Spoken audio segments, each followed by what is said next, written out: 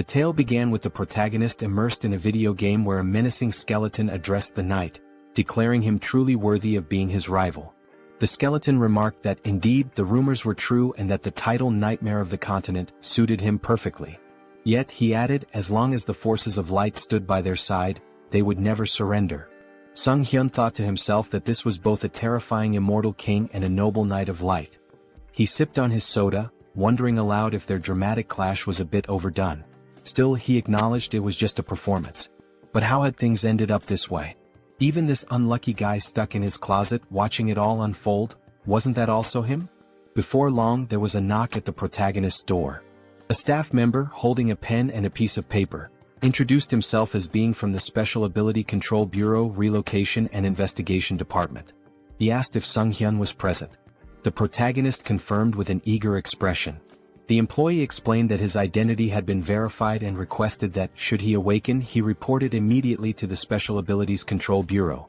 Sunghyun reflected that it was the first time he had spoken to a stranger in half a year. Now that the conversation was over, he figured he wouldn't need to open the door for another 6 months. It had been 2 years since he last stepped outside. Some might call him pathetic. Others might accuse him of lacking willpower. But in truth he saw himself as a casualty of a twisted world. Suddenly the TV news caught his attention.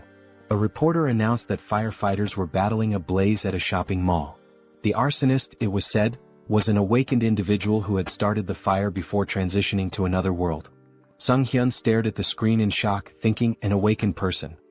Not long ago, people all over the world had begun awakening one by one, developing mysterious abilities referred to as special powers. After awakening, individuals were forced into another world within 24 hours, returning only after meeting specific conditions. However, very few ever came back alive. Desperate and hopeless, many of the awakened resorted to committing senseless crimes before their inevitable departure. 2 years ago, a reckless prank by one such awakened person had cost Sunghyun both his family and his leg. Though he had tried to muster the resolve to start anew, the effort seemed futile. At one point he sat on a specialized exercise machine attempting to work his legs. He slumped down, exhausted, asking himself what the point of all this was. Why was he so afraid of stepping outside? Perhaps with just a little more determination something might change. Maybe he could leave this place and go somewhere, anywhere. Suddenly, a translucent system window materialized above his head. It displayed a message, dimensional distortion detected. Connection to the Akasha system in progress. Awakening of a unique skill. The unique skilled avatar had been awakened, and a countdown began. 24 hours remained before transitioning to another world. Sunghyun cried out in terror, exclaiming that this must be some kind of joke. How could it all happen so abruptly? The system window displayed a warning. Failure to enter the travel portal within the allotted time would result in a forced transition. With a panicked expression, Sunghyun flung open his closet. He recalled hearing that returning to Earth took about a year, and with time in the other world flowing 10 times slower, this meant he'd have to endure 10 long years there to get back. Eventually, the protagonist, now clad in full gear, stood nervously before the glowing portal. The system window informed him that 3 minutes remained until the transition. Gripping his head in distress, Sunghyun thought, I can't even step outside normally, and now there's a portal in front of me. I have no strength, no skills. How am I supposed to survive in another world? Suddenly he remembered his unique skill. Sunghyun shouted, determined, activate the avatar skill. At that moment, a clone materialized before him. He stumbled back in shock, gasping, that's me? Staring at the figure, he realized he was looking at a perfect copy of his own face. The clone saw everything he did as though they shared the same vision. This is dizzying, Sunghyun muttered, trying to move and control the avatar. The realization hit him. It was impossible to act simultaneously with the clone. Then the system window chimed again. 1 minute remained until the transition. Failure to step into the portal would trigger a forced move. In desperation, Sunghyun slumped against the clone's chest. This avatar is useless, he groaned. Just like me. If only someone else could take my place. Acting on a sudden impulse, Sunghyun directed the avatar toward the portal. The system window acknowledged the identity of the awakened individual, confirming the start of the transition. Watching the avatar vanish into the portal, Sunghyun cried out in astonishment. It worked. The move portal had accepted the avatar instead of him. The system window updated. The transition to the Auterica dimension was complete. Moments later, Sunghyun found himself looking at a dense forest. His heart raced with fear. The avatar was supposed to go. Why am I here? But then the system clarified. He could return to Earth via the return option in the karma store.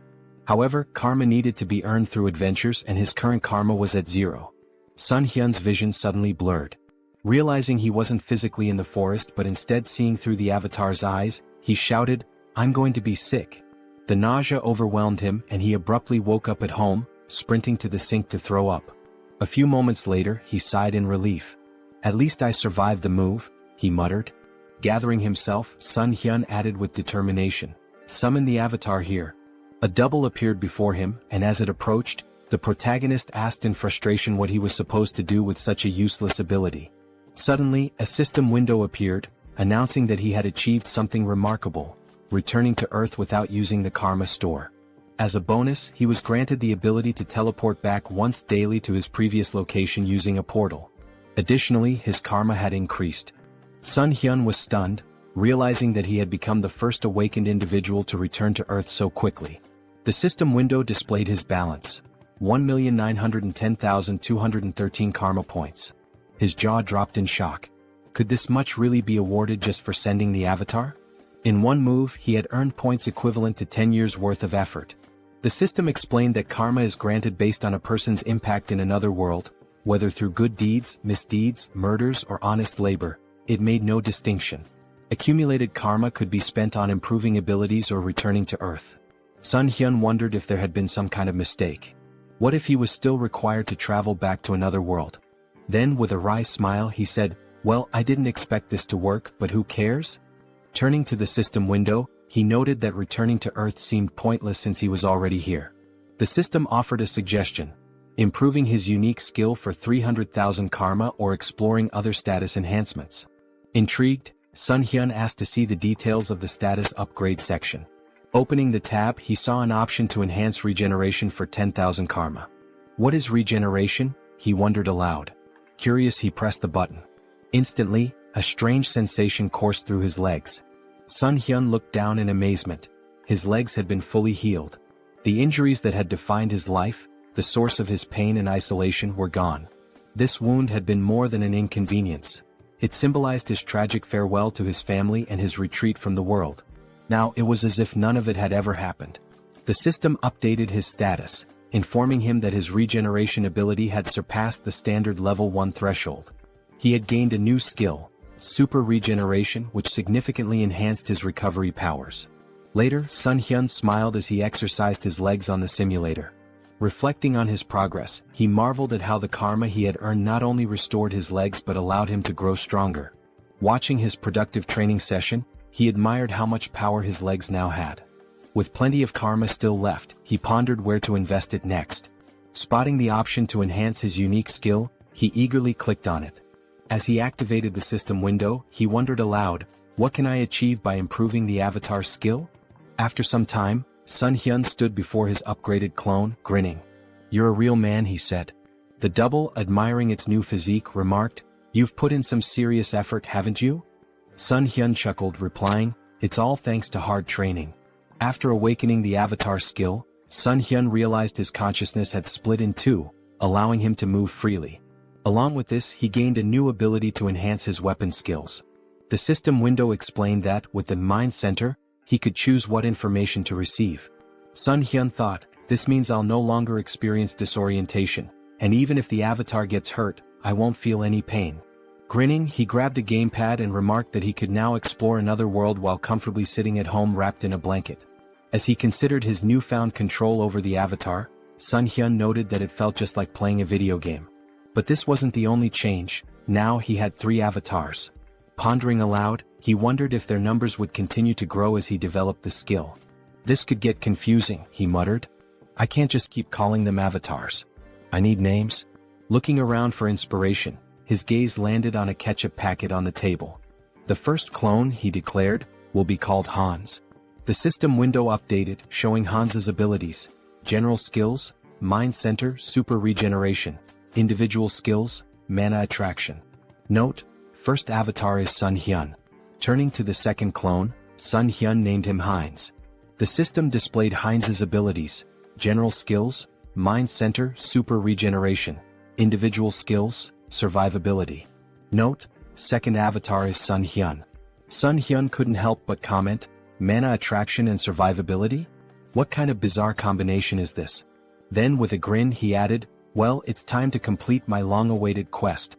Settling on the couch, Sunghyun began controlling his clones. He sent Hans to teleport to another world, while Heinz took a bag of garbage and stepped outside.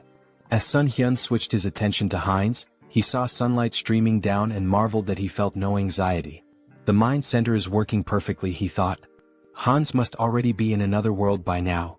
Switching control to Hans, Sunghyun observed that it was nighttime in a seemingly tranquil forest. It's so quiet, he murmured. Just then, a black panther emerged from the dense foliage. Startled, he exclaimed, how did that thing show up out of nowhere?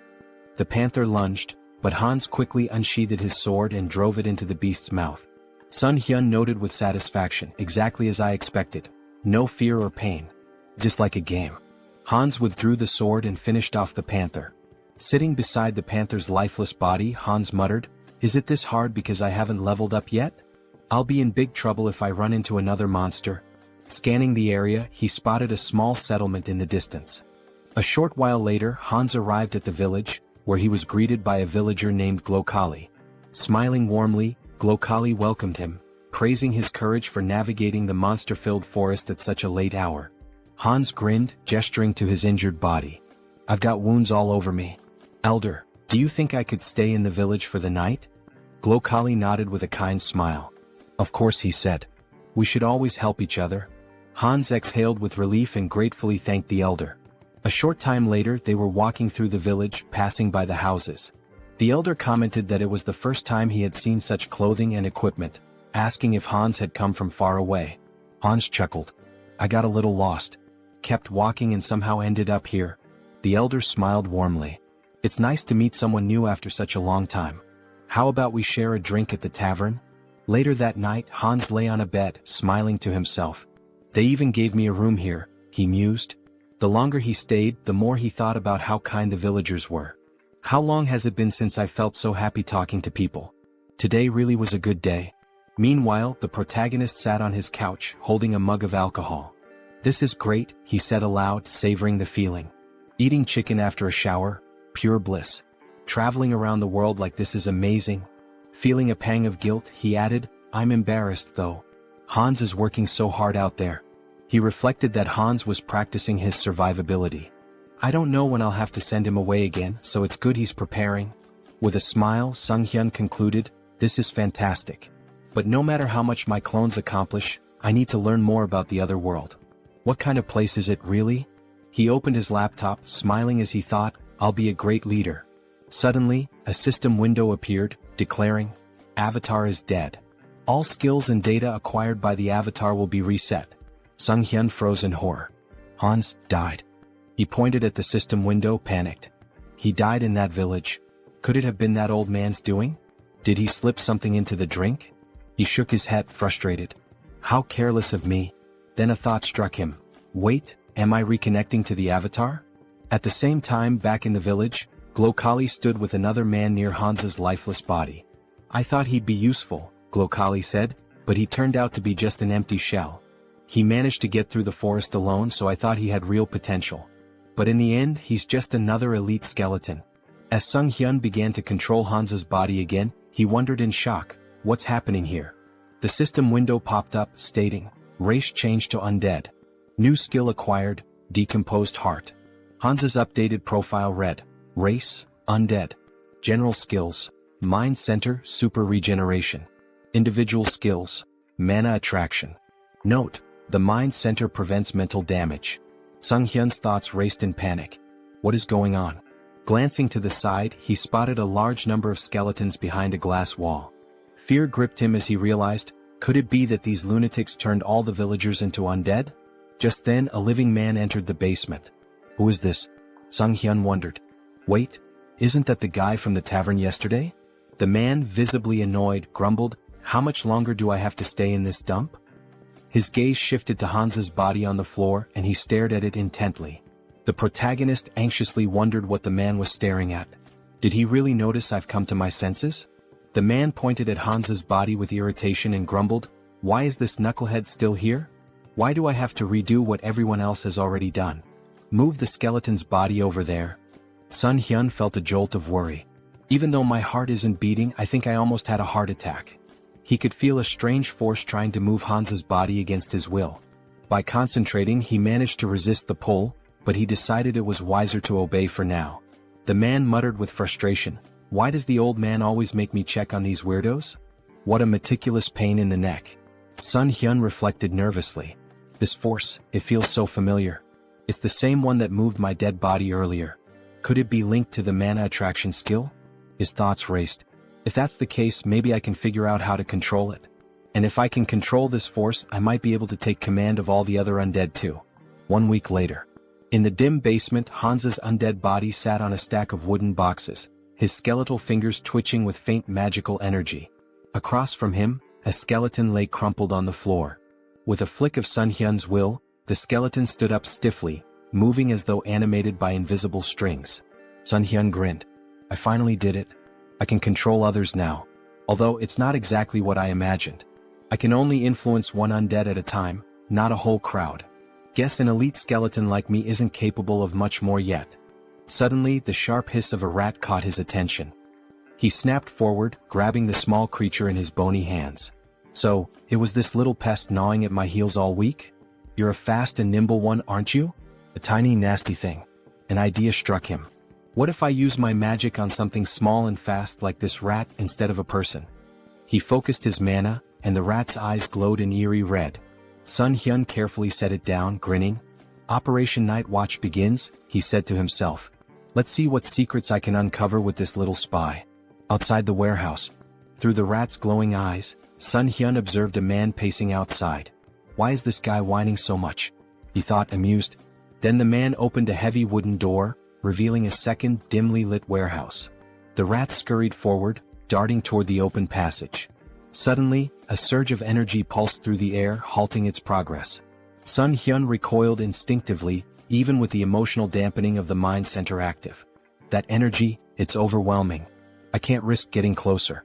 From within the warehouse, he overheard a conversation. Jeffrey, a sharp-featured man, asked impatiently, "When will the maturation process be done?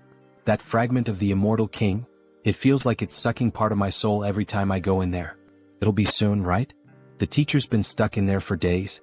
Another man replied, his tone cautious, "It should be soon. But isn't it funny? We're guarding this place so tightly with traps set all over the village and even here. Not even a mouse could sneak through." Sunghyun's thoughts swirled. A fragment of the immortal king? That must be what they're guarding. But where else can I gather information? And where did that old man disappear to? Moments later. A sudden flash of magical energy pierced the rat's body, shattering the connection. The elder approached, his expression calm and his tone almost amused. "A simple mouse," he said, brushing his robes as he inspected the remains. Sunghyun seethed from his safe distance. "This old idiot. He noticed even a tiny spy. This is going to be more difficult than I thought." The protagonist's thoughts raced as he wondered, did they really figure me out? The old man stepped closer, inspecting the rat's lifeless body. "An undead?" he muttered, puzzled. "I don't sense black magic, but its body is brimming with dark mana. Could mana influence alone have turned this rat into an undead? There's only one place filled with such dark mana." He turned to the man nearby and asked sharply, "Jeffrey, you're in charge of the warehouse today, aren't you?" Sunghyun, observing from afar, felt a pang of guilt. "I'm sorry, little rat. You've done well. I'll avenge your death, I promise. Watch over me from wherever you are." Sometime later. Jeffrey stormed into the basement, his face twisted in rage. "A rat? All this fuss over a damn rodent? That stupid old man?" He seethed, pacing wildly. Then, glaring at Hans's undead form, he barked, "Hey, why the hell are you standing there like that? Follow my order and stand up straight." As Hans's undead body remained still, Jeffrey's irritation boiled over. He approached menacingly, raising a fist. "Didn't I tell you to stand up straight?" he spat. Grabbing Hans by the hair, he yanked him forward. "Aren't you the fool who dared to stand against me? Didn't you threaten to kill me if I touched your family? Go on, repeat it." His face twisted into a sadistic grin. "Oh, that's right. I ripped out your tongue." Jeffrey sneered, tossing Hans to the floor like a discarded doll. "You should be thankful I let you live, Even after we hunted down every idiot in your pathetic village. And your wife, she's here too, isn't she? What about your children? Oh wait, maybe they're with other families now. The tables turn. Suddenly Hansa's undead body sprang to life, lunging at Jeffrey and sinking his teeth into the man's neck. Jeffrey let out a horrified scream as he collapsed to the ground. What's happening to me? Stop, he stammered, his voice trembling with fear. Reaching out desperately, he began casting magic, but before he could finish, another undead figure, the reanimated body of Hansa's wife, pounced on him from behind. Together, the two undead silenced Jeffrey forever. Sunghyun, controlling Hansa's body, felt a grim satisfaction. Their revenge has only just begun. A bold plan. Meanwhile, Sunghyun switched control to Heinz and approached the village guards. My brother lives in this village, he shouted. The guards frowned. Your brother? He left not long ago. What makes you think we'll just let a stranger in? Heinz grinned. If that's the case, then bring me to the village elder. He'll recognize me. Moments later, Glokali arrived, his expression calm but inquisitive. What seems to be the matter? Heinz greeted him warmly, bowing slightly. Elder, it's a pleasure to meet you. I believe my twin brother Hans is somewhere here. Sunghyun smirked inwardly. Having two avatars really comes in handy for moments like this. While Heinz kept Glokali distracted, Sunghyun, through Hansa's body, infiltrated the warehouse and approached the fragment of the immortal king. The fragment pulsed with a dark, otherworldly energy, resonating with the undead around it. Is it absorbing the energy from the undead? No, it's more like it's replenishing itself. This explains why the people here are so unnaturally strong. That warehouse I was stuck in before must have been a dumping ground. And yet these fools dare to act superior? They'll learn soon enough. Sunghyun activated his abilities, drawing the fragment toward him. A powerful surge of energy echoed throughout the village, shaking the very ground. The elder's realization. Back at the gates, Heinz maintained his ruse. Twins are connected, he said with a sly smile. We always know where the other is. Glokali frowned, his suspicion growing. Hard to believe, he muttered. Suddenly his eyes widened in panic. He sensed a disturbance and shouted, something's wrong with the fragment. Kill this fool immediately. In a blur of movement, Glokali transformed into a monstrous, darkened form and hurtled toward the source of the disturbance, his face twisted with rage. The guards, startled by Heinz's sudden disappearance, raised their spears in confusion. Meanwhile, the protagonist reflected on the overwhelming surge of emotions emanating from the fragment. Such an irresistible flow of negative energy. Even with the mind center filtering the input, it's like a tidal wave. Could anyone endure this and remain sane? Suddenly, a deafening explosion of energy shook the area, and a system window materialized before him. System notification. Your essence meets the conditions. Information unlocked. Immortal magician Demolic. Rank increased due to the power of the fragment of the immortal king. Dark magic hidden in the fragment has assimilated with your essence. New skill acquired, demonic wisdom. This skill grants mastery of dark magic and an innate understanding of its mechanics. Sunghyun marveled at the new power. Demonic wisdom. Just by observing dark magic, I can wield it as if I've known it forever. This changes everything. In the basement, a man stood near the remnants of Jeffrey's last stand, muttering to himself. That idiot couldn't even handle a zombie rat. Now I have to clean up this mess. Before he could proceed, the elder's booming voice rang out. Check the fragment immediately. And find Jeffrey. Grumbling, the man approached the cage containing the fragment. Why is it so quiet? He asked, leaning closer. Suddenly, a mass of undead surged from the shadows, clawing at him. Panicked, the man shouted, This is impossible. How can they? His words faltered as Heinz's voice cut through the chaos, calm and sarcastic. Lovely weather today, isn't it? The man's eyes widened in horror. How is he talking? The undead latched onto him, but he managed to release a small burst of magic, pushing them back momentarily. However, the cage shattered, releasing a flood of monsters into the basement. Heinz smirked, his voice dripping with mock politeness. Ignoring someone's greeting? How rude. Sunghyun observed through Heinz's perspective, marveling at the newfound power demonic wisdom granted him. Dark magic feels as natural as breathing. This knowledge, it's like it was always there waiting for me to unlock it.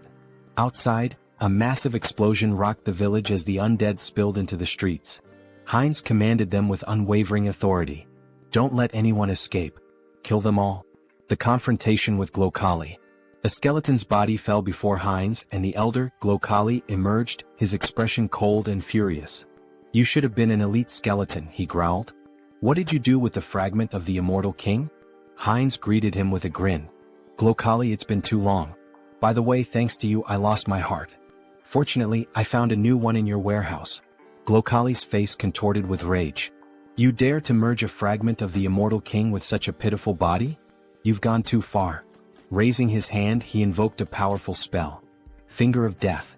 A wave of dark energy surged forward, striking Heinz with enough force to sever his arm. Heinz glanced at his dismembered limb, more annoyed than pained. Attacking someone mid-conversation? Really, where are your manners? Silence. Glokali roared. "Do you have any idea how much effort and resources I've poured into this fragment? An entire year's worth of preparation, and you've ruined everything." Glokali's eyes blazed with fury. "I was so close," he growled, "to wielding a power greater than anything in existence. And now you've turned my masterpiece into this?" Heinz smirked, wrapped in the swirling energy of dark magic. "What's wrong, old man? Can't handle a rookie demolic? Dark thorn?" Glokali roared, sending tendrils of shadow magic spiraling toward Heinz. Heinz laughed. "Using high-ranking magic against a beginner? You must really be desperate." His voice turned cold as he countered effortlessly, "I'm the only one who can truly control the fragment, and you know it." Glokali sneered. "You may have survived the destruction of your body, but I'll dismantle it and use it for experiments. Let's see how you handle this destructive ectoplasm." Heinz scowled. "Stop reciting your skills like an amateur." His voice rose with disdain. "And just die already, Alfred." The elder froze for a moment. "Alfred?" His expression twisted into suspicion. "How do you know that name? Did you sneak into this village intentionally?" Before Heinz could reply, a surge of dark magic shot toward Glokali from behind. The elder reacted swiftly, deflecting the attack with ease. He narrowed his eyes. "You're adapting quickly to dark magic. Is it the fragment's doing? No matter.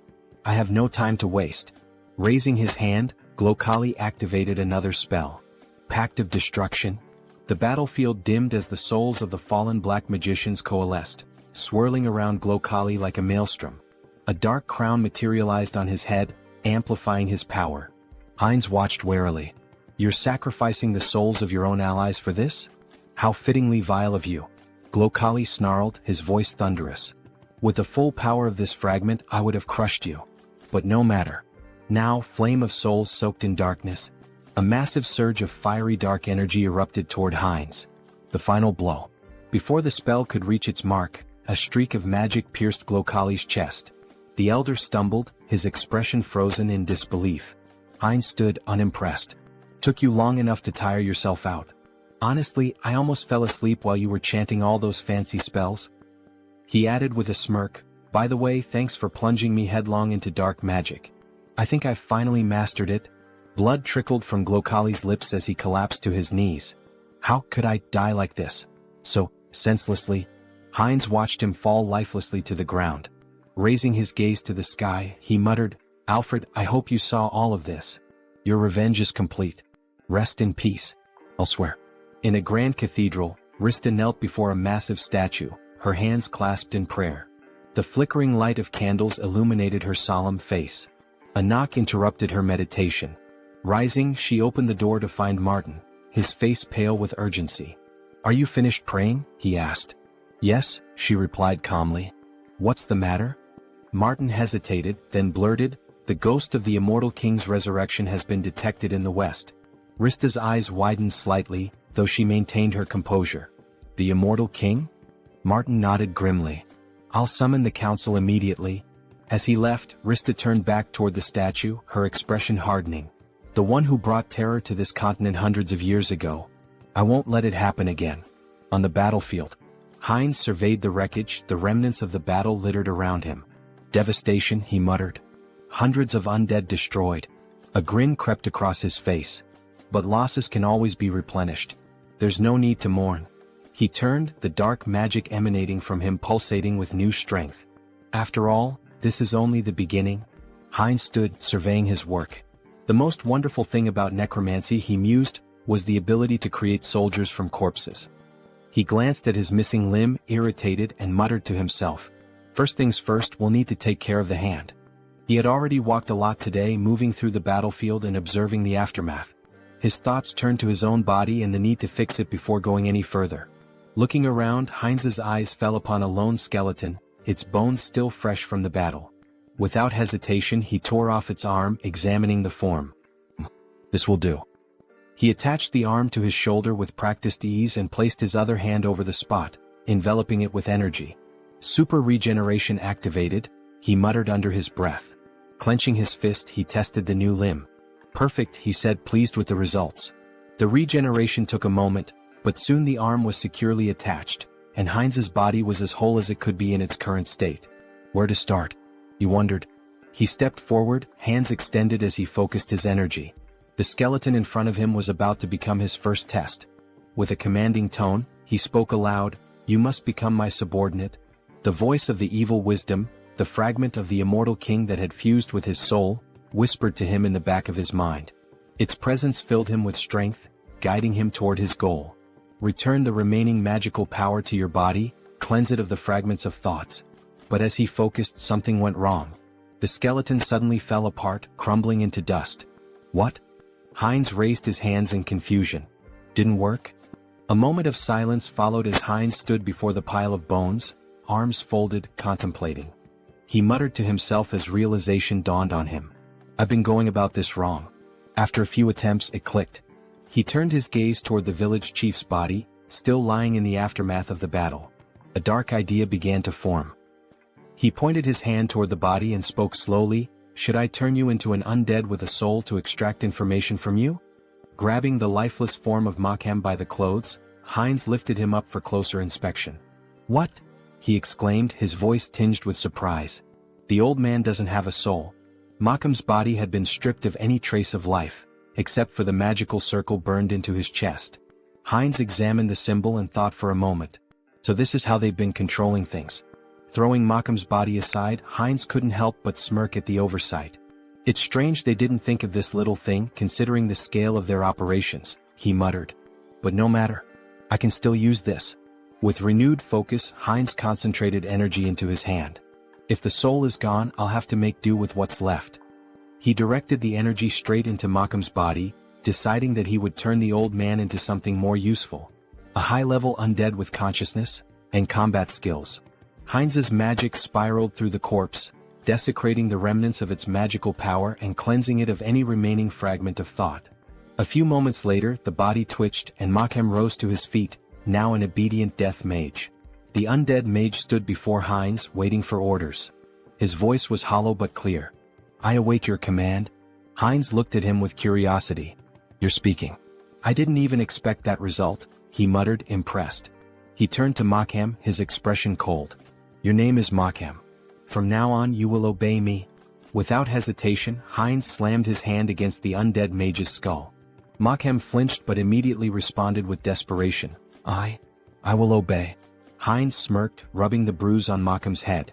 "Even if he lost his memories, his sins remain. I'll enjoy this." Turning his attention to Makhem's cane, Heinz casually remarked, "It looks pretty good." Makhem's bones trembled, his fear palpable.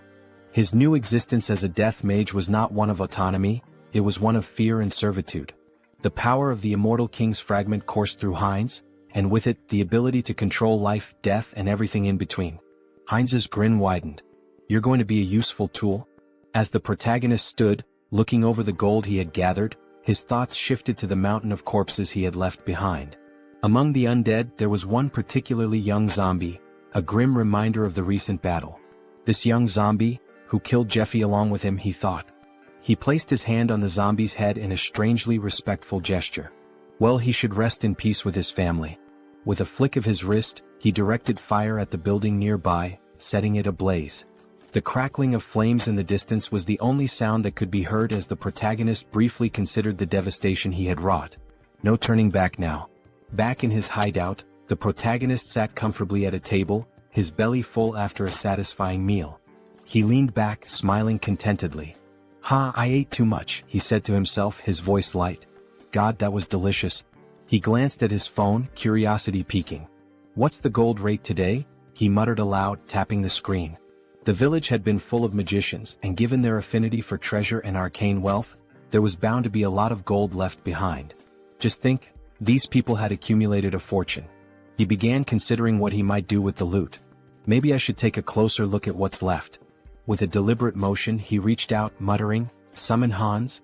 In an instant his avatar appeared before him, and an ominous aura filled the room. The feeling was intense, suffocating, his presence too strong for the quiet of the space. The protagonist's eyes widened in panic as he recoiled, covering his face. "Cancel the summoning," he shouted in fear. As quickly as the avatar had appeared, it vanished. He gasped for breath, his heart racing. "I thought I was going to die," he muttered to himself. "What should I do now?" He scratched the back of his head in frustration, trying to regain his composure.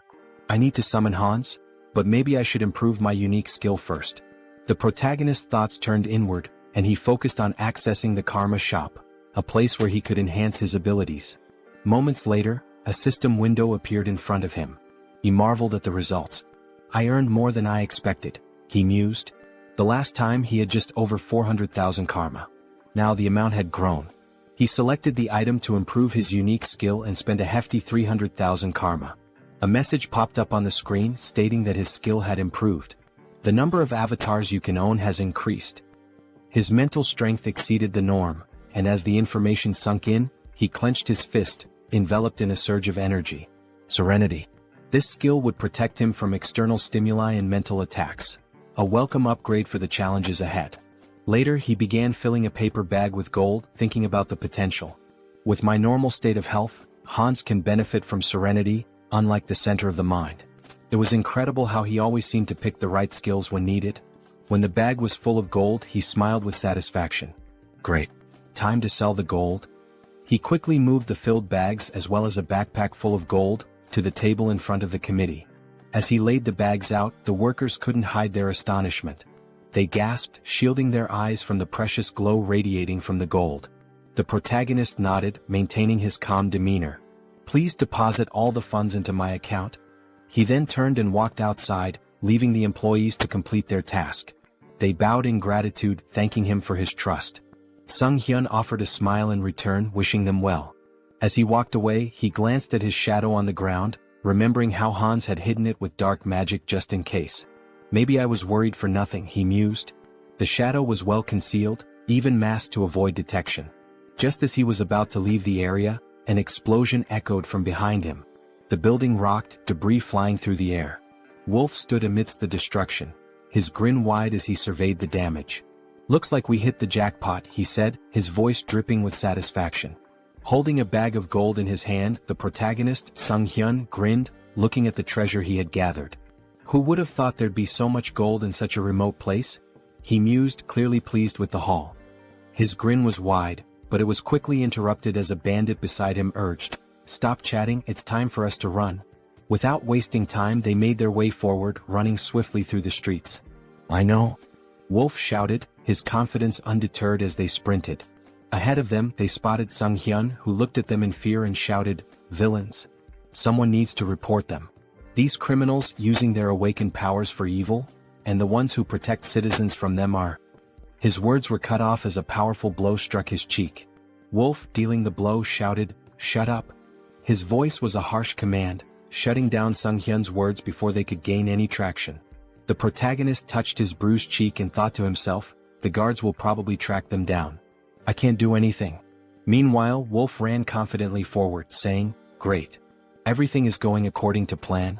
The bandit hanging from his back added, "We've got plenty of time. The guards will be here in about 3 minutes. We just need to reach the portal." "Is she here?" As they neared their destination they saw something that made them stop in their tracks. A girl lying unconscious on the ground. The wolf stopped and shouted, "Portal? What happened to her? She needs to wake up." His voice was laced with urgency.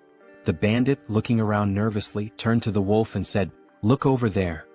His voice trembled as he pointed, and the wolf looked to see a figure standing in front of them, masked and glowing ominously in the distance. "Hans?" the wolf muttered, trying to make sense of the situation. He couldn't help but ask, "Who's that?" "The guards?" The bandit, shaking his head, whispered, "That idiot isn't one of them." As Hans moved closer, he reached up to remove his mask. Sunghyun won't be able to do anything, Hans thought, but he knew that his avatar, was a different matter entirely. The bandits looked on in fear, raising their hands in surrender. Time passed, and soon the guards of the South Korean Returned Association arrived at the scene, their boots pounding the ground as they ran. The lead guard shouted confidently, "Here?" He looked back at his colleagues, urging them forward. "Are we going to miss him again?" When they arrived, they froze in surprise. "What happened here?" the guard asked. He surveyed the area where the bandits lay defeated on the ground. The wolf, still dazed, had lost his mask in the scuffle. The lead guard assumed that someone had dealt with the villains but that they couldn't have gotten far. He turned to his colleagues, gesturing around the area. Searched the surroundings carefully. Meanwhile, Hans, like a shadow, moved swiftly through the area. He flew past the guards, heading straight toward Sunghyun. As they reunited, Sunghyun couldn't help but smile. "I see you've warmed up well," he remarked, pleased with the success of their plan. The tension hung in the air as the scene shifted to what would come next, the consequences of their actions and the looming threat of the guards' arrival. Heinz strolled around the parking lot with his hands in his pockets, feeling a sense of satisfaction as he reflected on how relieving stress like this could sometimes be a good idea. His mind was clear for the moment, and the mundane surroundings seemed to offer a rare calm. Meanwhile, Hans, his second avatar who possessed the unique skill Vitality, stood at the entrance to a city on the east side. With a smile on his face, he shielded his eyes from the sun as he looked out at the unfamiliar skyline. "I finally made it here," he said, a hint of excitement in his voice. He remembered Malcolm's words about this city, and after seeing it for himself, he concluded that the old man hadn't lied after all. Stepping into the city, Hans mused aloud, "This is my debut in another world." But even as he admired the bustling surroundings, something didn't feel right. "Although there's still everything ahead," he added, scanning the area.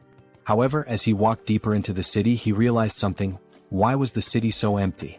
It seemed that the locals weren't paying much attention to newcomers. People went about their business as if strangers were a normal occurrence, not even sparing Hans a glance. Just then, in a nearby alley, a robber turned to his companion Diana and exclaimed, "Was this a joke?" He pointed an accusing finger at her, his expression dark. "I warned you." Diana, trembling, folded her hands in a prayer pose and apologized, pleading for a little more time. The robber's tone grew harsher. "I want 2 silver coins from both of you," he demanded. "And you have 3 days. No money? Then there's no other choice." Hans, who had been casually observing the scene from the corner of his eye, thought to himself, local thugs, and a young girl being manipulated. How cliché. He was about to continue walking, uninterested in getting involved, but fate had other plans. As Diana turned and tried to flee from the robbers, she collided with Hans.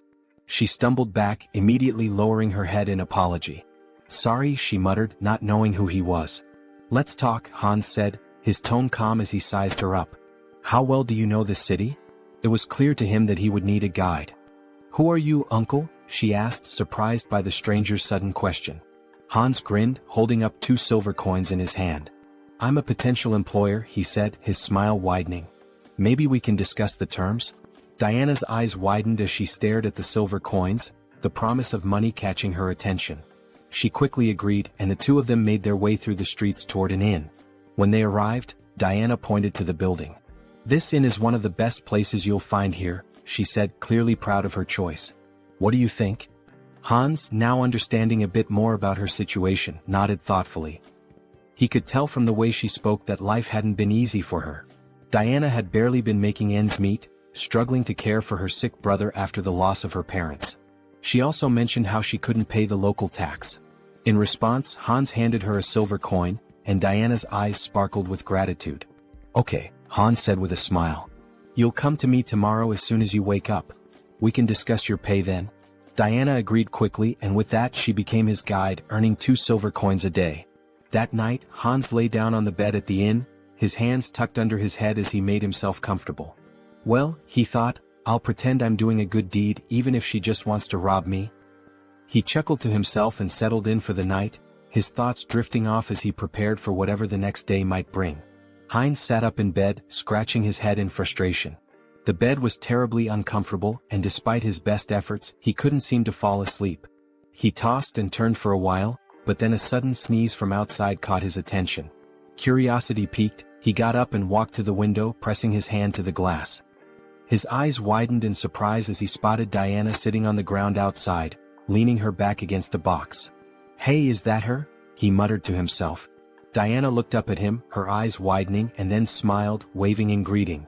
"Hello," she called up to him. Heinz was indignant. "What are you doing there?" he shouted down, clearly irritated. "Why are you waiting for me?" After a moment they were sitting together at the table eating breakfast. Heinz frowned as he took a bite, his frustration still simmering. "You shouldn't do that again," he said, trying to sound stern. "Next time, wait until closer to lunch." Diana, chewing a piece of food, nodded absent-mindedly. "Yes, uncle," she said. Heinz shot her a glare. "I've already told you not to call me that," he replied, annoyance creeping into his voice. She looked at him, then glanced at the piece of bread on his plate. "Are you full?" she asked. "Yeah, I'm fine," Heinz replied. "You can take it if you're hungry." With a smile, Diana took the bread and slipped it into her bag. "Thank you," she said, grateful. The town they were in was called Ozantu, a small village located on the western edge of the kingdom of Talia. As Heinz and Diana walked through the streets, Heinz noticed something odd.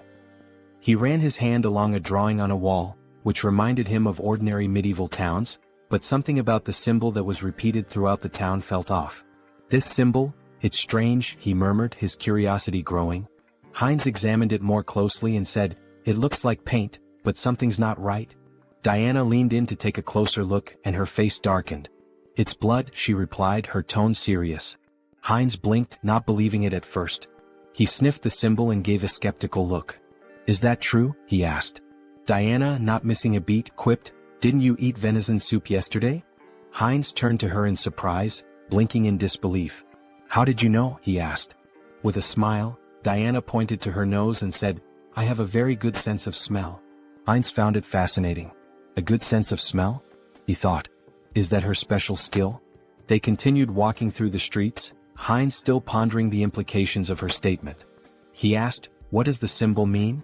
Diana hesitated for a moment, then answered, "It's the emblem of the Varkalak Guild, which controls this place."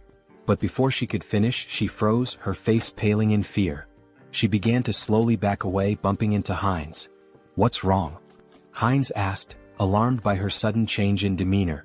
Diana's eyes darted around nervously. "That smell," she said, her voice tight. Heinz furrowed his brow. "What smell?" he asked, not sure what she was talking about. Diana inhaled deeply, her eyes closed as she focused on the scent. Then, with a sense of urgency, she turned around, her fists clenched. "Freshly baked bread," she exclaimed. "I have to try it?" Heinz, confused but amused, asked, "Didn't you just eat a minute ago?"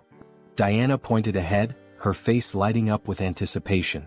"I'm hungry again," she said, clearly excited by the smell. They followed the scent down an alley which led them to a door. When they peeked inside, Heinz's stomach dropped. Behind the door was a corpse, its lifeless body sprawled on the ground. The smell of bread was still in the air, but the sight of the body made it clear that something sinister was at play. A few days later, Heinz stood against a wall, arms folded, waiting impatiently. "She's never been late before," he muttered. "Something must be wrong." Just then, a bandit approached him, a smirk on his face. "Hey buddy," the bandit called out, drawing Heinz's attention. Heinz looked at the bandit in surprise, unsure of what to make of the situation. The bandit, arms folded and wearing a smug expression, said, "We should talk." Heinz felt a moment of frustration, thinking to himself, has it really come to this? The next instant, he handed the bandits a handful of silver coins, offering them a smile. "Take this," he said, trying to remain calm. "There aren't many, but I hope they help maintain some sense of public order." The bandits exchanged looks, then one of them picked up a silver coin, a grin spreading across his face. "Seems we've quickly found a common language," he remarked, clearly amused. Heinz thought to himself, I brought money just for this kind of situation. But then, his eyes narrowed as he noticed something. The bandit had a symbol on his neck, one that looked strikingly similar to the emblem Heinz had seen on the walls of the city earlier. His thoughts turned grim. Diana had warned me to avoid the alleys. We need to leave this place as soon as possible. Heinz couldn't help but wonder just how terrified the girl must have been, given how deeply afraid she'd seemed of the thugs. The bandits moved away, but one of them turned to the other and asked, "Why did you grab this brat?" His comrade responded dismissively, "How should I know, idiot? We're just following orders." The word struck Heinz like a blow. "Brat?" he thought. "Don't tell me those two bastards grabbed Yen?" Without thinking, he shouted after them, "Wait a minute!" The bandits turned around in surprise, eyeing him curiously. Heinz clenched his fist. Damn it, timing is everything in situations like these. If things get dangerous, I can just cancel the call. He forced a smile, trying to stay calm. "There's something I wanted to know." At that moment, Diana's voice suddenly called out to him, and he turned around in shock. "Huh? Diana?" The bandit, now flexing his fist with an irritated expression, remarked, "So, what's your friend interested in?" Heinz gave an awkward smile, trying to keep the conversation light. "Is the silver I gave enough?" A little while later, one of the bandits returned with a bag in his hands. "They took everything," he said nonchalantly, tossing the bag aside before turning toward Heinz. The bandit's expression hardened. "And where's the rest of it? You were supposed to meet us long ago." Heinz shot him a glare. "Did you even know how much I gave you?" In that moment, Diana's face fell and tears began to form in her eyes. "My little brother is missing," she sobbed, her voice trembling. "He was just starting to get better, he could eat again, but now I can't find him anywhere." Heinz's mind raced as he recalled the conversation he'd overheard between the bandits. Could they be talking about Diana's brother? He asked, his voice tinged with suspicion. Could it be Varkalak? Diana looked up at him, her face stricken with terror.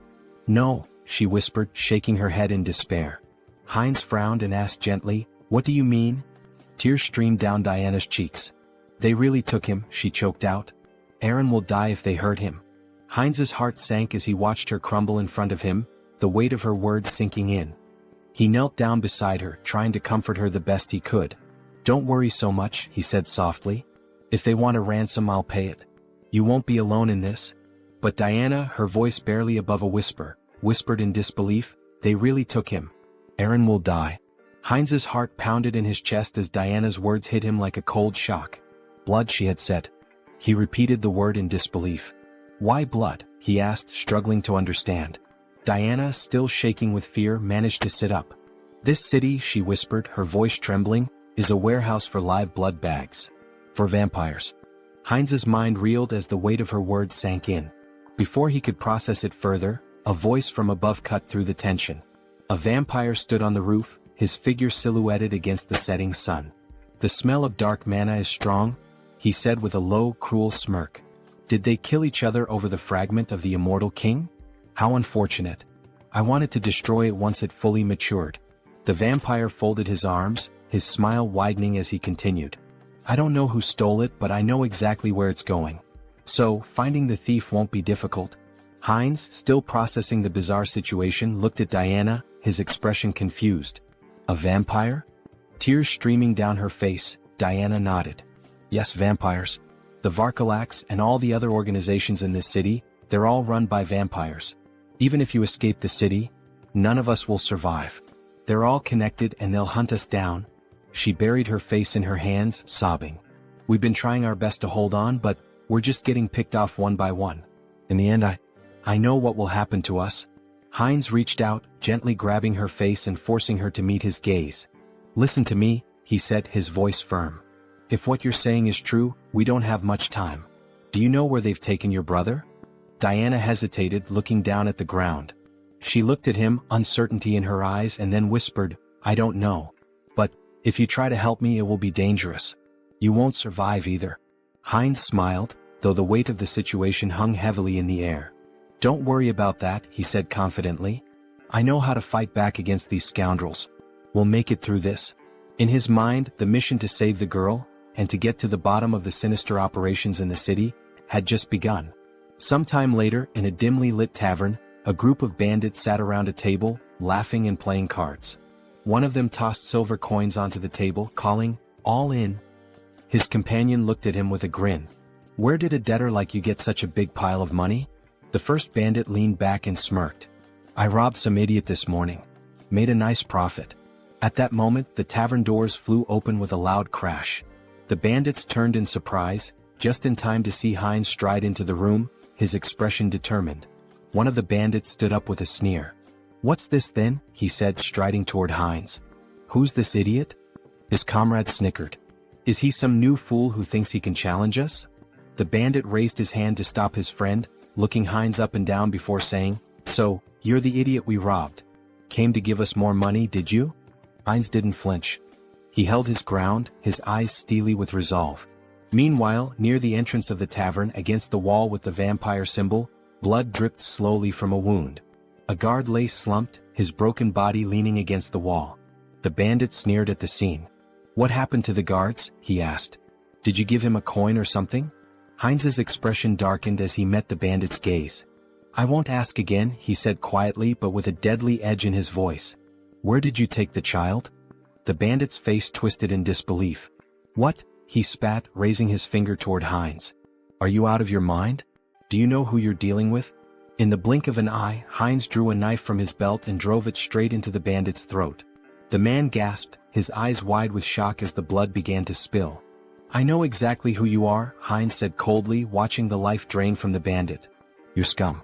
You prey on families to satisfy your own selfish desires." As the bandit crumpled to the floor, the others in the tavern fell silent, eyes wide with fear. Heinz stood over the fallen body, his knife gleaming in the dim light, ready to face whatever came next. The mission was far from over. Heinz stood in the midst of the fallen bandits, his breathing heavy as the weight of the fight settled in. His knife was lodged deep into his shoulder, but he didn't flinch. Blood seeped from the wound, but he didn't have time to focus on it. There were still too many enemies around. "Why are there so many?" he muttered to himself. He had lost count of how many bandits he'd taken down in the chaos. Each one had been dispatched swiftly, his skills in combat and the magical tools he'd brought with him giving him a significant edge. But now more were coming down the stairs. He wrenched the knife out of his shoulder with a grimace, his gaze scanning the room. A couple of new bandits appeared at the top of the stairs, looking down at the carnage below. One of them shouted, "What's all the commotion about? Who the hell is this guy?" Heinz paused for a moment, annoyed at his own carelessness. Damn it, he thought. His mouth had gotten him into trouble again. This wasn't the time for reckless talk. There were more screams from the building, growing louder as the fight escalated. The bandits kept coming one after another. 6, 7, 8. It felt endless. Eventually, Heinz stood alone in the middle of the fallen bodies, breathing hard, sweat dripping down his forehead. His shoulder throbbed where the knife had struck, but he had no time to think about it now. His focus was on the bandit still alive, groaning beneath him. He stepped over to the bandit, placing his foot firmly on his head. "Hey big guy," he said with a sneer, "where's the boy you captured today?" The bandit, still dazed and groaning in pain, glared up at him. "You think I'm just gonna tell you everything?" he snarled. "You're an outsider, aren't you? You don't even know who's behind this. You're gonna regret this." Heinz's expression darkened, his eyes cold as steel. "I don't care who's behind this," he said, his voice low but steady. "I'll find the boy and I'll make sure your little game ends here." The bandit struggled under Heinz's foot, but Heinz wasn't about to give him any leeway. He leaned in closer, whispering, "Tell me where he is and I'll make it quick. Otherwise we'll see how long you can last."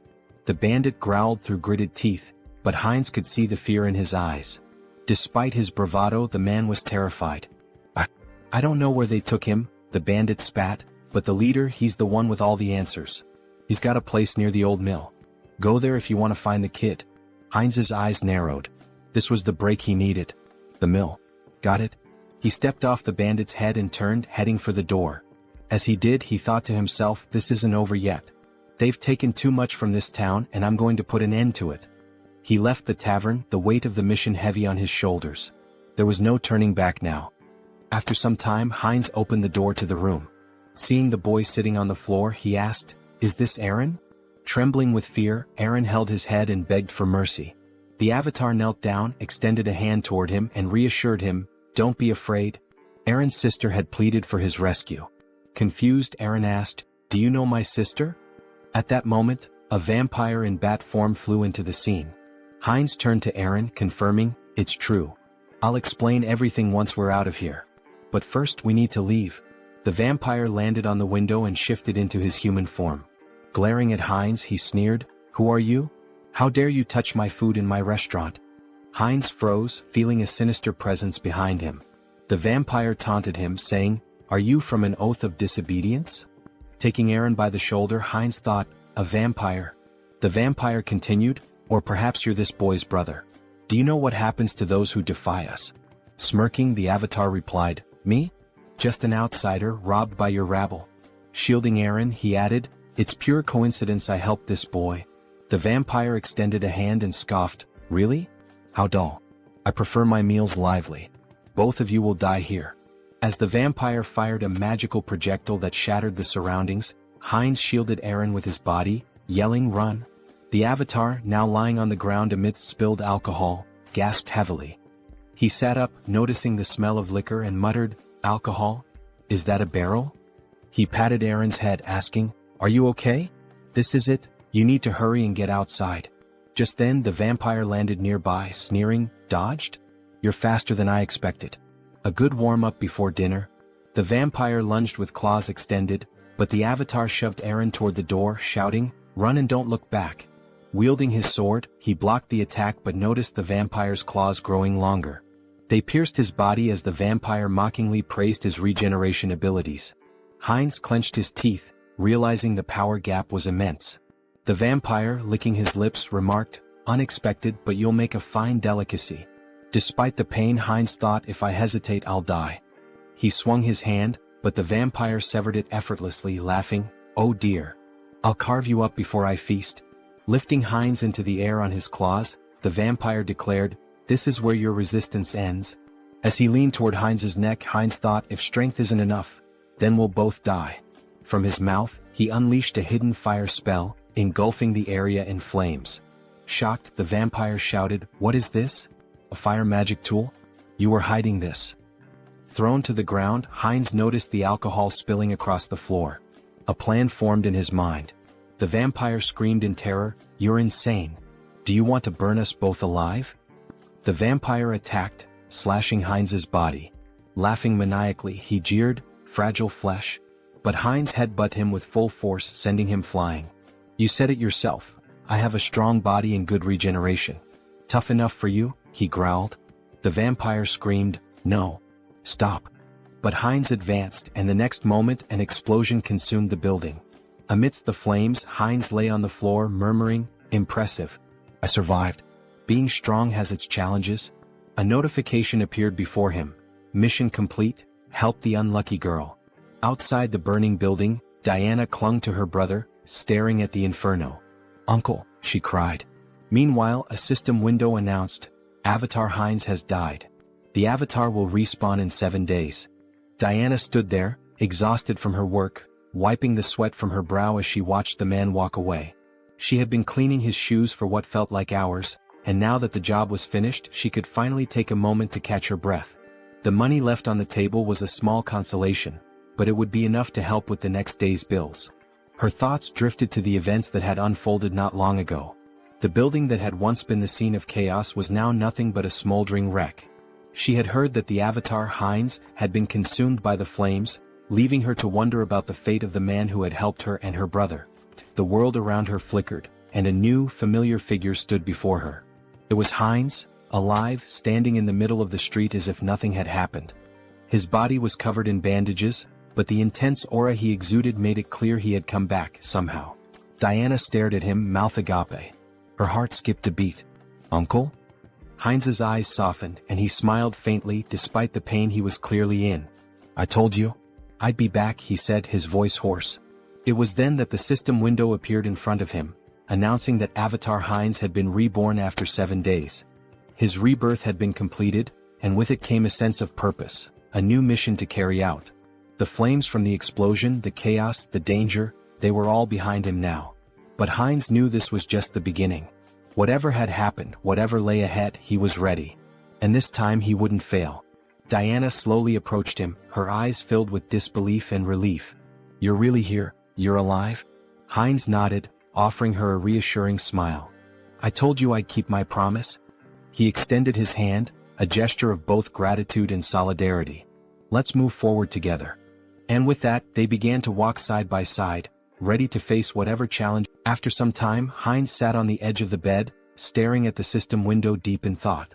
It displayed that the interdimensional transfer would take 10 days to complete. "Longer than I expected," he muttered, "but that's fine." Suddenly the wall burst apart and Virik stormed in, grabbing Heinz by the neck. He slammed him against the wall and growled, "This was your doing, wasn't it? The tracks from the forest lead straight here." Heinz, gasping for air, thought, vampires. Have they figured it out already? Virik sneered.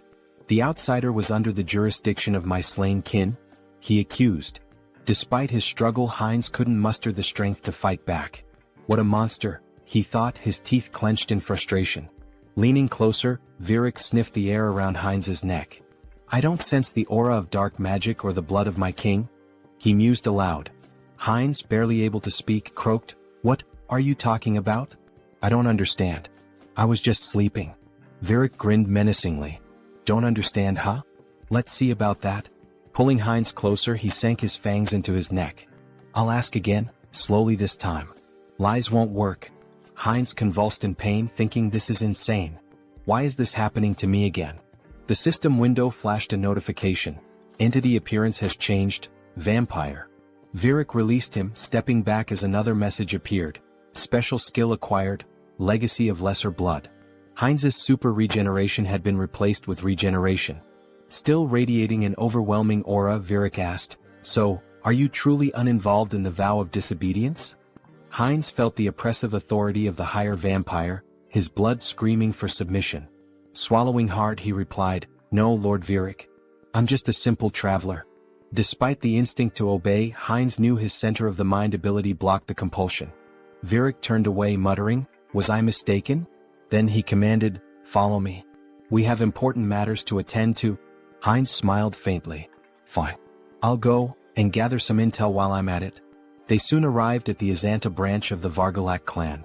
Inside, vampires greeted Virik with respect, though their eyes narrowed at Heinz. One sneered, What is this? New blood. A female vampire covered her mouth, disdainful. What were you thinking bringing scum like this? Before Heinz could react, Rosalicia appeared, a glass of red liquid in hand. Beaming, she grabbed his arm. Hello, little blood. Long time no see, she exclaimed. Her cheerful demeanor caught Heinz off guard. Who is this drunkard? He thought. She introduced herself with a bright smile. I'm Rosalicia. And you? He hesitated but answered, Heinz? Rosalicia handed him the glass. Don't be rude. We're both lesser bloods, aren't we? Here, freshly squeezed blood. Drink up. Heinz stared at the glass, debating. If I drink, I might avoid suspicion. Taking a small sip, he felt a surge of thirst, even through his mental filter. Alarmed, he thought, drinking this is dangerous. Blocking the taste and smell, he downed the rest in one gulp. Delicious, he said flatly. Rosalicia ran her finger along his cheek with a playful grin. I like you. If you were human, I'd drain you dry, she teased. He laughed awkwardly. You called me lesser blood. What does that mean? Rosalicia tilted her head, placing a finger on her chin. Huh. You don't know about vampire ranks? She asked incredulously. Lesser bloods are like knights to humans. Pure bloods, though, they're the aristocracy. For example, Lord Virik, Rosalicia explained. The clan leaders are known as the true blood. And above them is the sacred blood. She paused before adding, Well, it's like a god. The avatar raised an eyebrow. A god? He asked. She nodded. Our prophet. The one we must obey without question. At that moment, Virik, standing on the second floor, tapped his spoon against his glass to draw attention. It seems everyone is here, he announced. Let's get down to business. The room quieted as Virik continued. The fragments of the immortal king have disappeared. From across the room, Perida, a pure-blood vampire, casually adjusted a strand of her hair, observing the proceedings. Virik elaborated, We've determined that the fragments were last transported to the city. But at some point, they vanished without a trace. Teopal, another pure-blood, folded his arms and listened as Virik suggested. It's possible they've already been brought into the city. Heinz glanced up, his curiosity piqued. The fragments of the immortal king? He asked. Rosalicia sighed, giving him a knowing look. Don't you know? Dark mages from a certain village were cultivating the fragments of the immortal king. Heinz furrowed his brow. And the oath of defiance? Where are they in all this? Virik addressed the group. From today onward, each of you will thoroughly investigate your assigned areas. Report anything suspicious immediately. Later, as Rosalicia shielded herself from the sun with an umbrella, she grumbled, Walking around during the day ruins my skin. Heinz, standing beside her and adjusting the hood of his cloak, remarked, Sunlight weakens us. It's no surprise. Both their faces glistened with sweat. Rosalicia continued, Even Lady Perida, a pure blood, is out searching. We can't just sit around doing nothing. She sighed. Still, it's surprising the fragments vanished. Moving them has always been a hassle. Heinz turned to her, intrigued. You mean, you've had the fragments of the immortal king? She nodded casually. The black magicians once cultivated them. We thought we could combine them with ours? Heinz clenched his fists, his thoughts racing. What a break. He looked at her intently and grabbed her shoulders. Where are they? Do you know the location of the fragments? Rosalicia laughed. Me? How would someone like me know? A voice cut in from nearby. I think I might know, Diana said between bites of food. Heinz turned to her in shock. What? The fragments of the immortal king? You know where they are? Diana nodded hesitantly. I think so. But it's been a long time, she said, pausing to chew. About a year ago, I was responsible for keeping the tomb clean. Every Friday, members of the Vargalak Guild would visit the stone chamber inside. But every time there was a foul smell in there. Heinz's mind raced. I should investigate this. Aaron, sitting nearby, sighed in realization. So that's why you always told me to stay away from the tomb. Heinz stood from the table, nodding firmly. Thank you for the valuable information, Diana. I'll investigate this myself. It would be better for them to keep a low profile. Diana said, grabbing his hand and turning to him, that he seemed to smell different now. Could he tell her the reason? Sunghyun said, showing his fangs, that her nose was not deceiving her, but it just happened that. What? It would not affect her, so she should not worry. Diana looked at him in shock. She said, gloomily holding his hand and turning to him, that if he got sick. Diana screamed, exposing her neck, that it was okay with her so he could drink some of her blood. She said, stretching out her hand to him in fear that she just wouldn't drink too much blood. The protagonist stared at her in complete shock. He screamed, hitting her on the head, that she should calm down. Sunghyun said, angry that he already had enough, so she better answer where that place was. A while later, cries of pain echoed through the cemetery. Stand still, Tiapal commanded coldly, his voice full of menace. Do you really want to die? His lips curled into a cruel smile. I'll give you one chance, take your best shot at me. Afterward, I'll gently send you back home. The man, trembling with fear but clutching his weapon tightly, let out a defiant scream and charged at the vampire. Tiapal, unfazed, smirked and activated his ability. How cruel of me, he said mockingly as blood-red threads materialized and bound the man's body. The man struggled, wide-eyed, and pleaded, you don't need to do this. But as his blood was drained, his cries turned to screams. Stop. Please stop. Tiapal sighed, sounding almost bored. This is so dull. He glanced at a nearby servant and barked, clean up this trash and bring me someone stronger for the next sacrifice. Yes, master, the servant replied politely, cradling the man's lifeless remains. Suddenly he paused, staring at the ground in shock. Wait, what is that? Without warning, a swarm of skeletons attacked the servant, tearing him apart. Tiapal roared in fury. How did these filthy corpses get here? His anger only grew as more skeletons surged forward. Servants, destroy these wretched creatures at once. A shadowy figure darted through the chaos, striking down enemies with precision. Who are you? Tiapal demanded, glaring at the figure.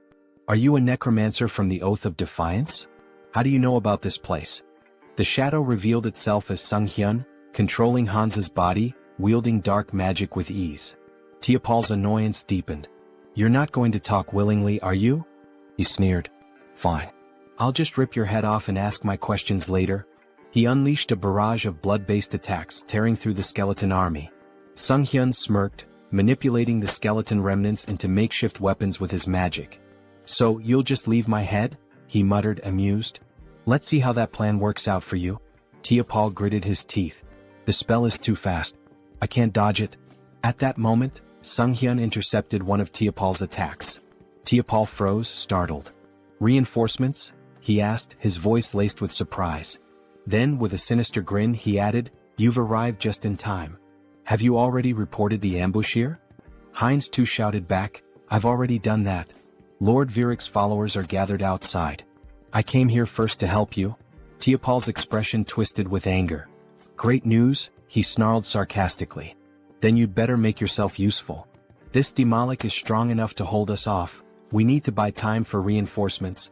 Suddenly, the younger vampire, representing the protagonist, sank his fangs into Tiapal's neck. Tiapal whipped around, shocked. What blood? He shouted. Have you gone insane, you fool? The protagonist, through Heinz, cast dark magic. Dark magic. Teopal gasped, wide-eyed. You've conspired against me? How could this happen? His voice turned desperate. Stop this madness immediately. Teopal screamed in horror as his strength faded. How could you drink the blood of your own kind? It's a grave sin. It clouds your mind, corrupts your soul. His voice faltered as he collapsed to the ground. This can't happen. Heinz too wiped blood from his lips and smirked. Clouds the mind, huh? Well, it seems to be working just fine for me. A system window materialized, displaying skill acquired, blood magic. Heinz too grinned. This is fantastic. With this new power, breaking the blood barrier will be a breeze. Heinz interjected, we don't have time for that. Then I'll smash through it. Heinz too replied with a sly smile. A deafening explosion shattered the tomb's roof. Sunghyun, standing amidst the rubble, smiled confidently. We found it. Heinz nodded, his eyes narrowing. This is what we came here for. Heinz too, gesturing to the glowing object before them, said, the second fragment of the immortal king. Heinz reached for it, his voice filled with awe. Another fragment. Amazing. As the fragment's power surged through him, he thought, even with the mind center filtering the negative thoughts, this fragment holds too many.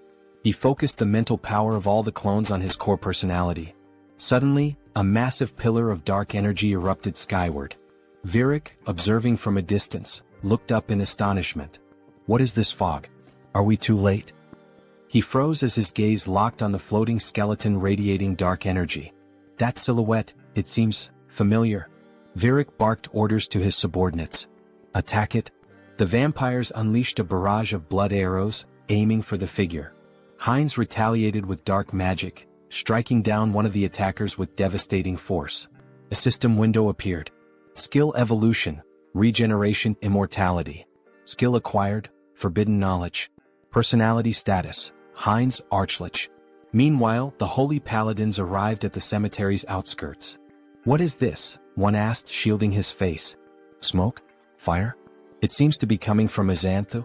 He coughed, overwhelmed by the dark energy. Tuscan dismounted, his face grim as he examined the ashen residue. We're turning back. This isn't ordinary ash. What do we tell the saint? Another asked nervously. Tuscan looked up at the ominous energy pillar. Everything. This changes everything. The ominous energy surged in the air, thick with power and foreboding.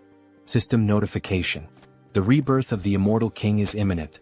Heinz stood motionless, overwhelmed by the rush of newfound strength. This is incredible, he thought, his mind racing. I've become 10 times stronger than before. A system window materialized before him, detailing his transformation. New skills acquired. Power of the immortal king fragment. Rapid rank advancement, plus 2/3 rank. Secret dark magic energy amplification. Traits gained. Evil wisdom. Unlocks insight into forbidden knowledge. Unconditional understanding of dark magic. All secrets revealed. As long as my source remains intact, I'll endlessly revive. An unkillable existence, he mused. The dark energy coursed through his body like a tidal wave, and Heinz unleashed it in an explosive attack. Tendrils of shadow surged toward the vampires surrounding him. Virik's eyes widened in alarm. What is this smoke? Is this a trap? What is your plan? A subordinate rushed to his side. My lord, we must retreat and recover our strength. Before the words could settle, the dark energy swallowed the subordinate whole, obliterating him in an instant. Virik froze, staring in horror at the remains of his servant. This is an attack spell? Dark thorns erupted from the shadows, piercing through Virik's chest. He screamed in agony, his strength waning rapidly. Heinz, through the avatar Hans, stepped forward, his cold gaze fixed on the pure-blooded vampire. You're stronger than the others, he said calmly, but right now you're nothing more than a blood bag to me. Virik gritted his teeth, his voice trembling with anger and disbelief. Where did you get such power? Did you truly absorb the fragment completely? How did you endure so much darkness alone? Heinz too smirked, stepping closer. Alone? He asked mockingly, leaning in. Who said I was alone? Before Virik could respond, Heinz too sank his fangs into the vampire's neck, drinking deeply. Virik's body convulsed, then went limp, crumpling to the ground. System notification. Conditions fulfilled, skill growth activated. Legacy, minor blood legacy, pure blood. Heinz too wiped the blood from his lips, his smile sharp and predatory. A pure-blooded vampire now? He murmured, savoring the moment. The realization struck him like a bolt of lightning. By devouring other vampires I can grow faster. He laughed darkly, his voice resonating with malevolent triumph. Let them wait for me. I'll devour them all, one by one. After some time in the forest, Rosalicia cried out that they needed Perdita. Fearfully she asked what they should do now. With tears in her eyes, Rosalicia lamented that if Lady Perdita had been there, they wouldn't have succumbed to the enemy so easily. Perdita responded, stating that Virik had been defeated but warned against underestimating this adversary. She touched the lingering dark magic and noted that the fragments contained an overwhelming amount of power, indicating the enemy's formidable strength. As the sun began to rise, she urged them to return to the base quickly to request reinforcements. Elsewhere, a man sprinted through the city streets, shouting curses. Leaning against a wall, he demanded angrily, "They won't chase me to the very end, will they?" He blamed everything on the vampires, accusing them of arrogance before being destroyed in an instant. He cursed his own mistake of trusting them. From the shadows, Heinz too grabbed the man, dragging him away. A terrified scream echoed from the alley. Meanwhile, Sunghyun reflected on leaving Hans in the city to deal with the remnants of Varkalak. He had also arranged for Heinz too to be connected to a minor merchant guild so he could escort Diana and her brother out of the city. Later, in the forest, Heinz too, holding a frying pan, joked that with enough pepper, he could make a special steak. Diana and her brother gazed at the meal with admiration, thanking him for the delicious food. The protagonist smiled, assuring them it was healthy and safe to eat. Sunghyun thought about how their happiness stemmed from being free of danger. Smiling, the protagonist asked if they had an uncle who ran a store in eastern Lapillas. Diana nodded nervously, unsure if her uncle would be pleased to see them. He reassured her not to worry, and Sunghyun considered giving them money if things didn't work out. A wave of sadness hit him as he thought about their eventual parting. When was the last time he'd felt this way? Perhaps he'd changed since arriving in this world. Diana called his name, reaching out with concern. "Are you okay? Do you need blood?" she asked. Laughing, the protagonist replied that he'd had enough to drink, having drained the vampires left in the village. At the same time, Hans, embodying another side of the protagonist, was reanimating the corpses of vampires in the cemetery. He decided it was time to finish up and retreat to their secure space, marveling at how convenient and boundless it was. He wondered if forbidden knowledge could help him create a similar subspace on Earth. Suddenly, blood magic struck him. Varkalak, a purebred vampire, confronted him with fury. "Still lingering in our city? Do you underestimate us so much?" she demanded, using blood magic to challenge his membership in the Oath of Defiance. Hans smirked, introducing himself as an honorary member of the Oath. She accused him of stealing the fragment of the immortal king and destroying their hideout. Holding a weapon forged from her blood, she declared it no longer mattered. He would die. Her attack was swift. Though he narrowly avoided a fatal blow, Hans felt the strength of a purebred vampire firsthand. Crashing into a barrier, he realized it was the work of her clan's blood mages. "Did you think escape would be so easy?" Over taunted. The protagonist analyzed the barrier, recognizing he could break it but would need more time to adapt to his new power. Over vowed to crush his skull and personally reclaim the fragment. Grinning, the protagonist declared she should remember his name and that he was from the Oath of Defiance. "I am your death," he added dramatically. Though retreating for now, he promised to return. In true villain fashion, he made a theatrical exit, summoning Hans to escape. Over was shocked to see him bypass the barrier, while her subordinate deemed his departure inappropriate. Suddenly, an arrow struck one of Over's servants from behind, a holy silver arrow from the paladins. Realizing they were surrounded, Over clenched her teeth in fury, cursing the lich for delaying her. Wherever he had gone, she vowed to find him. She shouted furiously that she would find him and kill him no matter what. A while later, in the protagonist's room, Sunghyun sighed in relief. "I'm still alive," he muttered. Hans remarked that the recall ability was like a cheat code, reaffirming its power. Sunghyun cringed as he remembered the dramatic line he had uttered before using recall. Swinging his legs off the bed, he asked himself, "Why did I have to use such a typical villain line?" He groaned, clutching his face. "Am I crazy? What possessed me to say that?" Adopting Hans's persona, he tried to justify it. "You're proud of your strength, aren't you? You took down a group of evil vampires, saved a defenseless girl and her brother, and even protected an entire city. Sunghyun smiled at that thought. Now that I think about it, I feel like a hero. Stretching, he added, surely I've earned myself some karma points, right?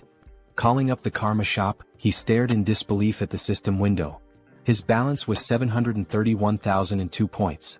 How do I have over 700,000 points already? He exclaimed. Didn't I spend everything on upgrades?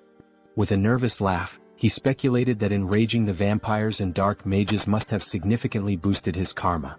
Dismissing the thought, he pressed the system window. I'll figure it out later. For now, should I upgrade my special skills again? A notification appeared. His limit on summoning avatars had increased. Smiling, he noted that his avatar count had gone up. But were there any new skills? The system revealed that he had acquired a special skill, Persona. Sunghyun beamed. This is exactly what I needed. Is Persona similar to Mind Center? I should check it out. After reading the description, he realized the skill allowed avatars to act as vessels for emotions, adapting and growing based on his needs. The system had clearly determined this skill was essential for him. I get it now, he thought. I've been forming connections, defeating powerful enemies and making a difference. But in reality, I've spent 2 years locked in this room. What happens there feels like a game, but the truth I've been avoiding is still here, right in front of me. He reflected on the loneliness, sadness, and anger he had suppressed, emotions that had accumulated over time. Turning to Hans, he said, I need to transfer these terrible feelings into a vessel.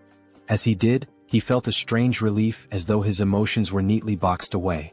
Curious, he wondered how Hans, now burdened with those emotions, was handling it. Hans reassured him. Don't worry about me. Pain and despair have always been my companions. They don't bother me.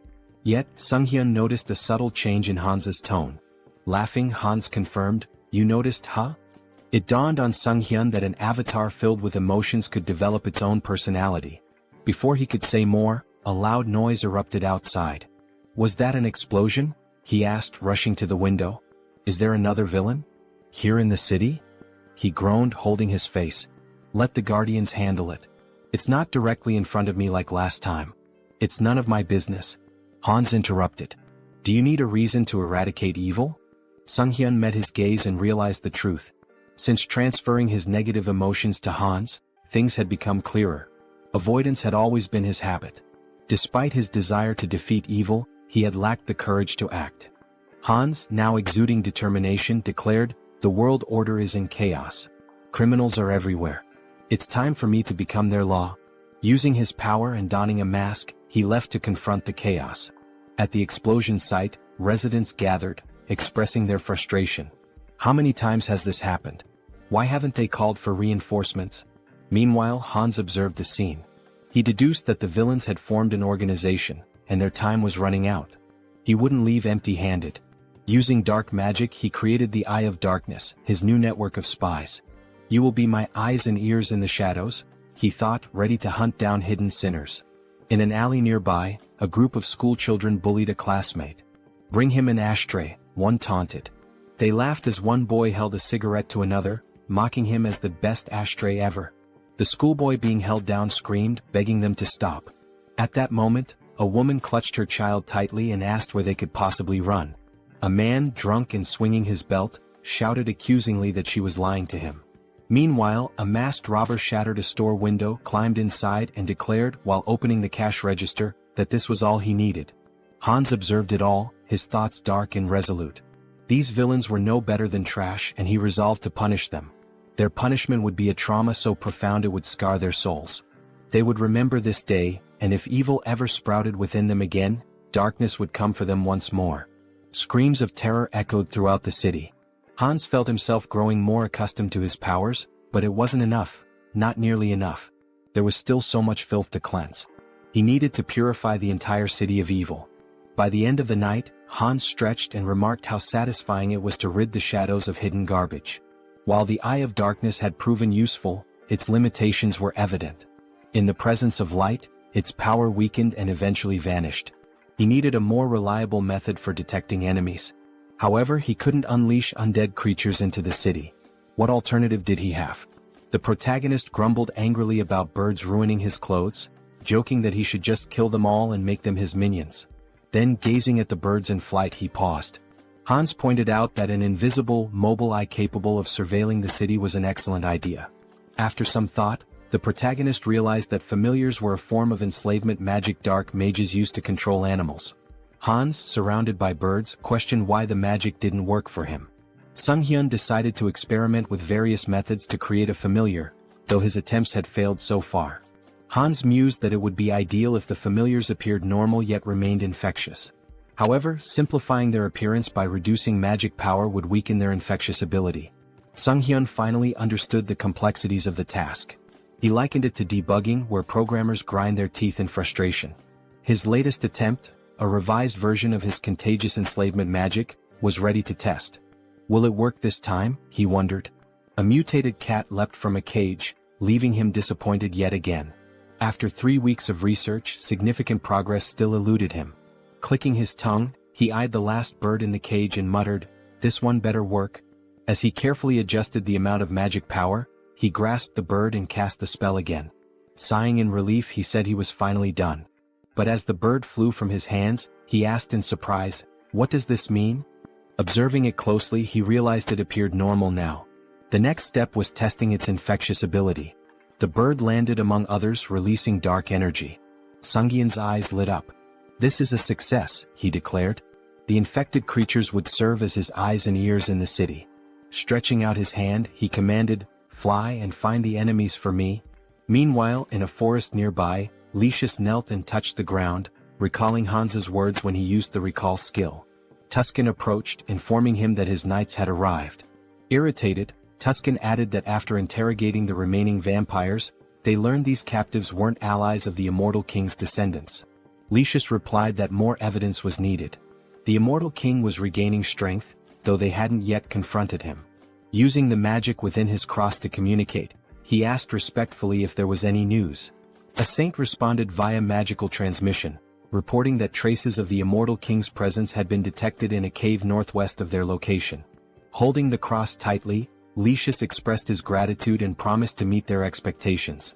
At the cave, Sunghyun thought about how he had successfully trained his familiars to report encounters with monsters. Now he had to confirm that the information was accurate. But something felt off. The ground familiars weren't behaving as usual. Instead, they seemed to be fleeing. Were they frightened?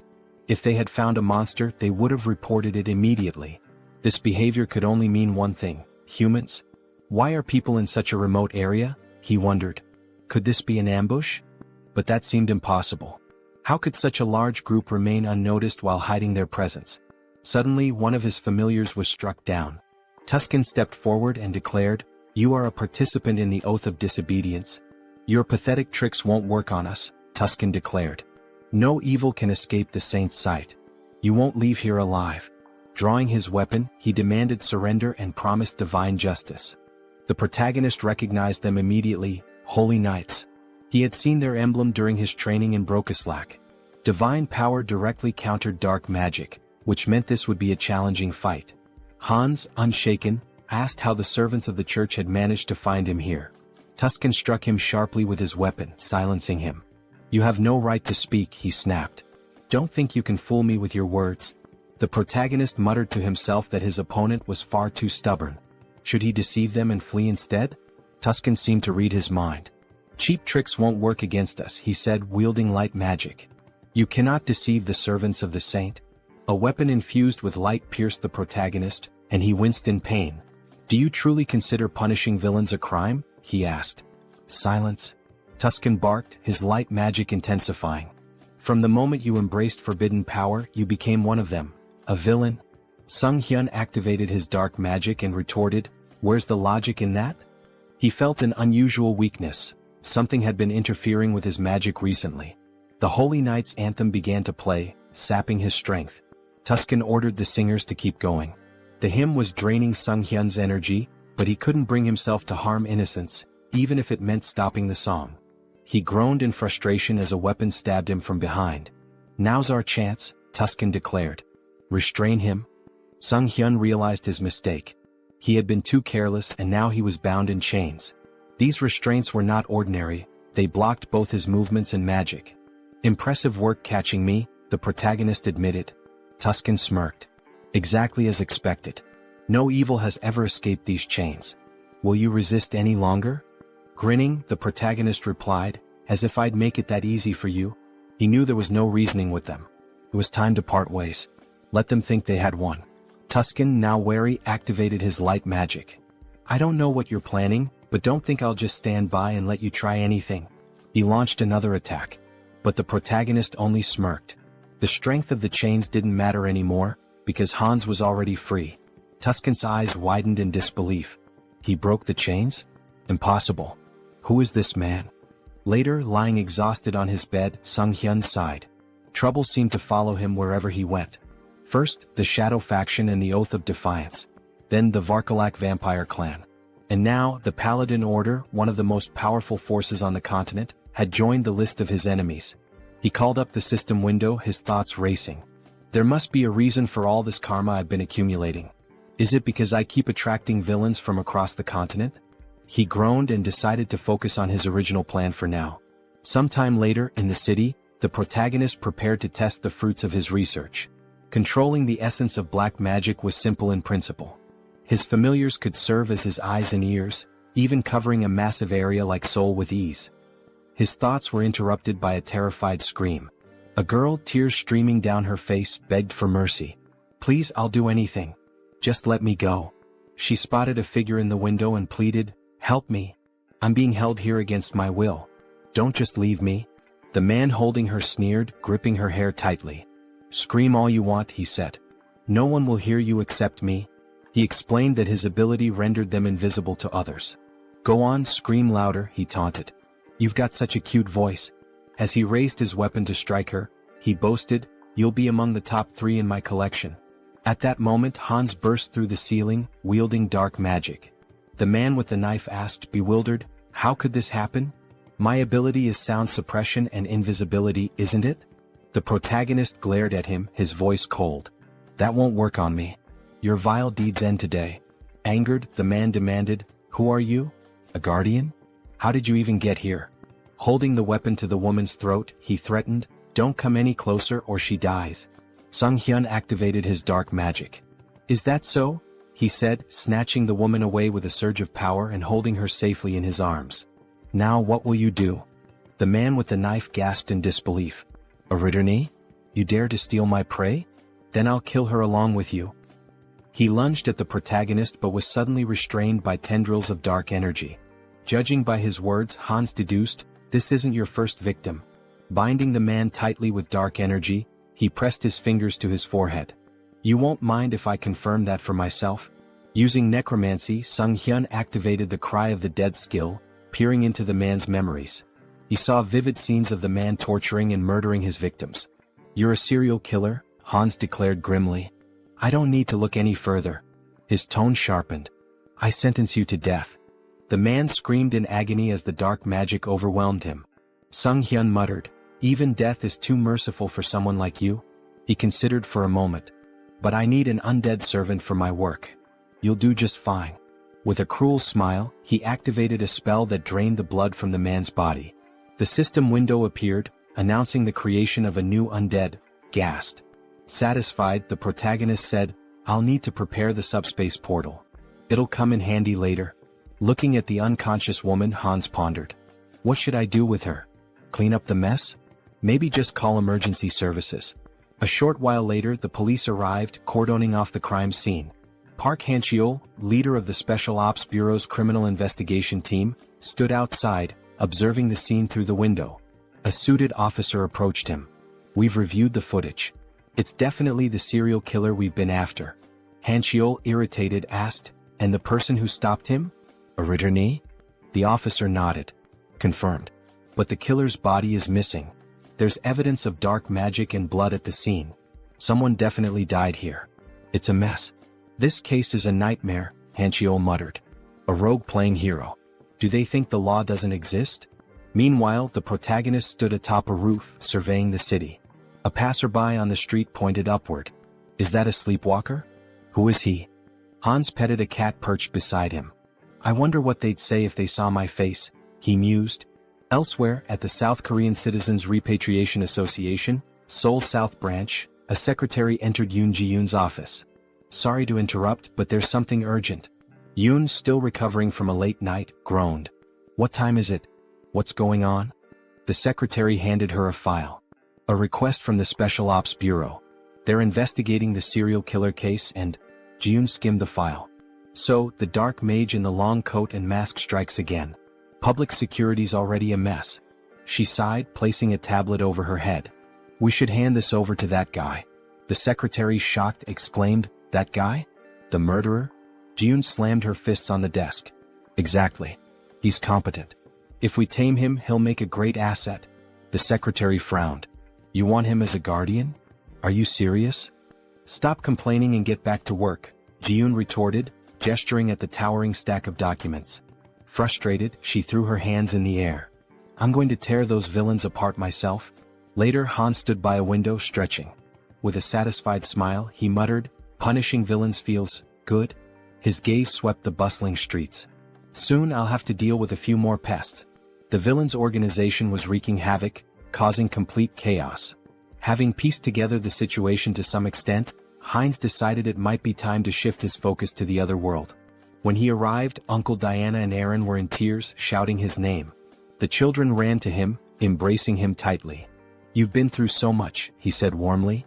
You've worked so hard. We're fine, the children exclaimed, their faces glowing with relief and joy. Heinz watched the scene with a smile, thinking how happy he was to see them reunited. He seemed like a genuinely kind person, one whose actions didn't raise suspicion. If he had acted otherwise, Heinz might have resorted to threats, but it didn't seem necessary.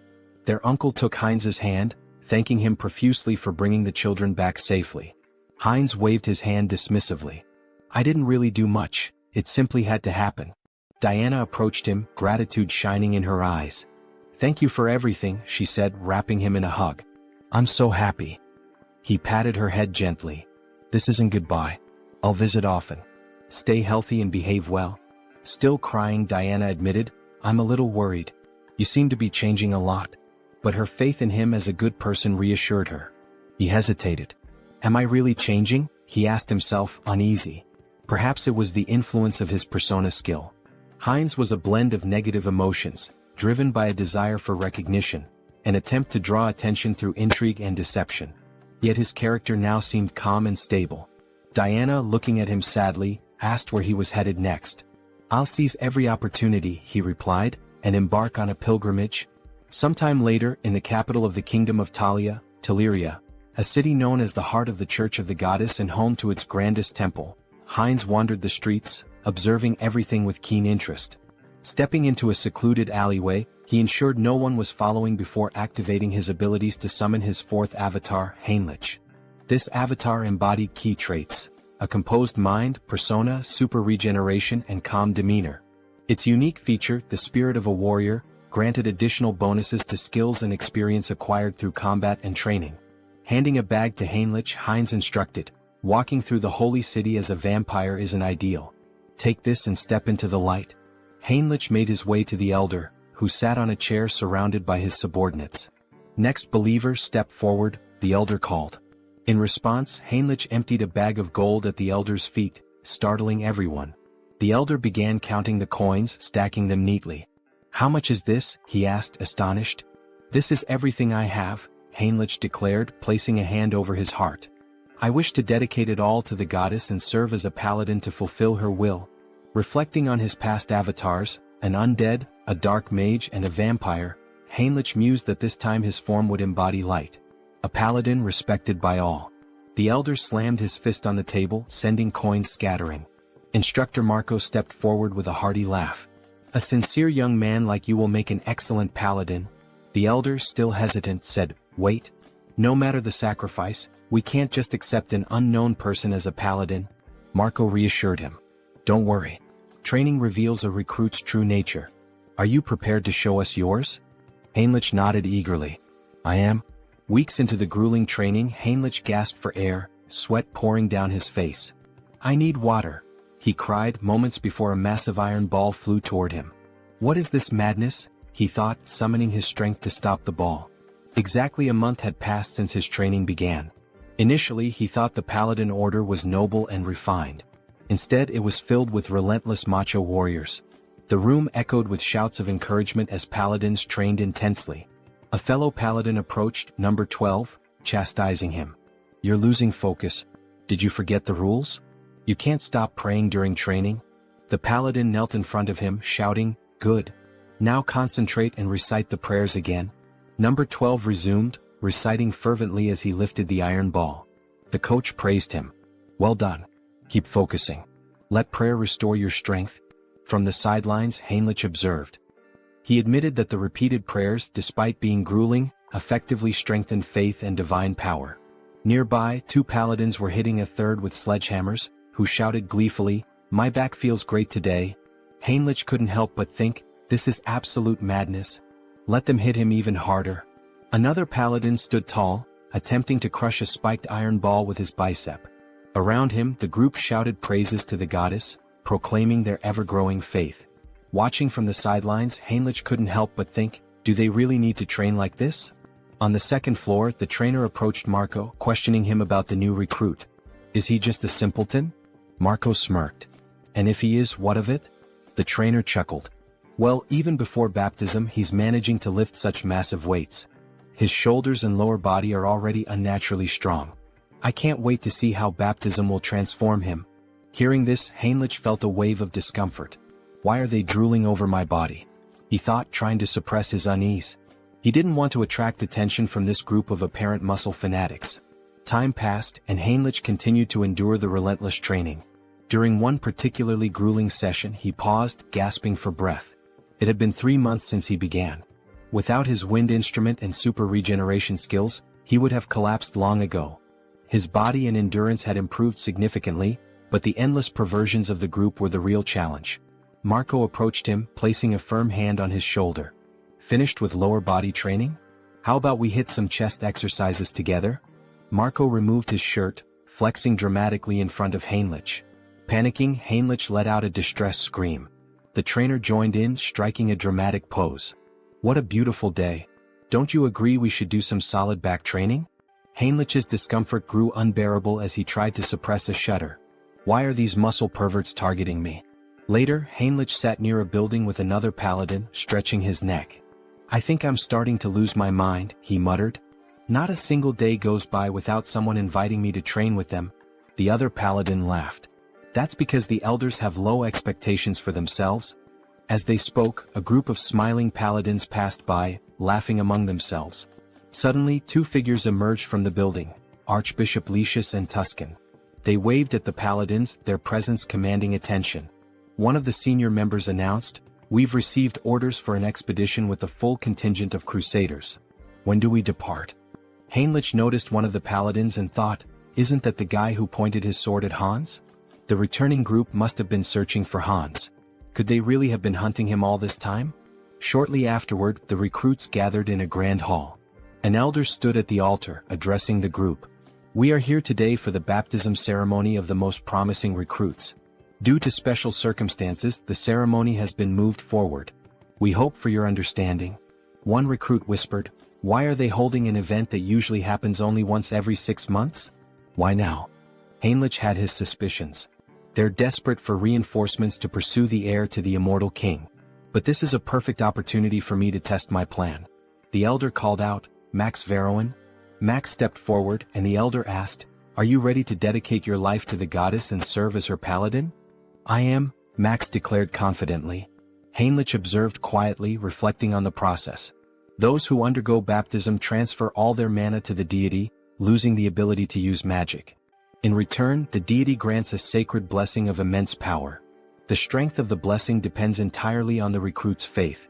The purer and more unwavering the faith, the stronger the paladin becomes. The elder called the next name, Heinrich. Smiling, Heinrich stepped forward, thinking, I'm fortunate to have devised such a brilliant plan. Until now, he had used his center of the mind skill primarily to suppress external stimuli and control emotions. But he had realized it could be reversed. By combining this with the persona skill, he could project the illusion of absolute faith in the goddess. As the high priest extracted his mana, Heinrich would filter out any mistrust or doubt, leaving only pure, unblemished energy. When the high priest initiated the ritual, the room began to glow with an intense sacred light. Gasps and whispers filled the air. "This is unprecedented," someone exclaimed. "The sacred power is reaching the very head of the goddess's statue." The high priest, astonished, placed a hand on Heinrich's shoulder. "You've just undergone baptism, yet your sacred power rivals that of a priestess. Such unwavering faith. I'm truly impressed."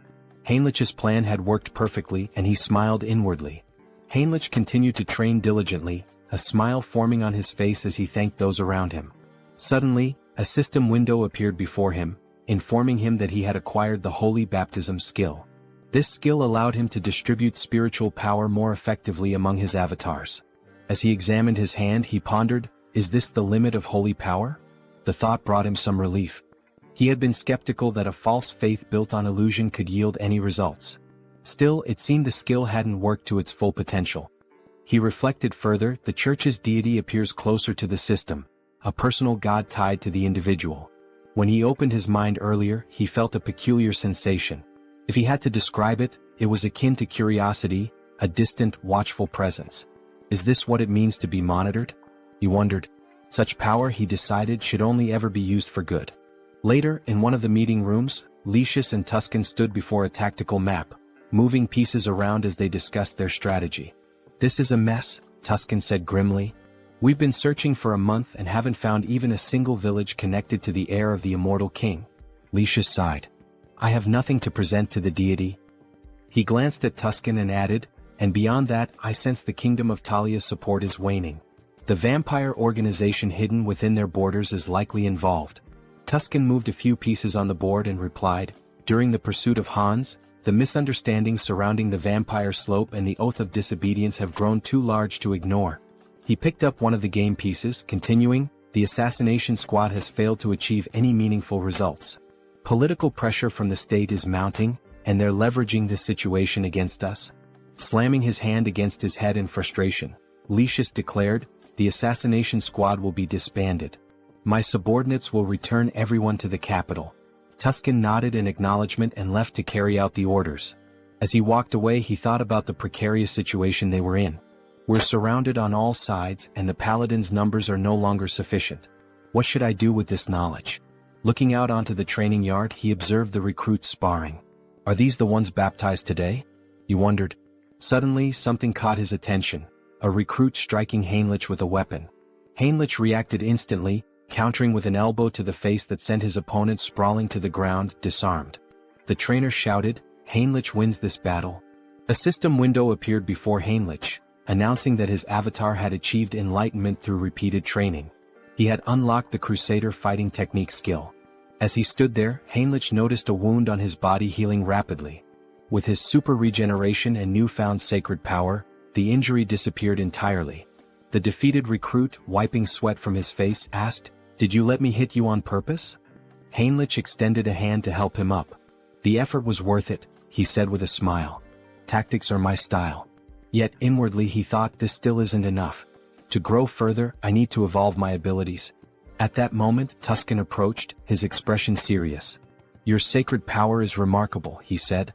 "You're already at the level of a trainer or a high-ranking paladin." The defeated recruit looked shocked by Tuscan's words. Tuscan continued, "But you're not experienced enough to be a full paladin just yet." Heinrich tilted his head, curious. "What do you mean?" Tuscan smiled knowingly. "You've likely felt it, more than others." He extended his hand to Heinrich. "I can make you much stronger. Will you come with me to the Rosalia Temple?" The protagonist inquired about his purpose in the Grand Temple, to which the response came as a question.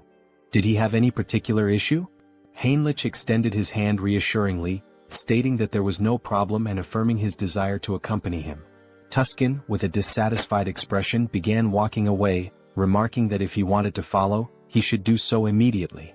The protagonist hurried after the paladin, requesting time to gather his belongings, but Tuscan advised him to entrust that task to someone else. They entered a room and stood on glowing runes. Tuscan placed a hand on the protagonist's shoulder, acknowledging how sudden everything seemed. He assured him that everything would be explained in detail later. The protagonist nodded, indicating his understanding. Soon they arrived at the renowned Great Temple of Rosalia, the largest sanctuary of the church, positioned at the continent's center. This sacred site was where both the father and the goddess had once dwelled, marking the heart of the faith. Inside, Rister greeted them warmly, expressing her hope that their long journey hadn't been too exhausting. They knelt before her, expressing their gratitude. The protagonist reflected on entering this sacred space, where the goddess resided, as an opportunity for immense growth. He believed it to be the ideal place to develop his skills and gain recognition as a paladin. Determined, he resolved to hone his abilities while handling covert tasks with Hans's assistance. Meanwhile, Hans sat atop a rooftop surrounded by corpses, scrolling through news about the saint on his phone. Acknowledging his newfound fame, he noted that remnants of a human trafficking ring had been eliminated. However, something peculiar caught his attention: mentions of a divine retribution society by the defeated villains. They had cursed him repeatedly, claiming the society would not forgive anyone who failed to act against him. Hans suspected this society was linked to multiple organizations. Stretching as he stood, he resolved to investigate further and continue dismantling their operations. He mused about dividing his profits, now contemplating how best to manage his newfound wealth. Later, Hans walked down the street wearing a mask, considering the risks of trading large quantities of valuable, mysterious items under the guise of the Haho mask persona. Any sudden activity might make him a prime suspect. Entering a discreet establishment, he handed a bag of money to an employee and expressed his intent to sell. The employee scoffed, questioning if Hans mistook the place for a pawn shop. However, Hans emptied the bag's contents, revealing its valuable items. The employee, visibly stunned, quickly began examining the goods. He realized the badges belonged to a group involved in human trafficking, a trading syndicate. He had heard rumors that this syndicate had been dismantled by a masked man. The protagonist turned to the person before him and asked if he was interested in the deal. The man grew visibly nervous and instructed him to use the back door, warning him not to try leaving any other way. Following the instructions, the protagonist eventually arrived at the correct location. A masked man greeted him, asking if he was there to sell something. Hans confirmed, then inquired if payment could be made in a form other than cash. Hans handed over a bag and the masked man began examining its contents. He asked if Hans was looking for material goods and, if so, what exactly he needed. Hans pointed out that he required a lottery ticket for a grand prize, preferably one that could be used immediately. Cash, he explained, was useless to him unless it could be spent. What he needed were legal funds for his real identity, Sunghyun, and a lottery ticket would provide clean, untraceable money. The masked man confirmed that a lottery ticket was possible but mentioned the commission would be steep. Hans assured him it wasn't a problem and asked how much it could sell for. The masked man replied that it would be 6-1, with a redemption period of 4 months. Hans requested 2 tickets, but the masked man stated that the payment provided wouldn't cover that. Unfazed, Hans assured him there was no need to worry and retrieved gold bars from his subspace storage. He asked if those would suffice. The masked man, stunned, felt the bars and asked incredulously, "A subspace storage tool? Who are you? These are extraordinary materials. Where did you get them?" Hans, annoyed at the man's curiosity, complained about being touched and stated he wasn't there to chat. He urged the masked man to finish the deal quickly. Apologizing, the masked man agreed to proceed. As the transaction concluded, Hans used his heightened senses and noted the faint scent of blood lingering in the air. It wasn't his imagination after all. Moving closer, he remarked that this wouldn't be their last deal and predicted they'd see each other often in the future. Later, Hans stepped outside, smiling as he inspected the checks in his hands. He mused aloud about how he'd used his dreams to win the lottery. Now he pondered what to purchase. Subordinates would make such errands easier, as constantly running back and forth was inefficient. Taking a moment to enjoy the cool night air, he observed the bustling streets. Only a few months ago, they had been eerily empty due to the human trafficking syndicate's presence. Now life had returned and the streets were alive once again.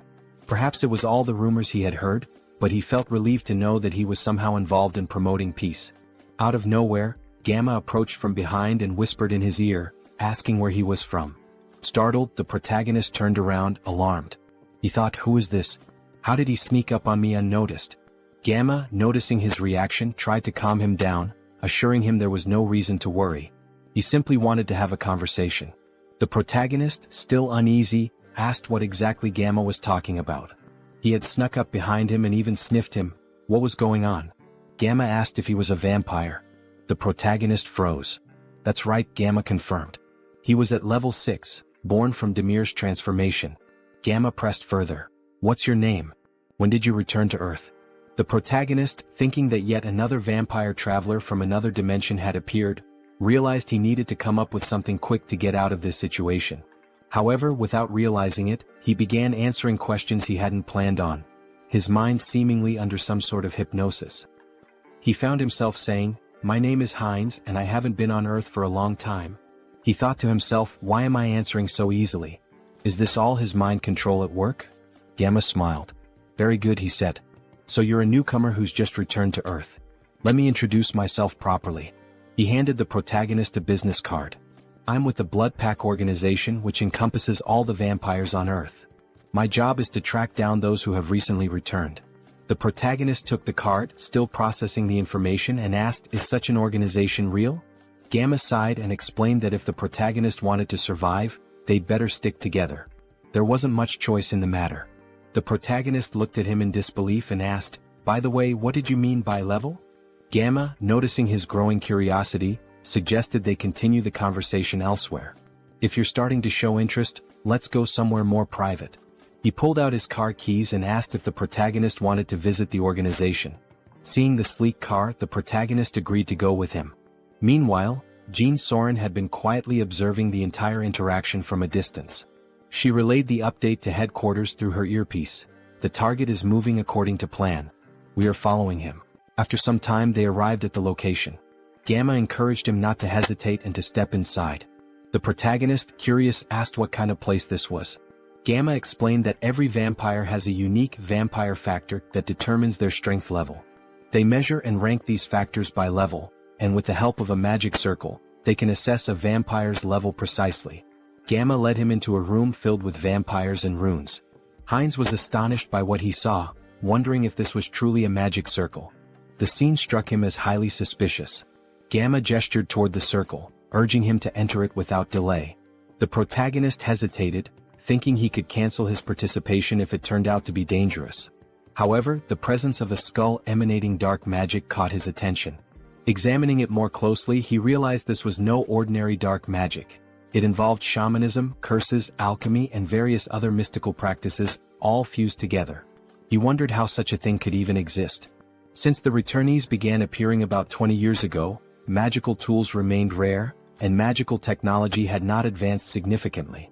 This was due to the differences in energy laws between abilities and dimensions. Yet, here was an organization capable of merging such disparate powers. The Blood Pack, it seemed, was far more impressive than he had anticipated. One of the vampires asked him to extend his hand. The vampire made a small cut on Heinz's palm, warning him it might sting briefly. To Heinz's surprise, his blood began to levitate, forming 5 orbs. A vampire noted that this indicated he was at level 5. Observing the tight connection between the orbs, they commented on his strong regenerative abilities. The protagonist thought about purebreds from Alterica, estimating their levels to be around 5 or 6. Gamma smiled knowingly, remarking that he was already nervous. Coming from a dimension no one had heard of, Heinz had only reached level 5, a mere waste of time. At this level, amputating limbs wasn't necessary. The vampires in the room all agreed and activated their abilities. Alarmed, Heinz realized there was another motive behind this ritual. It was far too elaborate for a simple level assessment. He urgently needed to summon help. At that moment, a knock at the door startled everyone, making Gamma visibly tense. The door burst open as Rand stormed in, commanding everyone to freeze. She declared her intent to apprehend Gamma, a level 6 vampire from the Blood Pack, for kidnapping and killing other vampires.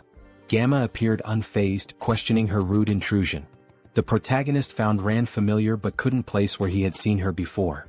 Rand pointed out that when she first heard rumors of vampires being abducted, she doubted their truth, but now the evidence was undeniable. She demanded that Gamma release the vampires and surrender. Gamma mocked her, calling her a naive servant of the Blood Pack. He questioned why vampires needed to live in subjugation, follow human rules, and hide underground. Rand, enraged, argued that it was the actions of warlike vampires like him that forced their kind into hiding. Gamma dismissed her argument and asked whether her comrades shared her perspective. This caused doubt to spread among the vampires behind her. Shocked, Rand questioned their loyalty. Just then one of her allies betrayed her, activating his ability and striking her down. As she collapsed, she demanded to know why he had turned against her. The traitor explained that in his dimension he was a powerful lord. Now, trapped in this reality, he was reduced to working as a bouncer in a club. Not all vampires could adapt to her way of life. Gamma leaned in and Ran, struggling, asked about his ultimate plan. Was he kidnapping vampires to start a rebellion against the Blood Pack? Gamma smirked and dismissed her as foolish. Such an endeavor would take centuries. Instead, he revealed that they had discovered a way to grow stronger quickly. He demonstrated this by lifting the body of a vampire and alluded to breaking a taboo. Shocked, Ran accused him of creating mad vampires again. Heinz, observing, realized she was referring to cannibalism among vampires. While it wasn't practiced on Earth, when vampires from different dimensions consumed one another, their vampire factors merged, increasing their strength but at a severe cost. This act often led to profound mental instability, a grim legacy from their ancestors. If someone fails to control themselves, they become mad vampires, driven insane by an unquenchable thirst. The first appearance of a mad vampire marked them as a global threat.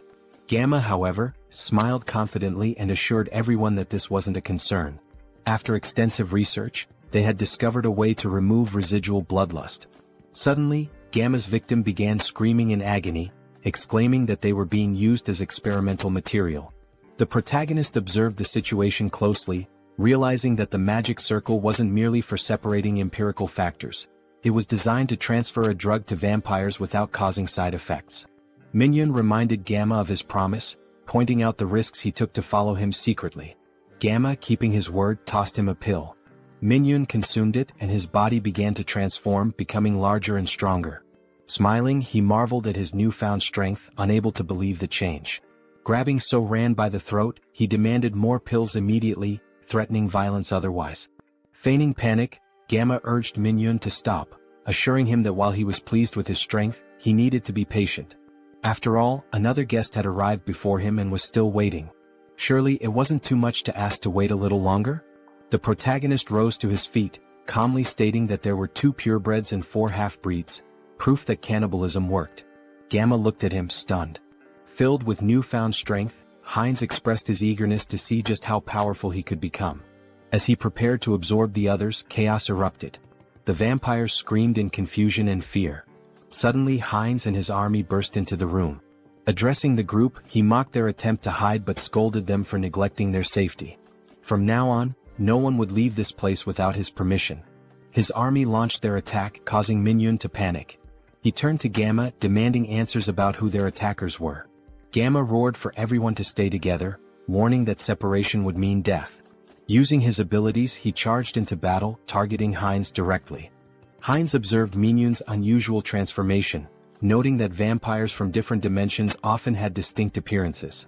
Slamming his staff to the ground, Heinz summoned magical spikes that pierced through Minhyun's body. Smirking, Heinz declared that minimizing casualties was part of his plan. He leaped into the fray, mocking Minhyun's organic transformation, claiming it posed no threat. Biting into Minhyun, Heinz thought to himself that there would be more prey ahead. Minhyun screamed in pain and confusion as Heinz drank his blood and heard his thoughts. Minhyun lamented his betrayal and his determination to survive, refusing to accept his end. Wiping his face, Heinz remarked that insanity was far worse, as he could hear every obsessive thought coursing through Minhyun's mind. To his surprise, his teeth began to fall out, a sign of his empirical factors evolving and merging. A system notification appeared, informing Heinz that he had gained a special ability, hybrid evolution. This ability significantly enhanced his physical attributes whenever he absorbed new empirical factors, allowing him to steal traits from the target's bloodline. Turning to Gamma, Heinz remarked that this power was quite impressive. If he were to lose control, he could become exceptionally dangerous. Now he needed an organization to enforce his will. The Blood Pack could serve his purpose, or they would face the alternative of joining his undead army. As the battle continued, Heinz devoured the remaining vampires. Another system notification informed him that he had acquired a new vampire trait, Insight. This skill allowed him to assess the physical condition and stats of his enemies. Heinz dismissed it as relatively useless but realized that vampires possessed a supernatural ability called heritage, tied to their origins. Using hybrid evolution, he could master this ability and steal all their powers. Gamma, now crucified, demanded to know how Heinz had managed to remain sane while devouring his own kind. Approaching him with a grin, Heinz taunted Gamma, asking if he was curious about how to resist corruption. The secret, he teased, was to ignore the whispers that accompanied the act. Gamma, panicked and disbelieving, screamed in protest. His cries turned into agony as another system notification revealed that Heinz had gained a new skill, camouflage, which allowed him to conceal his presence. Observing Gamma's transformed state, Heinz smiled slyly, commenting that Gamma must have been using camouflage all along. Not bad, he remarked, relishing his growing power. There were many ways he could use this ability. Should he dive into this bastard's thoughts? Gamma reflected on research, collaboration, support, and the public retribution technology. He also recalled a promise he had made to Mr. Beta. The protagonist panicked, wondering who the hell is this? Was this person Gamma's patron? And once again the Public Retribution Society was mentioned. It seemed like this intricate ritual was also their doing. What were these people planning, aiding the blood pack like this? Later that night Heinz and So-Ran were driving through the city together. Heinz glanced at her and asked if she was finally coming to her senses. Startled, she yelled at him, calling him trash for selling his life and demanding to know where he was taking her. Grabbing him by the throat, she shouted furiously. Heinz gasped, pleading for her to stop and look around. They had captured him too, and if she didn't let go they'd crash. Reluctantly, So-Ran released him and apologized, asking for an explanation of what had happened. Heinz asked if she had heard of Ho-Ho's mask. He mentioned that the masked figure had escaped during the chaos when a group of vigilantes burst in. Placing her hand over her heart, So-Ran expressed her gratitude, saying that even amidst the chaos, Heinz had gone out of his way to save her. As Heinz observed her closely, her face and voice felt oddly familiar. Yet no matter how much he tried to place her, he couldn't shake the feeling that he'd seen her somewhere before. He asked why members of the Blood Pack were fighting one another. So-Ran explained that the group was divided between radicals and moderates. She and her team had discovered evidence that the radicals had kidnapped one of their own, so they infiltrated the radicals' territory. She expressed relief that they had escaped in one piece and even managed to learn the radicals' plans. She intended to inform the higher-ups and put an end to it. Heinz, skeptical, thought to himself that resolving this wouldn't be so simple. It was likely that even the highest-ranking members of the radicals were involved. So-Ran cheerfully asked about Heinz's identity. Who was he as her savior? He seemed incredibly strong.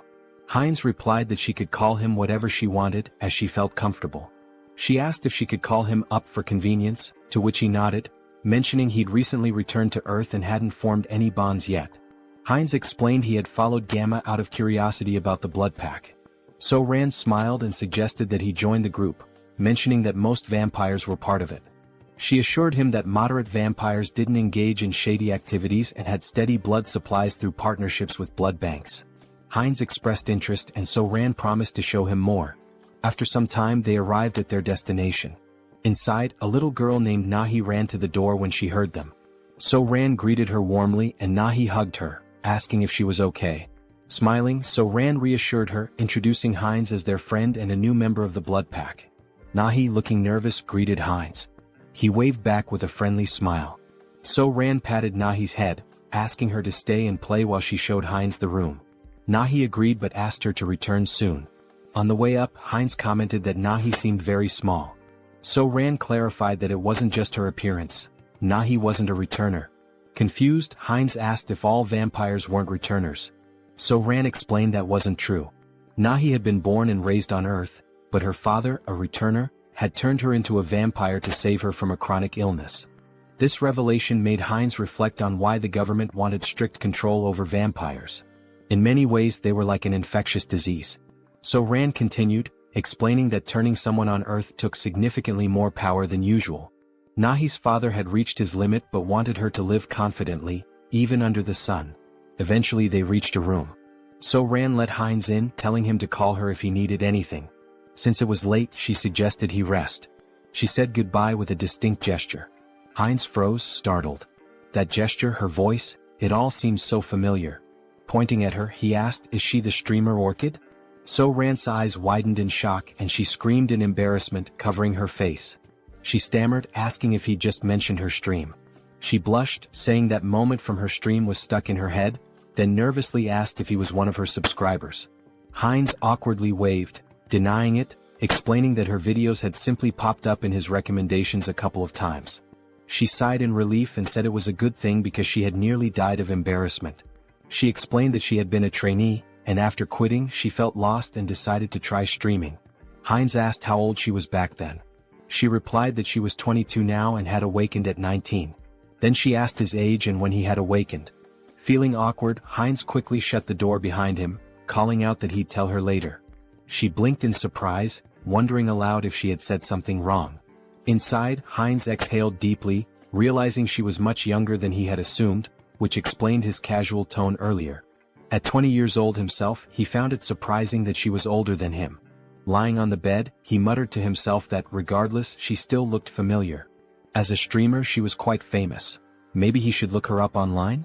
Opening her streaming page, he found a notification about her recent hiatus. In the post, she mentioned taking a break from streaming for about a week due to work obligations.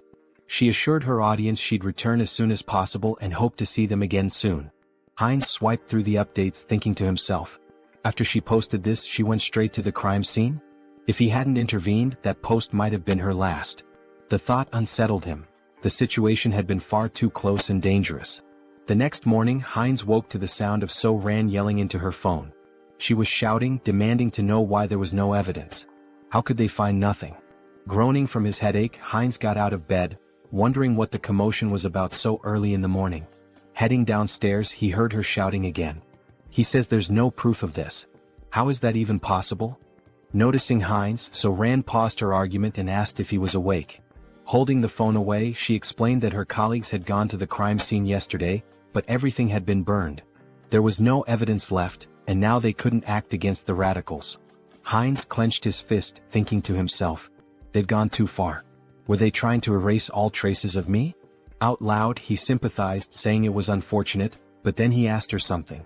Could she tell him where the radicals' base was? Her eyes widened in surprise. Why do you need to know where the radicals' base is? She asked. Then, raising her voice, she added, don't tell me you're against the blood pack. Heinz raised his hands to calm her down, assuring her it wasn't the case. He explained that the radicals were dangerous, and it would be better to know their locations to avoid them. Taking a deep breath, So-Ran nodded, placing a hand over her heart. That does make sense, she admitted. She pulled up some information on her phone, handing it to him. Here, hold on to this. Avoid the marked locations and you'll stay safe. Heinz studied the screen, noting the map of locations. While doing so, So-Ran offered to cook him something since he was already up. He waved his hands, politely declining. No need to trouble yourself, he said. I'll grab something nearby. There are plenty of good restaurants around. Looking at the map's marked spots again, Heinz licked his lips and muttered, that's why I'm thinking of going for a walk and finding something good to eat. Moments later, he appears indulging in the blood of vampires, as if feasting at a banquet in a restaurant. Suddenly, a still-living vampire calls him a bastard, warning that he cannot leave peacefully because the clan leader will hunt him down, leaving not a single bone marrow behind. The protagonist asks if they know who he is and thanks them, mentioning that after stealing the concealment skill from these vampires, they are now worse than blind fools. So, he won't have any trouble for now. He then demands they reveal where their other friends are. By touching the vampire's head, he accesses their memories and discovers that the next day, there will be a gathering in a secret location, and their leader will also be present. The protagonist sees this as a perfect opportunity to eliminate all of them and feed. After finishing off the last living vampire, he says it's time to clean up. Using the Blood Bloom skill, he spreads blood to create a burning flower that won't extinguish unless the caster wishes and burns only the target. This new technique, which he acquired after stealing from the vampires, is perfect for erasing his traces. As for magical traces, he'll use his concealment skill to hide them. With these two skills, no one will be able to track him. Suddenly, the protagonist's heart starts pounding. This feeling, his body was beginning to evolve again. While spitting blood and groaning in pain, he acquired new abilities. The special skill, Bloodline, Pure Blood, evolves into Bloodline, True Blood. Due to the effects of hybrid evolution, he gains enlightenment and acquires the skill, Blood Flow Amplification. His recovery ability has transcended its limits, and the skilled regeneration has evolved into hyper-regeneration. Finally, he has become a True Blood and gained some new abilities. Let's test what they do. He makes a deep cut on himself and within seconds his artery heals. Now he can control blood and has absurd regeneration. During a fight, he can absorb the blood of enemies to recover, making him practically invincible. If a true blood is this strong, imagine how powerful a holy blood might be. In the next scene, we see Jin Soren thanking someone for donating 1 million cheeses. The donor earned 1,000,000 points in her heart. She thinks this donation will allow her to buy many blood packs without worrying. Suddenly, the protagonist enters the room. They look at each other and blush. He apologizes for interrupting and tells her to continue her work. Soren, embarrassed, shouts at him to knock before entering and punches him. Soren then asks what happened. He tells her they received a letter in her name. The letter contains images and information about a group of criminal vampires. Someone mysterious sent this dossier with such valuable information. She has no idea who it could be.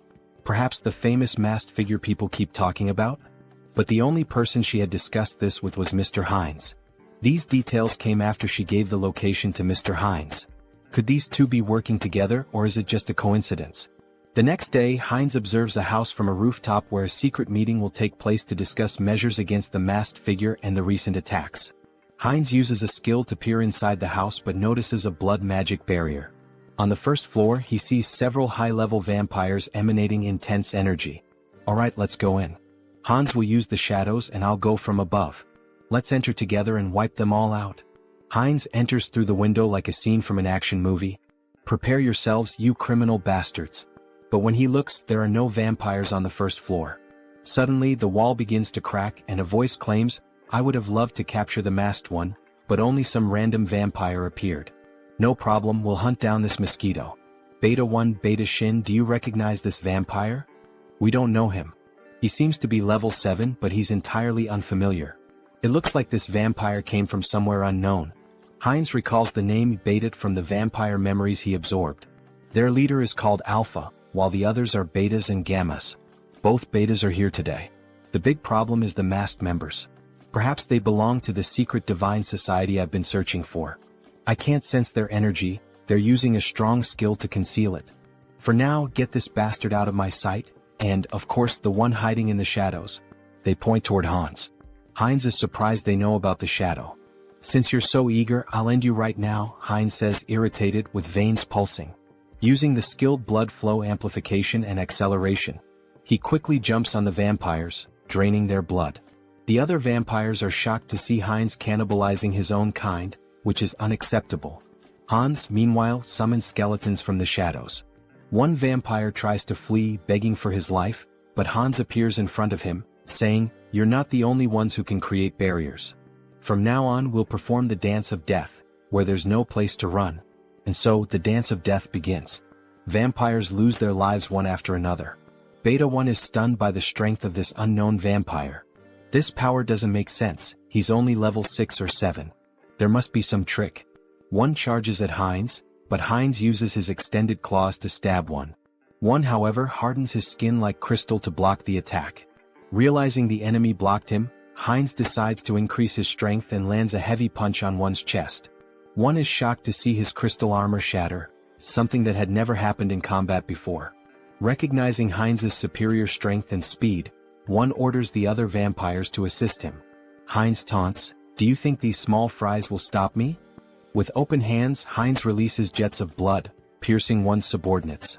Enraged, one seizes the moment while Hines's hands are occupied, slicing off one of Hines's arms with a sharp strike. But it's useless. Hines absorbs blood from the fallen vampires and regenerates his arm instantly. Gaining a new skill, invisibility, Hines disappears in front of one, reappearing behind him and driving his hand into one's body, humorously described as into the vampire's butt. Checkmate, Hines declares as he begins to absorb one's blood. New vampiric factor collected.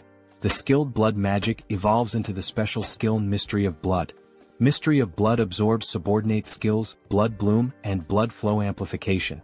Hines feels the surge of power, now able to control all abilities with sheer will and manipulate them rapidly. Beta Shin curses Hines for devouring his own race, calling him a corrupted bloodline, and blaming his strange abilities on it.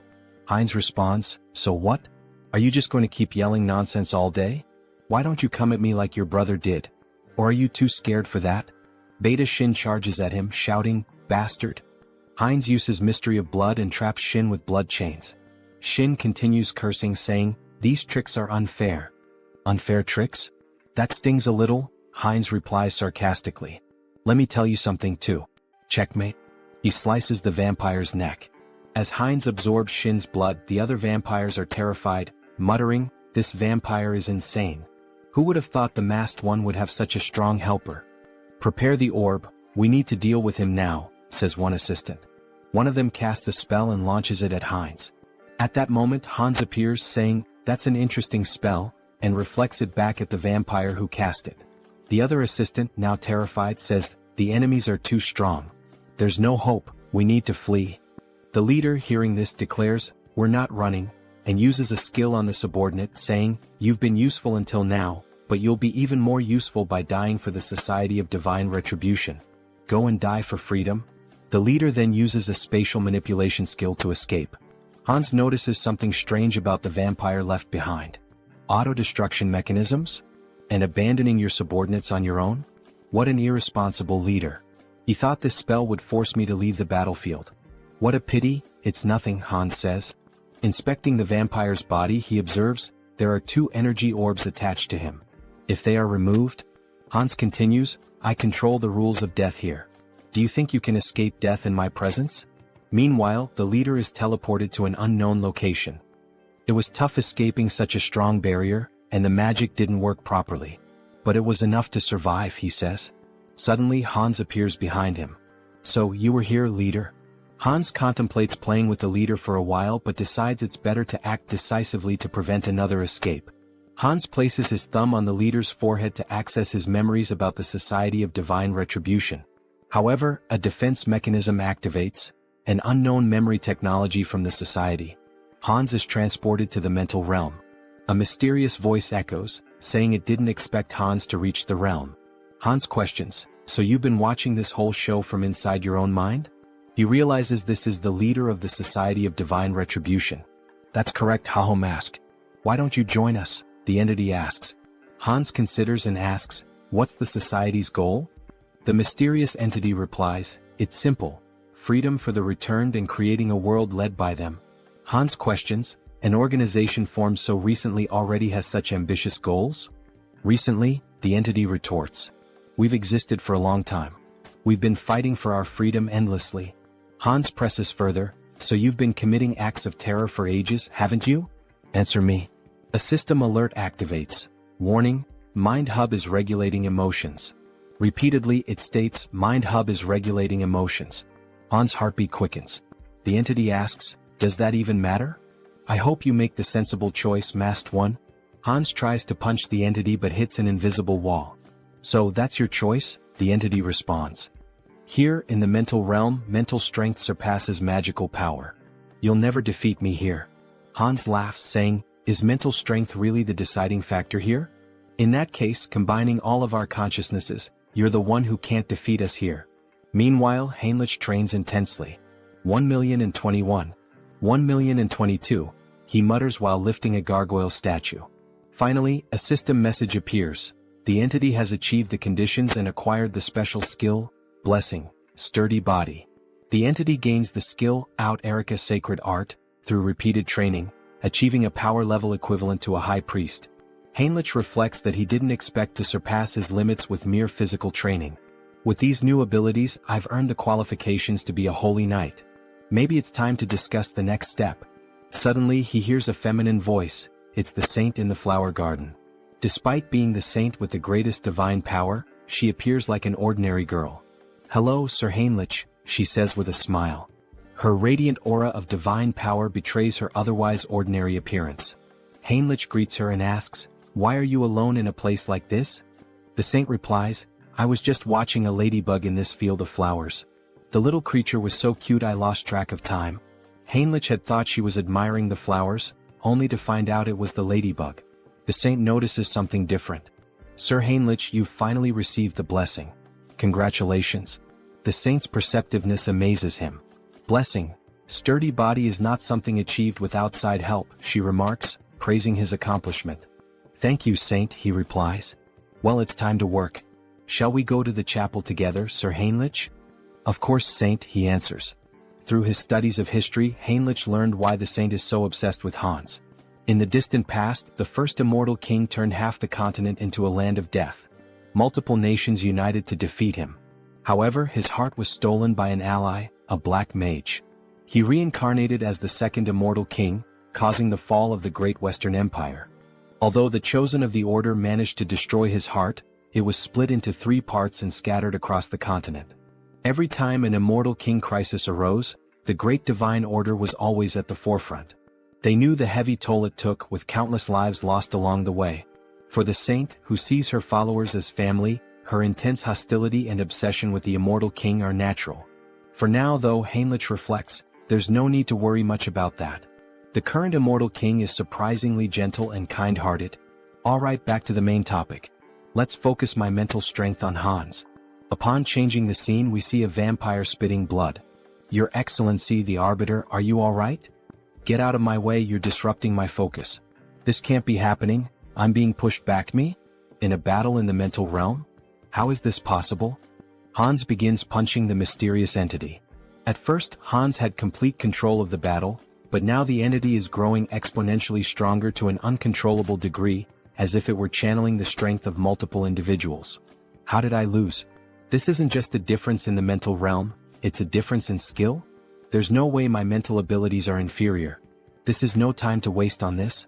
An urgent directive is issued to the Soul Branch. Immediately cease all operations, erase all information and go into hiding. Especially for the Korean branch, this is the top priority right now. Inform the commander, a monster is in Korea. Even with Mind Hub and Serenity, Hans wasn't a weak opponent. His resilience would require further study. However, it was regrettable to lose sight of him. The system emits a new notification. The entity absorbs someone else's karma, transforming the skill black magic into the special skill path of sorcery. Thus, this fragment is the remnant of something scattered across the mental realm. Absorbing its karma means my growth comes at the cost of its reduction in power. That's fine. By reading the memories left behind in this fragment, I'll track the hidden members of the Society of Divine Retribution. So this is the Korean branch of the Divine Society, hidden deep in the forest. I won't give them any chance to escape, says Hans, blending into the shadows. I'll uncover all your secrets now. Suddenly, a scientist appears. They told me to evacuate as quickly as possible, but they didn't mention that a monster like this was coming. So the evacuation order had already been issued? At least my effort wasn't completely wasted. Look at you, trying to save a piece of paper with some data, only to hand everything over to me. Let's see what you've been up to for so long. Wait, this incident. I will never forgive you, Society of Divine Retribution. You're the ones who stole my life.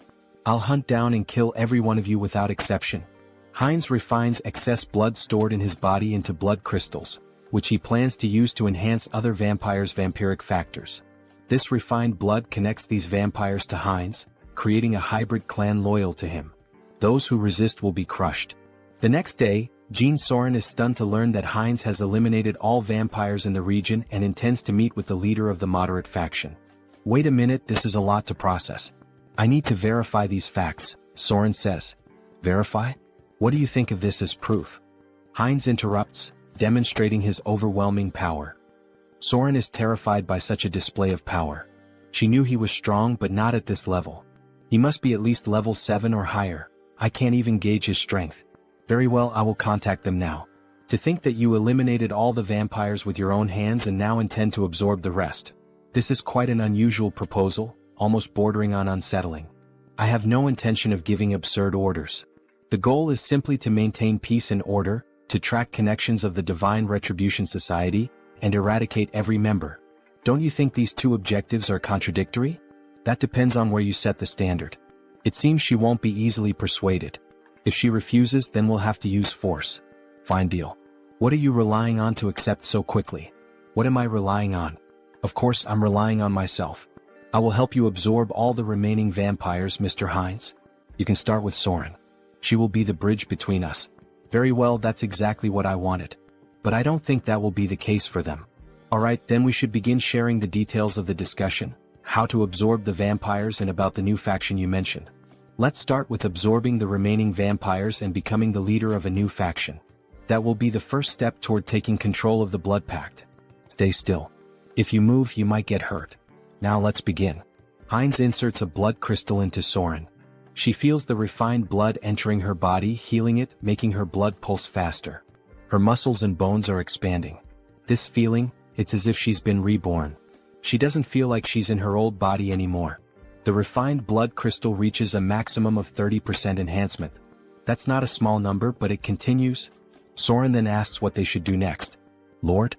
Heinz asks. Yes, Lord. You're creating a new clan now. Now that a lineage has been stabilized on this land, we'll need to find a new name for our clan. Do you have something in mind, Lord? A name? I'd like something that stands out, something different.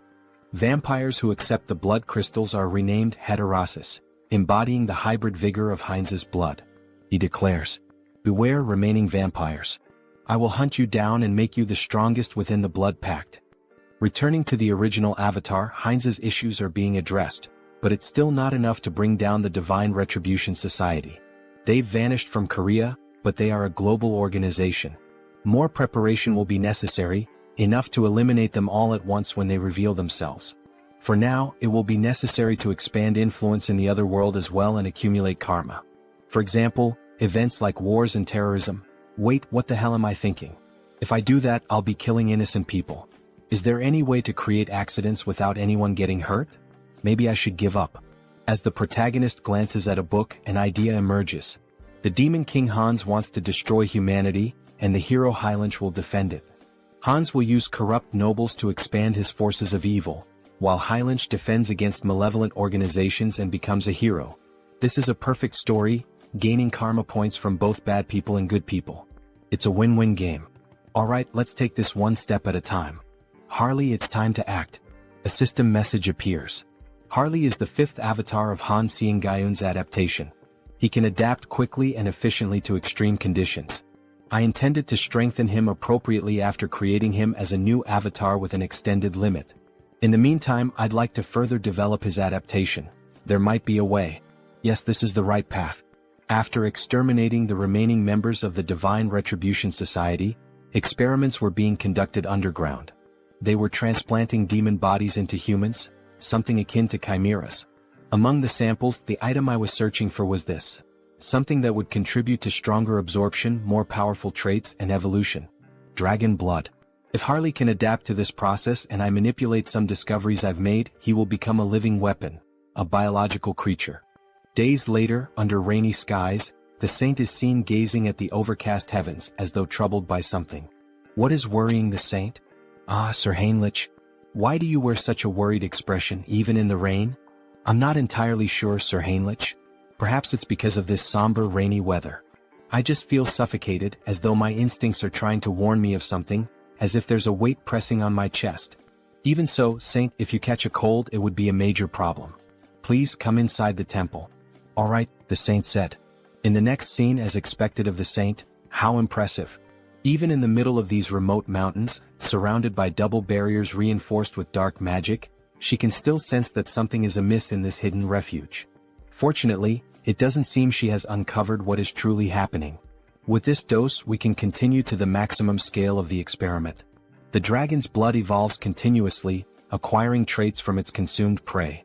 Combined with the research data from those bastards in the Divine Retribution Society, my forbidden knowledge, and finally, the perfect test subject. Let's begin, shouts Harley, exhilarated by the idea. Sir Heinrich, you are the sword and shield that will protect the righteous. Do you swear to be a holy warrior of the great divine order and defend the innocent? Yes, your grace. Then, from this day forth, I hereby name Heinrich Landguard a holy warrior of the great divine order. The system emits a notification. The blessed one has fulfilled the conditions and attained enlightenment, acquiring the special ability Blessing Leap. Meanwhile, Sir Heinrich's necklace radiates a brilliant light. Oh, such grace, exclaimed the bishop, astonished by the strong glow. To receive a divine blessing during the ceremony, this is proof that God, our deity, is watching over us and praying for us. May God protect us. Once again it happened. For just an instant, something touched Heinrich's shoulder. A divine sensation resonated within his body, akin to what he felt during his first baptism, as if the divine were watching him directly. Why is this happening? Could it be because I came from another world? It doesn't feel like a human emotion, like curiosity. Well, anyway, let's focus on what's important. What is this new ability the divine has granted me? Blessing Leap, it allows me to transcend space? What? Transcend space? Isn't that basically a teleportation skill? It doesn't mention any limits on usage or distance traveled. This ability is top tier. As expected of a god, they are so generous, casually granting such a powerful skill. Thank you, God, for your generosity to this sinner. I am moved by your grace and offer you my prayers. Thank you for continuing to watch over me. Meanwhile, the other devotees wept with joy at seeing Heinrich's devotion to God. A young man like this, he's truly devout. That's true. I couldn't agree more, said another man. From now on, it would be necessary to decide which knighthood order Heinrich would join. Congratulations on being officially recognized as a holy knight, Heinrich. For now, you will be temporarily assigned to various holy knight orders. Here are the representatives of each order, here to invite you to join them. Each order specializes in different weapons and techniques, so choose carefully which one appeals to you most. Nice to meet you. I'm from the Order of the Sky Shield. We specialize in defending the outer perimeters of fortresses using long-range spear techniques. I'm from the Order of the Sun Wolf. We take the front lines in battle and wield highly destructive greatsword techniques. I am a veteran of the Order of the Thunder Claw. Here, we handle the internal security of the fortress and master balanced combat techniques using sword and shield. So, which of these orders would you like to apprentice under? I don't think there's a need to choose. I'll train with all the knight orders. What? With my warrior spirit and growth acceleration abilities, there are no limits to my body. I will absorb all the sacred warrior's combat techniques. However, that person in the corner, isn't he also part of a knight order? Why hasn't he introduced himself or said anything yet? Over there, well, obviously. Suddenly, the man was interrupted. Our order only selects the best of the best to join us. But looking closer, you're not too bad. With that level of divine power, perhaps you're qualified to take the test. Heinrich's divine power was among the greatest, even compared to high priests. What are the criteria for this knight order? Just follow me. Our knight order has a singular purpose: to protect the most important thing within the fortress of the Great Temple. The most important thing? What exactly are you referring to? That. I'll tell you if you pass the test. Suddenly they entered a room, a library in the castle dungeon. Inside, a man wearing a strange mask sat beside a shadowy statue holding a parchment. That hood and mask, he's a heretic inquisitor. All you need to do is read the text on the table. Make sure you read it clearly so the divine can hear your prayer. Strange, is this some kind of device to weed out spies? This is bad. Could Heinrich's identity be exposed? What is this? I'm offended that my faith is being questioned in this way. It's just a procedure. Is there any reason you can't read it? Damn it. I am the messenger and sword of the divine. Thus, I swear to remain silent under any circumstance to protect this secret. I would throw myself into the fire and carve the mark of faith upon my own body. Suddenly, Heinrich's tongue began to burn, and a sacred symbol appeared. It burns? You are now permitted to enter. What did you just do to me? A prohibition against revealing secrets? A prohibition? No, this is a blessing. The blessing of silence protects you from being forced or willing to reveal the secrets of this place. That's literally a prohibition. Let me explain. We are the Order of Radiant Knights. Our mission is to guard and protect the underground of the Great Temple with our lives. This will be the first and last time you see this place in person. Remember well with your eyes what we are protecting here. Suddenly, two soldiers drew their swords and inserted them into the door, activating a defense mechanism. As the door slowly opened, Heinrich saw what lay beyond. He had suspected something was wrong, but he never imagined such a massive secret. The reason this order stationed its greatest forces at this temple, the reason for all these security measures, prohibitions, and blessings. At the deepest part of this great temple lay the last fragment of the Immortal King. Heinrich was shocked to see the final fragment of the Immortal King. Well, the Grand Divine Order was one of the greatest powers on the entire continent. There was no way they hadn't found at least one fragment of the Immortal King after centuries of searching. Clenching his fist, Heinrich wished he could seize that fragment immediately. However, the four strongest sacred knights were guarding the entrance to the temple. Even Hans wouldn't be able to extract the Immortal King's fragment from the temple's deepest depths. Heinrich would have to think carefully about his next move. Suddenly, another knight informed him that due to the blessing placed on Heinrich's mouth, he wouldn't be able to reveal anything, no matter if he was tortured or even killed. Formally, he was stating this anyway. This fact must never be revealed to anyone. Understood? Heinrich confirmed. Don't worry, I promise that only I will know this information. Haha, the final fragment. What an unexpected stroke of luck, Hans said, laughing wickedly as he gazed at his experiment. However, Harley's condition was far more unstable than Hans had anticipated. With a worried expression, he exclaimed, "What's wrong?" Why is this happening? Everything should be working perfectly according to theory. Meanwhile, Harley was coughing up blood. He felt something boiling inside him. The dragon's blood had definitely been transfused into his body. But perhaps the power output needed to be pushed to its maximum. Hans then yanked the lever. Harley let out an agonized scream as his body began to tremble violently, smoke rising from his skin. And then he suddenly stopped moving. Harley? Did he go too far? Had he pushed Harley's super regeneration beyond its limit? If that was the case, then Hans was about to lose everything, Harley and all of his research. Screw it. It was all or nothing now. Hans made a desperate decision, injecting every last drop of the dragon's blood into Harley, praying that it would have some effect. Harley's body twitched. His eyes shot open, glowing a furious red.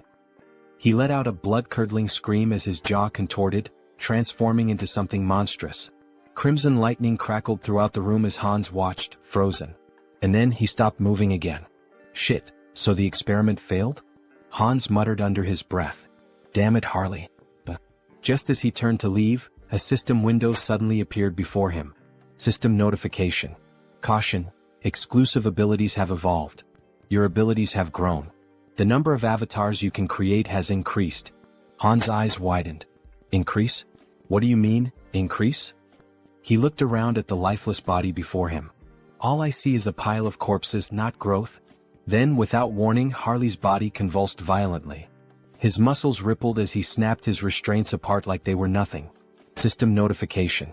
You have acquired a new ability, physical mutation. Your recovery ability has exceeded its limits. Super regeneration has evolved into regenerative adaptation. Harley let out a guttural roar, his voice twisted with agony and something else, power. His entire body was mutating, shifting, evolving. System notification. Skill adaptation has evolved into special ability, mutation. Hans could only watch in awe, no in terror, as Harley broke free from every shackle that had once bound him. Finally, the mind has connected. The gamble was worth it. Ah, so this is the new effect of the mutation ability? Harley mused, laughing as he examined his altered physique. His body had changed drastically, his muscles denser, his teeth sharper, and even a few dragon-like scales appearing on his face. It almost feels like I've transformed into multiple species at once. Meanwhile, Hans furiously jotted down notes. The good news just kept coming. To think that his number of avatars increased through natural growth without relying on the karma store. This is an unprecedented achievement. He grinned, his eyes gleaming with excitement. I'll figure out how to use this new avatar later, but before he could finish, Harley interrupted him. Should I test my new abilities? He asked, grinning wickedly. Hans smirked. Be my guest. Deep in the forest, Harley stepped into the dense wilderness, marveling at the beauty of his surroundings. His body had become a perfect killing machine, every sense razor sharp, his instincts honed to an unnatural degree. Then he heard it. A faint breath, nearly imperceptible, but his new senses picked it up immediately. A predator was watching him. A black panther lurked in the shadows, muscles tensed, eyes locked onto its prey. It pounced, a blur of muscle and claws, but Harley didn't move. Instead, as the beast drew closer, his eyes widened. Wait a damn second. Recognition struck him like a bolt of lightning. You're the same species that attacked me the moment I arrived in this world, aren't you? His lips curled into a smirk. Well then, it's nice to see you again. Crack. Before the panther could react, Harley's hand shot out, clamping around its throat with a terrifying grip. The creature thrashed wildly, but it was useless. Forgive me, but... With a single motion, he slammed the beast into the ground with monstrous force, shaking the earth beneath them. The impact alone was enough to cripple the creature, but Harley wasn't finished. His blood boiled. His strength surged. With nothing but his bare hands, he drove his fingers straight into the panther's belly, tearing through flesh with horrifying brutality. The beast let out a final, pitiful gasp, before everything went silent. To enhance the efficiency of the mutation ability, he needed to find monster crystals. More specifically, he had to consume their cores, commonly known as magic stones. It was the fastest and most efficient way to evolve. As he bit into the monster core, his body immediately began to undergo minor transformations again. A system window appeared before him. The entity has achieved enlightenment through repeated actions. Let us further solidify its concept with physical mutation. At that moment, his body visibly evolved. His muscle mass expanded, his height surged, and within moments he stood close to 2 meters tall, his physique now overwhelming and powerful. Having a large and muscular body is undeniably an advantage in battle, isn't it? Another system alert followed. You have acquired the ability, Gluttonous Feast, a new skill that allowed him to consume and digest anything with ease, ensuring that he could always eat more. But using his mutation ability had drained him, leaving him starving. Without hesitation, he tore a chunk of flesh from the dead beast with his bare hands. With this new Gluttonous Feast ability, there shouldn't be any issues if I eat this meat, right? Harley thought, drooling at the sight of it. The moment he took a bite, his body shivered. The meat was incredibly tender, and the blood coating his lips sent a strange, refreshing sensation through him. Is this because of the mutation? He couldn't suppress his laughter, or his growing urges. At this point, anyone watching would think he had lost his mind. His behavior was completely primal. Primal, huh? That word stuck in his mind. He recalled rumors of an isolated barbarian tribe in the southern regions of this land. In that case, Harley smirked, licking the blood from his fingers. Perhaps it's time for a class change. The country of Tulek Kingdom, Tarak. The scene opens to the entrance of the guild in this city. What the hell? A barbarian from the south? What's he doing here in the west? The tension in the air is palpable. Welcome. Everyone seems completely on edge. Well, of course they are. This body is stylish and intimidating. Harley figured it might be too much, but in the end it suited him just fine. But he wasn't here to make an impression just yet. His goal was far greater, to become a hero capable of shaping the entire continent, leaving behind a legacy so unforgettable that no one would ever erase his name. So, what does the esteemed guest require? The guild receptionist asks hesitantly. Harley leans in, smirking. Isn't it obvious? He says, slamming his hand down on the counter. I'm here to exterminate the monsters in the northern mountains, near the steel fortress. Isn't that what this city is for? The guild worker flinches but quickly composes himself. Oh, of course. I'll register you immediately for deployment, rookie mercenary. Harley grins. Good. Let's get this started. Meanwhile, at the temple, a grand duel reaches its climax. Heinrich stands victorious, wiping his blade clean. Damn that tenacious bastard. One onlooker mutters. Heinrich had done it. He had mastered every combat technique and weapon style of the Sacred Knights. The entity has achieved enlightenment through training. You have acquired the skill, comprehensive weapon mastery. It was finally over. Now Heinrich could wield any weapon to absolute perfection. This experience would undoubtedly benefit all his other avatars as well. Just as he relished his victory, he caught sight of the Saintess. But something was off. She was dressed in full ceremonial robes. Why is she wearing those? What is she up to? Heinrich wondered. He approached her. Saintess, what are you doing? She turned to him with a serene smile. Ah, Sir Heinrich. We meet again. When it rains, worms always emerge from the earth. He followed her gaze. She was blessing worms with divine power. Blessed worms? Imbued with holy energy? They're not going to turn into giant monsters like in those old fantasy tales, are they? Heinrich thought, unnerved. But his thoughts quickly shifted back to her attire. There's some kind of ritual happening, isn't there? The Saintess nodded. Yes. In fact, it is an extraordinary event. One capable of tracking the Immortal King. It is about to begin soon. The Immortal King? Just how powerful must this guest be, to be capable of tracing Hans? Hans, who had concealed himself behind countless layers of barriers. I'm not sure I can explain it properly, but if you're interested, perhaps, you would like to participate as an honorary guardian warrior? Heinrich didn't hesitate. Yes, Saintess. Please let me participate. Inside the temple, a voice rang out. Lord Granwood is entering. A noble figure strode inside, surrounded by an entourage. Heinrich's sharp eyes scanned the unfamiliar formation. Someone powerful enough to track Hans? I need to confirm this myself. Then more guests arrived and the room fell silent. A formal greeting echoed through the hall. Salutations to the Saintess. But then Heinrich noticed something. Those ears. A high elf. His heart pounded. The guest they had all been waiting for was none other than Rayfury Granwood, a high elf from the Elven Kingdom. In the next scene, we see a luxurious shop filled with magical items, trinkets, and jewelry. Oh, so this is made of bronze? The texture is quite interesting, an old man muses. A shopkeeper approaches, his tone polite but firm. Sir, it's perfectly fine to browse and admire our goods, but it's been 2 hours. Are you planning to buy something, or will you just keep looking? My sincerest apologies, shopkeeper. My knowledge is still lacking, the old man replies. At this moment we are introduced to the protagonist's sixth avatar, Hubert. Hubert, the sixth avatar obtained thanks to Harley's progress in previous scenes, possesses the initial ability of appraisal. This skill grants him the power to see detailed information about items. Material, ruby. Weight, 12 grams. Material, bronze. Weight, 480 grams. However, his proficiency is still low.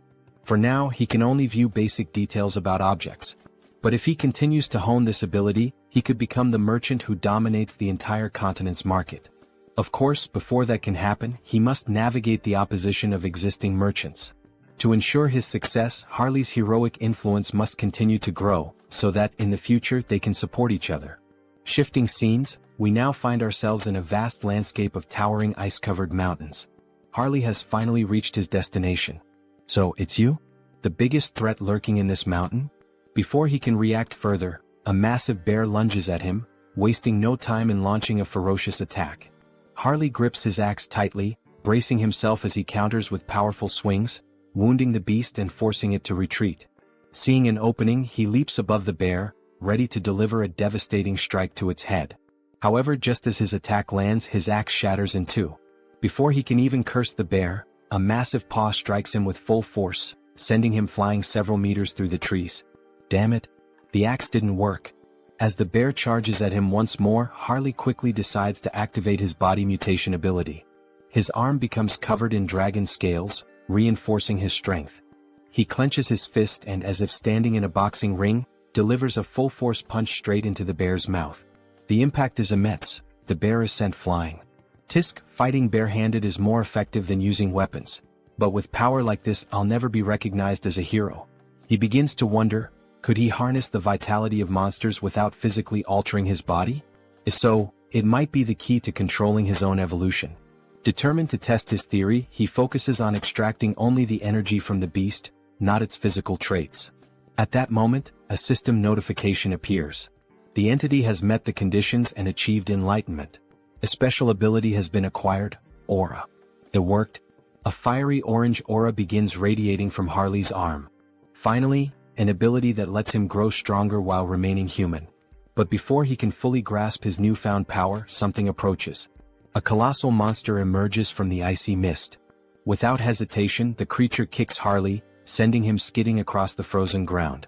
As expected from the northern mountains. First a bear and now an ogre? Harley smirks, cracking his knuckles. Well then, maybe this is the perfect time to test my new ability, he says, letting out a wicked laugh. The ogre stomped down on Harley, letting out a deep, guttural laugh, convinced it had finished him off. But then a firm grip. Harley was still there, clutching the monster's foot. You think this is funny? You really want to see something funny? With a smirk, Harley began lifting the ogre's leg as if he were simply doing strength training. Let me show you something amusing. With one final push, he sent the ogre off balance, then used the momentum to leap onto its back. In his hands was a new weapon, gleaming with power. As if invoking the might of a god of war, he roared, "The slumbering ogre of the forest, awaken!"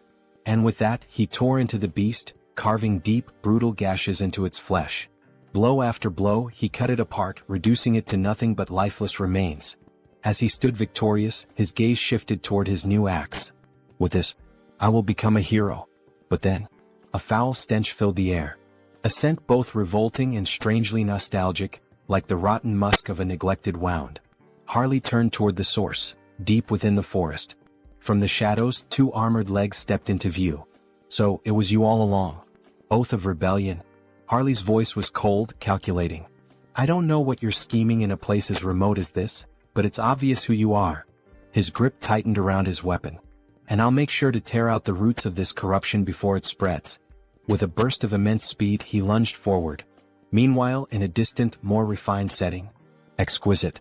This tea is truly exquisite, said the elf, his tone filled with satisfaction.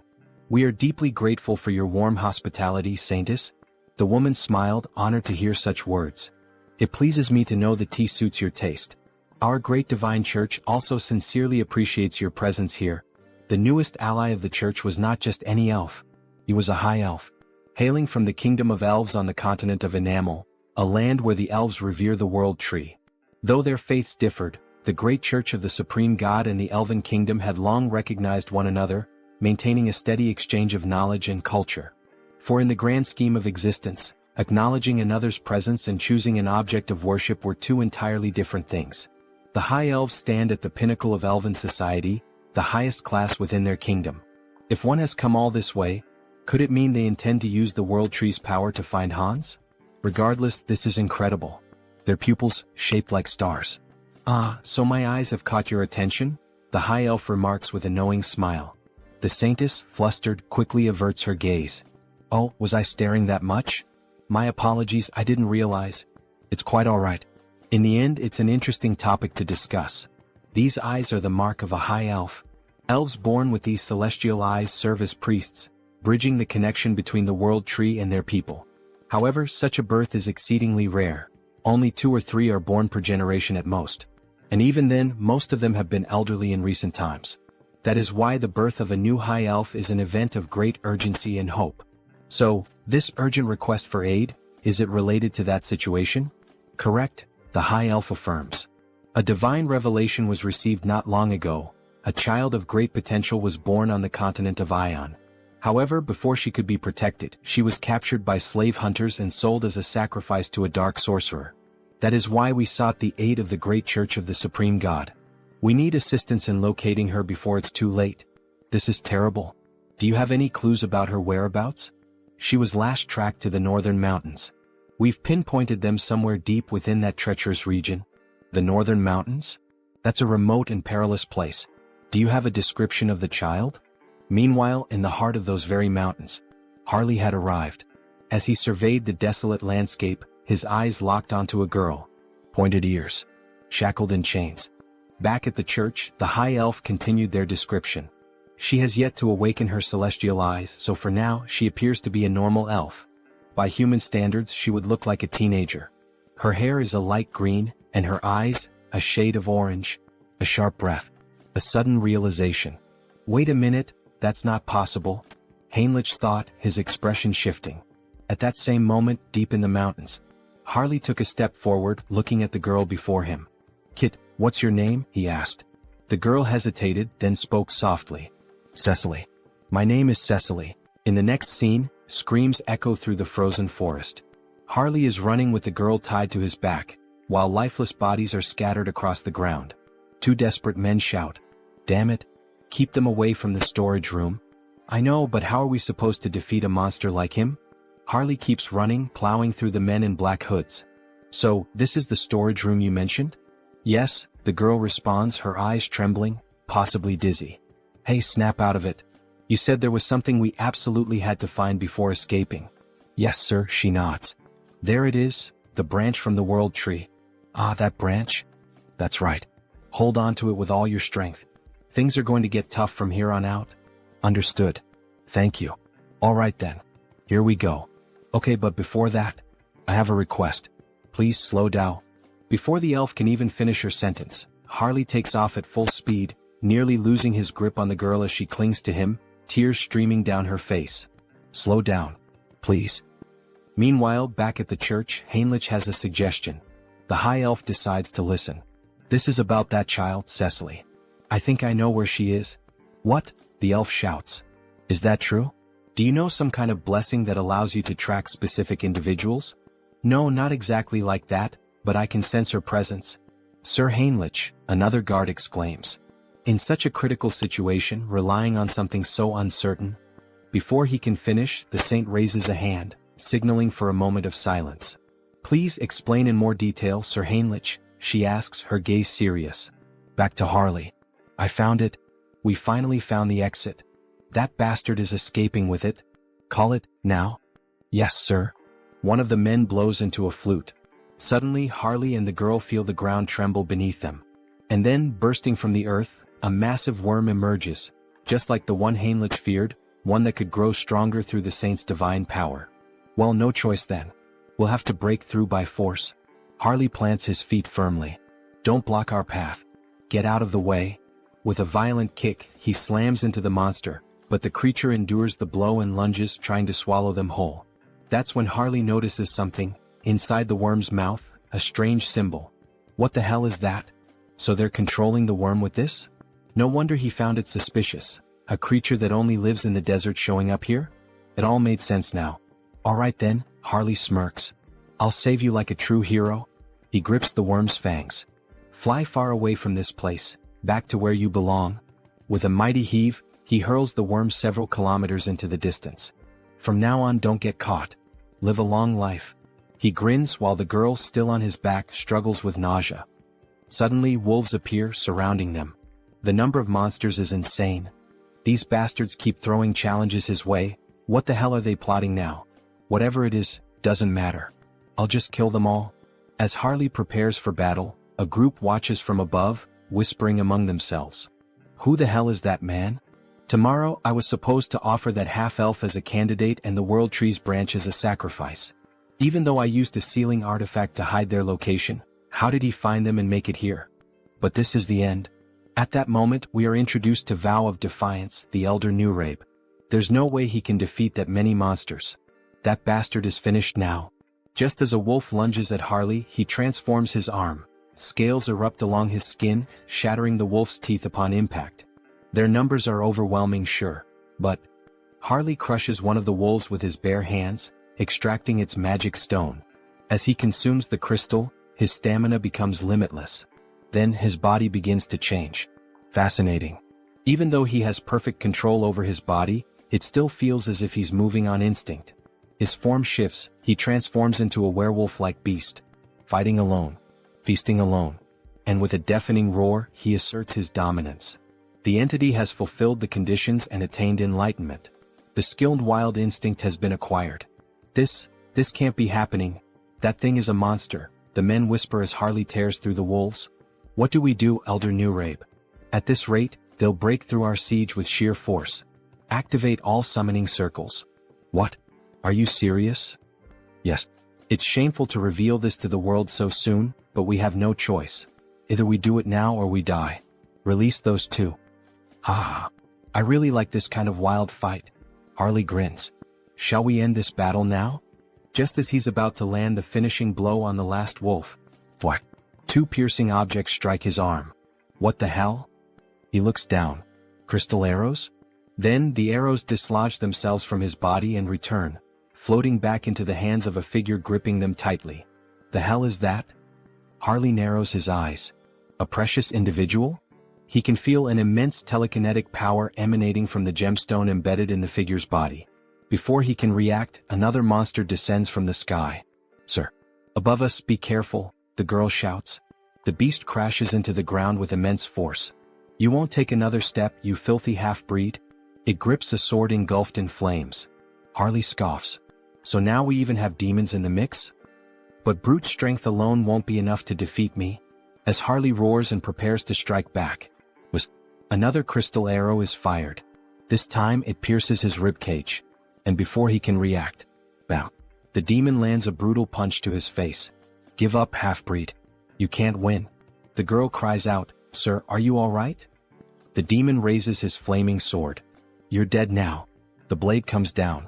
Yeah, this really is over, Harley mutters. Even a demon is capable of speaking the truth. Then, a blinding light bursts forth from the heavens. It shines intensely between Harley and the demon. What? Where is this overwhelming holy power coming from? Harley smirks through the pain. You got here just in time, Heinrich. Going back to the past, my lady. Are you really going to believe in a theory and an uncertain feeling in such an important situation? How can you say something like that? Sir Heinrich is someone the church can trust wholeheartedly, but he has never been blessed with divine favor for exploration. Since the divine has shown interest in him multiple times, he must have received some kind of revelation from our own God. The elf becomes irritated, standing up abruptly and slamming the table. It doesn't matter whether this is a revelation or just another guess. That's irrelevant. If it leads us to the child, I will follow any decision. Show the way, Sir Heinrich. Returning to the present, a great battle is taking place in the mountains. Sir Heinrich is facing the demon of the flaming sword. They clash blades, but when Heinrich imbues his sword with divine power, he delivers a clean and flawless strike, slicing the demon in two. Before dying, the demon himself mutters, so strong, both this divine power and his swordsmanship. This paladin is not normal. The gem-covered creature sees its fallen companion on the ground. However, before it can react, Harley suddenly appears, ready to land a punch on the monster. "Where do you think you're looking?" he taunts. Yet, before Harley can strike, the monster covers its entire body with crystal arrows, striking multiple points on Harley's body at once, including his eye. "Not a bad attack," Harley remarks, gripping the monster's head. He then smirks. "I'll be taking your eyeball as payment, for the one I just lost." Then he begins pressing the monster's head with all his strength. Cracks start forming, spreading slowly until, finally, the gem-like head shatters completely. Gritting his teeth and groaning in pain, he carefully and quickly removes the arrow still lodged in his eye. "Since you were the one who took and destroyed one of my eyes," he mutters, "I'll replace it with yours." With that, he implants the gem into his empty socket. A system notification suddenly appears. A new body part has been transplanted. Ability acquired, Jewel Eye, Psychokinesis unlocked. Ha. Ha ha ha ha. He bursts into laughter. Now he can attack from a distance. As the gem fully assimilates into his eye socket, it gleams with power. "I can't believe it. Those two were actually defeated?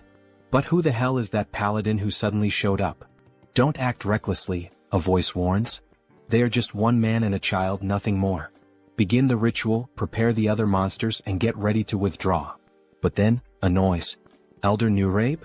A sickening thud echoes through the air. One of the cultists is suddenly struck by an iron club, his body crumpling to the ground. "I'll crush your skulls, you bastard heretics." Paladins charge in on horseback, roaring their battle cries. "The Holy Knight Order." "Damn it," one of the cultists panics. "Elder Nurabe, what should we do? Should we start preparing the teleportation spell to escape?" "Screw that," Nurabe growls. "There's no turning back now." Gripping the arm of one of his devoted followers, he begins the ritual. One by one, their souls are drained, their lifeless bodies collapsing to the ground. With a wicked smile, Elder Nurabe offers up every last soul as a sacrifice. "Descend upon us, incarnation of greed." Then, a massive pentagram begins to form. "Burn them all," the elder commands as he completes the ritual, his voice laced with eerie finality. Slowly, something monstrous begins to emerge. "Reduce them to ashes."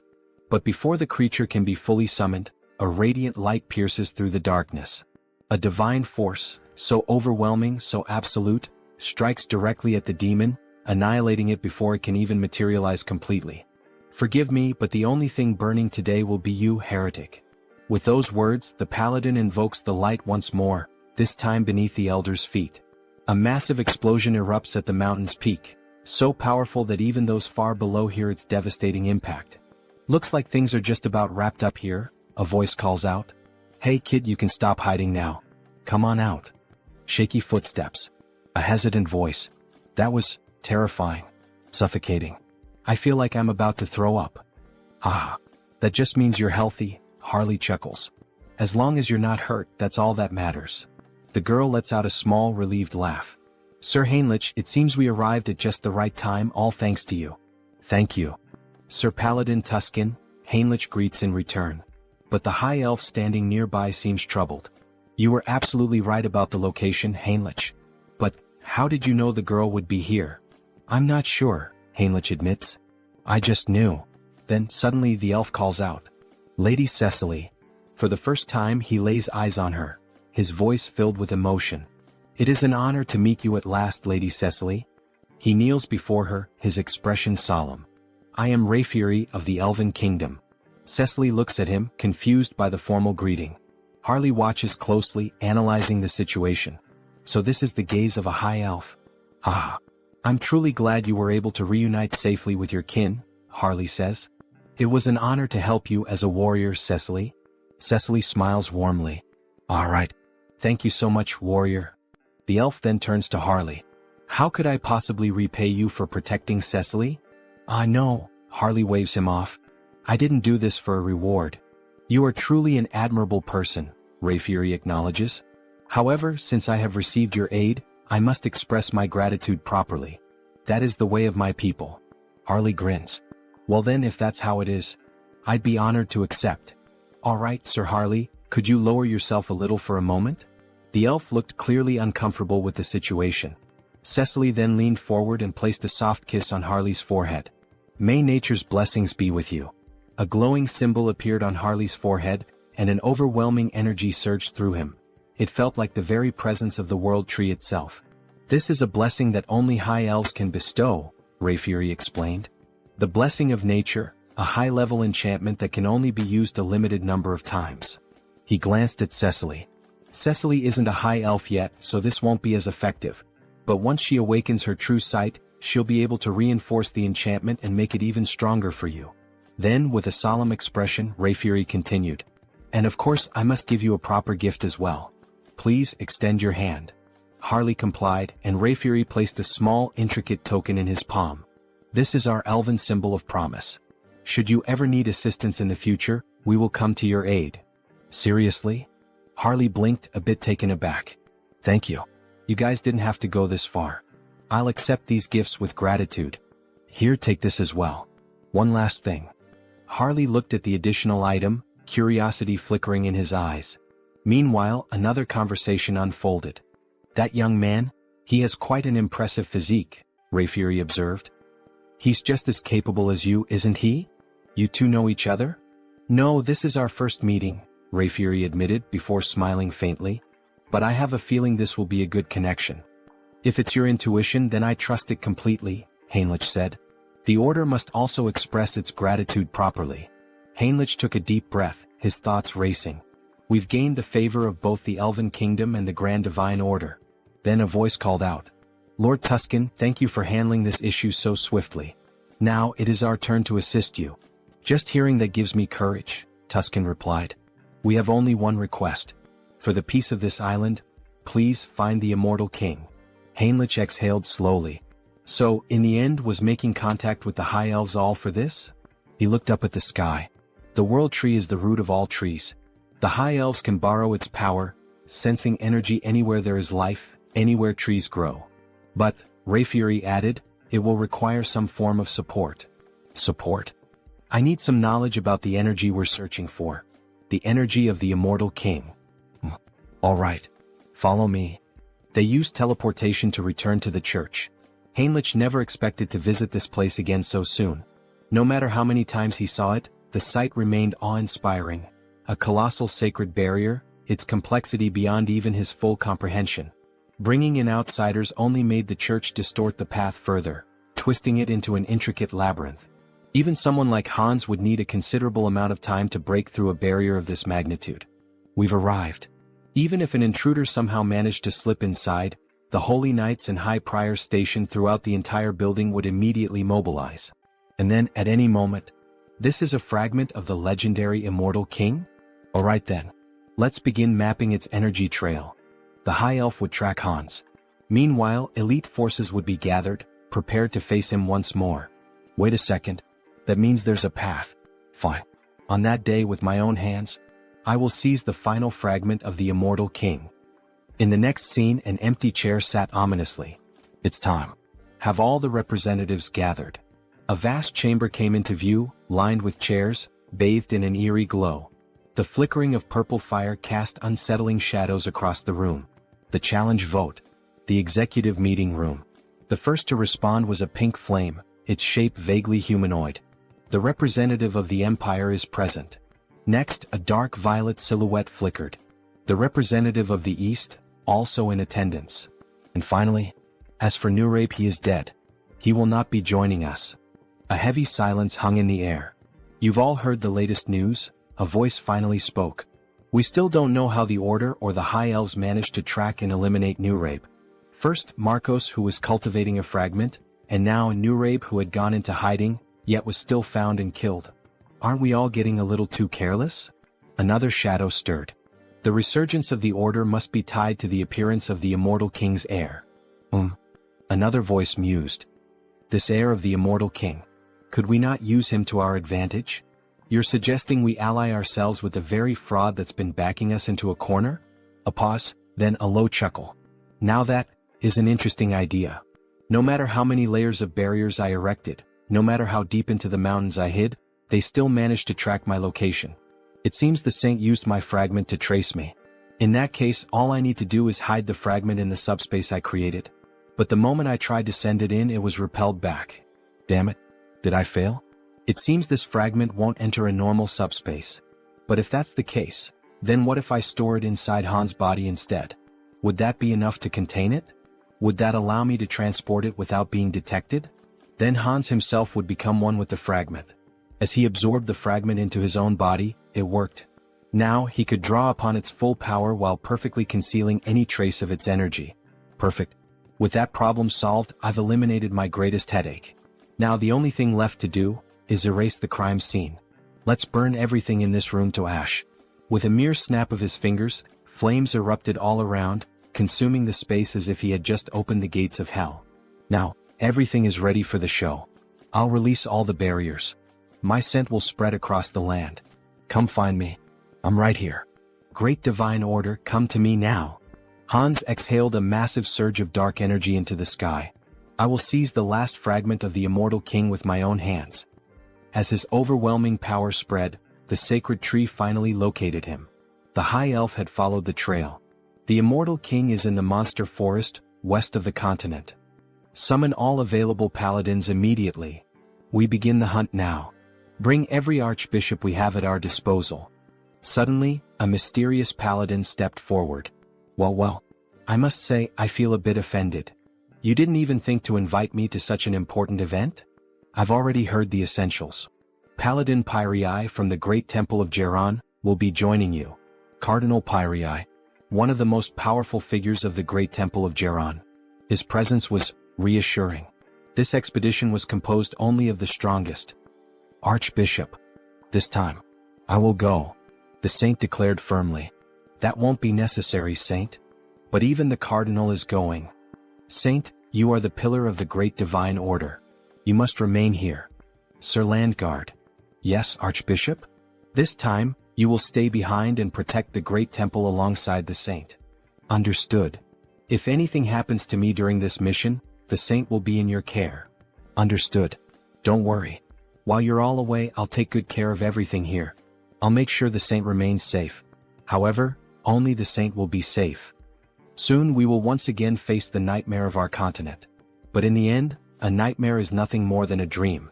For the divine watches over us and protects us. For the peace and salvation of all. For the peace and salvation of all. The troops began to march toward the church's teleportation gate. As they departed, the protagonist and the saint stood in silence, watching them go. Don't worry so much, saint. I'm sure everyone will return home safely. Really? Did the divine grant you some great revelation? Not exactly. But for some reason, I just feel that's how it will be. Meanwhile, Hans appears. His dark mana was on high alert, sensing everything around him. Standing in front of the church, he could not see through the divine barriers, but he could feel them, woven into the very walls like chains binding the structure. Even if he used a skill to bypass them, the internal barriers would still remain. In that case, I'll force them out of my location. And buy some time. Raising both hands, Hans unleashed several spells into the night sky. They burst into the air like fireworks. A midnight display of destruction. The hell is that in the sky? A guard shouted. Another turned eyes wide. Look down there. We're under attack. Sound the alarm. Call everyone. From the shadows, an undead legion began to swarm toward the church. Meanwhile, deep in the forest, under the cover of night, this is getting complicated. We've searched every inch of where his presence was detected, but there's nothing here. The high elf refused to believe it. He was certain this was the place. If Hans had moved, the world tree would have warned him. But wait, could he have realized he was being tracked? Did he set this up to mislead us? Everyone returned to the great temple immediately. That's an order. This is his trap. It was all a distraction. By the time they returned to the church, it was in ruins. Bodies of soldiers, skeletons, and undead littered the ground. And standing there, waiting for them, Hans. Finally we meet. The last fragment of the immortal king. The time for the immortal king's resurrection begins now. With those words, Hans began to absorb the final fragment into himself. Move quickly. The bell is ringing, signaling that they are under attack. The undead are advancing.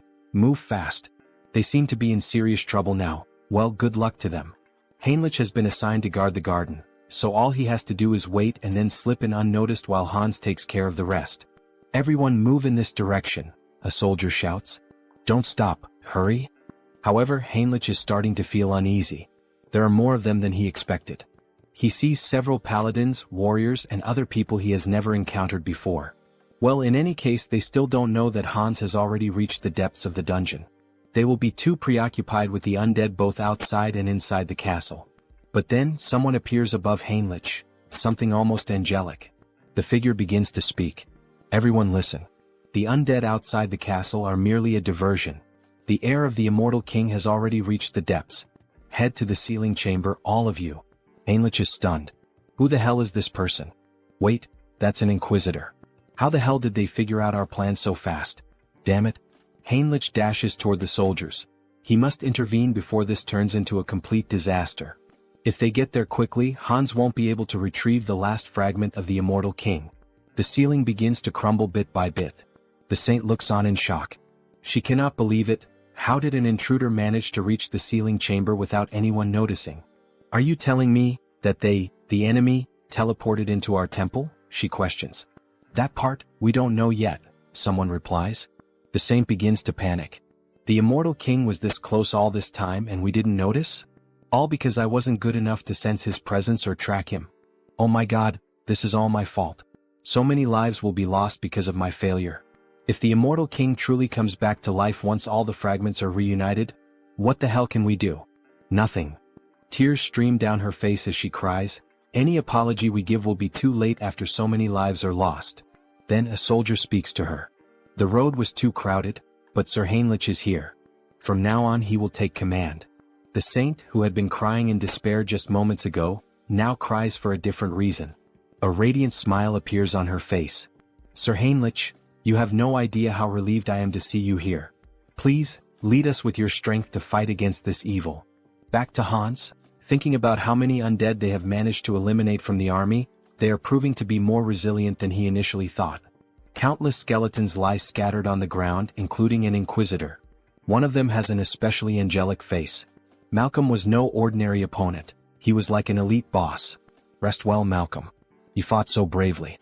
After searching for a while through the war-ravaged battlefield, Hans finally finds it. The last fragment of the immortal king is right before him. Finally. Come to me now, fragment. He begins to absorb all the energy from it. The immortal king's final legacy will belong entirely to Hans. He continues drawing every last drop of residual power from the fragment, devouring it completely. However, when he finishes, he feels something strange. What the hell is this feeling of weakness? Even after consuming the last fragment, he doesn't feel any stronger. Could it be that it takes time to fully absorb the fragment's power? Then he hears a noise, an intruder. Two paladins soar toward Hans, weapons in hand, ready to strike him down. Hans quickly casts a spell, sending them flying backward with a powerful blast. They crash to the ground and everyone looks on in shock. A nun rushes to their side, immediately using healing magic to purge the remnants of dark energy with divine power. Heinrich decides that it's time for him to join the fight. He cannot just stand by and watch them battle like this. However, the saint grabs his hand, telling him that he cannot. It is necessary to first analyze the immortal king's power. They cannot be reckless. Do not charge in alone, Sir Heinrich. Hold your position a little longer. Understood, my saint, he replies. Inside, Heinrich is in turmoil. His entire plan was to buy time by pretending to fight Hans. Give up, lackeys of the order. The fragment is already mine, fully and completely absorbed. Behold my power. Hans declares as dark energy surges through the entire chamber. Do not listen to him. Keep attacking, attack with all your might, someone shouts. Hans knows this battle would be much easier if he simply unleashed his full power on them. However, he cannot take the lives of the innocent. Suddenly, radiant swords rain down from the sky, striking him directly in the chest and left shoulder. This attack, could it be the saint's enchantment? It is incredibly fast and powerful. The saint's expression is deadly serious. If Hans had not instantly boosted his regeneration, he would have been in real danger. If he wants to avoid casualties, he cannot afford to prolong this battle. He decides his next move, he will bring down the command tower first. Without hesitation, he unleashes a barrage of spells, aiming to strike the saint and everyone else at once. How dare you attack our saint? Is he reacting at this speed? Not only did he block my attack instantly, but he is also counterattacking without hesitation. They are moving with absolute confidence, as if certain that he won't bring them down. Is someone among them reading my strategy and relaying it? Maybe he should take a look inside their minds. Then one of them questions, "Where do you think you're looking?" Hans is affected mentally. That means he still hasn't fully absorbed the power of the fragment, the saint observes. Everyone stay alert. This is our chance, we can do this. She conjures several beams of light against Hans while, at the same time, the warriors charge at him with full force. They are trying to overwhelm him with enchantments and sword strikes simultaneously, preventing him from regenerating. Such an obvious maneuver. Hans quickly casts a barrier, sending one of the warriors flying backward. "Go ahead, let's see if you can block this next attack as easily," another warrior shouts. "Are you seriously trying to provoke me with such a slow strike?" Hans sneers. He then summons a spectral hand, binding magic, trapping the soldier as if inside a cage. Damn it! How the hell did this happen? How is he reading every single one of our movements now? He shouldn't be able to block psychic intrusion. "Forgive me, senior?" One of them speaks hesitantly. Since Heinrich couldn't help, he must have read the plan from his mind so that Hans would know what was coming. If it's come to this, then the soldier is. However, he is cut off by Hans's laughter. "It's too late, you poor fools. You were too slow." Inside him, the fragment of the immortal king, finally, has completely fused into one. A vision appears as if a heart is pulsating violently. Hans begins to laugh uncontrollably as the atmosphere grows heavier and denser, thick with the overwhelming energy surging from within him. No, this energy. The saint stands in shock, unable to comprehend what is unfolding before her. Sir Heinrich, however, cannot hide the joy on his face. This can't be happening. The saint stands frozen, unable to react, before tears begin streaming down her face. We were too late. The immortal king is truly coming back. We see Hans slowly beginning to transform. You dogs of the order, tremble in fear. System notifications start to appear. You have experienced death, overcome it and conquered it. You have now transcended. Achievement unlocked. He has returned. The immortal king. The calamity of the sidereal dimension. The immortal king. Quickly. We're almost at the sealing chamber. We need to support her holiness immediately. However, as soon as the guards rush into the room, they are struck speechless by what they see. That figure. Could it really be the immortal king? Is it truly him? Are we already too late? Hans stands before them in a new form. He appears more human now, his body no longer just bones but covered in flesh, yet undeniably more powerful than before. We still have time. This is a sacred space that suppresses the immortal king's power. We will sacrifice our lives to stop that demon right here. Sir Pion. Everyone get ready. We attack together. You truly believe you can stop me? Hans scoffs. Since you cannot see the status window, it's easy for you to fall for such delusions. Achievement unlocked. Rewards, grants immunity to instant death. Special abilities Decayed Heart and Immortal have evolved into Immortal Heart. Hans has truly become a mystical being, now even capable of escaping death itself. He is invincible. Very well, come at me, all of you. Let me show you the power of the immortal king. He places his hands over his eyes and activates the Eye of Darkness ability. All the soldiers are instantly ensnared by it. With just a glance, he instills overwhelming fear and confusion in his enemies while also exerting control over lower-ranking demons. The guards begin to hallucinate, some even see worms crawling out from their own bodies. This is the legendary Eye of Darkness. Never look directly into them. Now it's your turn. Hans gathers energy in his hand. Rise once more, my legion of the undead. Return to life and claim the souls of our enemies. Bones and corpses begin to gather around him, forming something monstrous. Be careful. That thing is a corpse golem. If you get hit by its attacks, you're finished. Dodge.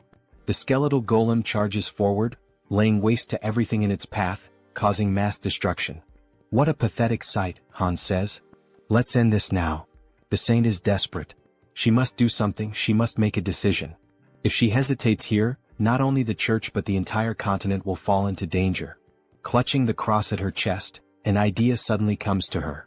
Sir Heinrich. Yes, my lady? She will entrust him with her token. Please take this and retreat. You must become stronger and stop the immortal king in the future. Attention everyone. We must clear a path for Sir Heinrich. Protect him with your lives so that he may escape safely. Understood, your holiness. Everyone pursue the immortal king. Stop him at all costs. These buzzing flies. I'll finish all of you at once. Just then, a soldier attempts a stealth attack, but Hans notices immediately. To think you would try that failed move again. How foolish. It doesn't matter, the soldier says, even as Hans' magic tightens around his throat. Our goal is complete. What? What goal? If we could save Sir Heinrich, our hope, I would throw away this worn-out bag of bones as many times as necessary. Very well, fool. Your wish is my command. I'll crush this skeleton right now. Before he can finish, Hans is sent flying by a sudden punch to the face. It was Sir Heinrich delivering a powerful blessed strike. Without giving Hans time to react, Heinrich draws his sword and launches a flurry of rapid, precise strikes. Hans watches impressed. Your movements are excellent, he admits. But Heinrich's sword is too dull, it cannot cut him, much less kill him. Hans retaliates, launching several black energy spears straight at Heinrich, piercing through his chest. However, they do not wound him, he can feel the impact, but the spears have only punctured his armor, not his body. This is the climax. Hans unleashes another spell, causing a massive explosion across the battlefield. The saint screams in despair. Sir Heinrich, what? Even after I told you we should entrust the future to you. She collapses to the ground, sobbing. Why didn't you run away? I did not join the church to save my own skin, Heinrich replies. How could someone who turns his back on his comrades, who stand ready to face death and sacrifice themselves for a greater cause, ever hope to protect the world? The cross-shaped token in his hand begins to shine intensely. Immortal King, you said my sword was dull? Even if my blade breaks today, I will kill you here and now. You have achieved enlightenment by fulfilling the conditions. You have acquired the special ability, Blessing, Rod of Light. This is the third blessing. Excellent. Shall we head toward the conclusion? Sir Heinrich charges forward, striking Hans directly in the chest. That was a wonderful line, Hans chuckles. The emotional delivery was top tier. Now, let's wrap this up with our final comments and bid farewell to our audience. Everyone stares in disbelief at what has just transpired. Servant of the Church. What is your name? I am Heinrich. Heinrich Landguard. How dare you wound me? The ability, immunity to instant death, has been activated upon receiving a fatal attack. I will remember that name. Then, before their eyes, Hans vanishes. Damn it. So, in the end he just ran away. Suddenly, Heinrich loses consciousness. Before he can collapse, another paladin catches him. To think, he actually managed to strike the heart of the immortal king, even in a situation like this. This is it. The resurrection of the Chosen One.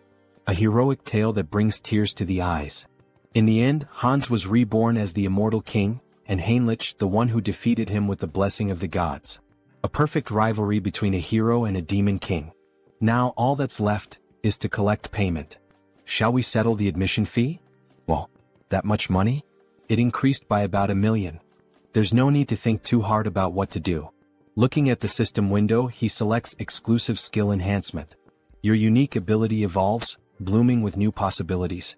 You have acquired a special ability, customization. Customization? Oh, so this is what a game is all about. A full customization window for Hans appears. Colors, horns, outfits, every model available.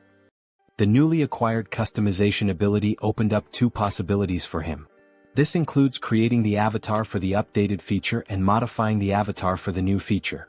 First, in modifying the avatar for the new feature, we see all the possible changes that can be made to Hans. His hair, body, and some details about his status such as SRT, INT, DX, and POW. This allows him to alter both the appearance and the stats of existing avatars. On the other hand, the avatar creation ability lets him define the appearance and stats during the initial creation, including features like hair and eyes. Above all, the biggest difference in this category is the gender selection option, which allows him to choose between being a man or a woman. Feeling excited, he reassures himself that he isn't thinking anything inappropriate or strange. He's just pressing the button out of curiosity. After all, he needs to find out what the difference is. So he presses the button to become a woman. However, it is not possible. The system notifies him that the selection is currently locked, leaving him with only the option to choose a man. However, a new option appears. And what is this below? Media selection. You can generate related species by consuming a specific medium. A medium related to a species? Could it be the branch from the world tree that Cecily gave him last time? He liked the item because it is an environmentally friendly air purifier, but he feels there is no way around it. To create an elf, this should be enough. World tree branch detected. Generating as elf. Then the creation begins. A tall elf, just like the protagonist, with short hair and long ears. How impressive. And with that, it's done. An elf avatar is being created. Since customization is now possible, he adjusts the face to make it more beautiful and refines the arms and legs to be long and slender. As elves are elementalists, the most important attribute distribution is their affinity with nature. His name is Harris. Harris species, ELF. Individual trait, child of the world tree. Then we see a beautiful elf with long golden hair, tall and with the posture of royalty. Special notes. Born as an elf using the branch of the world tree as a medium. The growth rate of nature affinity is significantly increased due to the child of the world tree effect. That well-toned body and that beautiful face, haha, just as expected from an elf. But then the new avatar reacts. How unpleasant, he says before making a face as if he's about to vomit. But what's happening? Hansa's dark magic makes him feel as if Harris is being completely destroyed, as though the dark magic is killing a delicate young plant. Oh shit, why didn't he think of that? He had already gotten used to Hans, so it never even crossed his mind to worry about it. Hans, cancel your summoning. Since the mental center isn't functioning, could it be due to the elf's affinity with nature? He nearly lost the new avatar without even realizing it. For now, he decides to save Harris for later. Then he walks over to the shelf and picks up a book titled Conan the Baba. Maybe it was time for him to start writing the story of the mercenary king this time. Meanwhile, back to Harley, we see him looking quite excited. He really enjoyed that ear-floating feature. The young woman laughs, saying that it's a relief and that it suits him well. Thanks for your support. Hubert had found just the right item for him. Turok truly is the city of artisans. On the streets, we see a few people going about their day, making it feel like an ordinary town. Speaking of which, he had heard that some guys had been causing trouble at Hubert's shop. Maybe he should head over there and teach them a little lesson. Then, a group of 3 people starts making comments. What's with those tattered clothes and tattoos? No wonder the South is mocked as a den of savages, it's the Southerners' fault. Harley tries to ignore the spiteful remarks, but he just can't. Hey, what the hell are you guys even talking about? Which bastards just insulted the Southerners? Was it you? Or maybe you? You bastards better watch yourselves. I'll knock some sense into you. But when one of them swings at Harley, the wooden club shatters the moment it makes contact with his arm. That idiot. He just broke his own weapon against nothing but Harley's body in bare hands? Harley starts thinking.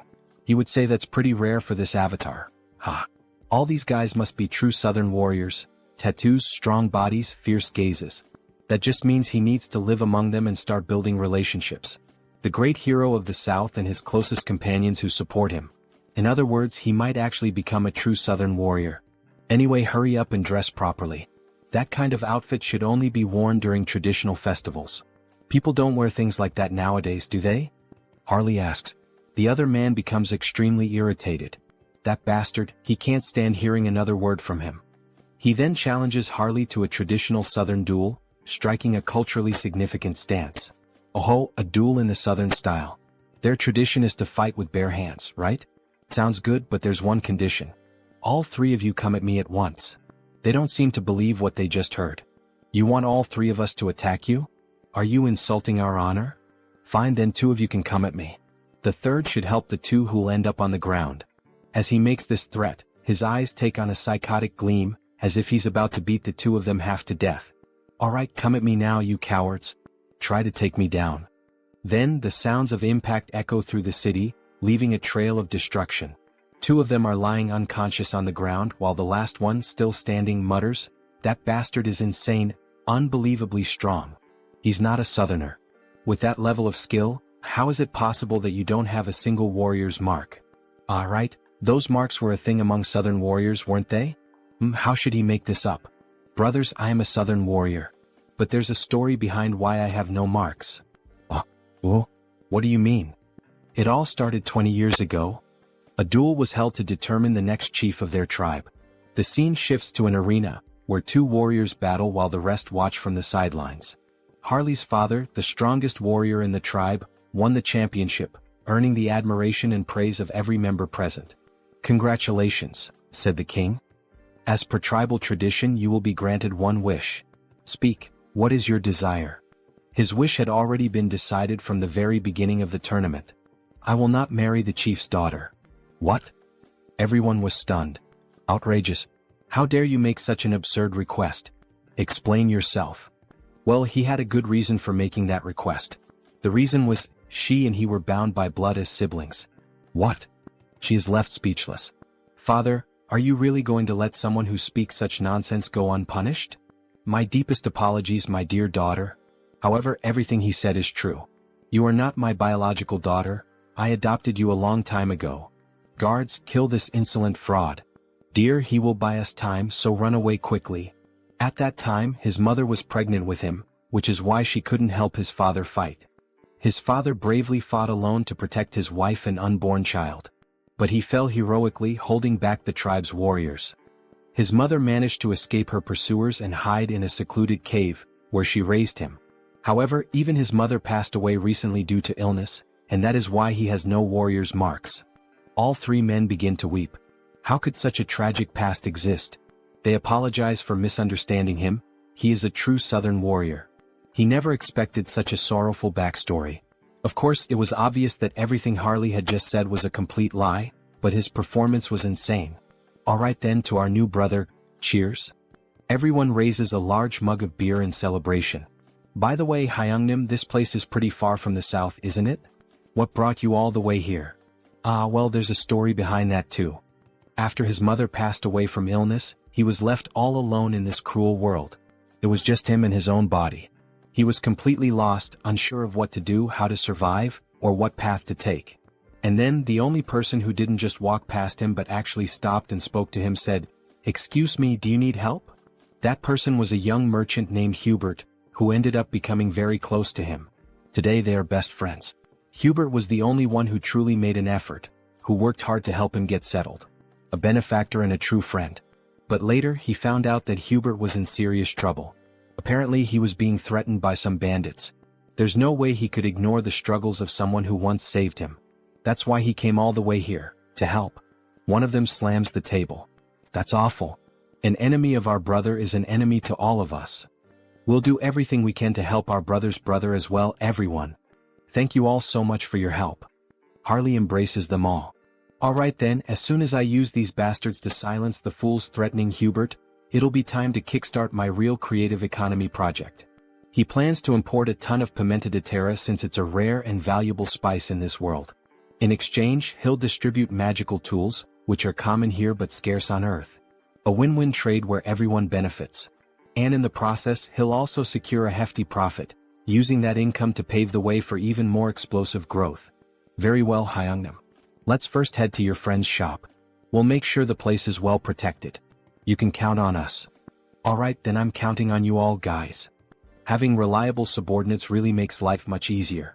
Now that Hubert's problem is being taken care of by them, it's time for him to move forward and begin his debut as an elf.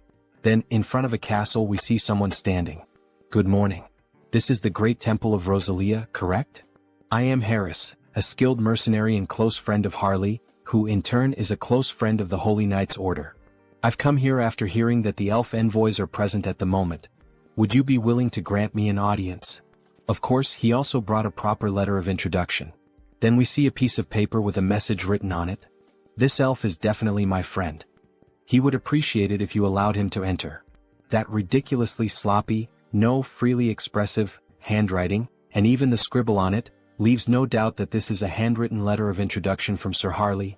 Please come in. They will guide the elf to the accommodations for the elf envoys. Here we are. We've already informed Lord Rayfury, so just wait for him to arrive. Alright, thank you. Excuse me, it's a pleasure to meet you.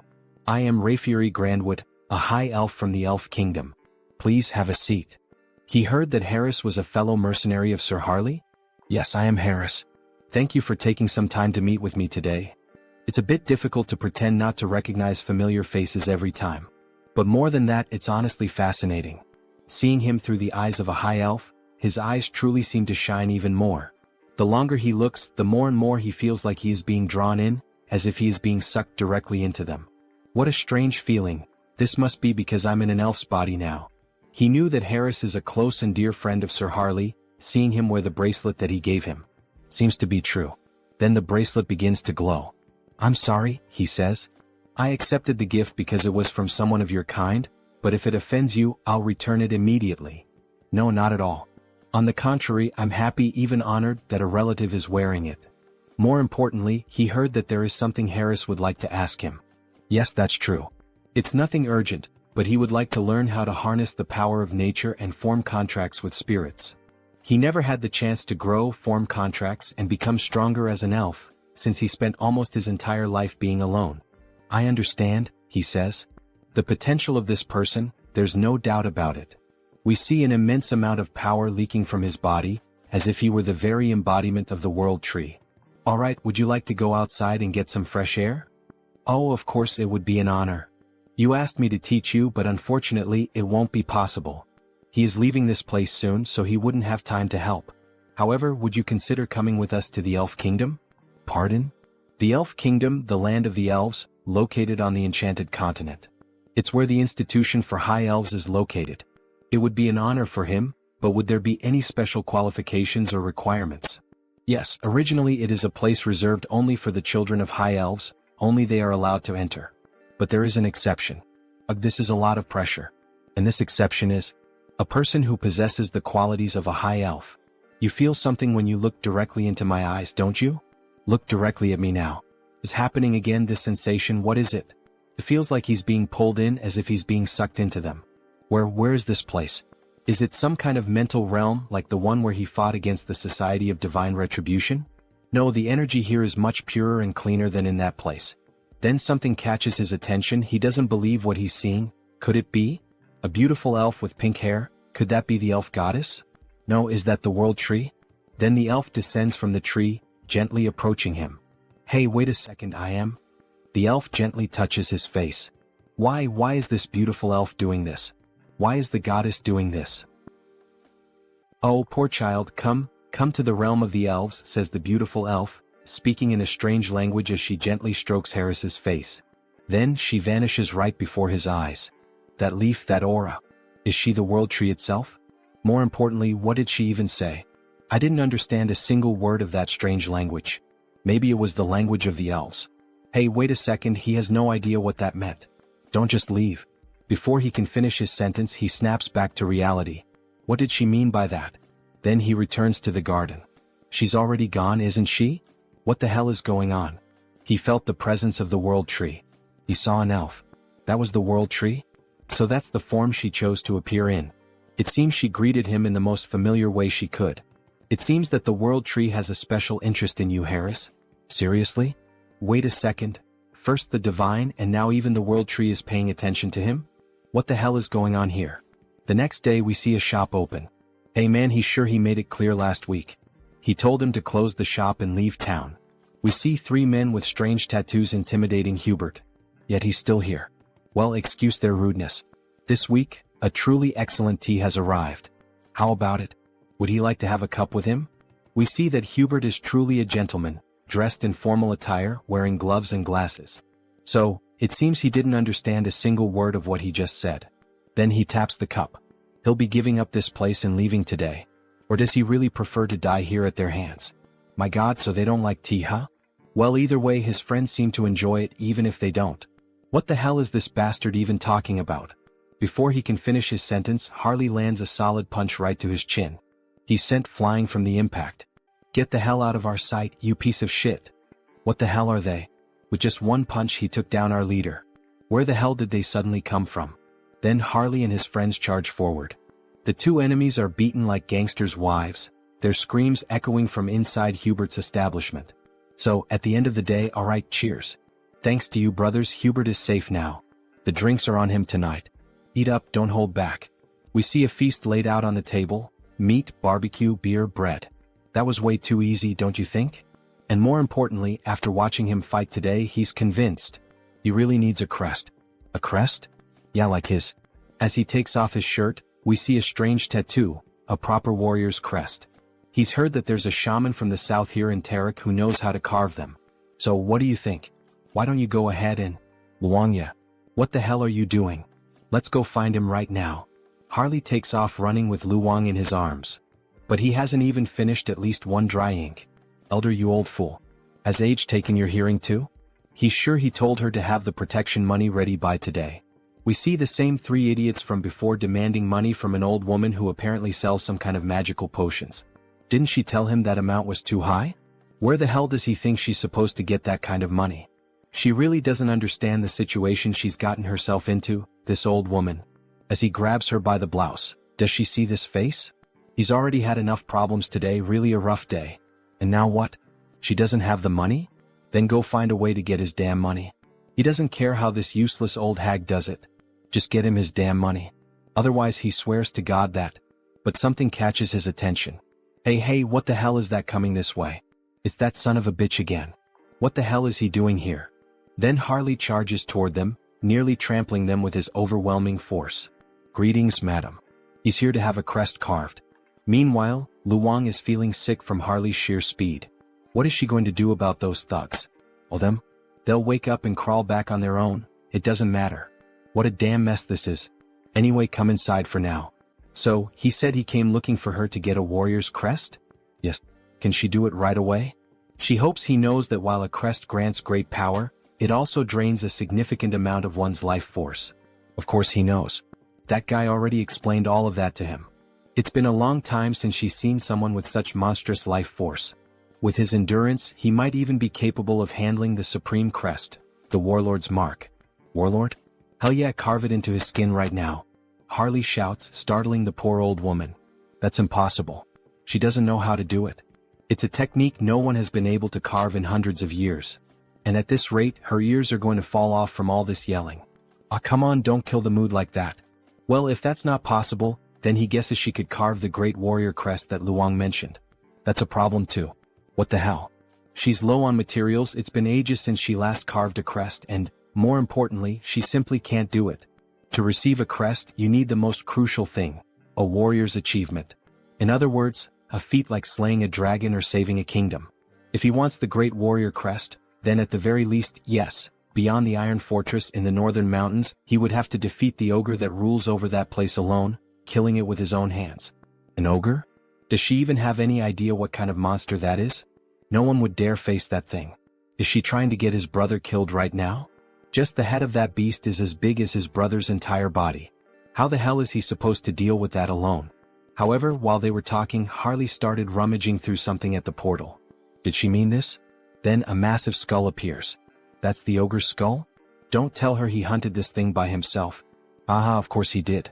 An ogre is nothing to him. Alright, she can see that he's an impressive warrior, but even so, come back in a few days. Lately, she's been low on energy and her body isn't in the best condition. She needs strength to carve a crest, but she hasn't even been eating properly. Food. Leave that to him. Restoring vitality is his specialty. What does he mean by that? Then, before she even realizes it, he's already vanished from in front of her. He really just left. So, she just hopes he doesn't cause any trouble. You little shit, it's him again? We sure are running into each other a lot today, huh? You again? Then he throws another punch at the thug, making him groan in pain. What the hell is he? Who sent him? Why is he doing this to them? You messed with the wrong people. You're the ones who laid hands on our shaman. Huh? Shaman? That old witch is the southern shaman. Sorry, we didn't know. We thought she was just some random village healer or something. Harley raises his fist, threatening another punch, but this time he slams it into the ground instead. Alright. We won't do it again. Please stop. Yeah, you better not. Keep that promise. Hyungnim, I've wrapped things up on my end too. So now what? He knew that a bandit hideout like this would have stuff like this lying around. Luong, get over here and help carry these crates. We're having a barbecue feast tonight with that old lady. As they return home, we see the old woman sweeping the street. Grandma, they're back. She is surprised by their sudden return. My God, what the hell is all that in their hands? What did she mean by all that? It's all meat and alcoholic drinks, to eat and drink together. So what did she think? Isn't that enough for Grandma to eat, recharge and stay healthy? Then we see a flashback as if Harley were another young man. What a shame. If her son were alive, he would be the same age Harley is now. At her age, meat? Seriously? She can barely chew. What? So you're not going to eat it? Maybe she'll try a little, since he went through all the trouble. Then we see the old woman biting into a piece of meat and downing a bottle of wine by herself. They knew that women from the south had big appetites, But still, she ate everything by herself and didn't leave anything for them. Ah, that was so good, the food and the drinks were delicious. Alright then, now that our stomachs are full, shall we begin the engraving on Harley's skin? The engraving process is painful, you know. So she lays Harley down on the bed and starts getting ready with the needle to pierce his body. Is Harley mentally prepared? Aha, of course he is. Don't worry, old lady, he was used to going through procedures like this on a bed, a reference to when Hans used to perform experiments on his body. However, before he could finish that thought, the old woman put a stuffed bear in his mouth.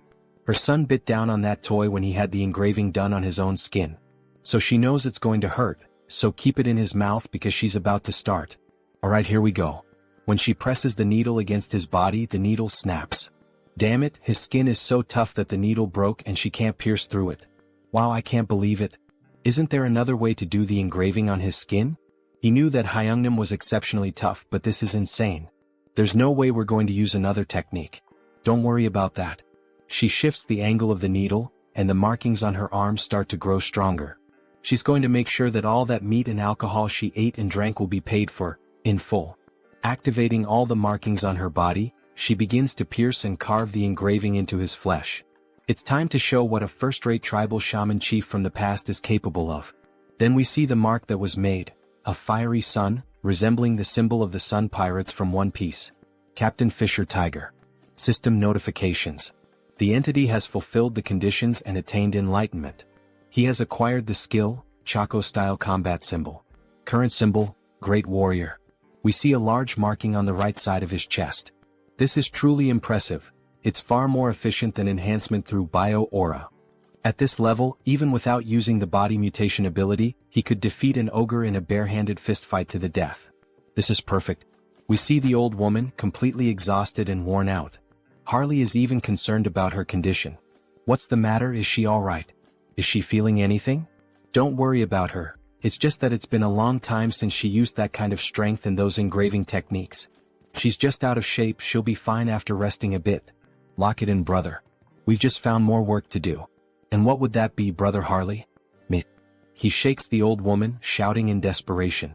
We need to find more meat, she can't be in pain if we're going to finish the other crests. We need to keep her alive and well. That damn stubborn bastard, let her rest a bit before continuing. In the next scene we see Heinrich lying in bed, his body completely wrapped in bandages. Meanwhile, someone is standing in front of his body, praying and speaking divine words. A paladin approaches from behind and asks if she's still praying for him. Cardinal Pion, if she continues praying and using divine power without resting, it will certainly have serious consequences on her body. So please go easy. Yes, she knows the consequences. But her heart won't let her rest. She can't forget what happened, the last vision she had of him. In that moment he stood firm against the immortal king, refusing to back down until the very end. Yes, it was like witnessing the birth of a new hero. Wait, Sir Heinrich, a new hero? The saint's face turned slightly red. Oh, your eminence flatters me by speaking that way. Sir Heinrich, you're finally awake. We were worried, you've been asleep for many days. Is the pain bearable? Thanks to the saint's care, your body is doing well. Sir Heinrich, we now proclaim you not just as a champion of our great divine order. No. We proclaim you as the hero of Out Erica. Finally, says Heinrich with a mischievous smile. Now he can say that both the hero and the demon king have officially been cast in their lead roles. Let's create a Taoist, the one who will play the demon king Hans. Now that the hero has been born, he believes it's time to fulfill his duties as the demon king. With the power of his perfectly refined contagious ministry magic, he will spread his infamy even farther than before. He sees it clearly now, the filthy stains of wrongdoers. He prepares to begin the night hunt. He will drag every one of them into hell. Quick, move and keep going. This patient came first, get out of the way. Damn it, what the hell is going on this time? Looks like that bastard with the Haho mask showed up again. Well, any idea what's happening? One thing is certain, they got involved with someone extremely dangerous. On Sunghyun, a dark mage sent by the skill management department. They ended up messing with the wrong person, got on the wrong path and ended up dead like this. That freak with the Haho mask or whatever it is a completely insane monster.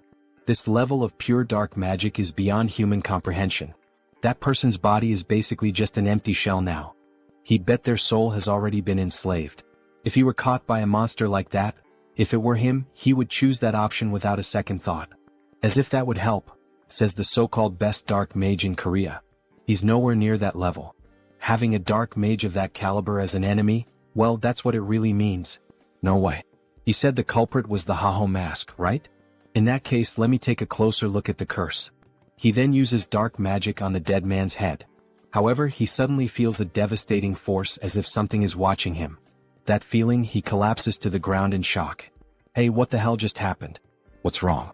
Did he find something? Team leader, he feels like he's about to die right now. What the hell are you talking about? That bastard. The Haho mask. He saw him. The Haho mask noticed him. He tampered with the spell on his own, so if he gets caught, he's screwed, no doubt about it. At this point, there's only one option left. Is he going to fight against the masked Haho? If he just dies now by jumping off this building, he could peacefully cross over to the other side. Hey, stop doing something stupid, you lunatic. The masked Haho only hunts and kills villains. You'll be fine since you're innocent. So calm down and breathe. Alright. Hearing those words like that made him feel a little better. Thank you very much. After all, he is innocent. Is this bastard stupid or something? And somehow he starts to feel his body slowly relax, until he passes out and collapses to the ground. Hey Sunghyun, what the hell just happened? Nurse. Please help us, he passed out. Meanwhile, Hans watches the entire situation from afar. Interesting. That man seems to have the ability to use dark magic even if only in a light form. He doesn't sense any evil aura from him, so there shouldn't be any problem with meeting that guy again in the future. The next day we see a blog filled with various posts and information about the masked Haho. Hans's popularity has grown so wildly that it's now out of control. What could Haho's abilities be? A vigilante of justice, the dark hero.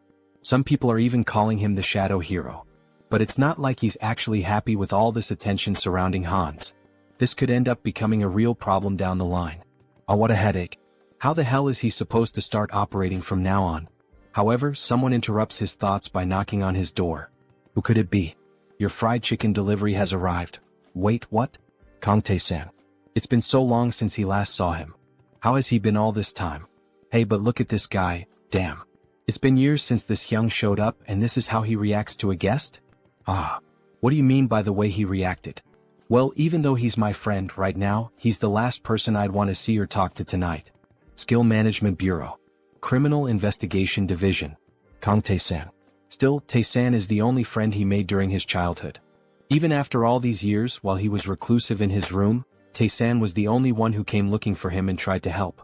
He's truly a valuable friend. But seriously now, Hyun seems different. It's like he's not exactly sure, but it seems like Hyun has found a purpose to live for again? Well, I mean, he can't stay stuck in the past forever, right? Those who live in the past are museums. And he suspects that his parents wouldn't have wanted him to live this reclusive way. Yeah, damn, he's right. He spoke well just now. Do you have any idea how long he's been worried about Hyun all this time? It's not healthy to stay reclusive for so long without talking to people. Ah, come on, it wasn't that bad. He even went out a few times in the past few days. Really? Says Tae-san with a surprised look on his face. Thank you, my friend. Going back to the past when he was grieving and struggling with depression, Tae-san always visited him and tried to help in every way possible. He then opens a can of beer, seeing how well things are going for him now. He feels like he can finally reveal a secret. What does that mean? He knows, right? The reason Tae-san joined the Criminal Investigation Division. Of course, he was like family to Hyun's parents, like an actual son to them. And after they died in that accident, Tae-san enlisted in this division. Yes, back to that case then.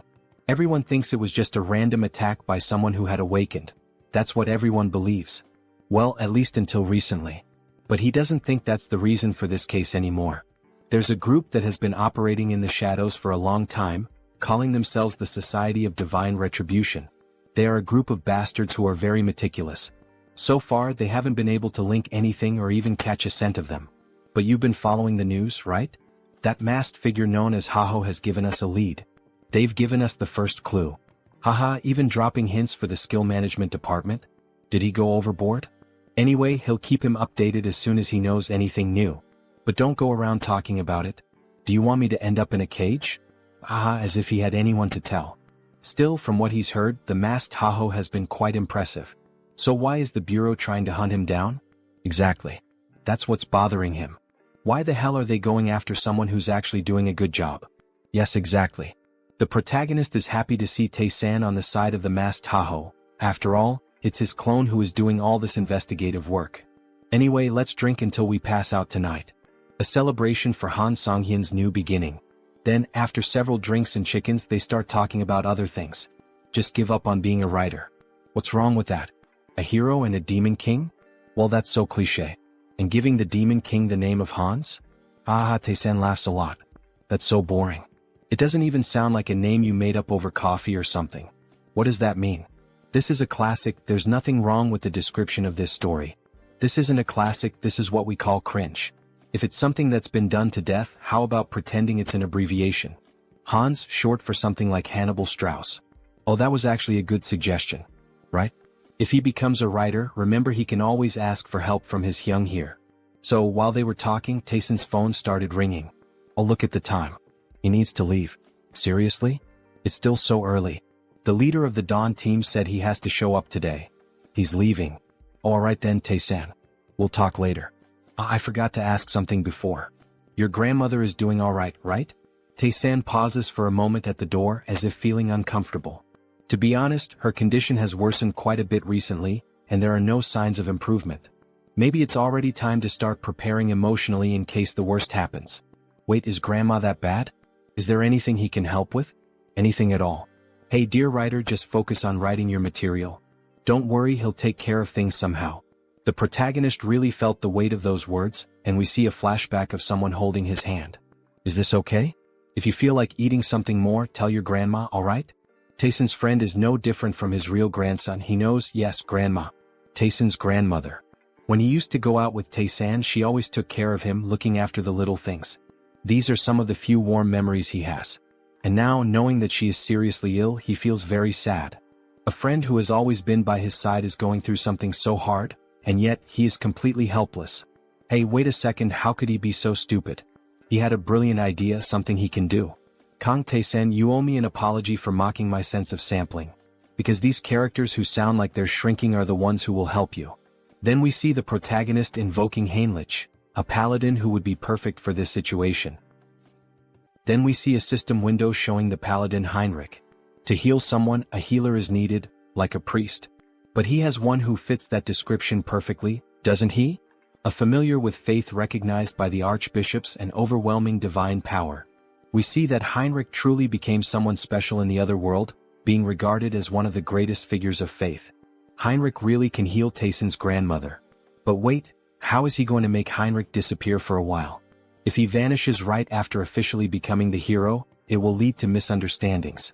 Even the saint is focused on him now. Well, with night falling and the day about to turn, it's better to wait. For now, it's best to hold off until the right time to disappear from the original world so he can heal the grandmother. Then in the next scene we see a child singing while carrying apples, dressed in very formal clothing.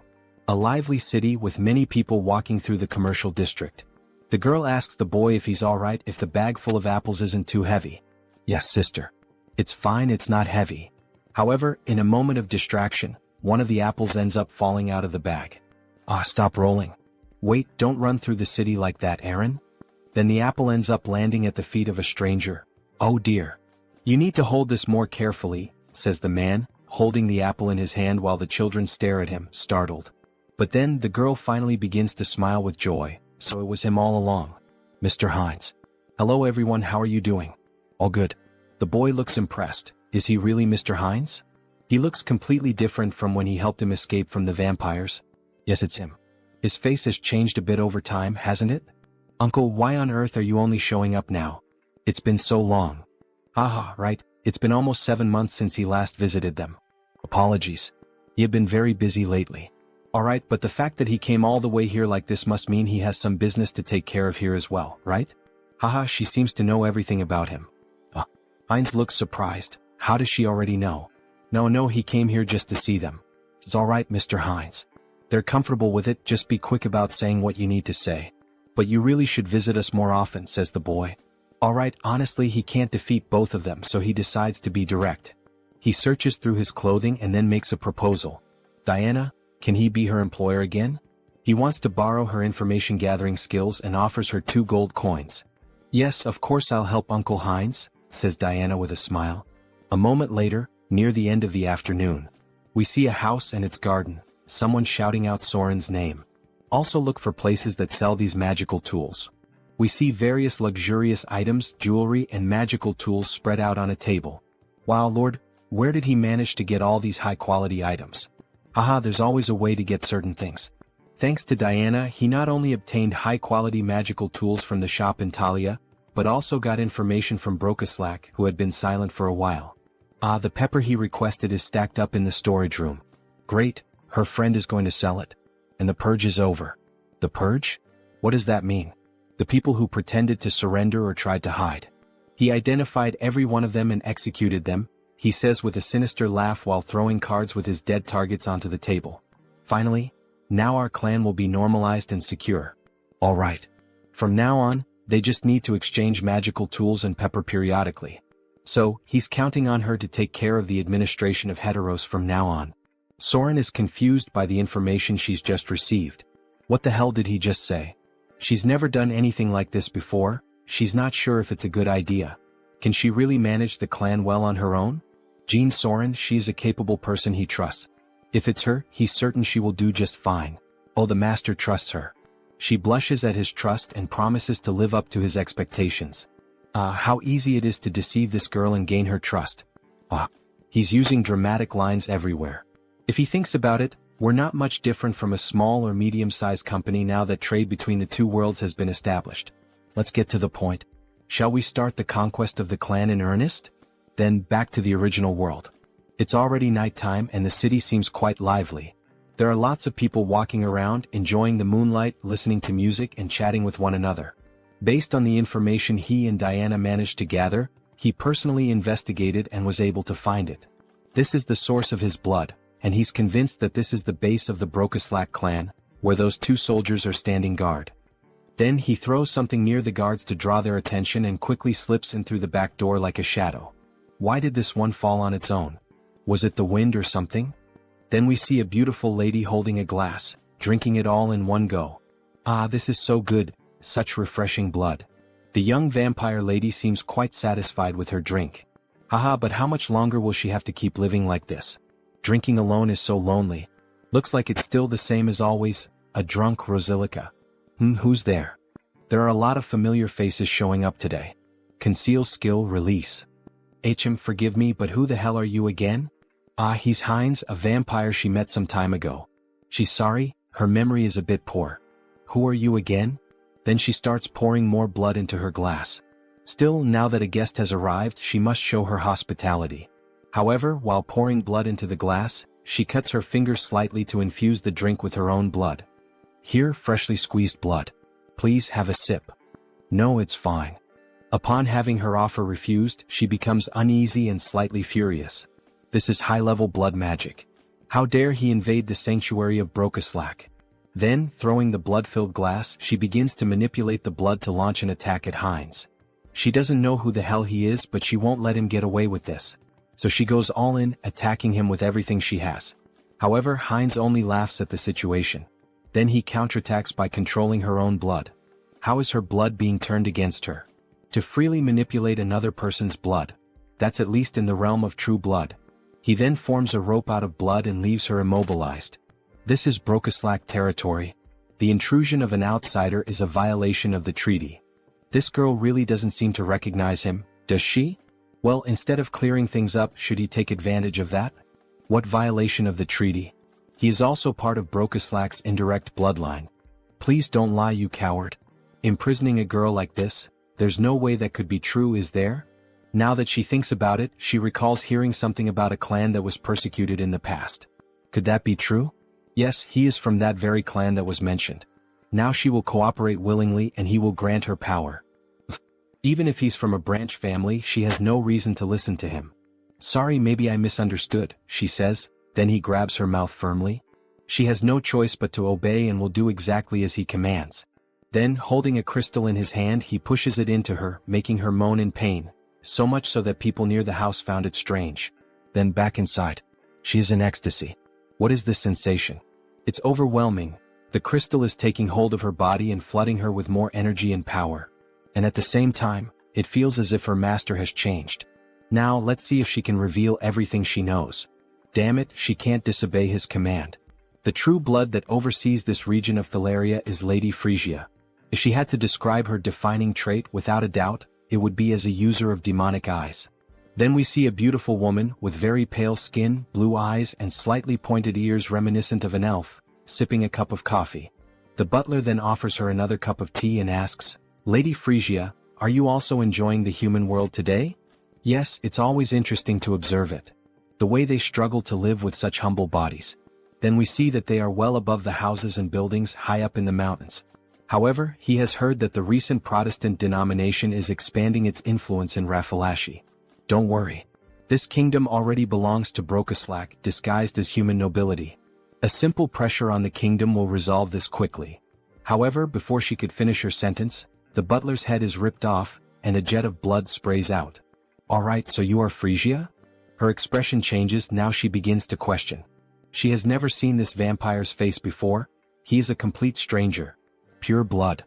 He doesn't seem to be of true blood. Meanwhile, Heinz savors the butler's blood. Let's assume he's from a branch bloodline. Humph, a humble branch blood like him dares to pick a fight without knowing his place. She makes a scornful face and takes a light breath. She's going to make him realize the mistake he just made, so she activates the demonic eye, which turns completely dark. However, the protagonist quickly repels the attack with ease. That's impossible. How did he dodge her demonic eye? He already knew how her ability worked, the fact that it doesn't work against him. She knows what that means, doesn't she? Now, who is the one that doesn't know their place? Oh, so he is a true blood after all. Attacking them right in the heart of Brokaslak territory, what is his goal? She asks angrily. His goal? Isn't that obvious? He says with a laugh.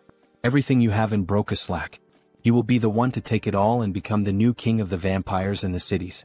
She bursts into wild laughter, unable to believe what she just heard.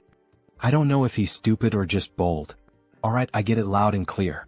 But he should have one thing in mind, she is also of true blood. Then she awakens both of her eyes, increasing her speed.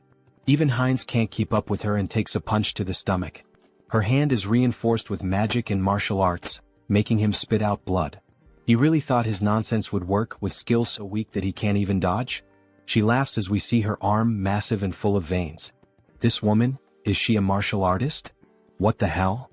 She's using her demonic eyes, so he thought she would rely on magic. This is so different from what he expected. Then she starts to summon the blood from her umbrella, using a blood strike toward the protagonist. It lands squarely on him. So, she's a physical fighter, huh? He's under pressure, spitting blood. Impressive, he can still stand. Let's see if he can block this too. Then she charges at him full force, wielding an umbrella. She even handles a sword with flawless technique. That umbrella wasn't just for show, huh? He tries to dodge the quick attacks. The dodges won't help him forever, especially since he's being injured little by little. Alright, this next blow will definitely crush him. It will leave him with nowhere to escape. Then she summons a sea of blood against the protagonist. Is this an AoE ability? If that's the case, he'll cut his way through this blood tsunami. However, something feels off. She's vanished from his sight. Where did she go? Then suddenly his vision distorts as if the angle has shifted. We see her appear, delivering an elbow strike that breaks Heinz's neck. He flies several meters from the impact of the vampire mommy's hit. Look at that arm. How annoying. So this is the end? We see Heinz's body on the ground, covered in blood, while she watches from above. But then he starts to get up and responds, "The end? What the hell are you talking about? Who said she gets to decide when it ends?" Then we see Heinz's head regenerating after the impact. For him, the fun is just beginning. He's perfectly fine as if nothing had happened. His neck was definitely broken. What happened? Injuries like that heal in an instant for him. He has something called hybrid evolution, she observes. This is insane. Aside from the master, she can count on one hand the number of people who have faced her attack head-on and survived. She's astonished. He admits it, she has some good talents and tricks. Of course she still has some flaws, but with those beautiful eyes. He thinks he could make her stronger than she is now if she followed his path. Have you ever thought about following me? What kind of nonsense are you saying? How dare you insult me, of all people? She will turn him into a pincushion so full of holes that he'll never get up again. However, before she could attack, her body stopped moving. What is this? We see a massive pentagram made on the floor with blood, layered with profane magic. If that's the case, then he has no choice. He'll have to use force. Then he starts moving the blood around. Blood magic from the blood on the ground? When did he do this? Then she is bound by strands of blood around her neck. It's true, he's not a martial artist like her. He's more of a blood specialist, a kind of vampire mage, we could say. She's completely covered in the strands of blood. And also, he can do this sort of thing. He turns his finger into a magical crystal, and as it penetrates her neck, she begins to undergo a mutation. Raffalashi injection. She starts crying out in pain, screaming that it hurts so much as the crystal starts to take full control of her body. Sorry, but for a high-ranking vampire like her, a small dose wouldn't be enough to control her body. Then she begins to transform even further, emitting a huge red aura. Finally, it ends. She lies on the ground, devastated. What the hell did he do to her without her consent? She will never forgive him. This is so ungrateful. She should be thanking him, not lamenting. Doesn't she feel it? That sensation, that strength, as if she had been born again. He's right. Every sense in her body feels completely different from before. Her strength, reflexes, flexibility, all her physical attributes not only improved but evolved to a completely new level. Well, starting to feel like thanking me now. She thinks she is. So that she could give him the power to finish him off. Then she tries to make a quick move with a direct punch at Heinz, but her body stops before reaching him. She can't move. What the hell is happening? Her body doesn't want to move. What did this bastard do? It's as if her whole body is bound by iron chains, or rather, chains of blood. This is the power of his blood domination. She has no choice left. She will move exactly as he wants her to. No way, not even with sacred blood would this be possible. Too bad for her because he can. Now, finally, he can ask the most important question, the reason he came to her. Frisia, where is the clan master?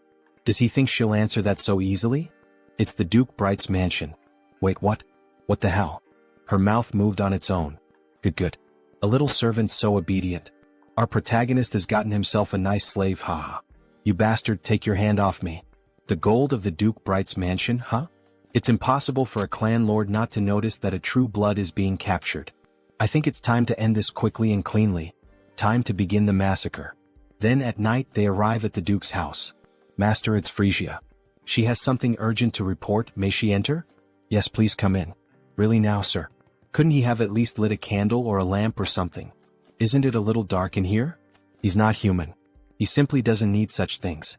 He can see perfectly well in the dark. More importantly, she said she had something to tell him? Yes, well, forget it. She thinks she already understands. It's because of that uninvited guest who's after you, isn't it? So he's already noticed. As expected of a clan master, excellent perception. Well, yes. It would be a shame if the head of a clan couldn't at least notice that. Deactivate concealment ability. What a disappointment, he laments as he closes the book he was reading. Frisia, oh beautiful woman, why did you do this? Then she became a traitor. He releases a murderous aura. He's ready to kill both of them. He is deeply disappointed in her, Frisia. To think that she would dare betray him and serve another master. Mullo is boiling with rage, almost fully transformed. Frisia tries to calm him down while Heinz watches the situation unfold. Lord Mullo, this is a misunderstanding. Please calm your anger. A misunderstanding? You both come to his house at this hour of the night and try to attack him, not to mention the different scent I smell on her. Frisia, you treacherous woman. He spent 100 years with her. Did she really think he wouldn't notice that her blood scent had changed? That something had been altered? That rotten stench of betrayal is contaminating his study. How could he possibly remain calm like this? Then he lunges at Frisia. Die, you traitor. However, before he can finish Frisia, Heinz blocks the attack. That's not going to happen. She's my subordinate now. Mullo is caught by surprise. After all, this was shameful. With just one hand, Heinz had been able to block his punch. He had been planning to resolve this situation in the most peaceful way possible, but it seems that will no longer be an option. Violence will have to speak for itself. But who the hell is this arrogant vampire? Peacefully? He really dares to move his lips so freely in front of him. As Mullo speaks, he summons a ball of blood in his left hand, as if it were absorbing everything around it. He will cut off that snake tongue of his, along with the traitor. Then, a massive circle of blood appears above them both. He is like Heinz, a magical vampire. Come to me, children of Brokaslak. Several vampires begin to emerge from the magic circle, summoned by his spell. Go and feast on the blood and flesh of these traitors. Kill them for him. Offer the blood of the traitors to Lord Mullo. How dare they? This is no place for people like them. They're nothing but a bunch of puppets who think they're vampires. Then she begins killing them one by one using the umbrella. Something's not right. There are only about a dozen people summoned here. And yet, he has hundreds of vampires spread across the entire capital. Are you telling him this is all that's left of his subordinates in the capital? Mullo is stunned by the weight of that information. Meanwhile, Frisia continues slaughtering the weak vampires. Frisia, what the hell did she do in the capital? What happened to all of his subordinates there? Frisia remains silent. After all, she has a new master now. I'm sorry, Lord Mullo. And as a sign of respect, leaning on the umbrella, she informs him. Most of them are now subordinates of Lord Hines, to whom they have sworn eternal loyalty as their new lord. He doesn't understand. She's saying that his subordinates accepted a new bloodline so easily, without even trying to resist? That's no different from cannibalism within their own kind. With his hands hidden behind his back, he begins to cast a new spell. With both hands brought together, a black sphere made of blood starts to form. This will drive him insane if it continues like this. Is she really sure she wants to follow a man like that, one who will soon lose his mind? Well, all of this is only possible because Lord Hines is from a collateral bloodline of Brokeslack.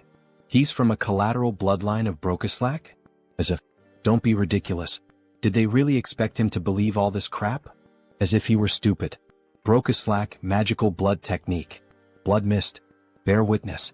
He is visibly shaken by the fact that he's lost all of his subordinates in the capital. So this is the infamous barrier of a blood sorcerer representing Brokeslack. What is this pressure? Is this Mullo's domain? Feels like his head is being crushed and his body is twice as heavy as normal. It's far too early to be this surprised, Hines. No matter when or where, they will always answer the call of their master. Then, by sacrificing a bit of blood into the magical seal on the ground, a vampire wielding a scythe begins to emerge from beneath it. Serve your master, Obeyer. Ah, what a headache being woken up so suddenly. Then we see that it's actually just a vampire child holding a massive scythe in their hands. Why did you summon him so suddenly to this place, Lord? Even though he can see a lot of blood scattered across the floor along with some vampire corpses, what the hell is going on here? Why was a child summoned alone this time? Damn it, Obeyer is already realizing this is a complete mess. No time for chit-chat. Obeyer, kill those two bastards right now. Leave no trace of them behind, wipe out their very existence. Alright. Understood, just give him a moment. He's still waking up from the deep sleep he was in, but he quickly comes to and suddenly appears behind Frisia and Hines, both of whom are caught off guard by his sheer speed. So this is Obeyer, right? Hines had noticed how fast he was, so he must be some kind of pure-blood vampire assassin. Obeyer tries to strike Frisia first, but she dodges the sudden attack. However, he can't afford to be held up here, so he activates his ability, Acceleration. Now it's Hines who appears behind Obeyer, who is taken aback by his speed. Hines grabs him using a blood claw. What is this? A binding spell? How are you using blood magic inside the Lord's domain? Meanwhile, Hines charges toward Mullo, who is also caught off guard by his acceleration ability. However, Obeyer manages to break free from the claw and shouts, asking where the hell he thinks he's going. Their fight isn't over yet. He then quickly attempts to strike Hines again, but Hines narrowly manages to dodge the furious swing of the scythe. Holy shit, he was right in front of him. He could have killed Mullo if it weren't for that damn kid. Looks like he has no choice now, he'll have to deal with that bastard first. So he uses the acceleration ability again, and the two begin fighting all around the area. All that can be seen are flashes of light moving rapidly. Not even Mullo can clearly follow what's happening. Unbelievable. Obeyer's agility is simply the highest ever recorded, not just in Brokeslack, but compared to any vampire they've ever known. And even so, that other vampire is keeping up with his speed? Seriously, who the hell is that guy?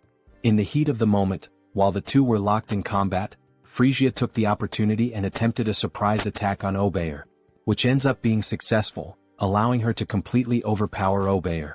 That damn child, she never liked his irreverent attitude, not even back then. Now is a perfect moment to settle this. He shouldn't overstep his limits. Why doesn't he have some fun with her instead? She's dying to kill him with her own hands. Wait, something's wrong again. Even Frisia is managing to keep up with Obeyer's speed? That's not possible. After all, the Lord knew both of them perfectly and was aware of every trait his subordinates had. What the hell is going on here? And she's even taking down other subordinates on her own? Where the hell did she get that kind of power? Does he really think he has time to let his guard down? Heinz seizes the moment and launches a surprise attack from above. Mullo is caught off guard, but in truth all of this was part of his plan. After all, did Heinz really think he entered this barrier of his own free will? What foolishness. He'll never be able to dodge his attacks here. Then, forming symbols with his hands, he summons a powerful strike. But Heinz was laughing. Dodge. He never planned to do that in the first place. Then his arm is brutally torn off, yet he keeps advancing straight toward Lord Mullo.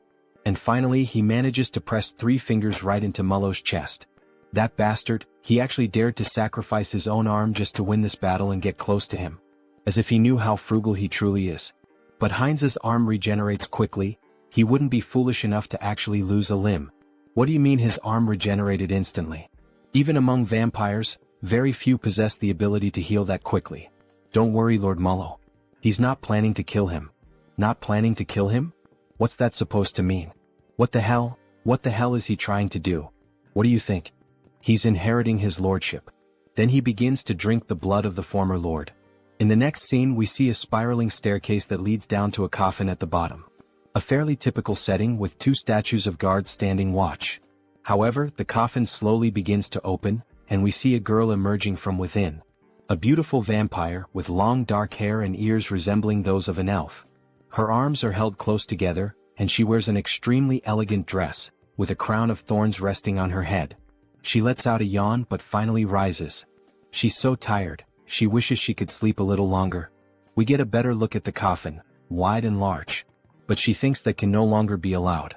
After all, something happened, something changed while she slept.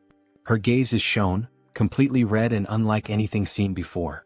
This vampire clearly appears to be someone powerful. Something has happened to her son. It's time to act. Then back at Lord Mullo's castle, we see a commotion unfolding. Step forward. Don't move yet, stay still. We see him summoning more magical crystals. Raffalashi injection. Both Mullo and Frisia watched the process they had both gone through, but now it was time to do the same for the remaining subordinates. Those who have finished, step back, there's still much work to be done. Next. Finally it's over. He took an eternity to finish marking all the remaining subordinates. So this means all the subordinates in the capital have been accounted for? That's right. The rest can be summoned in order, it will be more efficient that way. What? Watch your tone, alright? Ahem, it will be more efficient. Heinz takes the opportunity to tease. As expected, having a clan lord nearby really does make things easier. This visibly irritates Mullo. His hypothesis about the marks was correct. Injecting a Raffalashi into a high-level vampire seemed too risky, so he forcibly drained their blood, which ended up lowering their level. And finally he extracted the Brokaslak, the source of their blood. It feels like just yesterday that he was bitten and accidentally became a vampire. And now, he's rising from the very bottom all the way to the top of the hierarchy. It really seems like a whole different world. Along the way he's gained numerous useful allies, ranging from simple vampires to ladies and lords. Hey Mullo. Yes. He will be responsible for gathering the remaining Brokaslaks from all the regions. Understood. And one more thing. Damn it. Alright, and now what else do you want him to do? Then Heinz begins to move the globe of the world map.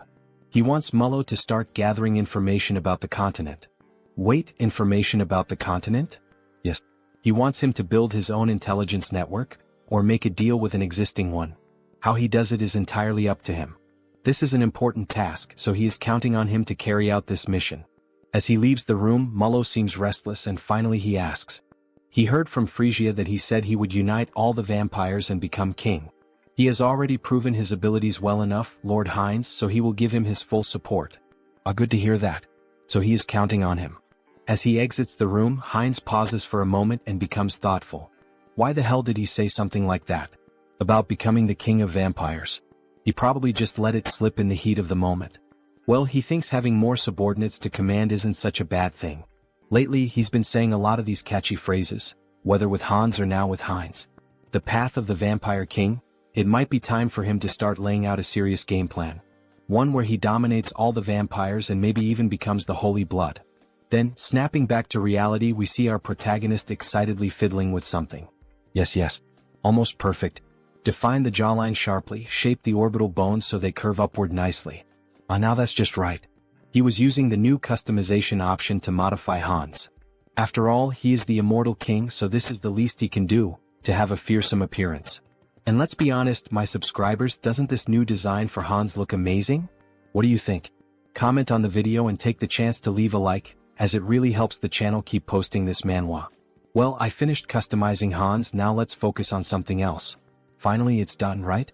The conquest of the Brokeslack kingdom by the vampire Heinz, it's all coming to an end. Or at least this is just the small beginning of what's to come.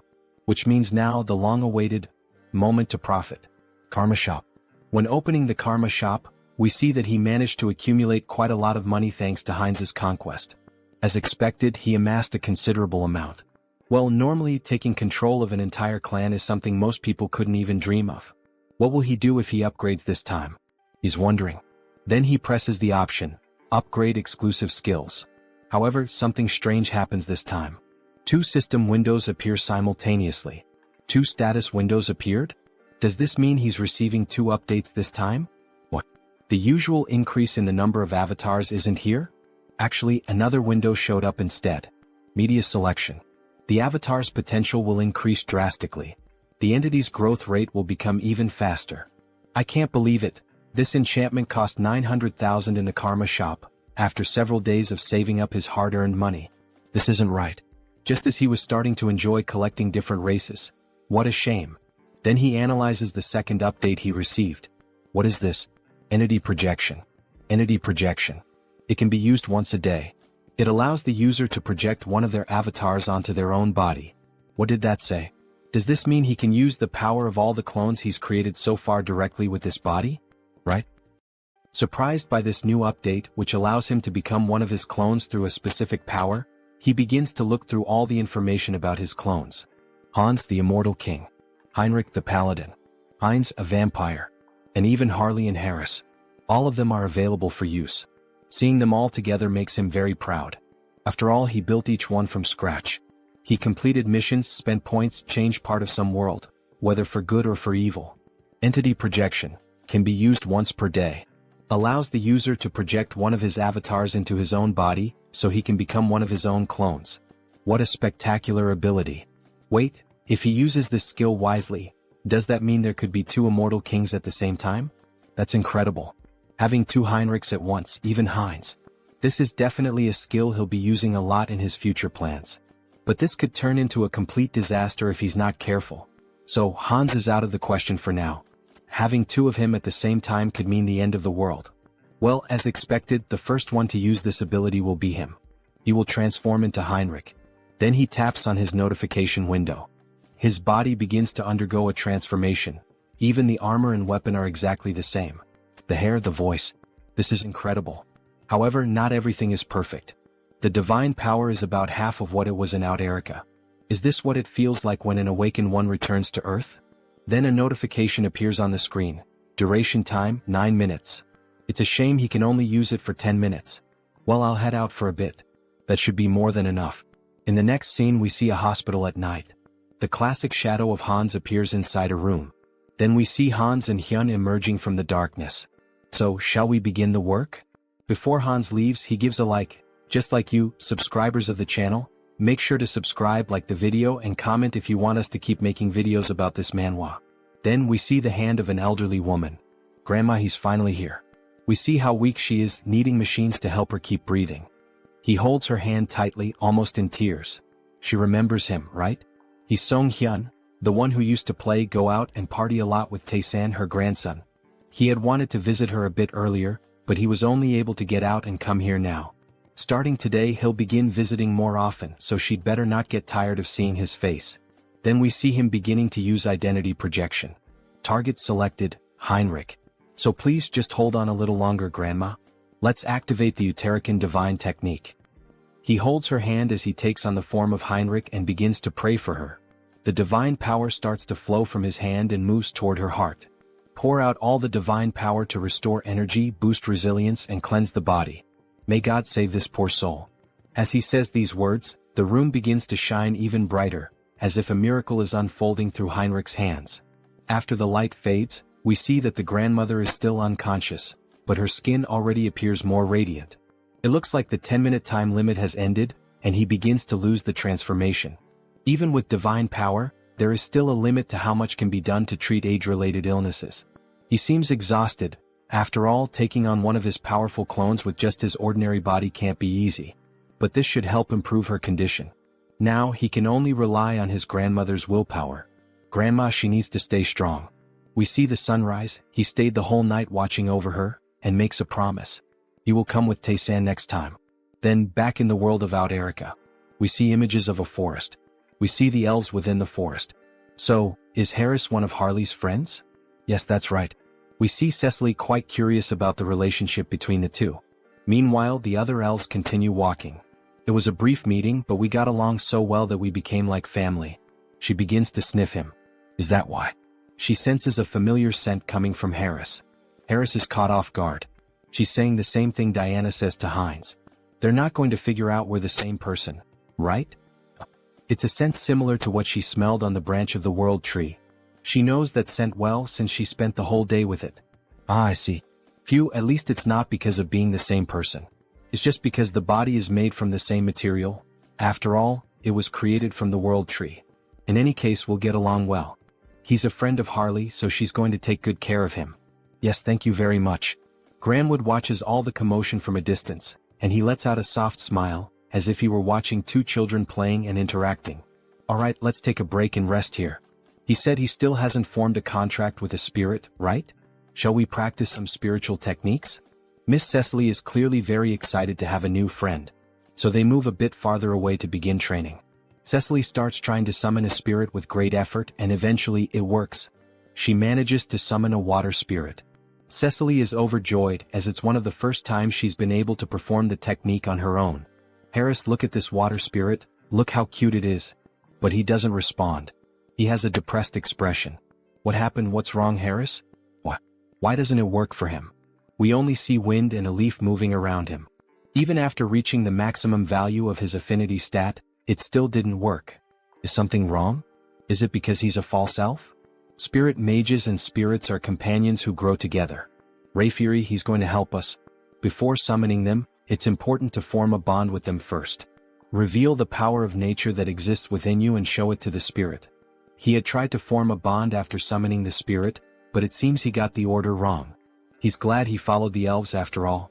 First, focus entirely on affinity and release the overflowing power of nature. Then he begins to channel nature's energy, which emerges in its purest form, glowing a vibrant green. He gathers all the natural energy around him. But what is this? Why is he so good at it? He had mentioned this was his first time trying. Interesting, he has a gift for quickly picking up what he's taught. Maybe he has strong potential. Wait, he feels something pulsing in his hand, an electric sensation. Then system notifications begin to appear. Through repeated training, the entity has reached enlightenment. You have acquired the skill, Spirit Magic. That's it. We see that an electricity spirit has appeared, resembling a Pokemon. At this rate, the two of you will soon be on the same level. He's growing so fast that she almost feels betrayed. Ah, thank you. He has also taken a step forward as a spirit mage. From now on, its name will be What? A reference from real life. The What symbol, W, is the unit of power in the International System of Units, SI. It measures the rate of energy transfer. Alright, let's take a break here.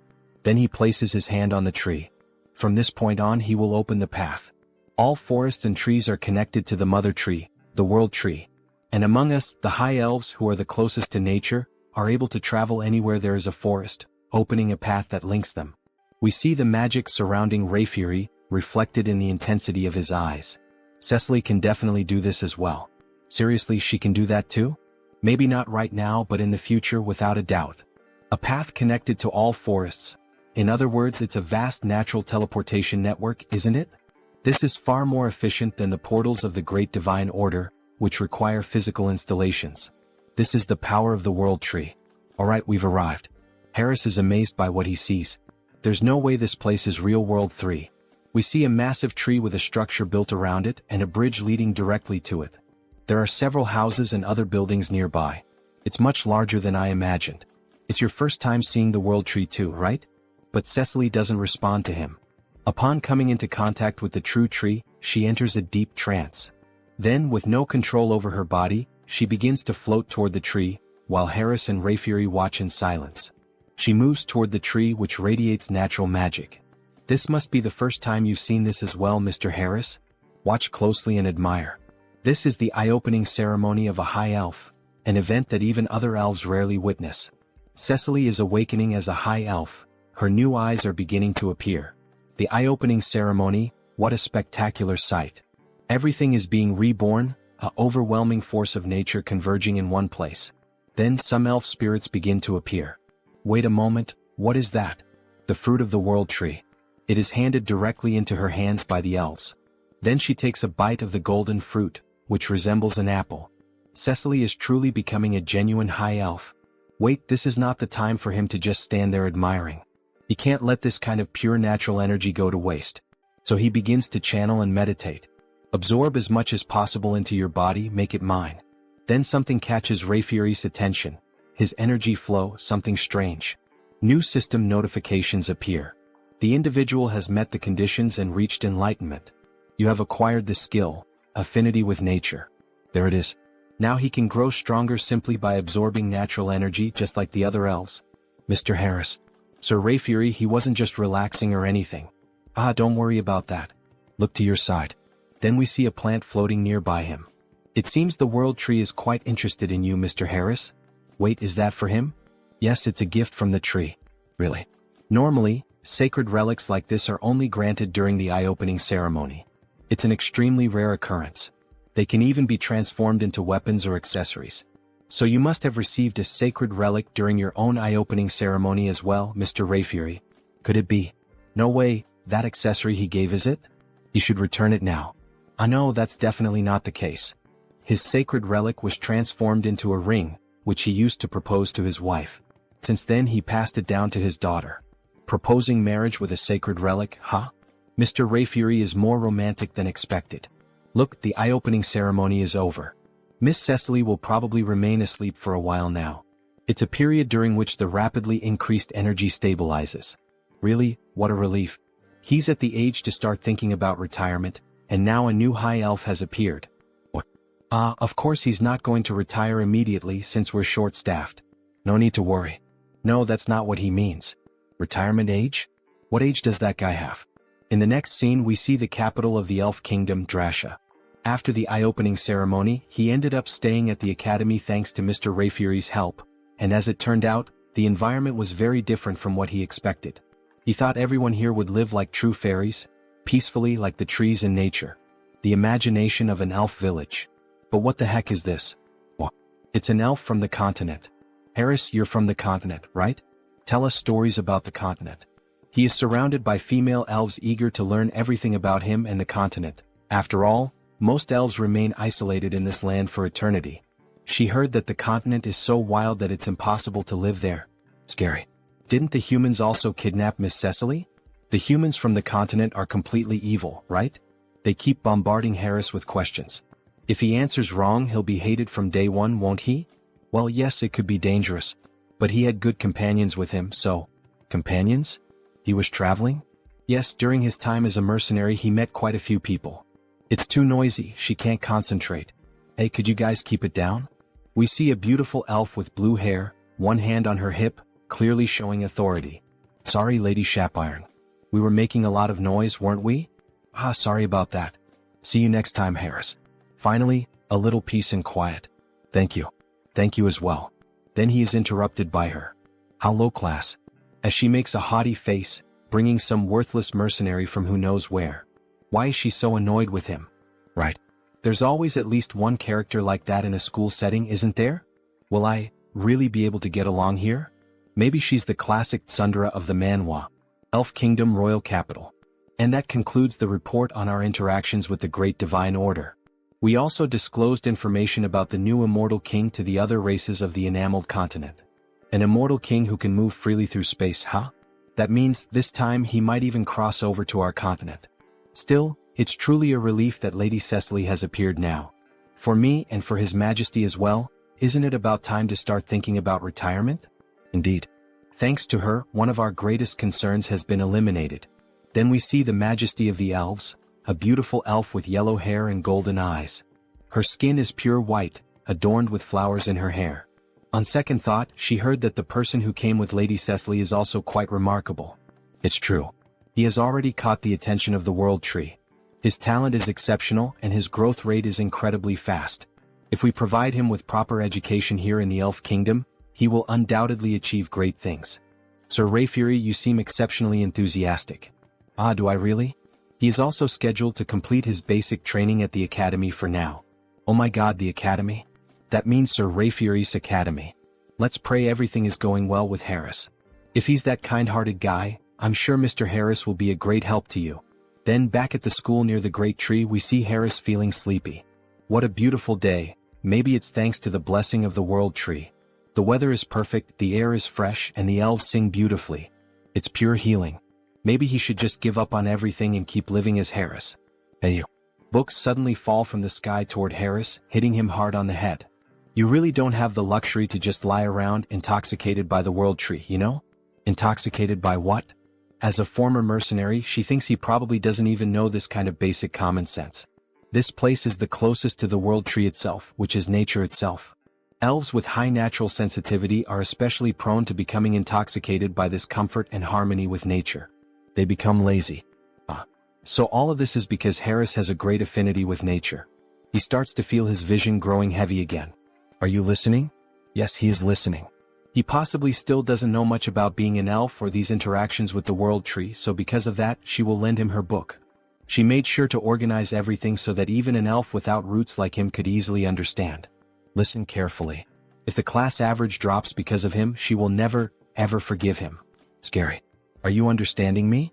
We see one of the first Sundra traits in this manhwa. Goodbye. Well, at least she doesn't seem like a bad person, he thinks. That ring. He can feel the energy of the World Tree within it. There's no way a sacred relic would be carelessly left lying around. Is she from some noble family? She seemed familiar from the beginning. Somehow there's a strange feeling of déjà vu. Then he remembers what Rayfury told him. He gave his to his daughter though. Wait, that can't be true. Could she really be his daughter? Why are you placing your hopes on that idiot father? Then Harris starts to think more deeply about this matter. This is ridiculous. Shapiron is Rayfury's daughter? They don't look alike at all in terms of personality, do they? He is so calm but she's like a caged beast. Well, she seems not to like him, but her explanations are very kind. It feels like a private lesson about spirits. Alright, should he try it like this? Then he begins to channel the magic into his hands. Wind and fire start to emerge as the two main forces of nature. The fire spirit is called Kali, the lowest grade fire spirit. The wind spirit is called Pascal, the lowest grade wind spirit. Now that he knows the trick, this is not so hard. Even the one he summoned last time, has already been promoted to a lower rank. Low grade lightning spirit, what? To think they could grow this fast. Coming to the elven realm was definitely the right choice. Alright, he just has to keep his head down and adjust properly without causing any trouble. Well, as long as he doesn't get involved with Shapiron, there shouldn't be any problem. Or at least that's what he thought, until he ended up having to sit right next to her like they were two stubborn kids. Somehow, he got himself tangled up in this situation. We see a flashback. 10 minutes ago, the teacher started to explain the lesson's content. Let me repeat, forming bonds with spirits is extremely important. And traditionally, there is a secret to maximizing this connection. It is done through dance and song. Just like our ancestors used to do in the old days. Dance and song? That is an interesting theory. Soon, there will be a festival for the new High Elf, Lady Cecily, right? On that day, we will rent one of the main stages in the capital for the evaluations. It will be a performance that Cecily herself will be able to watch. It has been a while since he has done something like this, so wouldn't it be better to show his coolest side? Now, as everyone knows, we have a transfer student. Therefore, this time we will do a group project for the new student. Each group will work together to create their own performance. Your ability to connect with the spirits will be evaluated on stage that day. They can't believe what just happened. Then we see two together and two other unknown elves forming a group of 4 members. Wow, working with celebrities. How lucky. I'm Timer Coffin. And the elf very shy. Nice to meet you. Curie. Well, things have come to this point, so there's nothing to be done. So do you know how to dance or sing anything? If not, we will adjust to match you. He has no idea what to do, so I'm in. Me too. They are being so blatantly dismissive that now he is starting to get annoyed. From what he heard in class earlier, as long as it helps build bonds with the spirits, it doesn't have to be traditional elf music or dance. In that case, thank you for your consideration. At that moment he remembered a song he used to sing often in his hometown. Ah, it's a song from his hometown, so it must be from another continent, right? Yes. His parents loved it too, so it's a song he could never forget. Ah, he's confident, isn't he? Of course. Even though he lived a reclusive life for a long time, there was a time when he never scored below 90 in karaoke. It's time to show them the skills he polished at karaoke. However, even as he shows confidence, Shapiron still remains suspicious of him. She does not approve of him at all. What would a mercenary know about elven music? Someone like him being acknowledged by my father and by the world tree? All these stares are burning me up, Harris comments. She will never accept this. Fine. Prove your worth. But if you mess up, you will be held responsible. Alright then. But he has one condition too. A condition? If they get good results, would he be willing to teach him about elven culture? There is still so much he doesn't know. What a strange request. Alright, it's a good request. But only if they achieve a good result. Then he starts to sing a song from planet Earth itself. By my light. Find my light. To the paradise that I will find. I will embrace you, one that will never disappear. While playing an instrument, the spirits danced along with him. Then a system notification appears. The entity has reached enlightenment through repeated training. Acquired the skill Melody of Harmony. Melody of Harmony, huh? The tone definitely sounds more stable now. It feels like the power of nature is keeping his vocal cords steady. It's the first time he has heard a song like this. And these instruments? He has never seen anything like them before. Wow, congratulations. The shy elf claps her hands, meanwhile, Shapiron stays silent with her head down. This is ridiculous. Her spirits really reacted to that rootless, baseless song. They actually connected with the music of an outsider? Shapiron, why that face? You were shaking your shoulders just now. When did she do that? Then the system shows another notification. The spirits are evolving in sync with the melody. Low-level fire spirit. Low-level wind spirit. So now Callie and Pascal have also evolved, just like what? Then he starts to hear a strange noise coming from the forest.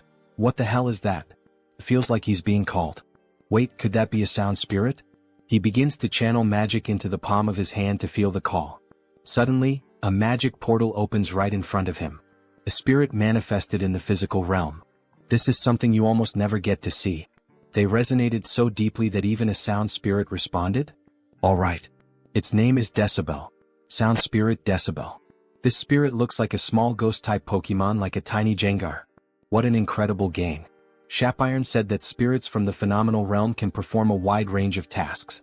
To think there is a song that moves the hearts of the spirits like this. Let's do this one. It will definitely be a huge success. She thinks so too. Sound spirits are only attracted by beautiful sounds. So what did you think, Miss Shapiron?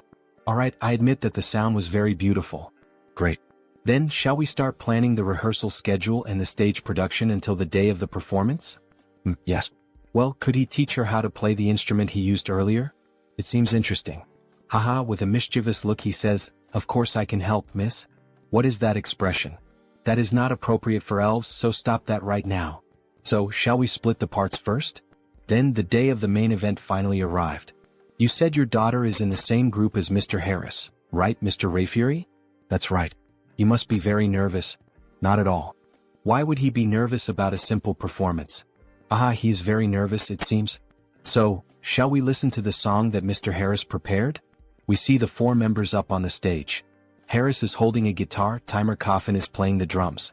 Then the show begins. Harris starts playing the guitar, creating a beautiful sound that even makes the spirits around them start to dance. Timer Coffin and Curie follow along with the rhythm. And of course, our dear elf, Shapiron, is playing the acoustic guitar in a very shy way.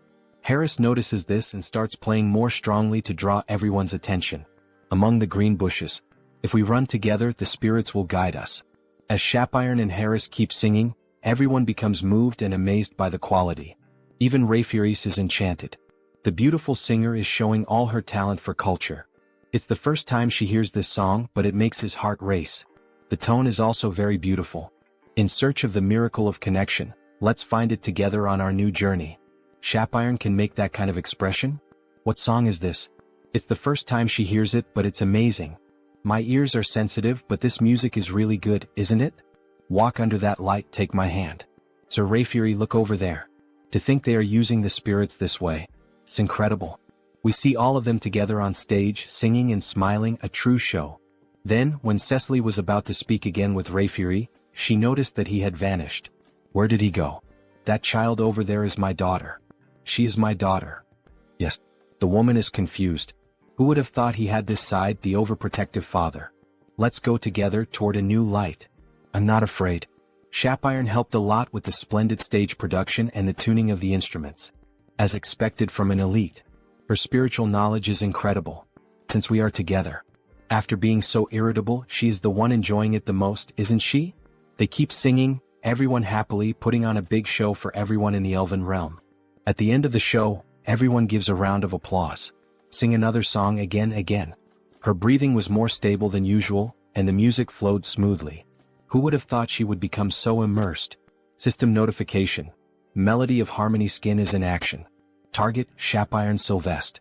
Looks like it works well on other people too. He used the new skill to support Shapiron. So even her father was there watching her. Shapiron is moved. Shapiron, what do you mean? This is... Sir Harris, she has misunderstood you all this time. Sorry for being so rude to you. She lost the bet. Just hearing that already calms his mind. It's amazing that music alone can have such a big impact on so many people. You will definitely have a great impact on the Elven realm, Sir Harris. Then back in the Holy City. We see the Saintess sitting and reading some documents in her office. Lady Saintess, it's Heinrich. So he has already arrived, ask him to come in please. Come in, make yourself comfortable. Welcome, Sir Heinrich. However, what really catches his attention is the book on the floor. The Hero and the Saintess's Adventure. Let's pretend he didn't see that. Please have a seat. She called him here today to talk about something important. Something important? Maybe you have already heard about the Sacred Sword? Sacred Sword? The most powerful exclusive weapon that the hero protagonist in fantasy stories uses. Well, he doesn't know much about it, but he knows it is a traditional weapon for the hero. There is a decree that was unanimously approved by all members of the church. What do you mean? What kind of... Sir Heinrich, please challenge the trial of the Sacred Sword. The trial of the Sacred Sword? Am I really worthy to receive such an opportunity? Jackpot, you are the best, Lady Saintess. It was a meeting held in a hurry because of the resurrection of the immortal king, but no one had any objections. Because Sir Heinrich is the new hero of the Grand Divine Order. That praise is too much for me. The place where you will undergo the trial is the Great Temple of Pickle, in the western part of the continent. If it's the Great Temple of Pickle, the Salb Empire, which was destroyed 300 years ago by the second immortal king. After that, for countries claiming to be descendants of the empire were founded in that place, forming an alliance of kingdoms. Charlotte Steel Fortress, Talia Tulk Lesk. The great temple built in the southernmost kingdom among them, Lesk, is Pickle. It is a temple built on the site where the second immortal king was subdued by the hero. The previous hero defeated the immortal king but could not completely remove his heart. Soon the abyss spread and the land became tainted. Only after the hero drove his sacred sword into him was it purified. The great temple of Pickle was built right on top of that. The previous hero made it so that only someone who would succeed him could find the sacred sword. But if he pulls out the sacred sword, won't the seal of the abyss be broken? It has been 3,000 years. Now it is sufficiently purified, so it is fine. Therefore now it is time to inherit the hero's weapon. Leave it to me, Lady Saintess. When should he depart? Right now, she says with a smile on her face. Then he heads to the great temple of Pickle. Wow, it's magnificent, truly magnificent. He's amazed by what he sees. It has a completely different atmosphere compared to the great temple of Rosalia. The great temple of Pickle. There's a massive building surrounded by many trees, crosses, and a beautiful temple. So you must be Heinrich. Yes, that's him indeed. So, this person he's speaking to would probably be Cardinal Donovan? Wait a second, what kind of body is this? He looks like a wall. Yes, that's Donovan. He's the one challenging the sacred sword, right? Yes. He knows you're busy, so thank you for meeting him in person. Then we see that this priest is at least 6'7". Besides having a muscular build, his face is covered with scars. No. Aren't you the new hero recommended by the saint? Of course he had to come in person. Just like the rumors said, he's very trustworthy. They say he used to be a paladin and you can tell. His physique, even the strength of his handshake are no joke. If he had known he wouldn't get to see the saint again after his appointment, he would never have accepted the position of cardinal. Donovan, you look like a worm. We see that the saint has admired worms since her childhood. And of course she has a fondness or some kind of special bond with Donovan. Sir Heinrich, he's going to be honest with him. He was genuinely worried that some random brat might try to hit on her. Can he understand the heart of an old man like him? If someone like that shows up, he will personally take responsibility and deal with him. Yes. Alright, but before that, what about the sacred sword? Ah yes, pardon him, he completely forgot about that matter. Then he puts Heinrich back down on the ground as if he were holding a toy. Before that, there is something he needs to tell him. The trial for the sacred sword can only be held once a year. Countless paladins have already challenged it and failed. Does he truly believe he is up to this task? Don't worry. He will face it with the faith that the divine is always watching over him. To think that there's still a young man out there with faith this deep. Indeed, he has everything it takes to be the next hero. O Divine One, you will help him this time too, right? He believes in you. We see the image of the angel, uncertain about what to do with this request. Then they start descending into a sort of labyrinth. Donovan uses the sacred light to guide Heinrich. It's deeper than he thought. Could it be because it was built for sealing purposes? Now that he thinks about it, Sir Heinrich, does he know what the trial consists of? Yes, he heard from the saint. She said the trial changes for each challenger. That's right. Some finish in just a few hours, others take weeks. Since each trial is different, there is no advice he can give him. Finally, they arrive at the destination. If he wants to turn his back and run away, now is his only chance. So this is it. It's the Gate of Trials. So huge and mysterious, he can definitely feel some sort of power behind the door. Then, with a smile on his face, he makes his decision. Without fail, he will retrieve the sacred sword. So that's your answer, Sir Heinrich? May God help you. The moment you step inside, the trial will begin. His hand starts to shine even brighter. May luck be with you. Then the door opens and Heinrich walks toward it. He prays for the new hero's success. Then a system notification appears. The first trial of the Holy Sword. They say the trials are different for each person, but even so, the system notification shows up. Reach the destination within the time limit. That's already a problem right from the start. The door he entered through has vanished, and there are paths both ahead and behind him. So it's telling him to choose, huh? He's literally inside a labyrinth like a minotaur's maze. So he does some light stretches before starting. Alright for now. Blessing, leap. It's a battle of speed. He starts moving at the speed of light. Leap, leap. He rushes forward through walls, secret passages, and doors inside the maze. However, he notices something odd. Something feels strange. At this pace, he must have already leaped over several cities, but he still can't see the end. The goal of the trial is also vague. Reach the destination within the time limit. But exactly where is he supposed to reach? Could there be another solution for this? Then he has a flashback of the saint. They say the trial of the Holy Sword is different for everyone. She believes this truly reflects the will of the divine. Really? It's written in the scriptures, you know? The divine is always watching over us and gives us trials that we are capable of overcoming on our own. Trials that we can overcome on our own. Right, this is a trial given by the divine. It's not just about reaching the end within the time limit. It's a trial that truly pushes him to his limits. In that case, leaping is not efficient. The fastest way to drain his energy and reach his limit is, he thinks he'll try bunny hopping. It's like he was recruited into the military or something like that. And then, after some time, a system notification appears. Having cleared the first trial, proceed to the next. Even so, even after that, Heinrich took exactly 40 days to finally find the door. That's insane. Heinrich is lying on the ground as if he were dead. He pushed himself beyond the limit of his own limits. 40 days? Don't you think that's a bit too much? He realized it about halfway through, but there's a time dilation here compared to the outside world. In Out Erica, it's 10 to 1, and on Earth, it's 100 to 1. He only knew this because his avatars let him track the difference, but he's going to abandon the trial. For the paladins who had no way to sense the flow of time, this must have been one of the hardest ordeals. From the halfway point on, it also started testing his mental strength. Various phrases began to pop up in his mind. Give up, you won't make it, weak. Just quit, you're not worthy. If it weren't for Mind Hub, even he might have lost his sanity. Alright then, he thinks he'll move on to the next stage. So the moment he touches the doorknob, a golden light begins to emerge from his hand. Everything has been restored. He's perfectly recovered from everything. Maybe it's because he pushed himself past his limit and then recovered, but he can feel it, he's tougher than before. Wait a second, if there's a 10 times time difference from the outside world, that means it's basically a training bonus event with 10 times more time, isn't it? Hell yeah. It's basically the Dragon Ball Z training room. He's going to do 10 more days of bunny hops before moving on.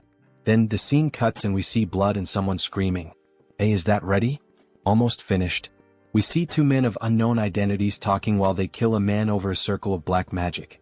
Very soon, this continent will be swallowed by darkness and will walk its own path toward ruin. Now that the immortal king has been resurrected, just a little push is enough. The rest he will handle on his own. The abyss. If the abyss opens again on this land, we can finally bring this world to its knees. All of this is for the oath that defies the heavens. We see the two of them casting a spell together, and a hand made of shadows emerges. Back to Heinrich. He moves forward toward the location of the second trial. Entering the site of the second test, he begins to look around and is taken aback. Is this a chapel? If the trial is taking place inside a chapel, then the second trial of the Holy Sword, pray to the deity. Pray? Well, if that's what the system says, he just has to follow it. So he begins to kneel down in a prayer position. This trial is based on questions from previous exams taken by veterans. It's a test of faith and divine power directed toward the deity. Well, with his divine power being somewhere between that of a bishop and an archbishop, this is basically a free pass, isn't it? He'll pass as long as he perfectly fills the divine symbol with divine power. How about this? Even while praying, he wasn't able to meet the requirements. Unbelievable, even using all his faith wasn't enough. So he begins to pray again, but this time using the skills, Mind Hub and Persona. With those, he merges all of his personas and alter egos into a single mind to enhance the focus of his prayer. Use all mental strength and convert it into faith. Still not enough. Then, as the final step, he's going to add the power of his main body. His body begins to glow as if it were turning into gold. His faith level rises significantly. Then a system notification appears. You have fulfilled the conditions and attained enlightenment. You have acquired the special ability, Blessing, Amplification. The divine power that had been overflowing has now settled. The maximum amount of divine power he can withstand has increased. With this, he could almost rival an archbishop, huh? You have passed the second trial. Proceeding to the next stage. Great, everything is going smoothly, isn't it? The trial continues. He then enters the next door. The next trial setting is a dark and ominous environment. With crows and everything around in ruins. The system states, eliminate the enemy. Are we just going to do this out of nowhere? He then notices something strange in the sky, a mysterious cloaked figure. This feels familiar. Where has he seen that figure before? Then it descends to the ground. A subordinate of the former immortal king. An archlich. A hunter from the church, huh? How did you make it this far? He looks like Hans before his awakening. It's best not to underestimate him. After all, even a paladin would hesitate to face an archlich in one-on-one combat. If he doesn't intend to answer. Then he strikes his staff against the ground. Die, dog of the church. He summons several skeletal soldiers, some of them with human-like appearances. Just the archlich alone is already troublesome enough, and now he also has to deal with this army of undead? He was probably expecting exactly this kind of reaction. But unfortunately, dear trial creator, why is he muttering to himself? Like someone about to die, your resistance ends here. Go forth, my subordinates. However, Heinrich begins to easily cut down the soldiers. Dodging their strikes and countering with simple blows, yet enough to destroy them. How is he managing to dodge all of them? Damn it, just crush him already. Then they all charge at him. That archlich shouldn't assume that all he knows how to do is dodge. So he draws his sword, embedded with holy power, and begins slicing all the enemies in two. That divine power? Are you an archbishop? To think an undead would know what it means to feel fear. How ridiculous. He's just glad to finally be able to show his full power. So this is where it all ends. The archlich begins to channel a powerful spell. Let's see if you can block this too. He summons a few ghostly skulls and tries to strike the protagonist. However, he keeps defending and striking back with only a single attack. You stopped everything with just one blow? Impossible. He says with a look of shock. You predicted all of his tactics? Asks the defeated archlich lying on the ground, almost begging for his life. It's a shame, but he doesn't have any kind of cheat ability like that. On the other hand, he does have a very talented tutor, the strongest direct impact instructor among the undead. And we see that the instructor is Hans. Some kind of personal tutor or whatever. All you ever do is talk nonsense. He's curious to see how much longer that talkative mouth of yours will keep running. Let's see if you can dodge this. Then he starts casting a new spell again, in which a magic circle appears and begins to aim at him from the sky. Heinrich is impressed by such a powerful display. Deathbolt rain. Black lightning bolts begin raining down on the protagonist, giving him no chance to defend. The Archlich laughs. After all, he believes he has defeated his enemy. Ah! There's no way he could have blocked his secret technique. Farewell, arrogant holy knight. Then he hears a voice from afar. Oh, so that was your final move? What? He's still alive? How the hell is he still alive? Of course he's alive, because it didn't hit him. Heinrich says it with a defiant smile on his face. That makes no sense. How could a mere holy knight block his ability? It's impossible. This is completely impossible. Then he unleashes his secret technique once again, and we clearly see that Heinrich has no difficulty moving and dodging all the black lightning bolts. In fact, he's even laughing while dodging. Yeah, it probably doesn't make any sense to him, logically speaking. Even if there's a type advantage, it's still incredibly difficult for one person to completely block that kind of bombardment. But with Hansa's knowledge now being his, he can see every single weakness in the dark magic. So he quickly closes the distance to the enemy and declares that this is the end. With a swift and clean slash, using all the holy energy he can muster, he cuts the Archlich in half, purifying even the ground beneath the strike. However, even though he appears to be dead, the Archlich continues speaking. Ah, not bad, holy warrior of the Orda. But he will never be able to kill the Archlich. As long as he doesn't manage to destroy the core, he'll keep regenerating, again and again. We see a trail of dark magic floating around, moving toward a secret passage in the ground. Fufu. The Order really has created an impressive holy knight. But soon he'll taste true hell once he's resurrected. We see a purple egg. Inside it, as if there were a black hole, a star-filled void. He'll make sure you pay for this humiliation. The Order will. Got you. Heinrich appears suddenly. Spreading dark magic around like that, how could he not notice? He arrived first and had been waiting. Wait. Very well then, goodbye. He swiftly slices the egg into pieces, and a system notification appears. Third trial cleared. Proceed through the gate to the place where the holy sword lies. Then he sees the new door in front of him. As expected, defeating monsters and receiving rewards really is the proper way to do things. Alright then, he should head inside. We see the new location he's been teleported to. Several statues stand around with a sword embedded in the ground, surrounded by 7 tombstones. Heinrich is struck by the sight.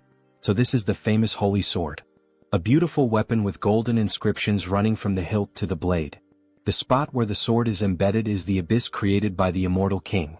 Remove the holy sword and be recognized as its master. Alright, let's do this. As he begins to pull the sword, all the sacred energy in the area starts to become distorted. Something is endlessly pouring out. Are these the battle records of the previous heroes? The techniques for wielding the holy sword, the tricks for manipulating energy, even methods for dealing with special monsters. This is the accumulated knowledge of all the past wielders of the holy sword. Everything begins to flood into his mind, as if he were inheriting all the wisdom of his predecessors. Even so, their emotions are also flooding into his thoughts, so it's best to stop here. He activates the Mind Hub skill. Other holy knights might succumb, but not him. This is already enough, so he begins to apply more force to pull the sword. Come out quietly. Partner. You have achieved the condition and gained enlightenment. Great. Acquired special skill, blessing, holy sword. A stigmata on his palm? In the shape of a cross. Then the sword begins to shine intensely and vanishes. So he can use it like a subspace, huh? That'll be useful for drawing the holy sword. You have achieved the condition and gained enlightenment. Skill, Paladin's combat techniques, and comprehensive weapon arts, have merged and evolved into special skill, Logia's holy warfare. Then he summons the sword from the subspace and begins to train. This is incredible. To think he has acquired the perfected battle technique of the holy sword's past wielders. With just enlightenment, his power grows stronger and his movements become sharper. Finally, as he gazes at his reflection in the blade, we have reclaimed the holy sword, my lady. Then the scene shifts. A mountainous region on the western continent of Ion, between the kingdom of Talia and Lesk. We see an abandoned house in the middle of the forest. Inside it, there are scrolls and skulls. Dark mage of the mountains, what is your name? We see Hans with his new appearance. His name is Victor Nolan, sir. He is kneeling, trembling with fear. Victor, this is Hannibal Strauss. He does know who that is, doesn't he? Yes, of course he would know, sir, immortal king. He will follow every command given, so please spare his life.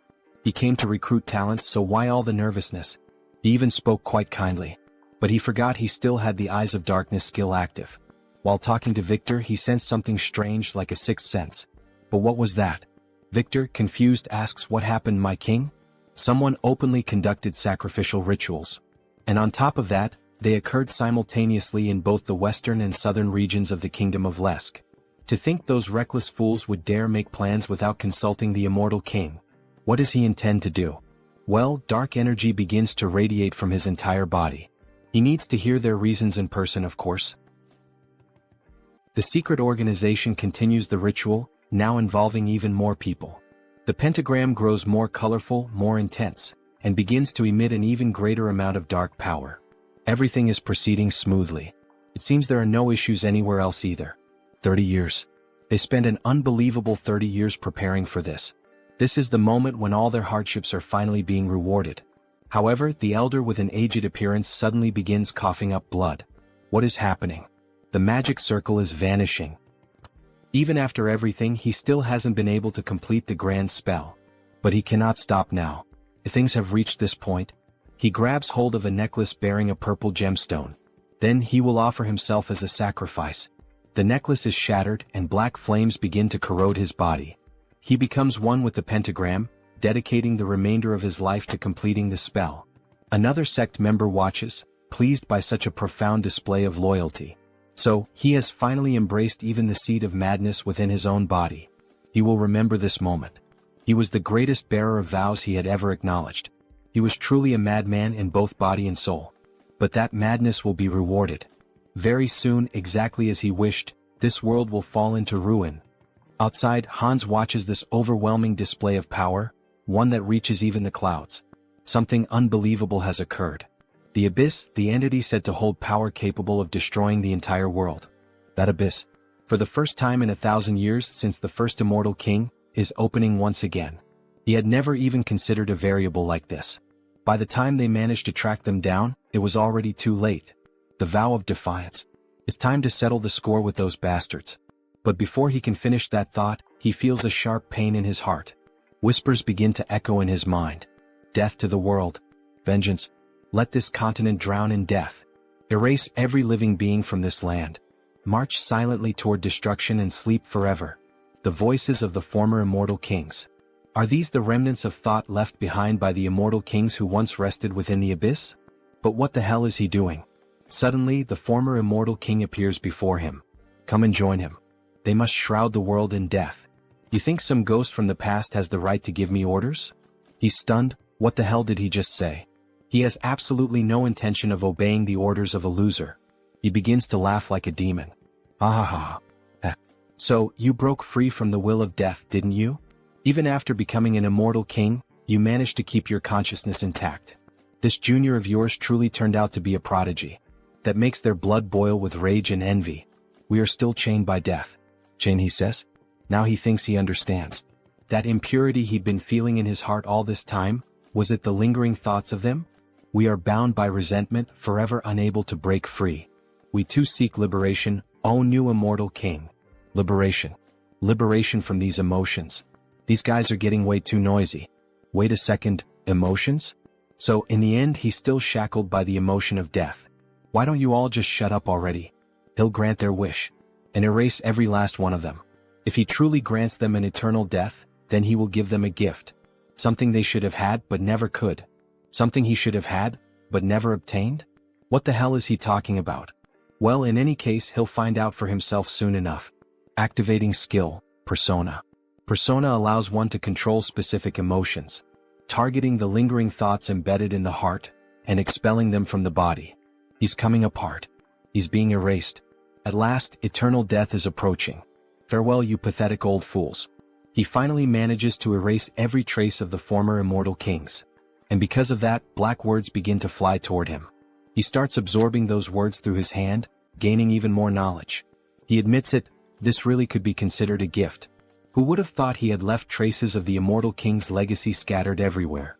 The first immortal king laid waste to half a continent, and the second brought down an entire empire. That's a feat that, no matter how powerful one might be, could never be achieved alone. Naturally, there were followers who served him. An undying army that marched at the forefront, carrying out the will of the immortal king. Most were wiped out by the order, but many managed to escape thanks to the discretion of their commanders. And the method many of them chose was to seal themselves at the edge of the abyss. And now, it seems the first of those legacies has begun to crawl back out. Back to Heinrich. He had just obtained the holy sword, and the moment he was leaving, he felt a strange energy. The ground began to crack. The abyss was opening once again. Royal Guard of the Immortal King. Dwell McCain, Archlich, the very same enemy he had just faced, emerged from the abyss. Those filthy bastards from the Order. He can't let it end like this. Not now that he's returned to the world of the living. And when he looks up, he sees the same knight who had recently defeated him. We've met before, haven't we? That stinks. Sorry, it's just, he only just returned to the world of the living. Talk about bad luck, coming back to life at a time like this. So he kills the Archlich again, who ends up dropping the same stone that had appeared in the other world. So the source was trapped between the holy sword and the abyss, huh? Normally he'd be destroying that source right about now, but he'll be merciful and hand it over to Hans. Make sure to serve him well as your new master. After all, he's a very good boy. Then Hans finally arrives at the location where the explosion occurred. However, he doesn't find anyone there. The ones known as the Vow of Defiance have already fled, huh? This must be the source of the abyss that shot up into the sky. He's sure of it, since the energy is definitely most concentrated right here. To open an abyss so immense that it could pierce the sky. But as he looks down at the ground, he notices a fragment of a strange object lying there. Upon inspecting it more closely, it turns out to be nothing more than a piece of metal. Did those bastards drop this? The energy is unstable, so he can't track where it came from, but he'll keep it for now. The flow of leaked energy from the abyss continues to increase. The madness seeping from the abyss is resonating. Even though it's an unstable gate, that alone will already have a huge impact on the continent. He activates the skill, Eye of Darkness. Well, so this is the origin of the dark magic contained within the heart of the Immortal King. If he does this properly, he might be able to control it. He then begins to gather and concentrate all the abyssal energy into his hand, just like when he absorbed the ancient knowledge of the Immortal Kings. He's going to focus all his power into a single point, and absorb it. He merges with all the energy present at the location. He can feel it. The abyssal energy clinging to his heart and bones. It feels like his power has been greatly amplified. Those bastards from the Vow of Defiance have done him quite a favor. Should he add them to the list of villains? As he was thinking about it, a presence startled him. Something began to emerge from the floor of the abyss. Wait, could that be? A dragon made of bone begins to burst through and tear apart the ground. Yes, is that the bone dragon in Trejo? He bursts out of the ground in grand fashion, breathing fire from his mouth. Or at least, something like fire seems to be leaking out of it. Excellent. This is truly magnificent. However, he doesn't recognize Hans as his new master. What's this? You don't recognize your master in Trejo? Then, staring straight into the dragon's eyes and overflowing with dark energy, the dragon finally acknowledges him. Ah yes. He's finally recognized his new master.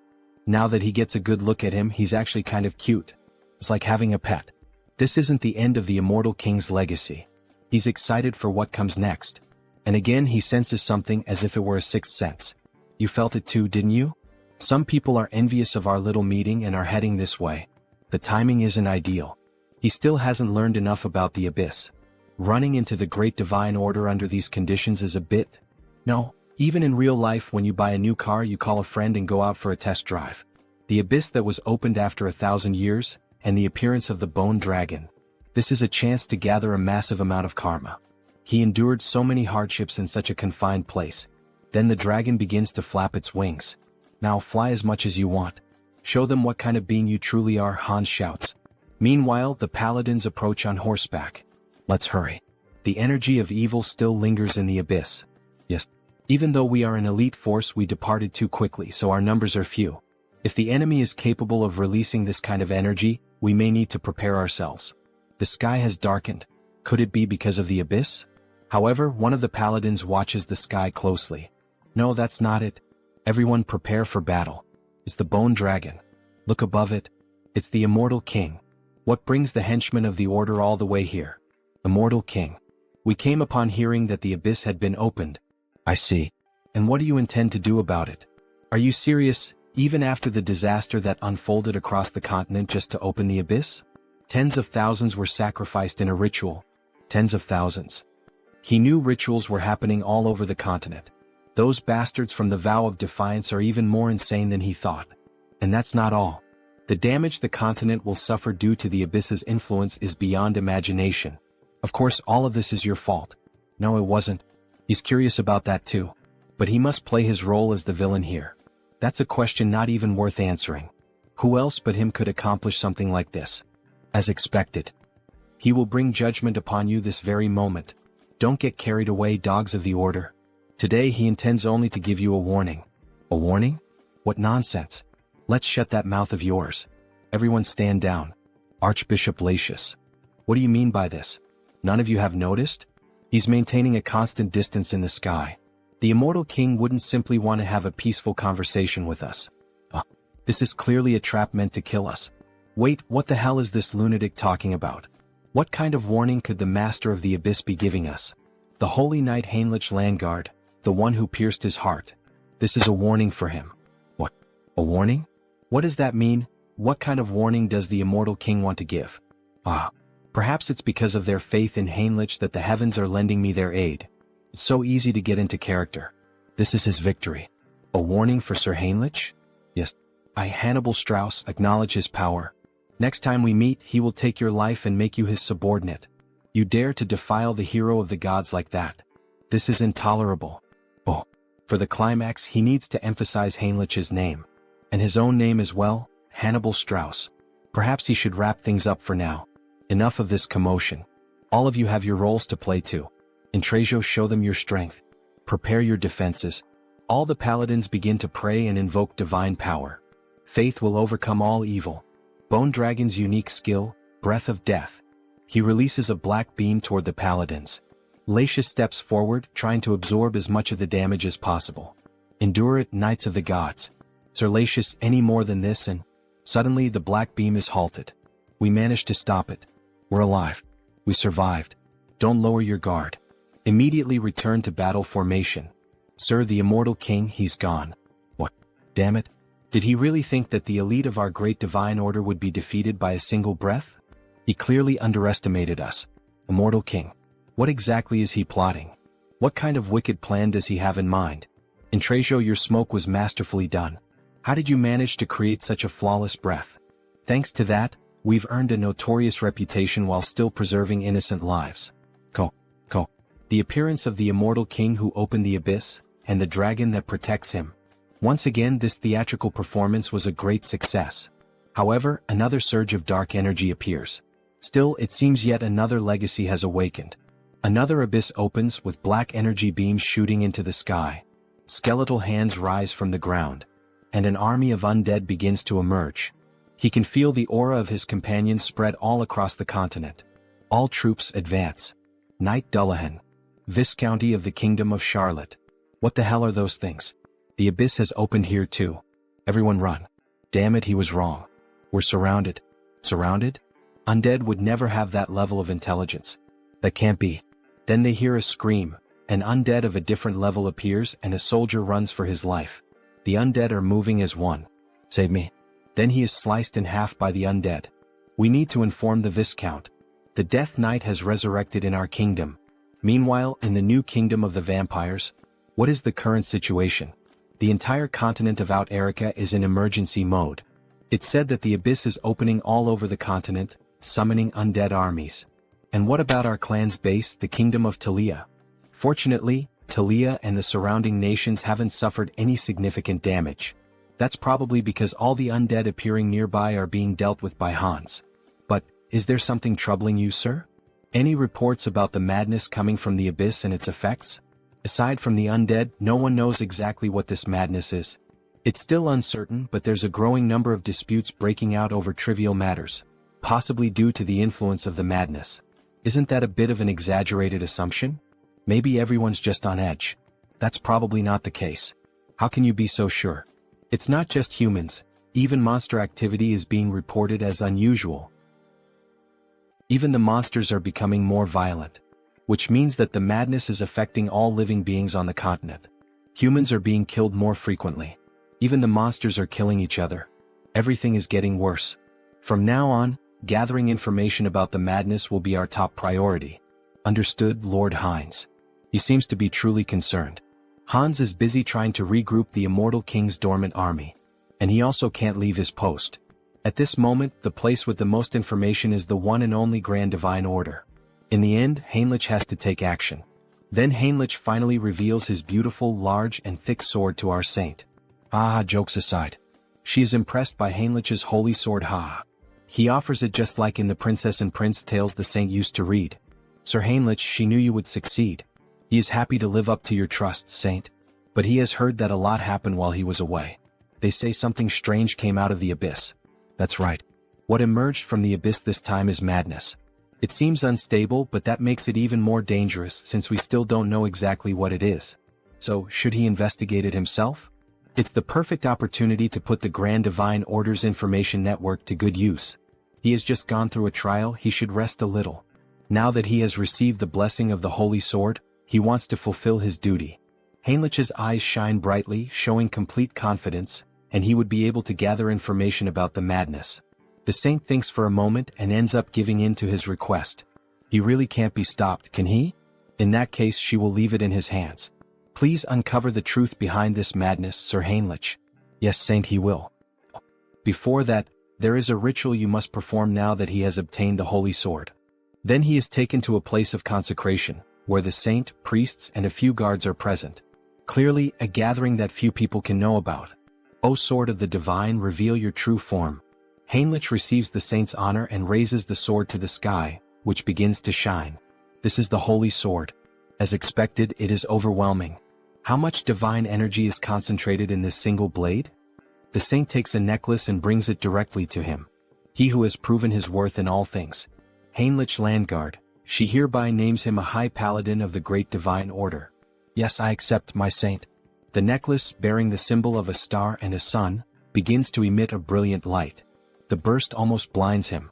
By merely pausing his mental core for a second, the pure divine power nearly explodes his mind. What kind of absurd strength is this? His body is being reconstructed. But what the hell is happening? Then little by little, his hair begins to change color until it becomes completely white, with a golden aura surrounding him. Scion Paladin. No way, this is a great blessing. Whoa, the grace of the divine is upon him. The entity has fulfilled the conditions and attained enlightenment. Special ability acquired, great blessing.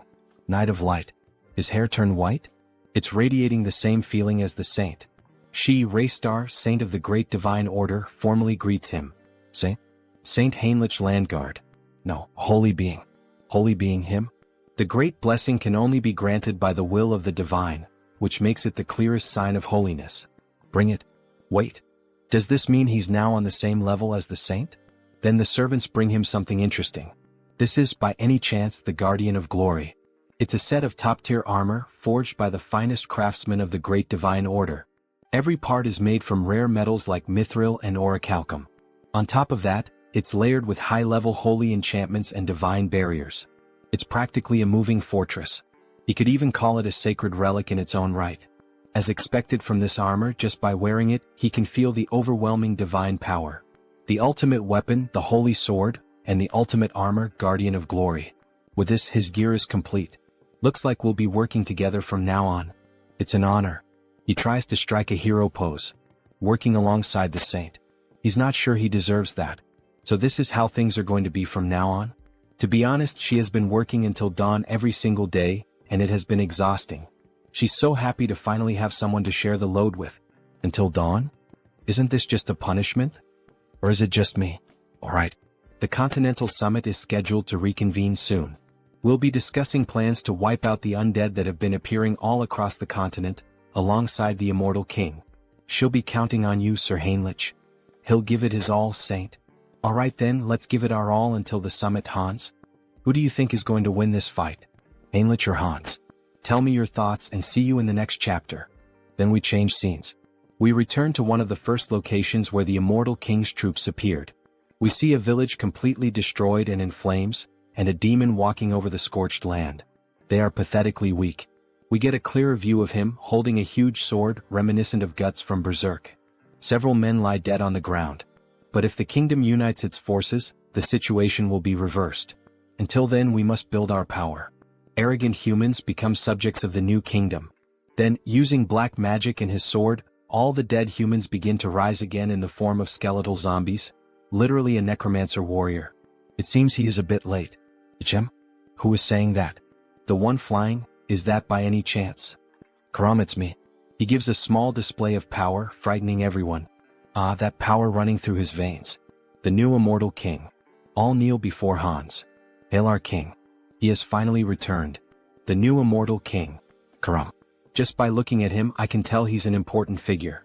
Power beyond that of a master swordsman, the leadership to command an army, and even necromancy to raise the undead.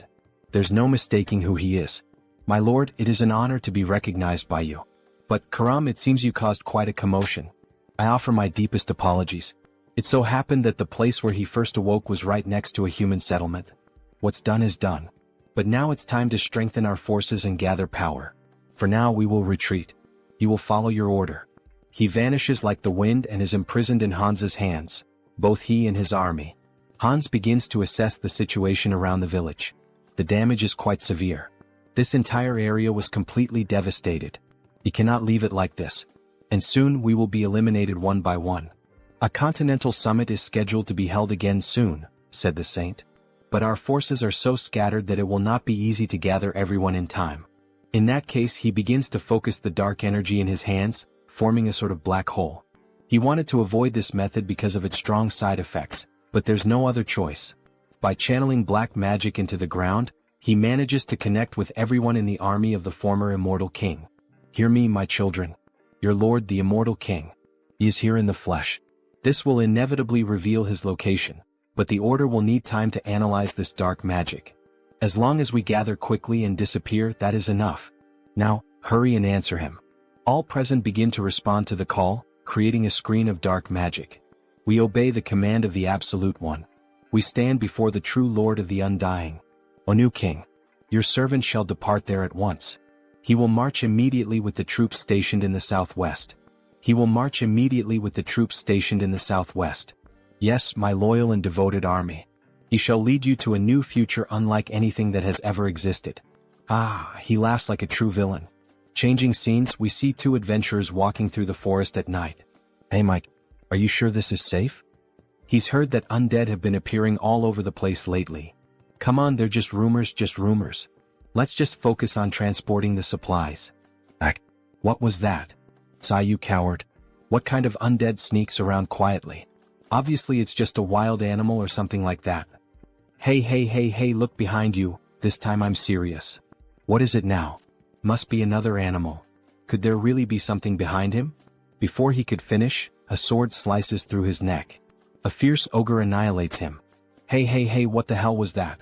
Monsters are nearby. What the hell are these things? They're supposed to live deep in the mountains. Why are they here? He's never heard of anything like this before. Monsters joining forces? Meanwhile, in another region involving another clone of the protagonist, Hubert the Merchant. Hubert Trading Company. What is this? Monsters from the northern mountains attacked a caravan in a group? This is also an effect of the madness. If this continues, even Tarak, which is nearby, will be in danger. We secured food and war supplies in advance, but this is not the time for business. Small merchants chase after coins, great merchants chase after hearts. Times like these call for providing help. He begins to analyze the map of the kingdom and nearby cities. Aonia County. Fortress of Steel. But still, specifically where? The Fortress of Steel is recruiting mercenaries on a large scale? Just the news we needed. Recruitment of mercenaries? It seems that the Fortress of Steel is also in trouble. The monsters from the northern mountains are showing signs of moving south, right? And the gossip in the tavern continues. They are not ordinary monsters. They are advancing as if they were enraged. Making Harley's group hear the news. Everyone heard that, right? What do we do? Harley, and you? Well, of course he's going to join the fight. You can't miss an opportunity like this, right? That's Harley. So when are we leaving? Why do you ask? Harley, don't tell me. Of course right now. Aha, he runs off excited for finally having a fight. But his companions realize that something is missing. Did he pay for the drinks? No. Grab Harley now. Make that bastard pay for the drinks today. Tarak Mercenary Guild. Finally, Harley arrived at the place. Hello Harley, welcome. Meanwhile, the members on the floor exhausted after trying to force him to pay for the drinks. That guy who looks like a monster. Oh, so this simple guy knows Harley? Of course. If you don't know Harley in this field, you must be from another continent. Then this will be quick. He and these three are signing up for the mercenary recruitment. Process this quickly. Sorry, but Harley's request is difficult to process. What do you mean? What does that mean? Does it make sense for a mercenary guild not to give work to mercenaries? Does he perhaps want to get beaten up by us? No, that's not it. Harley, he has a special nomination request. Then he receives a letter, quite a beautiful one at that, showing its importance. Nomination request? He was planning to go to the Fortress of Steel, so he hadn't thought about that. He's going to refuse this request. That's Harley. Decisive. Cool. Jim, he thinks he can't refuse this one. The client is Lord Talmine Aeonia. Wait, Taloasis? Who is that? No, it's Lord Talmine Aeonia. Right here, the Lord of the Aeonia territory. Office of the Lord of Aeonia. He is waiting in this room. The Lord is here? He then suddenly bursts through the door, wanting to draw attention. The Lord is here and Harley has just entered the scene. However, he ends up seeing a different sight than usual. A knight at the window? Possibly not the Lord. The Lord wouldn't talk to a mere mercenary. He is Knight Robin, authorized for this mission. They've heard of him, but he is quite large. And very unique. As he stares at the wolf ears, the female version of girls with cat ears. He understands the matter. So, what does a knight want with a mere mercenary? There is only one reason we have nominated you. We need someone to lead the attack on the Northern Mountains. Northern Mountains? Isn't that the place overrun by monsters now? The mission is to rescue a VIP. The target's name is Jaonic Steelstone. He is a blacksmith from our territory and his race is dwarf. We have images of him in some mine, mining some kind of bluish crystal. Switching scenes, we see a hospital in Seoul. We should go now, Grandma. Ah, she's fine, so don't worry, go ahead. He is happy that she is feeling better. Right? The doctors were also surprised. It seems she may be discharged soon. But there is something strange. Strange. According to the doctor, it is as if a high-ranking priest had poured divine power for days. Where would someone humble like him have such incredible connections? It was him, a pity he can't reveal that information, at least not now. Grandma must have overcome this on her own. She is strong. Right? Wow, our grandma who spent her life serving others was finally rewarded? Ah yes. How is your moving plan going? He found a house in the suburbs for a quieter life. Oh, a private house. Hang Sunghyun is successful now. But isn't it hard to be far from Seoul? It is a sacrifice he is willing to make. Apologies to Taesan for worrying, but now that the duration of his projection has increased, he can easily travel long distances. He won't sell his old house and will use it as a base. The main reason he managed to get a bigger house is, he doesn't know how many clones will appear in the future. This last page of the chapter looks a lot like solo leveling. Then on the next day we see the snowy mountains and Harley walking with a group. Is it because this request comes from the Lord himself? Everyone is being very proactive. And that knight over there is really impressive. He is not just delivering the request, he is actually participating personally. A little further and we will reach the last area where Jaonic left a transmission. He sent a transmission? Yes. The moment he noticed the monsters acting strangely, he hid in a safe cave and contacted us with a magic device. Did Jaonic really need to climb the mountain at a time like this? Well, he couldn't have known things would turn out this way. Dwarfs chasing rare minerals is nothing new. I see these are all well-known mercenaries from Turok. Using such elite people as guides. How incredible Jaonic Steelstone is as a blacksmith. Careful, monsters. Some ice ogres appear in front of the group. Leave this to us. The two combine crossbow arrows and fire magic to form a strong combo. They fire directly at the monsters point blank. However, to their surprise, after the smoke of the explosion clears, the monsters remain unmoved and without apparent injuries. The further we advance, the tougher they become. Their vitality and defense also seem unusually high. Looks like he'll have to intervene. He activates the marks on his body to increase his base strength and using all his power, leaps directly at the monsters. Grabbing both their heads and smashing them together, making an instant double kill. Two others try to advance against Harley, who with 2 punches smashes the monsters' heads. Harley, watch your back. 3 of them at once? Bare fists might not be enough. If he used wild instinct he could finish this easily. But they might mistake him for a monster disguised as a human. In that case he puts strength into his legs and jumps directly at the enemies. Charging power into his hands, he pierces one of the monsters with his bare hands. The other ends up making a huge cut on his chest, and the last monster using both hands together. He's going to finish this before even landing. Invisible hand operation. What? He just punched 3 of them at once? Now they don't know who's really the monster here. Is something like that even possible? He's already seen this several times just today but still can't get used to it. Harley starts consuming the magic stones. Wait, Harley? What are you doing? Sorry, he was so hungry that he did it out of habit. Out of habit? He can't believe it. It's the secret magic of our tribe. We absorb energy by eating magic stones. She has never heard of anyone capable of doing that. There's no way eating something like that wouldn't harm you. Nah, he's fine. He's used to these crystals, however, something strange happened this time. Blood starts coming out of his mouth. No, he's not fine. Ah, what is this nausea? Annoying. It feels disgusting. He wants to crush everything. Should he just annihilate everything? Yes, let's kill them. Such violent emotions. Thanks to the mental link, he is holding himself back, but that's not all. Every muscle and sense is becoming more active. Could it be? He starts to see a red smoke coming out of the monsters as if it were some kind of aura. Madness spreading throughout the whole forest. Switching scenes, we see Hans. Quite a sight, isn't it? Several ghost soldiers and a lady in black kneeling before the immortal king. She pledged her loyalty to the king. Banshee Queen Olivia. A high-ranking officer of the undead army, a Banshee Queen with a ghost unit. What an incredible achievement. A lineup worthy of the history books like in Trejo or Karam. Well done, Olivia. She has gathered far more strength than he expected. As the king commanded, she minimized clashes with humans and gathered the children. Olivia, there is something he needs you to do. Command it and it shall be done. That people's organization. Extract every fragment of information you can from the oath of reversing heaven. Her ability is perfectly suited for this. It is an honor. Olivia will do her utmost. What is it he most desires from them?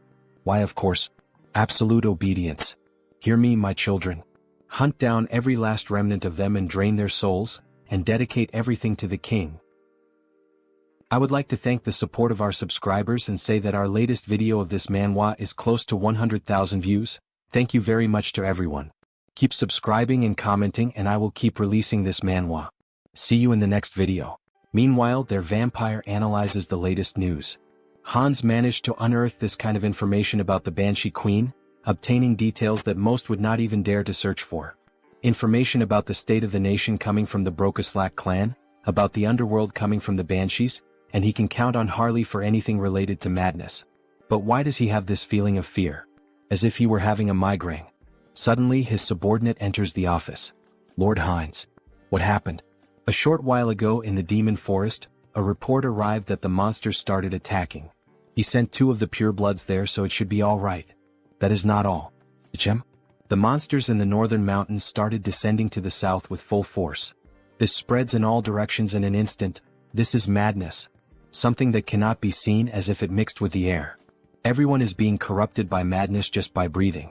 Wait, what about his companions? The effect is small, but they are not completely immune. It seems the effect is lighter on humans at least. We are about to reach our destination, so let's hurry. Just a little more. Even so. This is really dangerous, isn't it? His body keeps having spasms. His physical abilities are becoming explosively stronger, but in exchange, it seems he is losing control of his own body. Then a system notification appears. Controlling the physical transformation with the skill body mutation. If it were not for this skill, he would have become a lunatic like the orcs. Everyone stop. What, there are more monsters? At least he is dressed like a monster. It suits me quite well, don't you think? Some plants start moving. They are already here. He was waiting. Blacksmith, Zaonic Steelstone and another unknown. He dug a cave there. He will escort you to it. He is curious but he cannot. Hallie, don't tell me. That's right. Monsters are coming. Let's go down there now. Several orcs appear with different types of weapons. All possessed by madness.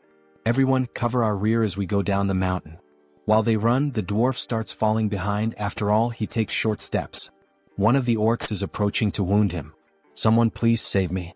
Harley appears, cutting the orc in half using only his bare hands, leaving the dwarf impressed. They are so big it is satisfying to cut them. Hey, this is not the time to have fun. At this pace they will catch up to us in no time. Then Harley has an idea to run with the dwarf just like he did with the elf he saved months ago. How ruthless. Those monsters run fast too. They are right. At this pace we will be exterminated. Except for him. Don't say such frightening things. Isn't there a better way? Hey Mr. Knight, he is running out of energy. Could he receive his share of the magic stones now? What? He does not know what he wants to do with this, but if it is necessary for the mission he sees no reason not to. He gives a bag full of magic stones from monsters. Thank you. For now he will leave this dwarf with them for protection. Harley, what the hell is he doing? It is dangerous, he has to get out of there. Ah. Wasn't it them who asked if there was a better way? He opens the bag full of red fragments and starts ingesting them all at once. He can feel a madness far greater than before. It seems that each magic stone contains a different amount of madness. If he absorbs the power of the madness from the magic stones while controlling it with his skills, theoretically he can become infinitely stronger. In that case, he will devour all the madness that has arisen in this world. He screams and his voice echoes throughout the mountain. A system notification appears. The individual has met the conditions for growth. The skill Wildness has evolved into the special skill Frenzied Beast. His whole body starts to turn slightly red, even the tattoos begin to gain more colors. Upon opening his eyes, we see that even his eye and his breath leak madness. He became slightly mad, although he can still control himself. Alright then, now it is showtime. He equips the 2 axes and goes alone against all the enemies. Let the carnage begin. His whole body is boiling. It is unbearably hot. It reminds me of Goku's first transformation. Whoever guesses it right in the comments, I will put a heart. 5, 4, 3, 2, 1, Kaioken. He charges directly at the monsters, simply destroying them all without them even being able to react. Die all of you, looking like a true barbarian. In the end, from all that crowd, not a single monster was left to tell the tale. This is the power of the Frenzied Beast. She can barely see his movements. How can he be like this? The rumors that he was the strongest mercenary of Turok were not an exaggeration. Not the strongest of Turok. The strongest of the whole continent. Other monsters keep coming, however, nothing is capable of stopping Harley's carnage. He toys with his opponents, using the axe in incredible ways. This basically settles the matter. Skill Jewel I, Severe Winter. That was amazing, Harley. Is he alright? Everyone runs off seeking to obtain information about him. He has the bravery of a dwarf. After begging for his life and running away. Suddenly, Harley feels some kind of strange energy. His whole body is screaming for him to flee. This is the first time he feels so tense. Harley, what is that face? Don't tell me more enemies are coming? Kah. This is really bad. If we encounter the monster that is coming now, it will be a total extermination. Well, except for him. We have come too far to give up now. Do something, muscle friend. Old man. When he saw them before, he dug a burrow to hide, right? That's right. He very bravely dug that burrow. So can he hide all of us now? Within 10 minutes. 10 minutes? 5 minutes are enough. With your beautiful tool, Ellen. A radiant pickaxe looking like diamonds. Ellen? Just by looking at it, it shines? Is this a magical tool? Now everyone get ready. Get ready? Yes. With a simple strike of the pickaxe on the ground, everything starts to shake. The ground is shaking? Several cracks begin to appear. He strikes again with the pickaxe, making the ground collapse and everyone scream in despair. And then what do you think? Quite cozy, isn't it? They make a bonfire while hiding from the monsters. He made a place like this with just a few blows of his pickaxe. He really is an incredible dwarf. The system issues a new announcement. A usable medium for skill customization has been discovered. A medium? An item here is on the same level as the branch of the world tree that created Harris? Medium name, Ellen. A pickaxe reborn as a magical tool, imbued with the secret soul of the dwarf craftsman Zadnik, refined over 20 years. This thing is much more incredible than it looks. It carries 20 years of Zaonic's history, the master craftsman. If that is the case, he will devour it one way or another. The dwarf can feel Harley's malice from meters away. Some stones start falling on the team. Something noisy coming from above. Is it the monster he mentioned before? Judging by the presence, it just sat above us. Probably trying to eat the bodies of the monsters we killed. Maybe we should escape while it is distracted. Not a good idea. It would probably catch up to us quickly. Ah, Harley? He had a good idea. The biggest problem is that thing sitting right above us, right? Then what if he lures it far away? This time it may really cost him his life, and even so he would try. Yes. Harley, are you really sure about this? Of course. As long as he has this. What? Why his Ellen? Just an insurance, he knows. It will be very useful in a dangerous situation. But this is a magical tool with limited uses. What are you hesitating for, Zeonic, you fool? No matter how precious it is, life comes first. Alright, you can take it. Thank you. However, he does not want to give away this pickaxe at all, but it is foolishness to try to contend with Harley. Drop it. He said he would give it to him. With his big hands, he can only use it like a mason's trowel anyway. He finally lost the battle. Ah. He will use it well and return it. Probably. Ellen.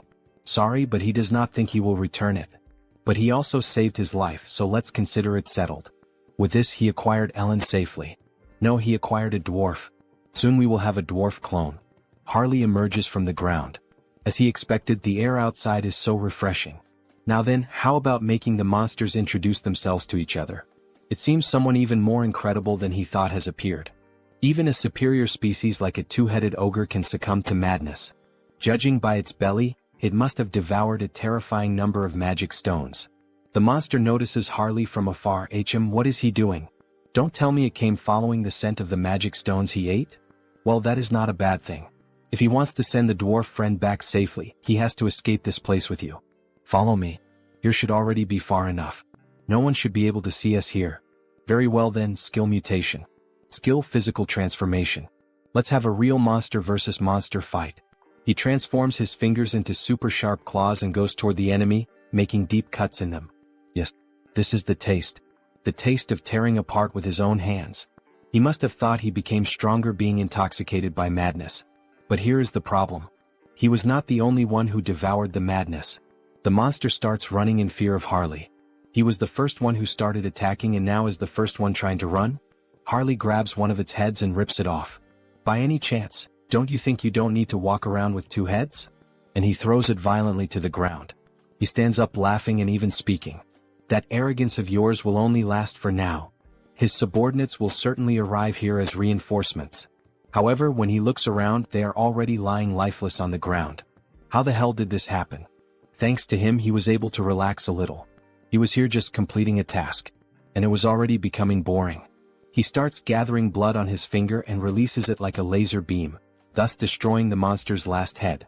Now without the two heads, the monster finally falls lifeless. Ah. As expected, it is more comfortable with two instead of one. Good thing he called Heinz. Although he had originally called him for something else.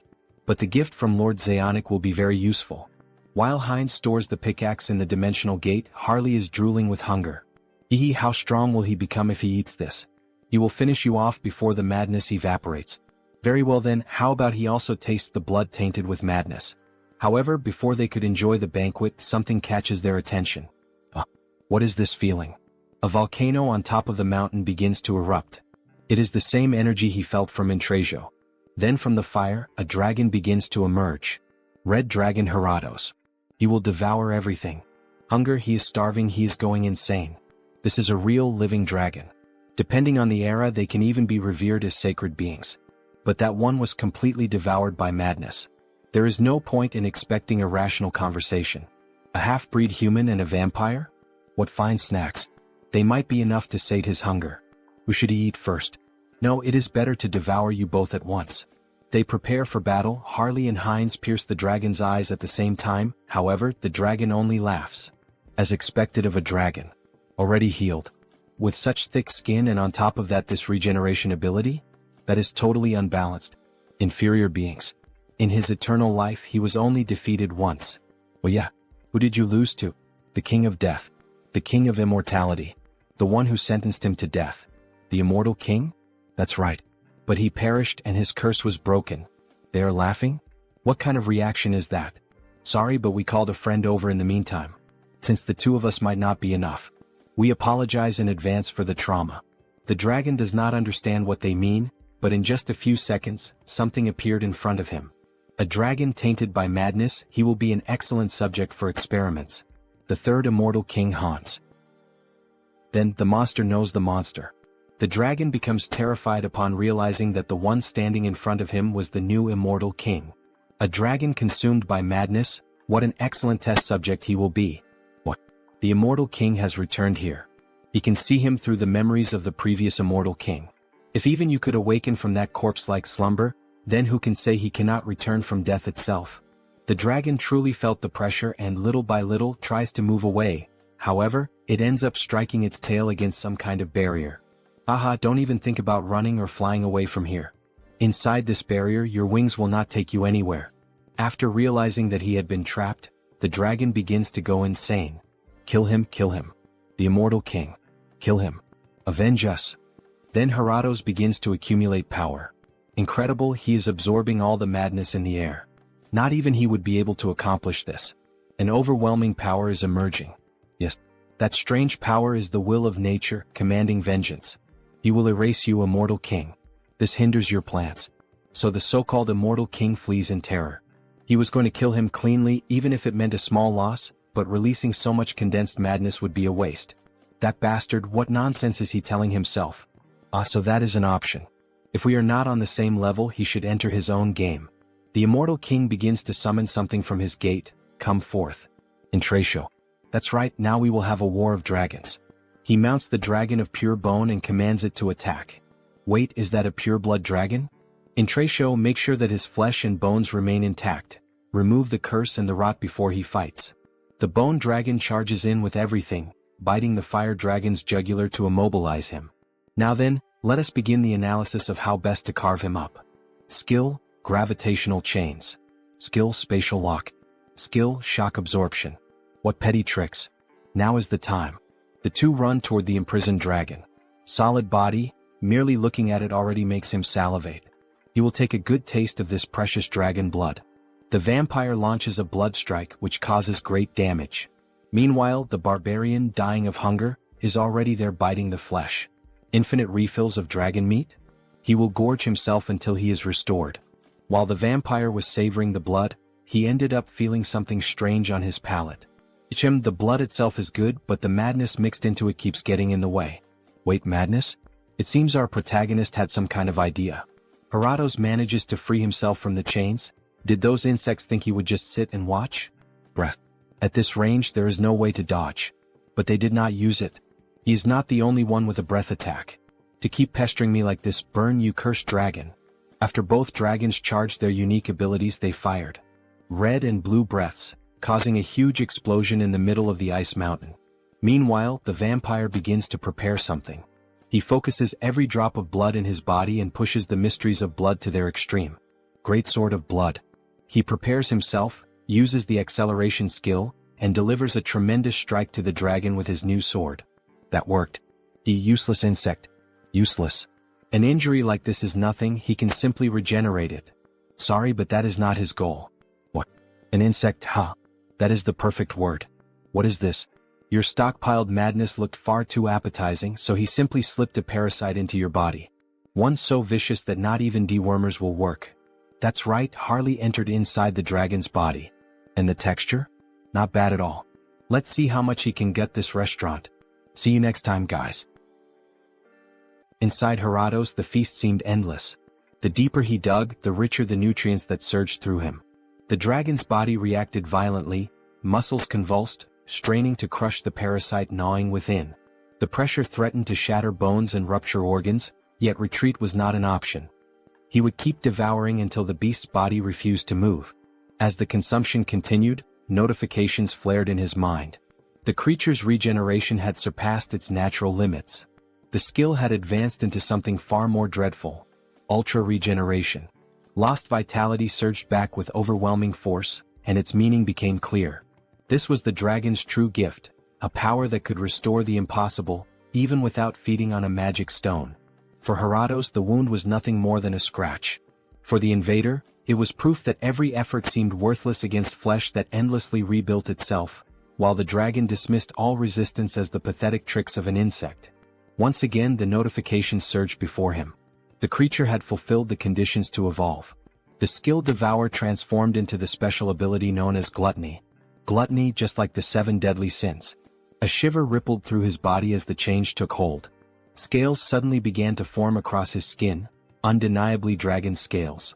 The realization struck hard. From now on, through consumption alone, he could absorb traits. Every single one of them would be his to claim. The dragon grew restless, its rage boiling as the parasite dug deeper inside. If the intruder refused to leave on his own, Heratos would rip him out piece by piece. Yet the fight shifted before he could act. The immortal king and the vampire launched a coordinated strike alongside Horacio, who tore into the beast's neck, while Heinz's blade carved through with relentless force. That was the effect of gluttony. With Harley suppressing the madness, even the dragon's bloodline fell silent. Just one taste, and a torrent of power erupted within, flooding him like an unstoppable tide. And at last the notification appeared for the vampire. The special skill Clan of Blood, True Blood, had advanced to a far greater stage. As expected, to ascend into sacred blood, the condition was clear. He had to drink from an opponent far superior to himself. Heinz seemed to realize something, hesitating, but Harley confirmed it.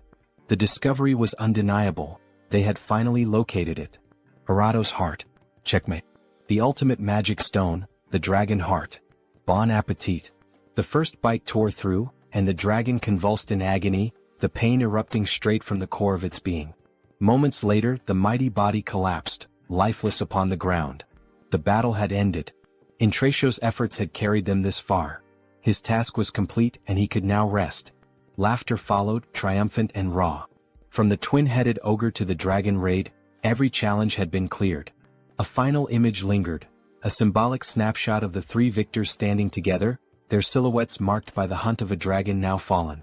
The dragon's eyes snapped open for one final breath. This time the immortal king carried no desire to destroy the world. If he chose to take a few bones, there would be no need for resentment, he would put them to good use. The blood too. And the horns. In the end, every piece had value. None of them wasted anything. The trio moved like a flawless cleaning crew, each collecting a share of the fallen beast. The corpse of a dragon truly was a treasure vault. Prime ingredients for rare sorcery gathered all at once. The scene resembled that old meme of a robot staring at an empty plate. Oh my god, nothing left. Even the blood, overflowing with the power of dragon lineage, had been secured, certain to prove useful later. Yet the greatest beneficiary of the raid was not the immortal king or Heinz. It was Harley. On the ground, Harley writhed in agony. His body twisted and shifted as something unnatural surged within him. This time the transformation was not smooth. Perhaps he had gone too far even for his limits. Absorbing all the madness of those monsters, his insides felt as though they were tearing apart. Control slipped with every second. Only the method inscribed within the dragon heart could save him. The madness flooding his body had to be woven together with the dragon's essence. As he forced the chaos into alignment, strange markings spread across his skin. A heavy feeling swelled inside him, followed by new notifications. The creature's race has changed to Dragonkin Hybrid. Special skill, Heart of the Mad Dragon, has been acquired. Harley's body no longer felt the same. On the surface, his anatomy still resembled that of a human, yet something deep inside had shifted. The change was undeniable. His very essence had risen beyond its former limits. His being had ascended. See you next time, guys. So we see Harley's hand covered in scales. For the entire race itself to change, this is the power of the dragon's heart. Alley. Race, Dragonkin Hybrid. Then a notification appears. Special notes. Absorb the heart of the light dragon and gain the power of a dragon. Controls the madness within the body and continuously absorbs the surrounding madness. The jeweled eyes have merged with the dragon eye, becoming even more effective. With the power of mutation, he can draw it out whenever he needs. But, with a simple stomp with force, he destroys the ground. If he increases the density of the body, the weight becomes unbearable. If he doesn't control it, it will be a disaster. It's better for him to practice a little before meeting them, his group that had been waiting for him to escape with the monster. Before Harley could begin training, he felt an enormous force through his body. So it's finally going to begin. It's the closing ceremony of the raid that Hans prepared. We see the immortal king preparing some kind of spell, and in this case the spell is being performed on the dragon's body. A lot of dark magic is being involved in its body, so much that the sky begins to grow cloudy. Little by little, only the dragon's bones begin to rise. Now speak to him. What is your name? Heratos. Yes, Heratos. I am the Lion King and death itself. He will grant you a second life. Now he is your master. Very well, very well. He looks like a second puppy. In the next scene we see the protagonist in reality. He was admiring his new house. He had finally finished working on the house, moving the furniture. Everything is impeccable. An internal gym, an arcade, even a comic cafe. To think that he fulfilled the dream of building everything to his own taste. Unlike before, now he can go out freely, but staying at home is more comfortable, so he devoted himself completely. Now he will never need to go out again. Our protagonist is truly a shy nerd. Right now, should he take care of the gardening? Conjuration skill, entity projection. He transformed into the elf to use his abilities in gardening. Then, let me show you the natural power of the high elf. With just a little magic, he forms a beautiful garden effortlessly. Truly very beautiful. They say independent houses are difficult to maintain, but that does not apply to me. After all, he is one in many. He will use Heinz, who was summoned beforehand, to raise a primary barrier. And as soon as the cooldown of the entity projection ends, he will add Hans and Heinrich's barriers on top. Is there any house safer than this? Barrier against vampires, barrier against dark magic, barrier against holy magic, literally the safest house in the world. Household chores should be settled like this. I think it's already time for accounting? Karma shop. Then we see his little point shop with an incredible 1,608,961 points. It's already over 1 million? Not even a week has passed in Earth time. I guess numbers really matter. But don't tell me that, once again, there's no increase in the number of avatars, right? Whatever, either way he has to spend. He has to do it, no choice. Enhance. It worked. The unique skill has grown, increasing the number of avatars he can possess. Now he can increase the avatars again. Let's see what else he obtained. Avatar potential increases. The learning ability of each entity improves further. Avatar cognitive ability increases drastically. No wonder the distribution of mental energy to his clones seem to have increased. At this rate, it won't be only the main body that will become stupid? Then a depression hits him. No way. The clone is me and I am the clone, so whatever.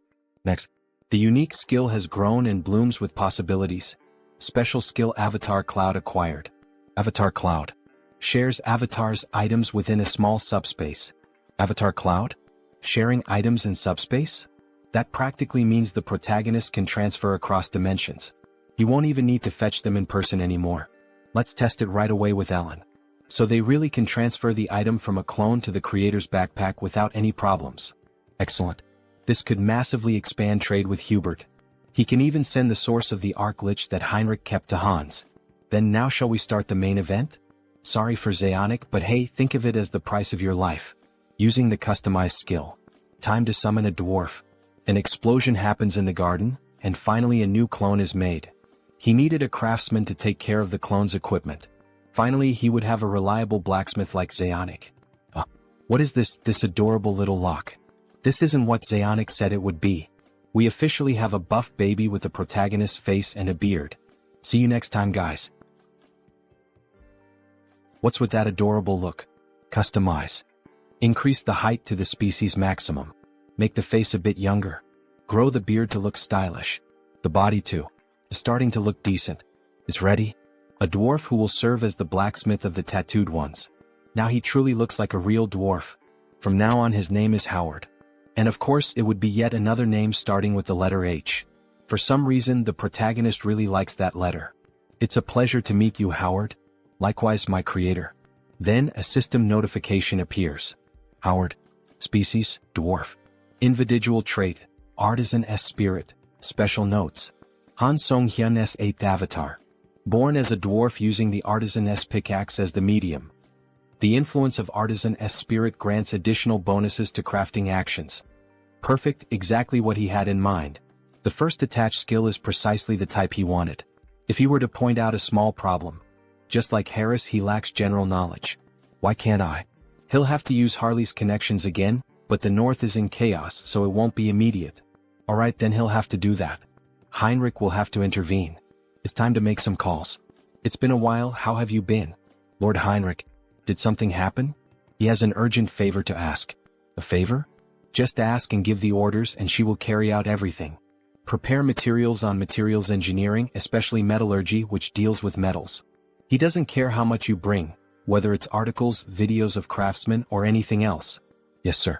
Forging techniques can be pre-trained using information from Earth. He will need to set up a workshop in Turok.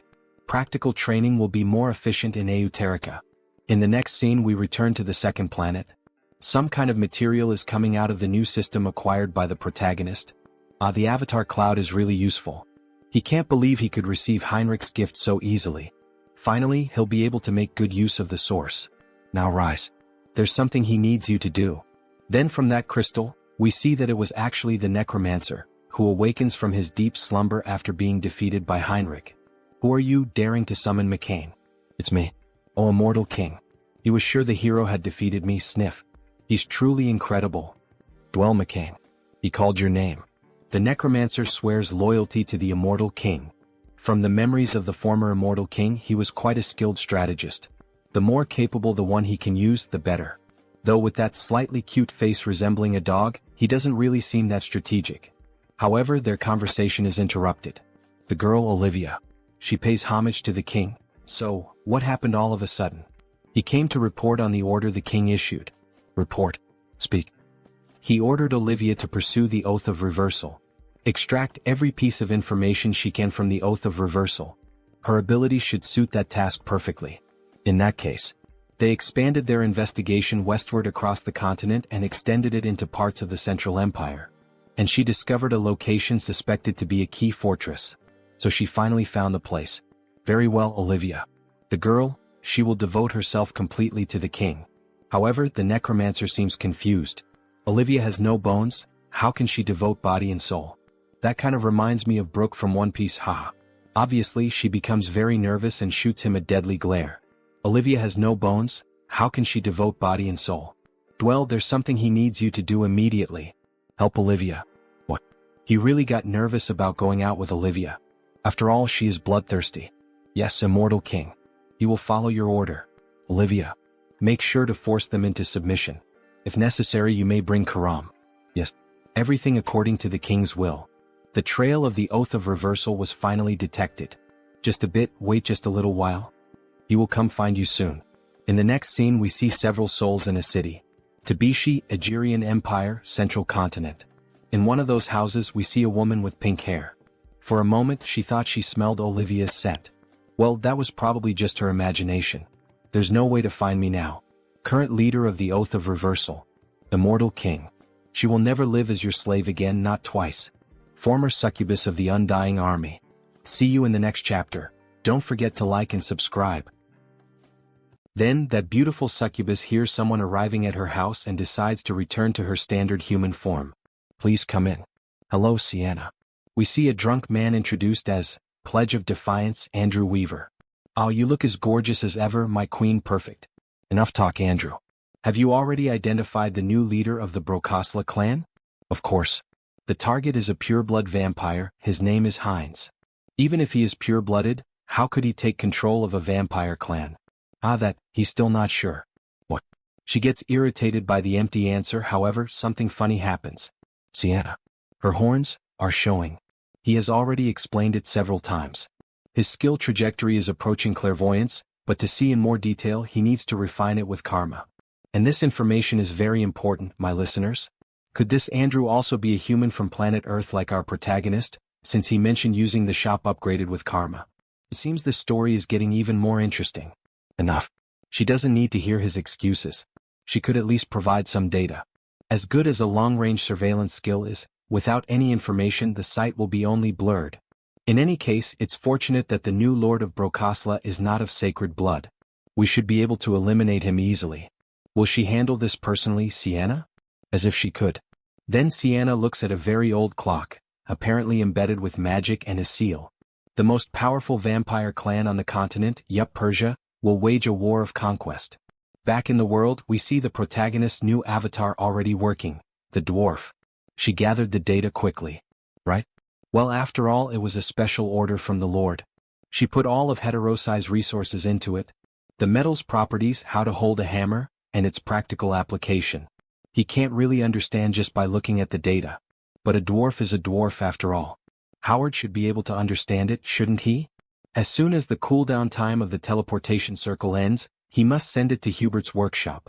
Alright, she has one more thing to report to the Lord. What is it? She confirmed that Bianchianho is in contact with other factions.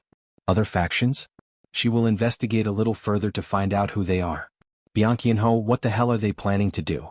Well, there's no need to worry and try to deal with it now. He should be able to handle them when the time comes. Time is on our side. In the 10 months that his clones grew stronger, only 1 month passed on Earth. Back in the second world, we see a castle and someone approaching. A child. He asks what business brings her there. She came to see Mullo. Show the way. How dare she speak so informally about Master Mullo? Did she have an appointment? An appointment? Does she really need one? They will know who she is if she simply says Breaky. How insolent. He will inform Master Mullo then, so please withdraw for now. Mullo quickly appeared behind the servant. There's no need for that, you may leave.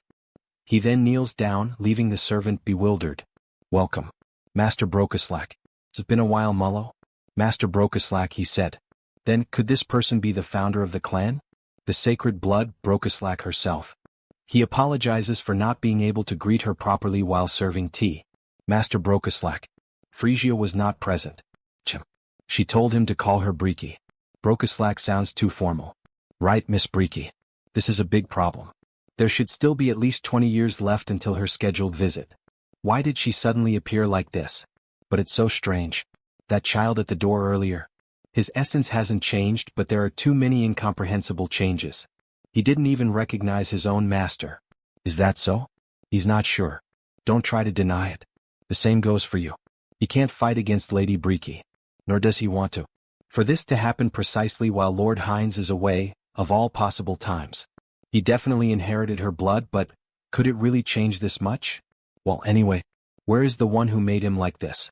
She knew everything and was merely testing us. So, it has come to this.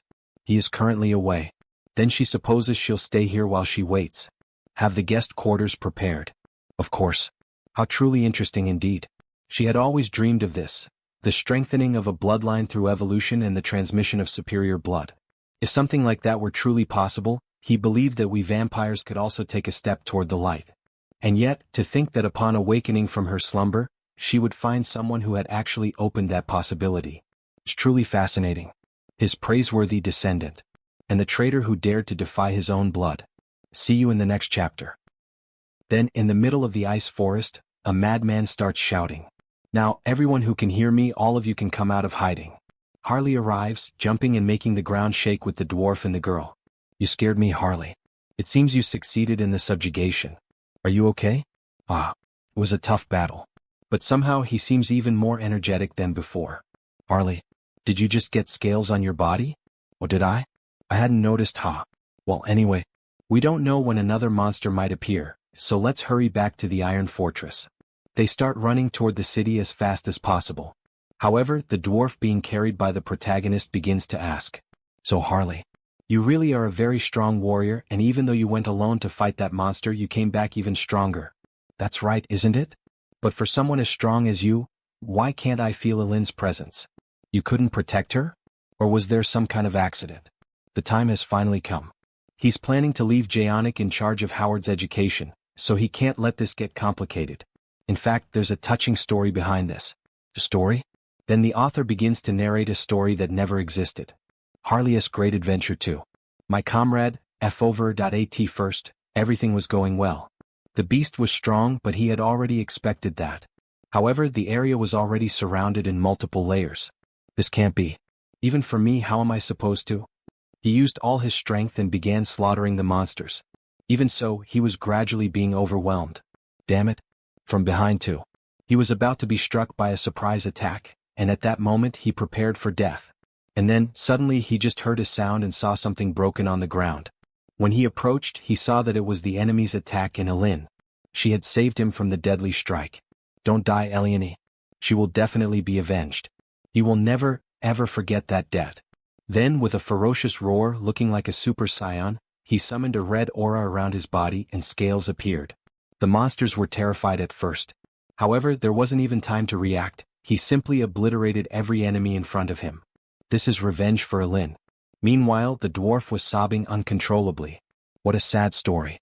At the moment when his thirst for revenge reached its peak, he realized something, that the blood of a dragon flows within him. He only discovered that thanks to the last chance Elin had given him. In that case, it seems you had a dragonkin ancestor. Probably around 300 years ago, and the knowledge was lost after the Great War. So that's what it was. Thanks to you, my doubt has been answered. Oh, I like that past. He's going to use it. The blood of a dragon, awakened in the midst of a crisis. That's truly the stuff of heroic tales. He knew there was something extraordinary about Harley. You really think so? While everyone was talking, the knight noticed something in the distance. Everyone please look over there. Just beyond that ridge lies the Iron Fortress. But why did he stop? Please look closely. At the entrance of the city, it was a true war scene. Monster corpses were scattered all over the place. And above them all stood a creature that stood out, a mutant minotaur. It has already reached the Iron Fortress. We must hurry. At this rate, everyone inside the fortress is in danger. Right, let's hurry up and eat. No, he means let's go save them. To think it so easily took down the priests of the Holy Order and the mages of the Magic Tower. Even the mercenary company gathered from across the continent can't get close. He's here. He's here. Harley approaches the monster from the sky. Before the poor creature could even realize it, the protagonist was already on top of it, grabbing its horn. The monster of Turok. A monster, huh? In that case, he'll have to show this bull what it truly means to be a real monster. He equips the scales and, using all his strength, rips off the monster's horn without mercy. How's the taste of this monster, you monster? Oh, you want to have a contest of strength? Like bull versus human, just like in rodeos. Fine, let's do this, damn it. The two charge at each other at a speed beyond normal. Only blood can be seen flying, with a guard watching everything. In the end, the bull is seen standing. But in the next scene, in truth, it was on its knees, missing an arm and its horns falling lifeless to the ground. Well, you were pretty impressive. But you are beneath me. All the guards cheer ecstatically at his victory. We won, we managed to stop the monster. Meanwhile, Harley stores one of the enemy's horns in his inventory. This guy's horn should be useful. So big, it even looks like your friend's in real life after getting betrayed by his ex-girlfriend, ha. Maybe Howard can turn it into equipment later. And the biggest reward. Harley begins to devour the creature's body and mana gem. Meanwhile, the notification window appears. Madness control is controlling the madness that has entered your body. When you think of Minotaur genes, it's definitely all about the lower body. The clash was over, and in the end, Harley finished devouring the monster while the others celebrated their victory. It had been an incredible performance. The king's warrior congratulated him. They had won thanks to him. It was nothing. Lord Tarmin Aeonia was here. He said he would like to see him in person. The Lord really called for him this time. He had just finished the fight, so he should rest a little. However, while they were speaking, Harley had already disappeared. That bastard was already on his way there. The king's castle came into view, covered in heavy winter snow. The protagonist began to open the door, but the guard stopped him. He had already told the Lord about him many times, but it would be good if he were a bit more careful. Is something wrong with me? He imagined Harley as a fool. Is the Lord here? It's me, Harley. Please be as polite as possible. There's no need to worry about that. When it comes to manners, he's the best, right? Just go in. Then the protagonist finally entered and was received by the king. So this was the famous strongest mercenary in the entire kingdom. The king was introduced to us, Tarmin Aeonia, Lord of Aeonia County. Come and sit here. Hello. The guard nudged Harley with his shoulder to remind him to be polite. Hello, sir. He had heard so many praises about him, but seeing him in person was different. He hardly knew what to do with himself. He was just doing what he was paid to do. As he shouted, his saliva flew toward the king. Even so, the king thought he was quite impressive. Did he think that just speaking formally was enough? Anyway, besides the request, he also played a big part this time, so he should be rewarded. A reward? There's no need for that. The king's tone grew more serious. He offered him a position as an official knight of the county. He refused. Everyone in the room was surprised, even the Lord himself. You bastard. How dare you refuse the Lord's offer? And what's with that stupid look on your face? That's enough. Everyone calm down. He waved off such grand gestures. He only wanted a cool axe he could use. Right, an axe. He would have one custom made for him through Jaonic. Thank you, my lord. He was quite generous, just as one would expect from someone ruling over a great territory. That's right. I'm not stingy when it comes to giving. Refusing once is fine. He'll definitely find a way to get you. As if I'd let you have me for free. He'll just keep dragging you along and wearing you out forever. In the end, the two were simply trying to outsmart each other. Suddenly he felt a chill. Switching scenes, we return to the merchant character. Lord Merchant, they said Mr. Howard's workshop has been completed. Really? I trust they put great care into it. Of course. We prepared state-of-the-art facilities and personnel to assist him. From now on, if Howard needs anything, the Merchant Guild will provide it. Just treat him as you would treat me and Harley. Yes, Lord Merchant. As they walked through the neighborhood, there were 4 guards assigned to the merchant. However, he soon noticed something strange. What? 4 escorts? Lord Merchant. What? There was one more than usual. You have good instincts, but it's already too late. In an instant, the protagonist began to bleed and collapsed to the ground, barely clinging to life. Lord Merchant. What the hell is happening all of a sudden? Lord Merchant. What the hell is this? Why is a vampire after me? Snap out of it. He finally died and a notification appeared. You have sustained a fatal injury in a single blow. Suddenly the merchant came back to life. Lord Merchant, are you all right? Take him somewhere safe now. Another notification appeared. Instant death immunity has activated, reducing the fatal injury to critical damage. Instant death immunity will be sealed for 1 day. If it weren't for that skill, he would have died. The assailant was a vampire. Judging by his abilities, he was at least a pure blood. Such a high-level agent going after a mere merchant like him? What in the world was he after? If they find out he isn't dead, they will definitely come back to finish the job. He will leave the task of uncovering their identities to Hans. For now, he must retreat. He has a personal means of contacting Howard. Therefore, he will deliver work-related matters through him. What? But in this state, how? They are talents recommended by the 3 warriors of the South, so he should be able to trust them. He needs to get medical treatment first. Then he suddenly vanished before the guards. Sir Hubert? Hubert is unsummoned from the Oterica dimension. Later that night, in a different castle, several people were gathered with a king. He trusts that everyone is prepared. Clan Lord Visk Yup Persia. My lord, there's an update. A report has arrived stating that the job in Tarak has been completed. True blood of the Yup Persia clan, Theodore Yup Persia. Tarak? By killing the merchant who was secretly cooperating with the Brokosla clan, we managed to divert their attention. Well done, Klein. You have opened the gates of war. Finally, things are about to get more exciting in this manhwa. War is approaching. Don't miss the next chapter. See you in the next one, everyone, and don't forget to subscribe to the Absolute channel. He flatters him too much. It was a simple task. The timing is good. We also just finished cross-checking the information from the challenge oath. That is not all. The blood gate is finally complete. Does he trust that you set the coordinates correctly? Yes. We plan to stop in the city of Rapella to regroup before heading to Teleria.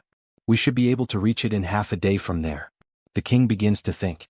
An unknown vampire has taken control of Brokosla. He is already eager to face this unknown figure. Everyone prepare yourselves. We are going to Teleria. Meanwhile, Our Lady continues searching for information for the immortal king. However, their souls seem tired.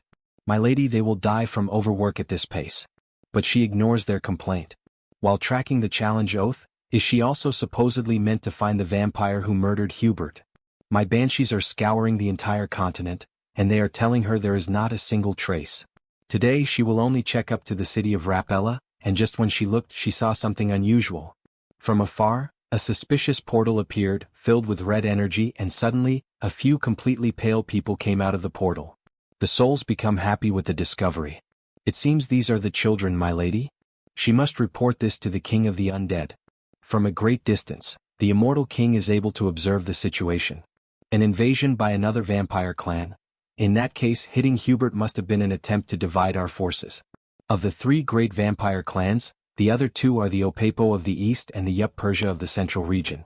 The one with the strongest forces is the Yup Persia clan. Olivia also suspected the same. If that is the case, Brokoslak's current power will not be enough. He will have to send reinforcements. Meanwhile, in Heinz's castle, his servant is filling out paperwork, and then the princess calls him Mullo. She is coming in for a moment. Lady Breaky, welcome. However, she notices something strange in the air. Is something wrong? Of course, he must prepare for battle immediately. Battle? What do you mean, what is happening? Nothing has happened yet. It is just a premonition. Just prepare yourself when she tells him to. Stop chattering. Do I look like someone who is speaking nonsense? It is hard to believe, being ordered to prepare for battle so suddenly. But the premonition of sacred blood is absolute. Although she is sacred, she looks more like a demon, especially in combat. Heinz has not arrived yet, so unfortunately we cannot count on his help. We must prepare our defenses immediately. 4 true bloods, 44 pure bloods. We gathered our entire army. They are all our best elites. Brokosla will be purified in an instant. There is no need for long speeches. We depart for Teleria immediately before they notice. Yes, King. But before they could depart, the Vampire King felt chills. He begins looking at the sky, and one of the servants asks if something is wrong. Only the moon is in the sky, and even so he is suspicious. This unsettling feeling must be his imagination. We are only dealing with rabble that do not even possess a sacred blood. It is nothing. We are finally introduced to the Vampire King. Yup, Persia clan lord Visk Yup Persia. Sacred blood. We will wipe Brokaslak clean by the end of the day. From high above in the sky, the immortal king observes everything using the ability, Eye of the Abyss. They have begun to move. A sacred blood from Yup Persia HM. This will be complicated. And Heinz's summon is still on cooldown. It will be too conspicuous if he intervenes. Heinrich also cannot leave the holy ground. In that case, the mercenary warrior who holds a grudge against the vampires for what happened to Hubert is the right person for the job. So hurry up and get here, Harley. On the other side, we only hear the guards screaming with Harley. Capture that suspicious ogre. A brute of that size cannot be human. He told them he isn't. He even has identification from the order right here. Shut up, ogre. Damn it, how many times does this make? While Yup Persia analyzes the city, he discovers something interesting. This has gotten interesting. Is something wrong, Lord Visk? He knew he felt something unpleasant. Brokasla. It seems that Ghost has returned from the dead. The servant became nervous and began to stutter. Don't tell me you mean the sacred blood Brokasla is here. However, the king only grew more irritated. And what is the problem with that ghost being here? Can't you see the king of Yup Persia standing right here? No, that's not it. He was only worried that the damage might be. Enough. We will proceed at once. Do not forget anything. We Yup Persia have no equal. They head to attack the castle. However, Telaria's castle is perfect. Even the queen praises it. The barrier looks good. What is the status of your other preparations? We gathered as much combat power as possible. But the numbers are definitely not enough. With a carefree tone, she even jokes about the situation. We have no choice, they are already at our doorstep. Mulo asks if she is able to sense their location right now. Naturally, and they are going to enter at this exact moment. All of them come in through the window, making a triumphant entrance. They are right in front of us. You are still clinging to life, Prokaslak. I thought she was already in dire straits. Why does this still happen occasionally? Is this the path of Eupresia? Youth silly one. Well, he will personally ensure that her eyes close in peace forever. Just look at him, that child only knows how to talk about himself. How annoying and inconvenient child. Meanwhile, Mulo is trembling with fear. After all, there are 2 sacred bloods in his presence. This is definitely bad. Even if Lady Briki can handle him, there are still 4 true bloods left. The difference in strength is hopeless. But there is something we can rely on. Mullo prepares the barrier. Inside his barrier, their allies are strengthened. They have set foot on the lands of Brokaslak. Do not think you will escape with your lives. Blood barrier. Come to me, Bridia. My god, an entire group of unwanted guests has gathered here. All right, get ready. Maintaining this barrier prevents him from fighting the enemies. Do everything you can to protect Brokaslak, even if it costs your life. Yup Persia is surprised, but in the end, wasting energy on useless things is pointless. He tries to attack Mullo directly. After all, if he destroys him, the barrier will disappear along with Mullo, right? Before the sharp claw reached his neck, something happens amid the chaos. Do not get in the way of our little game, Ghost. Are you perhaps underestimating me too much, child? She easily stopped his attack and forced him to retreat. All right, first he will get rid of this ghost in a one-on-one duel. Unfortunately, it seems you need to be disciplined, child.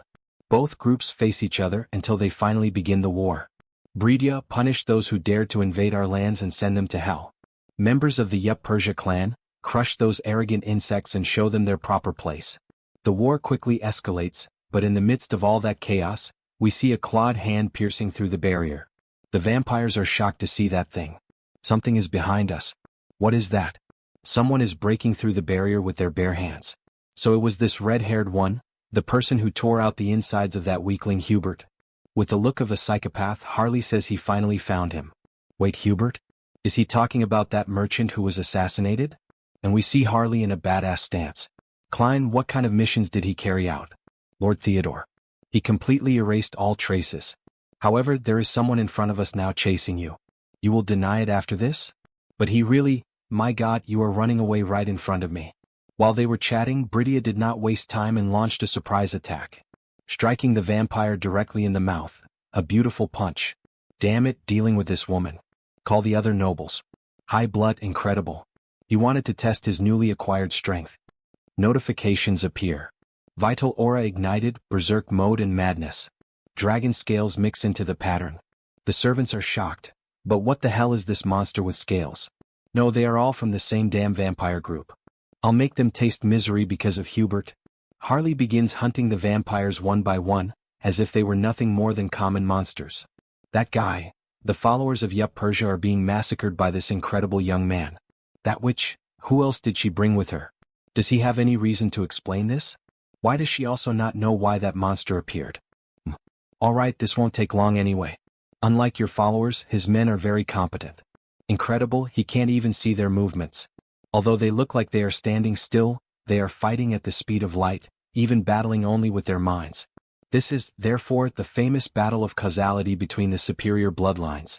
Then you finally made a mistake, Ghost. And thanks to that mistake, her arm was completely cut off. Just as she suspected, he is truly taking this fight seriously, dedicating himself fully to this battle. Previously he wasn't much. Seems she really is getting old. Back to Harley's fight, the vampire has no idea who he is, but he would like some help, because he cannot defeat him. The dragon is truly furious and insane, defeating everything he sees in front of him. He saw that Brokislak's sacred blood lady was in danger. Just waiting for Heinz may end up being too late, he needs to act now. He needs to use every weapon at his disposal. Mutagen and the Raging Beast and the Calca-style combat pattern, and the Vital Aura and the Jewel Eye, subjugation. Harley begins transforming into something. Combine all the powers and it's complete. No one can believe what they are seeing, not even the vampires who are monsters themselves. What the hell is that monster? Look at what our boy Harley has become. What kind of monster is this? It isn't something like a chimera. This is killer. So this is what it feels like to go all out using the power of consuming the mad dragon. With a smile on his face, he announces excitedly. Alright, let's do this. Harley positions himself like a bull and charges in with everything. Cover fire. That guy, he dares to try attacking Lord Bisk.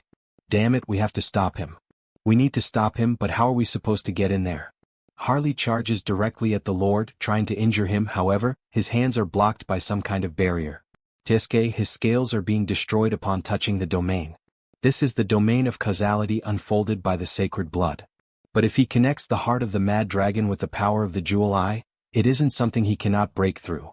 With a dragon's roar, he slowly starts opening the barrier with his own hands, until he finally breaks it, leaving the Lord surprised. In fact, leaving both lords surprised by such strength. What the hell, who is this crazy bastard? Aha, so he is the boss of all these vampires here, right? Yes. Who exactly are you? One could say he is the representative of the victim. Harley loses his patience and goes straight for violence. If the perpetrator doesn't know the victim with a nice punch to his face, then he has to become a victim himself. Aha, what do you think of his serious punch? Too bad, it seems he is seeing hallucinations in the space of causality. And no way. He definitely felt the sensation. Not even close.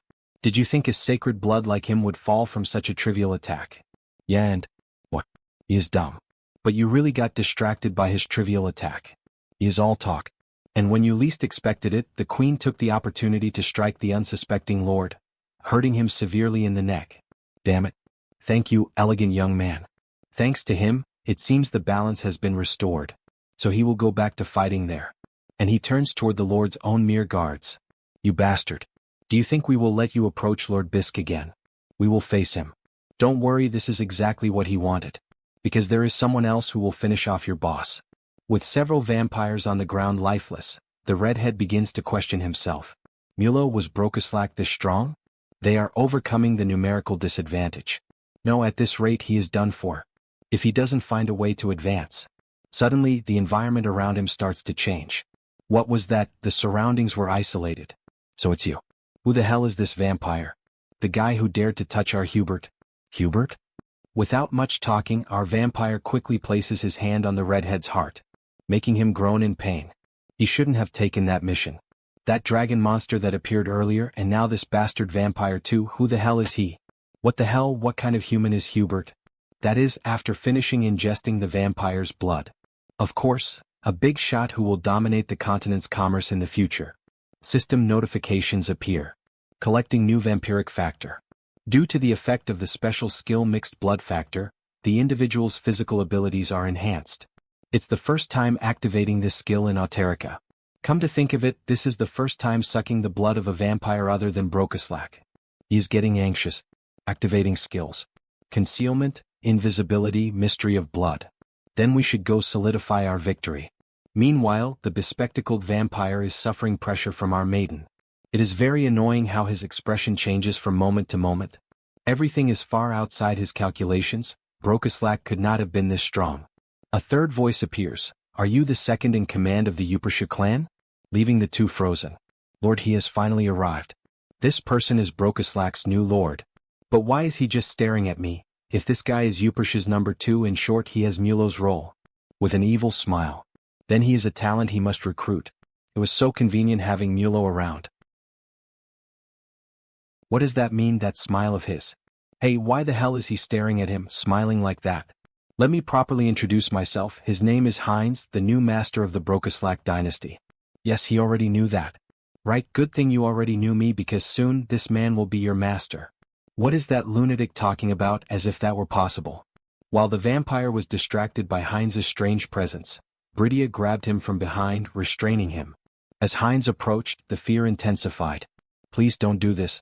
And with a bite, the modification process begins. Heinz's main weapon, the thing that turns all vampires into his minions. Returning to the giant fight, both sacred bloodlines face each other. How did we end up in this situation? Visk questions. Whatever, where did those scoundrels from the rebellion department go? The ones who swore to rescue Visk when danger arose. Outside we see the immortal king with the skill, Abyss I currently active. He is surprised because he does not imagine that the rebel division would send reinforcements of this magnitude for Visk. We see several bodies on the ground and a question. The immortal king really wants to meet their master. With a wicked smile he announces, I guarantee all of you a better job in a better place. This truly warms his heart. He feels a very different sensation after becoming a pureblood. Now he does not suffer so many side effects. Then we finally meet. The saint approaches our protagonist. So this is the famous Heinz. I have always been curious about the character of the boy who became the new master of the clan, and he is truly incredible. Thank you very much, Saint. She is probably the vampire with sacred blood of Brokaslak. No need for such long names, just call her Briki, she likes that name more. Haha, mutual acquaintance is always important, but I think we left one waiting longer than necessary. So this mere pureblood vampire dares to mock me like this, face to face. I will not let any of you escape from here alive. Blood drips from his hand and he charges directly at our protagonist. What do you think I am? Heinz draws the blood sword and tries to defend himself from the ferocity of the attack delivered by the Lord. They start fighting seriously, Heinz becoming more injured with each strike, although as time passes he manages to counterattack the Lord with a few blows, forcing him to heal. But while the Lord was distracted, Harley appeared by surprise. It is impossible that he forgot about me, and he lands a punch right on the Lord's ribs, making him spit a lot of blood and groan in pain. Damn coward. They are worth nothing in my eyes. They have no shame in having reached this level of depravity. Now it is the saint's turn. Seriously, you really think like that? And where are the vampires who helped you attack us? And she attacks him directly, leaving him on the defensive when he realizes it has become 3 against 1. He will be the king of all vampires. Visk cannot die in a simple place like this. All right, I will follow through with your request. How rude of you, you arrogant one. You want to steal the bled blood by devouring your own people, and he is not even from your lineage. If he continues with this, he will die screaming due to the severity of the torment. Who knows, he is already somewhat used to devouring enemies. With another bite, he pierces deep into the Lord's throat. No way, this man is... Could he really be capable of inheriting sacred blood from another lineage? Do not worry about your lineage, Visk. All of your vampires will be mine. Also understand, under my command they will continue your legacy. He finally realized the end had arrived. He always had a dream. It was the unification of all vampire lineages under one banner, the one who leads them toward the light. The one who will bring all vampire kind to glory. At least that was what he thought, until he met this vampire. The only king. I am in a far from enviable position, so why am I laughing? I long to achieve this, to dream this much. After the Lord's death, our protagonist begins to undergo a transformation. Red blood begins to form an aura around his body. Here in Eureka, a new sacred blood was born. System notifications begin to appear. I fulfilled the requirements and I began to grow. Special skill. Blood relation, the true one. Blood evolves into blood ties, sacred blood. At the same time, the shape of his face begins to change. He fulfilled the requirements and began to evolve. The two skills, concealment and invisibility, they merge and develop into a specialized skill. Erase existence. Heinz 2. Race, vampire with sacred blood. Details. He used the mixed blood skill to inherit and force the sacred blood and evolve, thus being able to control the Upersha lineage, even if only slightly, and control part of causality. The capacity for transcendental perception reached a level that resembles an overlap of the senses, surpassing the limits. I consider the place and time easily reachable. I feel the flow of causality. Could this be the power of the bled blood? If it were not for her, he would not have won the battle. She becomes confused by the sudden look. Maybe he wants to eat her too. Ha ha ha, double-meaning joke he could not resist. Ha ha, thanks to you Harley saw something rare. Now that I got my revenge I will return. I quit my job to come here, ha ha. Thank you Harley, he helped a lot. There is no need to thank me. They understood who hurt my friend first. We are not on Hubert's company's side. So I will return to Turok. And we see Harley flying back to his city. She looks at him suspiciously. Can we really let him go like that? He introduced himself as a suspicious young man. It is fine, he already researched this before. Then it is all right, whatever you say. Upon noticing those vampires on the ground, still breathing, Heinz becomes happy. After all, we gain new members for the family. Moments later, an explosion is seen occurring in an unknown location. Tulku Kingdom, the hideout of the Pledge of Challenge. 3 apostles are shocked by what appeared before them. Karam. Why is a legion commander of the undead army here? With more branches losing contact, he thought it was the work of the holy orders. Does that mean it was the undead army's doing? One of the skeletons laughs. They are only realizing that now. How foolish. Until the message from the immortal king arrives. Dwell and Karam, do not let a single one escape. We shall obey the king's command. Meanwhile, the protagonist is reviewing and searching for something in the hideout, until the queen appears. My king, you called for us? These are the scum from the Pledge of Challenge who tried to infiltrate Teleria this time. A quick glance tells me there is an executive among them. Interrogate them and uncover the location of their mastermind. We shall obey the king's command. Hey, stay away you ghost, do not come near us. No, get away. In another moment, a peaceful view is shown and the sound of swords being made can be heard. Good, this is just right. As expected, the sensation is completely different from a human's. Truly the race of artisans. On Earth, even Hubert joins in to gather information. And in Auterica we practice with 10 times the efficiency of Earth. Slow and steady at first. Then burning hot later. Pump air from below to strengthen the flames. He will grow and become the greatest artisan. Recovery is faster than he thought. The synergy between Auterica's holy law and hyper-recovery is beyond his expectations. He could send him back when the next teleportation circle arrives. Wait, send him back? If Hubert goes, he is the one who will have to study metallurgy knowledge. He thinks hard and reaches the conclusion that this simply will not do. Then he summons the system panel. Karma shop. Karma possessed. 1,120,122. Thanks to Heinz devouring the sacred blood, it's piled up again. The enhancement cost has gone up in the meantime, but the only one who can save him is himself. The system notifications appeared. Avatar's potential increased. You can now select limited basic traits for the created avatar. Basic traits, it means he gets to choose initial skills. Alright then, create avatar. He has to pick one of these. He gets clairvoyance and ice resistance but bond of connection. Then the system explains, bond of connection, grants additional bonuses upon contracting. That'd be good for Harris, the spirit elementalist. Since it would only be valid if there's a contract target to summon. Wait, it means? A summoner, huh? That sounds fun. Conversion to a mage is also possible. Good, he has decided on this one. Then the new avatar begins to be created. Let's see, this handsome guy's name will be Hesperon. He's destined to become the greatest summoner, so he's counting on you. Again the environment shifts, now focusing on the Saintus. Saintus, they say not a single group is missing from today's continental summit. Only after the madness intensified across the continent do they all gather. Until now, everyone was so passive. Still after today much will change. The saint remains thoughtful for a while. May this land's future move toward the right path. Meanwhile, there is a commotion in the church at the back. We're short on food. Is the lodging tidied up? Meanwhile, all the important members of the church wait for something in front of the gate. Finally, the Continental Summit is opening. A gathering of all the heroes protecting this land, in particular the Central Assyrian Empire and the Rohan Duchy, expressed active intent to participate only after suffering direct hits from the madness. It won't be an easy meeting, that's for sure. After the portal is opened, we finally see who is arriving. They are finally here. Elven Kingdom. Capital of the continent of Ainamil, Drasha. We have a vision of the past, of our elf relaxing in the forest. Ah, how gentle this breeze is and how delicate the sunlight is. This is relaxing for the body as well as for the mind and soul.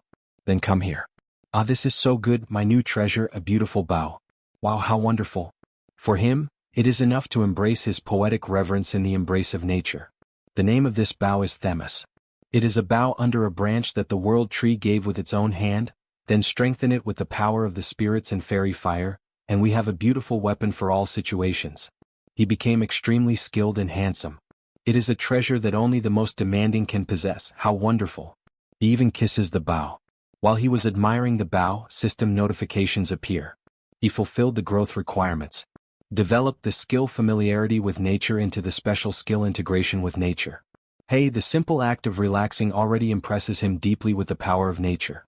He would like to be able to stay there, forever admiring the beauty of the world tree, but he will have to leave. Before he realized it, he ended up dozing off for a bit and was awakened by his spirit. Hey, Decibel, someone is approaching. Remove the soundproof barrier.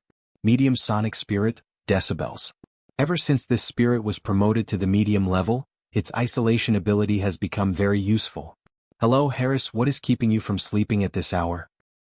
Savron. The daughter of the current king. She is getting more beautiful with each passing day. It seems our elf is falling in love.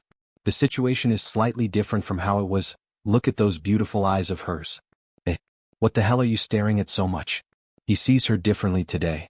Ah yes. Because today we will participate in the Continental Summit. So, she tried to prepare herself based on stories. The stories that he told her about the continent of Ion Harris. Do you perhaps think that I exaggerated? Wait, she prepared herself based on his stories. Could it be that she prepared like this, influenced by what I told her? Sapphire also changed a lot. She started asking about him constantly. She greets me kindly whenever we meet. She does not even seem like the same elf who mistreated him at the beginning of the school. So what is your opinion?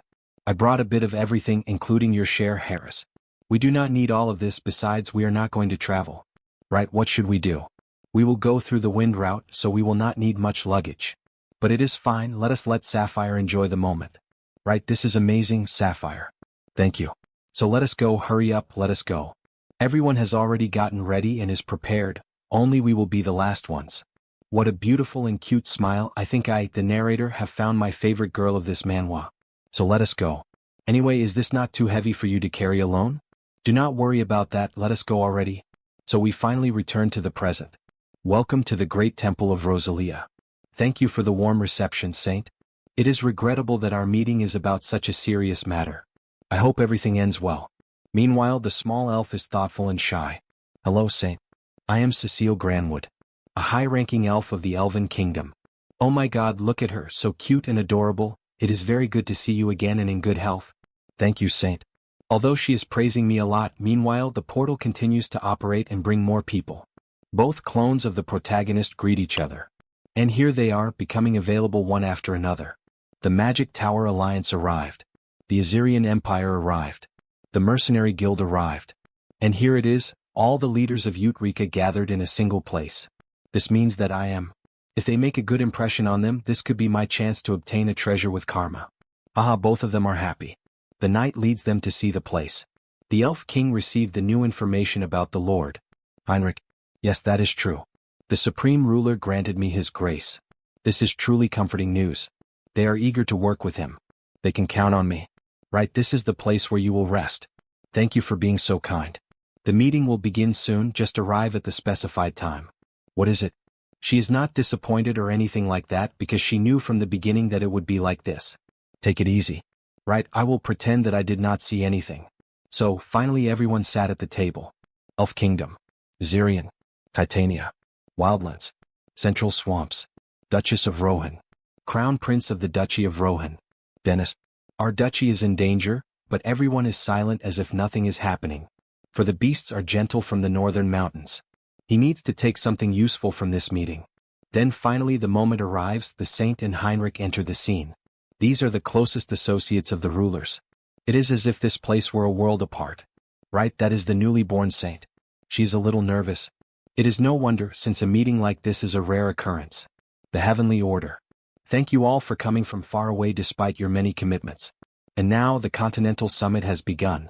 We see detailed images of everyone present, all the kings and emperors. Then the meeting finally begins. They announced the start of the Continental Summit. As all of you know, the third immortal king revealed himself to the entire world. The celestial order was manipulated to incite the vampire clans to fight among themselves. He conducted malicious biological experiments in the monster forest. Then he invaded the great temple, causing many casualties. Everyone in the room is taken by surprise. Even Heinrich. He realized that this so-called Hans is truly terrifying. However, the root of the problem is abyss madness.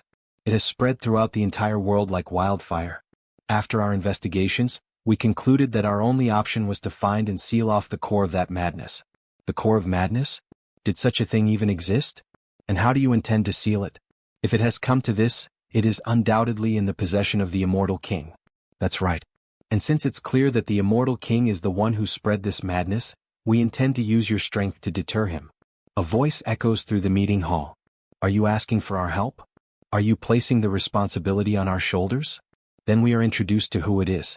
Crown Prince of the Assyrian Empire, Simon Cart Assyrian. If the heavenly order had handled the fragments of the immortal king better from the beginning, none of this would have happened. And these strong words shake the representatives of the church. This serves my interests anyway. He initially intended to reduce the regime's influence in order to strengthen the empire's power. For I am destined to become the emperor who rules this land, and none shall be above me. He understands what he means. Did he interrupt me without hesitation just because you agree? Breaking a promise is the most cowardly of acts. However, our system, the system of the supreme ruler, has never shirked its responsibility. And our history is stained with bloodshed. 1,000 years ago and 300 years ago. We knew no cheese and we never ran away. And so it's now. We are not denying our mistake, but I promise you that he will lead the front lines in the fight against the immortal king, because that is the message we carry to the world. Everyone in the room is taken by surprise by such wise words, seeming almost like a messiah, a person sent to resolve the world's current conflict. The saintless and the kings of other countries are left perplexed. As expected of the saint. He has always trusted in the heavenly order. And who dares to question their integrity? Damn it, he's gotten the better of me. Okay, let's wait and see. O great ruler, I hear your words. Own karma. The reward of karma increases at an astonishing rate. O saint. Thank you, and what you said was truly heartwarming. You're welcome, and more importantly, he sees everyone is excited, and perhaps the situation has eased up. The Duchy of Rohan, meanwhile, is in dire need of help. What are you saying? Our alliance is in a worse state.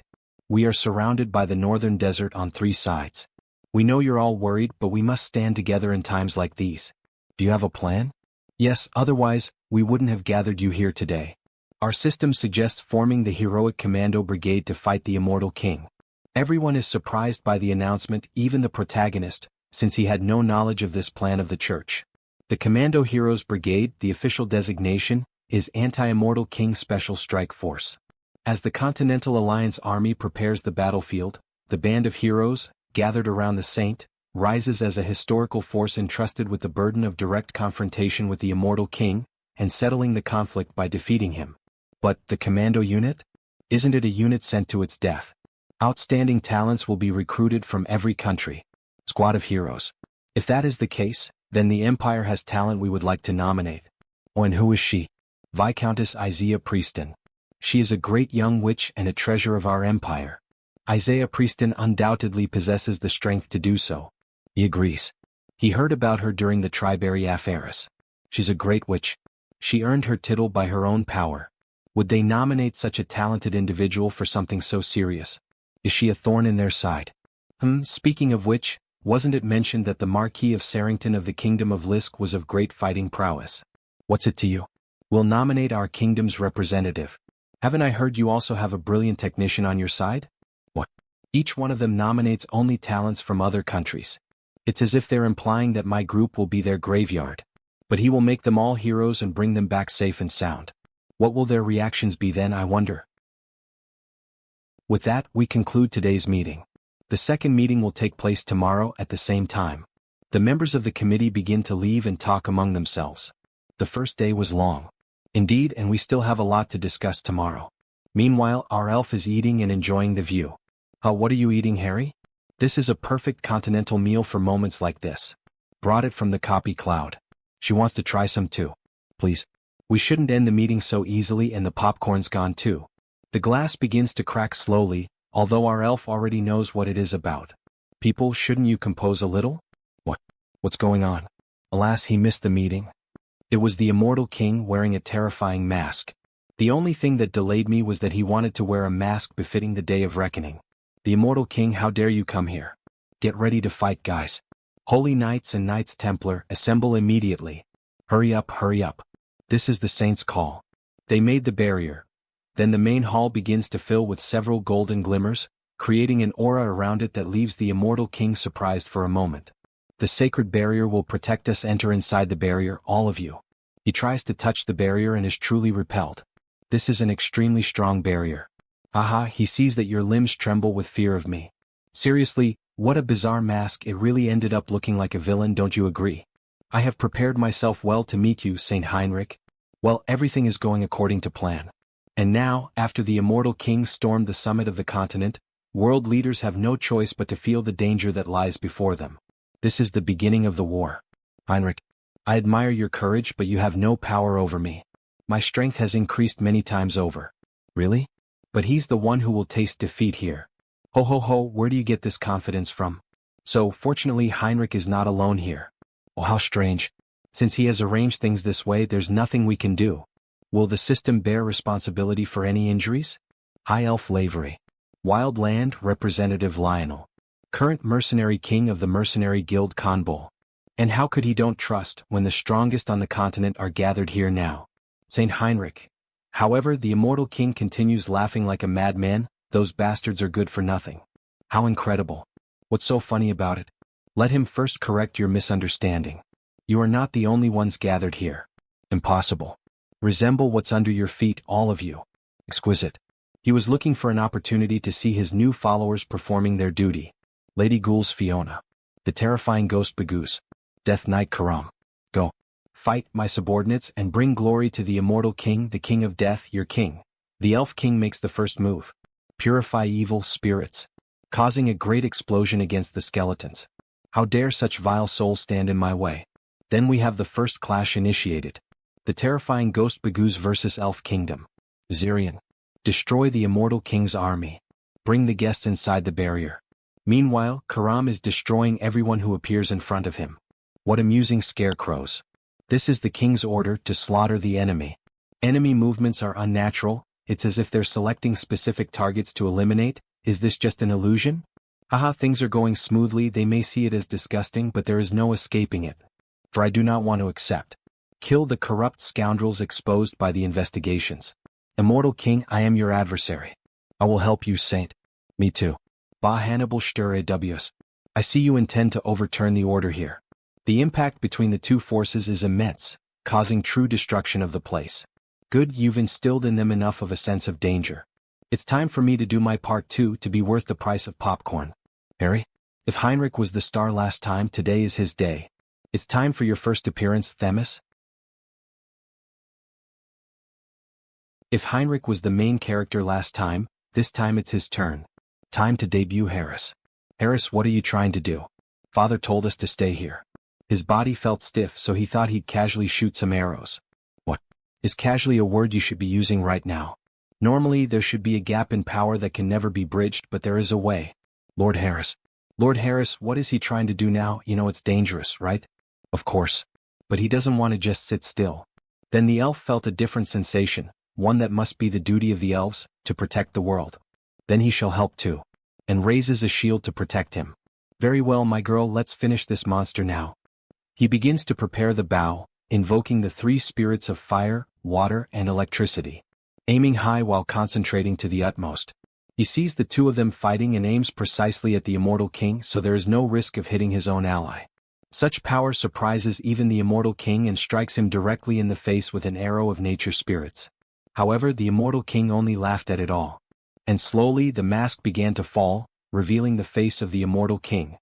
Everyone is surprised by what happened. Oh my god, the immortal king's mask broke down in a single strike. And then system notifications appeared.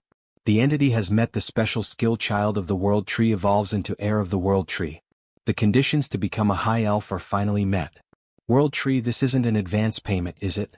The demons become irritated for lowering their guard and letting the immortal king be struck. How dare you, we will kill you now. They advance directly toward Harry's, who is being protected by 2 guards, but before they could attack, the immortal king says that it was already enough. Interesting. He thought you were just a small fry, but you have some unexpected talent. You will have to change his plans. Furthermore, he will withdraw for today. Who says he can leave? Do you think this is a place he can come and go as you please? Calm down, Saintus. He understands how you feel, but the damage done is already severe enough. Then the entire army of evil begins to return to the shadows as if nothing had happened. Do not be disappointed. Aren't you busy these days? Just dealing with the monsters encroached by madness must be overwhelming. Hannibal Strauss, consider the next time we meet as the day of your death. He shall return those words right back at you. So look forward to it, the moment of destruction that he shall bestow upon you. True despair hasn't even begun yet. He leaves in a mysterious manner. Isn't the acting getting more natural? Even the protagonist is somewhat euphoric because of such a performance. Move the injured to the healing room immediately. Escort the envoys first. What on earth did those last words mean to say that true despair hasn't even begun yet? It seems he has some other scheme up his sleeve. We must be careful. When things finally calmed down, the elves came to congratulate Harris. He is truly amazing, Harris. He never imagined you would display such power. That's right, we weren't the only surprised. The envoys were keeping an eye on you too, Mr. Harris. Aha, he was lucky. He is unfairly getting ahead of me again, leaving a slight feeling of envy. But the feeling of happiness is interrupted by the church. We can't just be happy yet. She believes everyone has recognized the seriousness of the situation. Shamefully, we failed to stop the immortal king's intrusion. Everyone's cooperation is desperately needed. He agrees. It has now been revealed that there is no safe sanctuary anymore. Therefore we must help each other right now. Right. Let everyone lend their strength to the creation of the Heroes Task Force. We will actively step forward too. The saint is happy. Everyone. It seems there are some people mixed in who have ulterior motives, but well, there are those who are sincere too. Sorry to interrupt the meeting, but there is urgent news. They say all border defense lines of the Rohan dukedom have collapsed. What on earth is happening? Surely they could have held out a little longer. They say the defense lines on 3 sides collapsed simultaneously for unknown reasons. Also, around the same time, there was a terror attack on the dukedom's key facilities. So this is what he meant by despair that hasn't even begun yet. It must be the doing of the immortal army. Even this raid was to divert our attention. But it isn't. What on earth is this situation? But he knows the guys who would do something like this very well. The oath of reversal, did those bastards move? Saintus, is that true? Everyone, for this matter, Cardinal Piri from the Empire's great temple of Geron, has decided to step forward personally with his elite troops. We will never give up until the end. Therefore please do not give up either. Everyone suspects Hans, so it actually worked out since the Continental Alliance decided to stand against the Immortal King. Hans should play along too. So we return to the Immortal King. He has selected the optimal location by weighing various conditions. Neither too far nor too close to the dukedom, a fertile land with a thick concentration of ominous energy. Good job, my Queen Olivia. So this is how he used the forbidden knowledge. He begins to utter magical words over a pentagram, reciting an ancient spell. Aha, listen everyone. The Continental Alliance says they will stop our immortal army. Then we too must show our will as well. Watch closely. This is his will that will once again die the entire continent in fear, and the symbol of a new dark age. Aha, let's fight pro-Pearly Continental Alliance. Switching scenes, they arrive on the southern continent of Ion. And a mysterious man covered by a black cloak is spotted. So, the Immortal King has finally set out to annihilate the Duchy of Rohan. Yes, he should at least have done this much. His inadequacy was unbearable. What a strange environment. Is it finally time for me to step in? This guy and that tattoo remind me of someone. No. Dragon from One Piece. That he then jumps off a cliff and comes across a cave emitting madness. If shall he tries the seeds of madness. Returning once again to the Immortal King's new castle, with his new subjects. He begins to analyze the new war scenario of the Duchy of Rohan. The Duchy of Rohan, it is surrounded by northern mountains on three sides, like a faint candle about to go out. His mind was at ease, knowing that the Empire and the Holy Church had not sat idly by. It will be difficult for Heinrich to move at the moment, as long as he cannot leave his post as the squad of heroes is being formed. And suddenly an apparition appears. My lord the king, have you come up with anything, Olivia? He has compared the list of insubordination division members that you gave me with the information we obtained from the executive we recently arrested. Executive? Is he the sheik who is rumored to be the manager of the Toko branch? As a result, among those he was already monitoring, he discovered a partner. Wait, a partner. Its location is the city of Tuvia, near the capital of the Asrian Empire. If it was the city of the Tofia, it is subject to the emperor's authority. There is the high-ranking partner of the disobedience division, who secretly moved the Ubercio clan. And we see our succubus return. She panics and gives orders to retreat. Hurry. Hurry. We have to leave in 10 minutes. This is impossible, it's impossible that they've discovered it. She's here. Where did she leave a trace? She has even kept quiet the fact that she's a Scopus. Will she return to the immortal army? She hates that with a nasty hatred. We want you in the immortal king's army. Welcome. Damn it, he should have run away since the pencil sharpener.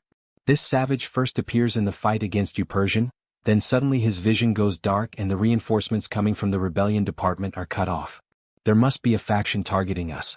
If the information leaks here, it will be dangerous. Hey Andrew, have you packed up the contracts we've been working on? Yes, Sienna. He made sure to take care of her first. If as long we take what matters to us and run, everything will be fine. This city is full of all kinds of defenses. And this palace is even more fortified. Unless the immortal king himself comes, we have a chance. But suddenly they are attacked. Impossible. They're already here so fast. It's an invasion, why now and suddenly like this? Aha, he sees that she has been living in great comfort lately. Impossible, she has been counting the days waiting for this moment. There is no doubt that you were deliberately hiding since he is saying that. Never, he has prepared all this for the day of your arrival, his lord king. Writing, you may frighten others but you cannot deceive me. He uses the ability Eye of the Abyss to regain control over her. Sienna, the psyops of the devil race. It was among the top 10 during the reign of the previous immortal king. It's astonishing for a devil to assume the guise of a noblewoman. She's a perfect talent for secret missions. Oh Sienna. She really thinks she can deceive her king, the god of death, the one who created everything and is destined to control the world. It is time to fulfill the contract that was made 300 years ago. Then he begins mental control over her, completely transforming her. Turning her into a new woman, a new demon. For the immortal king, eternal life. My eternal loyalty. She is even kind of cute, the most beautiful of the demons. The immortal king and Olivia are happy. After all, it is as if they had recovered the lost lamb. Shit, she has returned to the immortal army. That shield is very ugly. My sister, please don't cry. These are tears of joy.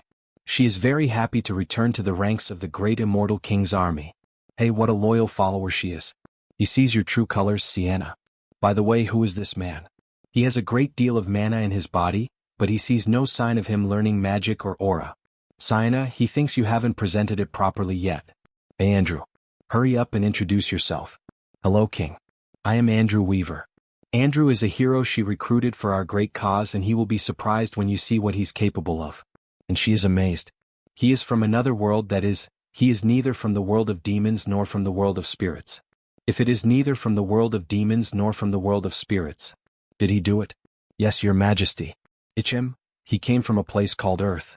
Guys, I have sad news for fans of this manhwa, all my alter egos are tycoons. Apparently, the manhwa will take a break and will only return in April with the second season. Here is their message. Thank you for your love for all my alter egos are tycoons. Thanks to your interest and support, we have finished the season. The first season was successful. We have decided to take a short time to reorganize, and then we will get back to you on Wednesday, April 1st. We will return with the second season in a more spectacular form, featuring larger battles and a wider scope, and Sunghyun's story will be more intense and daring. We hope you will be interested. He will be very active in the second season and supported when he returns. If there is any change to the schedule or if it turns out to be just a prank, we will return to our normal programming. If you enjoyed this video, don't forget to give it a thumbs up, it really helps. And for more content like this, make sure to subscribe and hit the notification bell so you don't miss any updates. Let me know in the comments if you'd like to see another part. I'd love to hear your thoughts. See you next time. Bye-bye. Guys, we're finally back. The release of the manhwa we all love is back. Spread the word, share it, and leave a like. Someone other than me and awakened from Earth, huh? It has been 2 years since he arrived in the dimension of Out Erica, and this is the first time he has met someone from his hometown. So the protagonist decides to hide that he is also from Earth. How interesting.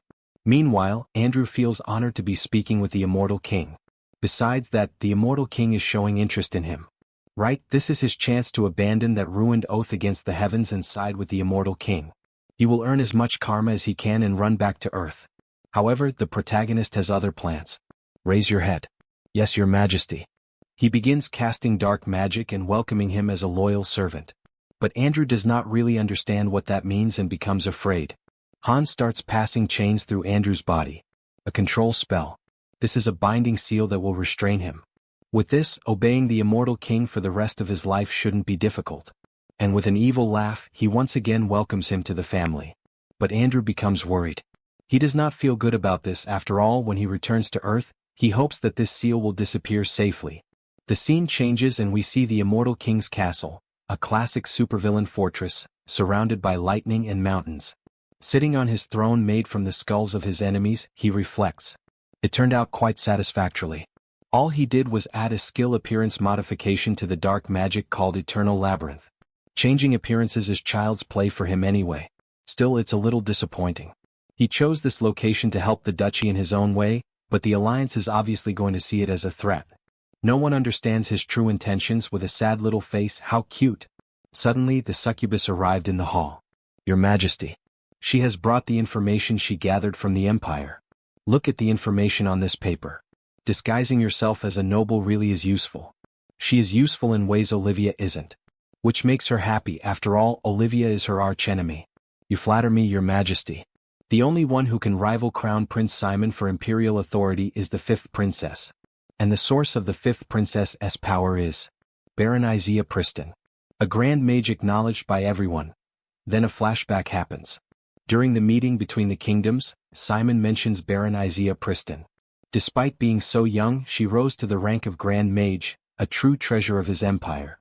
Clearly, he wants her to be sent to war and die so that he can control the empire without any problems. Just as he thought. Something smelled fishy. So that's why the Crown Prince recommended Isaiah for the hero's party. To eliminate the closest aide of his rival. Then we switch scenes to the other tycoon. The one who holds the power of light.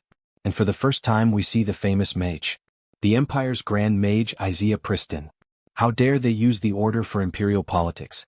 But too bad for them. He has no intention of letting the hero's party fail. But something catches him by surprise. So she sincerely apologizes for being unable to accompany the saint on his journey. Please forgive her rudeness. It hits him like an arrow to the head. Recruitment failed from the start. But something feels suspicious. Becoming a grand mage in her late 20s is already shocking enough, but she looks this young. You would believe it if someone said she was a middle schooler. He understands. Everyone has their own circumstances. But she adds that there is someone she must protect, and that is her top priority. He heard that the 5th princess is especially close to Baron Priston. They said the 5th princess suddenly appeared with Isaiah 8 years ago. Then the gears finally started turning and an idea lit up in the protagonist's mind. This woman is from another world. That's how someone this young could become a grand mage. Backed by the princess's support, she must poured everything into magic power through the karma shop. An otherworlder grand mage. There's one perfect use for that. Of course he would never force her. But as she said, the world is in chaos. There are only a few people capable of putting it to rest. But with a worried look and her hands almost trembling while holding the staff, she only apologizes again. So the protagonist decides to appeal to her emotions. Is it truly impossible for you? With a golden aura surrounding him, making her nervous. But once again he is rejected. If there's anything the Empire can help you with, we will do it. Recruitment failed completely. He understood. Then it can't be helped. He hopes they may meet again under different circumstances. Baron? Thank you, Saint. Then she shall take her leave. What a shame. If he stayed by Isaiah's side, his new mage avatar could be grown incredibly fast. And in the end, we see the protagonist's true intentions. He only wanted a tutor for one more of his new avatars.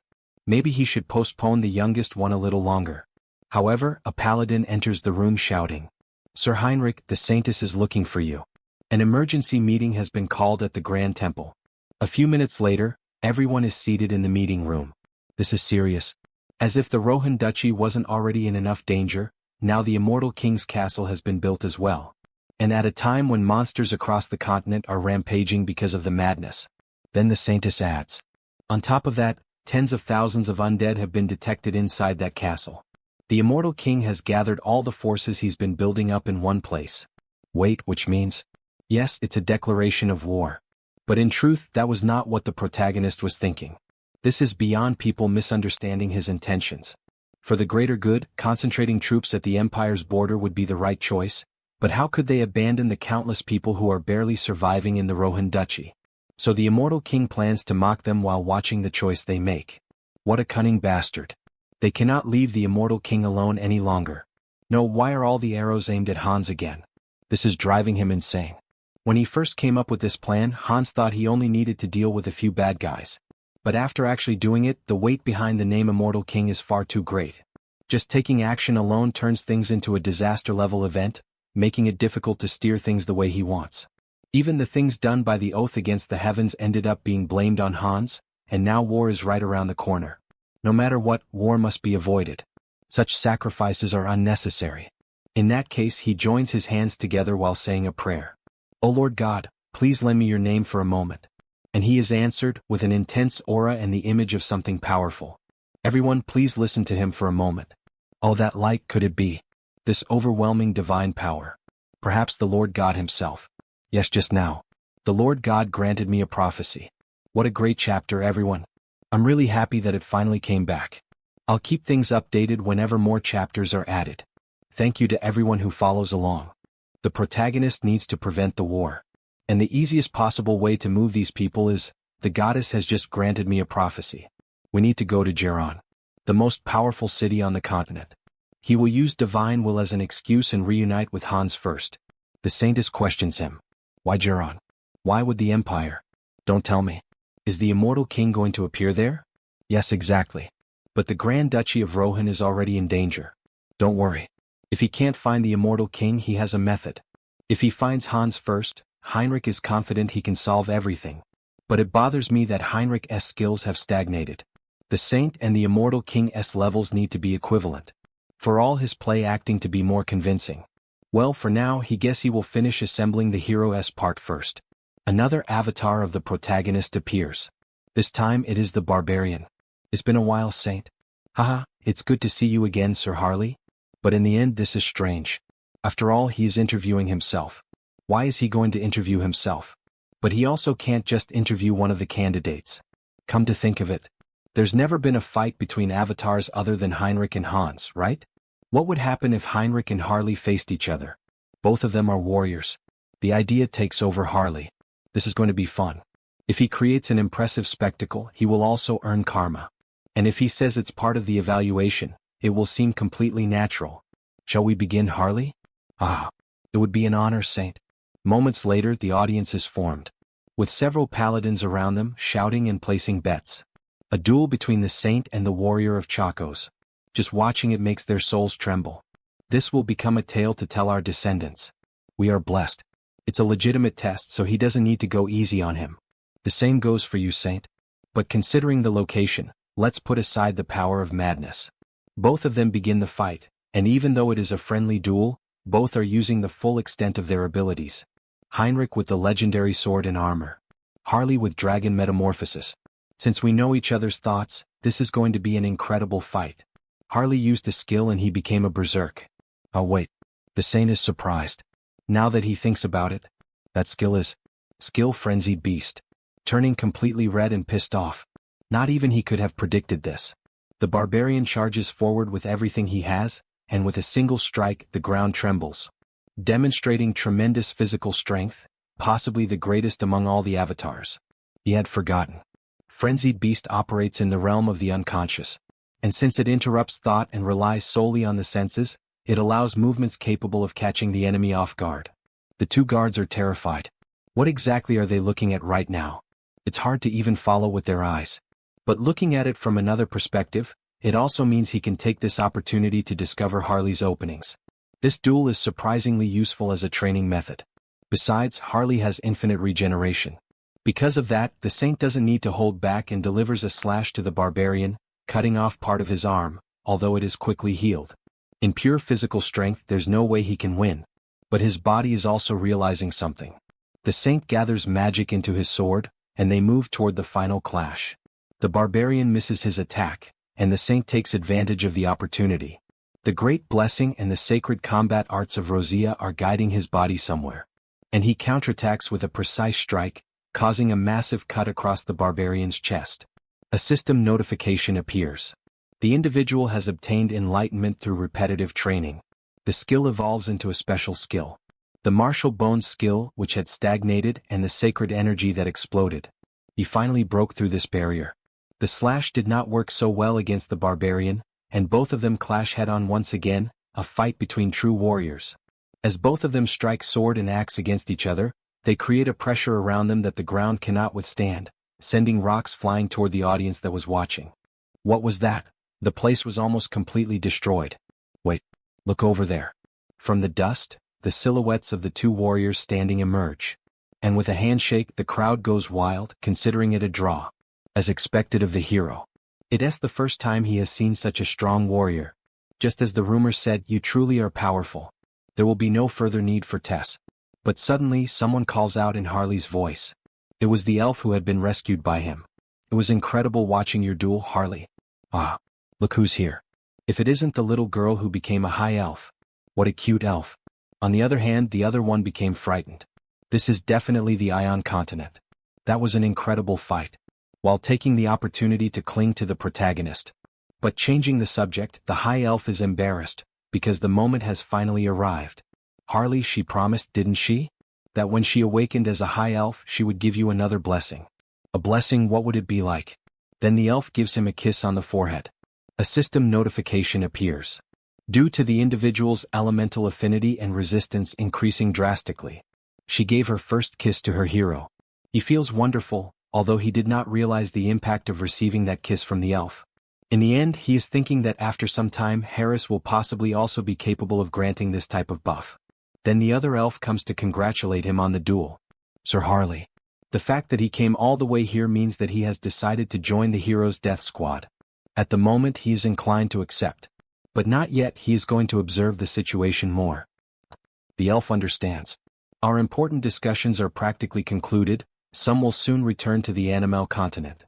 Great. Harris also needs to return there if he wants to become a high elf. Moments later, the saint is shown exhausted and recovering from the duel. It was a considerable gain. The next time he gets stuck, he will use Harley again. And during the final play with Hans, he needs to properly define the ending. He can't just end it by shaking hands with Hans. So now all the actors are ready. But what about the main stage of Geron? In another region we see a big castle. Capital of the Assyrian Empire, Geron. Palace of the fifth princess. The great mage is returning from the interview with the saint. Heading toward the palace. Come in. A blonde woman and her maids are there, until they finally notice the mage's arrival. Viscountess Pristin, she returned earlier than expected. Fifth princess of the Assyrian Empire. Riley Cardi Assyrian. What a beautiful girl. Since she has something to discuss with the Viscountess, they may leave. The mage makes a serious expression as if she already knew what was going to happen. The princess's personality completely changes. She runs to hug the mage. Did everything go well? What did the church say? They didn't try to force you after seeing how competent you are, right? Riley, calm down first. How is she supposed to calm down when you almost disappeared, Siha? Wait, let me go. Let me go. When we met, she was small and so cute. Like a doll. So who is she? This place is full of barriers, so she was startled to see someone here. But she came from another world. How cool. So you aren't from around here, is she? What if this child calls the guards? What if she end up getting executed? Thinks the girl from the other world. But the princess ends up finding all of this funny. She doesn't know much about this world, right? Then the princess will help you. But she has a condition. Which condition? Don't you want to be her friend? Both of them stare at each other, and the foreigner notices the child's purity. But with a sigh she confirms. Okay, all right. Friend my foot, you brat. Call me big sister. Big sister. But that's scary. Please. With those little angel eyes, there's no way to resist. All right. Just call her Saya. Saya. Is that your name? Your name is pretty. Mine is Riley, nice to meet you. Her purity enchanted the girl from the other world. She definitely was so cute back then.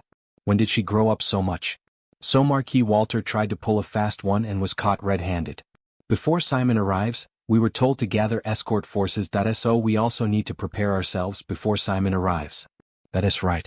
Because of bad childhood memories. Riley has a strong aversion to the people of this world.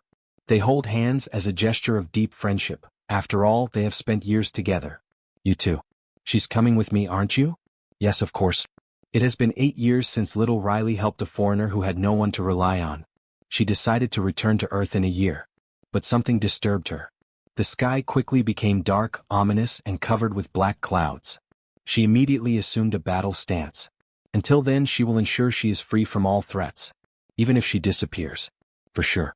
And we see the surface of the immortal king's face above the clouds. Many extras are appearing to help him. With the sky covered by black clouds and thunder roaring endlessly, the figure of the immortal king appears among the clouds. As expected, upon using the skill, Eye of Darkness, he realizes why the capital of the empire wasn't given that title for nothing. Their ability to detect enemies is exceptional. If he gets any closer, they will discover him immediately.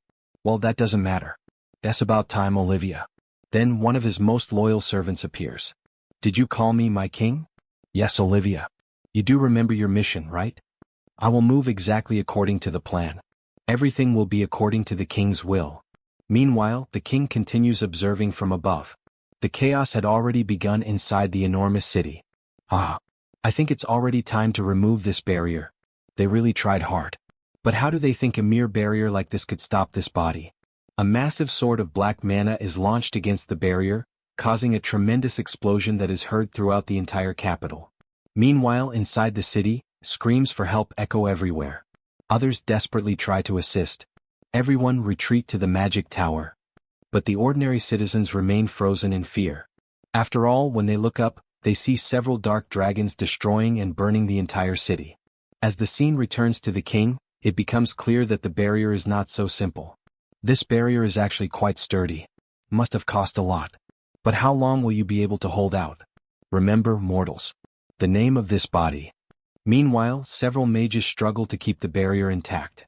One of them eventually collapses to the ground, unable to withstand the pressure created by the immortal king. Only one mage remains standing. Damn it, we can barely hold on. And he is finally introduced. Master of the Imperial Palace's magic tower. Great mage. Marquis Lawrence. A desperate apprentice rushes over to speak with him. Marquis, at this rate we won't make it. We also need the help of the other great mages, Viscountess Preston and Count Garfield.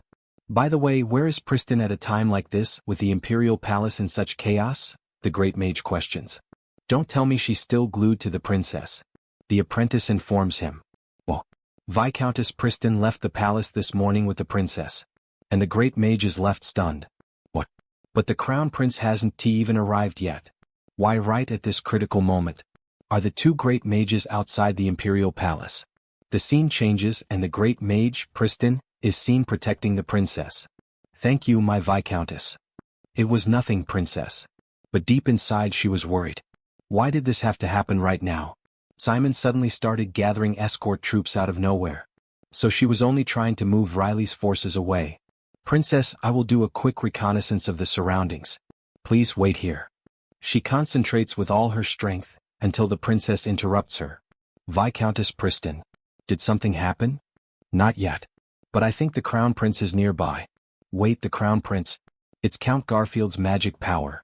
The great mage who follows him. They are approaching from over there. What should we do? Well, we have no choice. Everyone stay on alert. Yes, princess. But suddenly, while everyone was waiting for the next move, the mage notices a light. It was the saint standing before them. But he moves extremely fast through everyone, almost lifting the princess's dress. Ha ha ha ha. All of that leaves the mage completely shocked. It's too fast. This intense, burning force. The Saint Heinrich Landguard. He heads straight toward the immortal king. And the clash of power between the two can be seen. Good and evil. Black light and golden light. Yeah, that is right, Heinrich. It is no fun without him in his way. Shut up, immortal king. Heinrich takes the initiative and attacks with a sword strike, which is blocked by the dense black magic. The two stare at each other before exchanging more blows, causing the air around them to distort. This is a lot of fun, my friend Heinrich. Do you know? Every time we meet he feels like he's alive. Even though it's a dead body. Haha, that really does sound like one of Brooks' jokes from One Piece. All this killing is just entertainment for him? The saint asks angrily. And in a cold manner the immortal king responds. I have already moved past inferior thoughts like that. There is only one thing I desire. Only the violent intensity born from the clash between life and death. Everyone becomes uneasy after the immortal king's declaration. Then the saint questions him. So, because he possesses too much power, the immortal can only alleviate his boredom this way? Exactly. Even having this power, continuing to live just to exist is boring. If that's the case, immortal King Hannibal Strauss. He came to bargain. What do you mean by bargain? That is right. How about making a bet with me? Instead of this indiscriminate and banal destruction, let us play a much more entertaining game. The board will be this continent. You, the owner of the Demon King's castle, and I, who wish to protect the continent. Let us engage in a strategic battle on this enormous board. Actually, it's a pretty good plan. Although that means our protagonist is playing chess against himself. Haha, kind of schizophrenic. Then, a flashback begins, revealing when this plan was first created. The current immortal king is clearly different from the previous ones. He is not bound by the obsession of covering the continent with death. Well, she really felt that too. The principle that drives his actions is interest. In the last invasion, he even retreated peacefully after encountering Sir Harris. It makes sense. When we tried to investigate the Gate of the Abyss, the immortal king left us alive as if we were witnesses. The immortal king disappeared. What? Then he wants to destroy the continent, but he puts his personal interests above that. Exactly. And we can use that to our advantage. He begins concentrating light into his hand, and the holy sword appears. The immortal king's greatest interest is me. Ever since that moment, when I pierced his heart. And now that I have become the saint, that interest has grown even more. Therefore, he is going to propose a bet.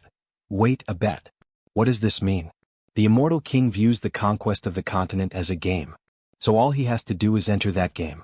And add just one rule. If the immortal king attacks a specific location, the saint will defend it. If he cannot defend it, we will accept that as a defeat.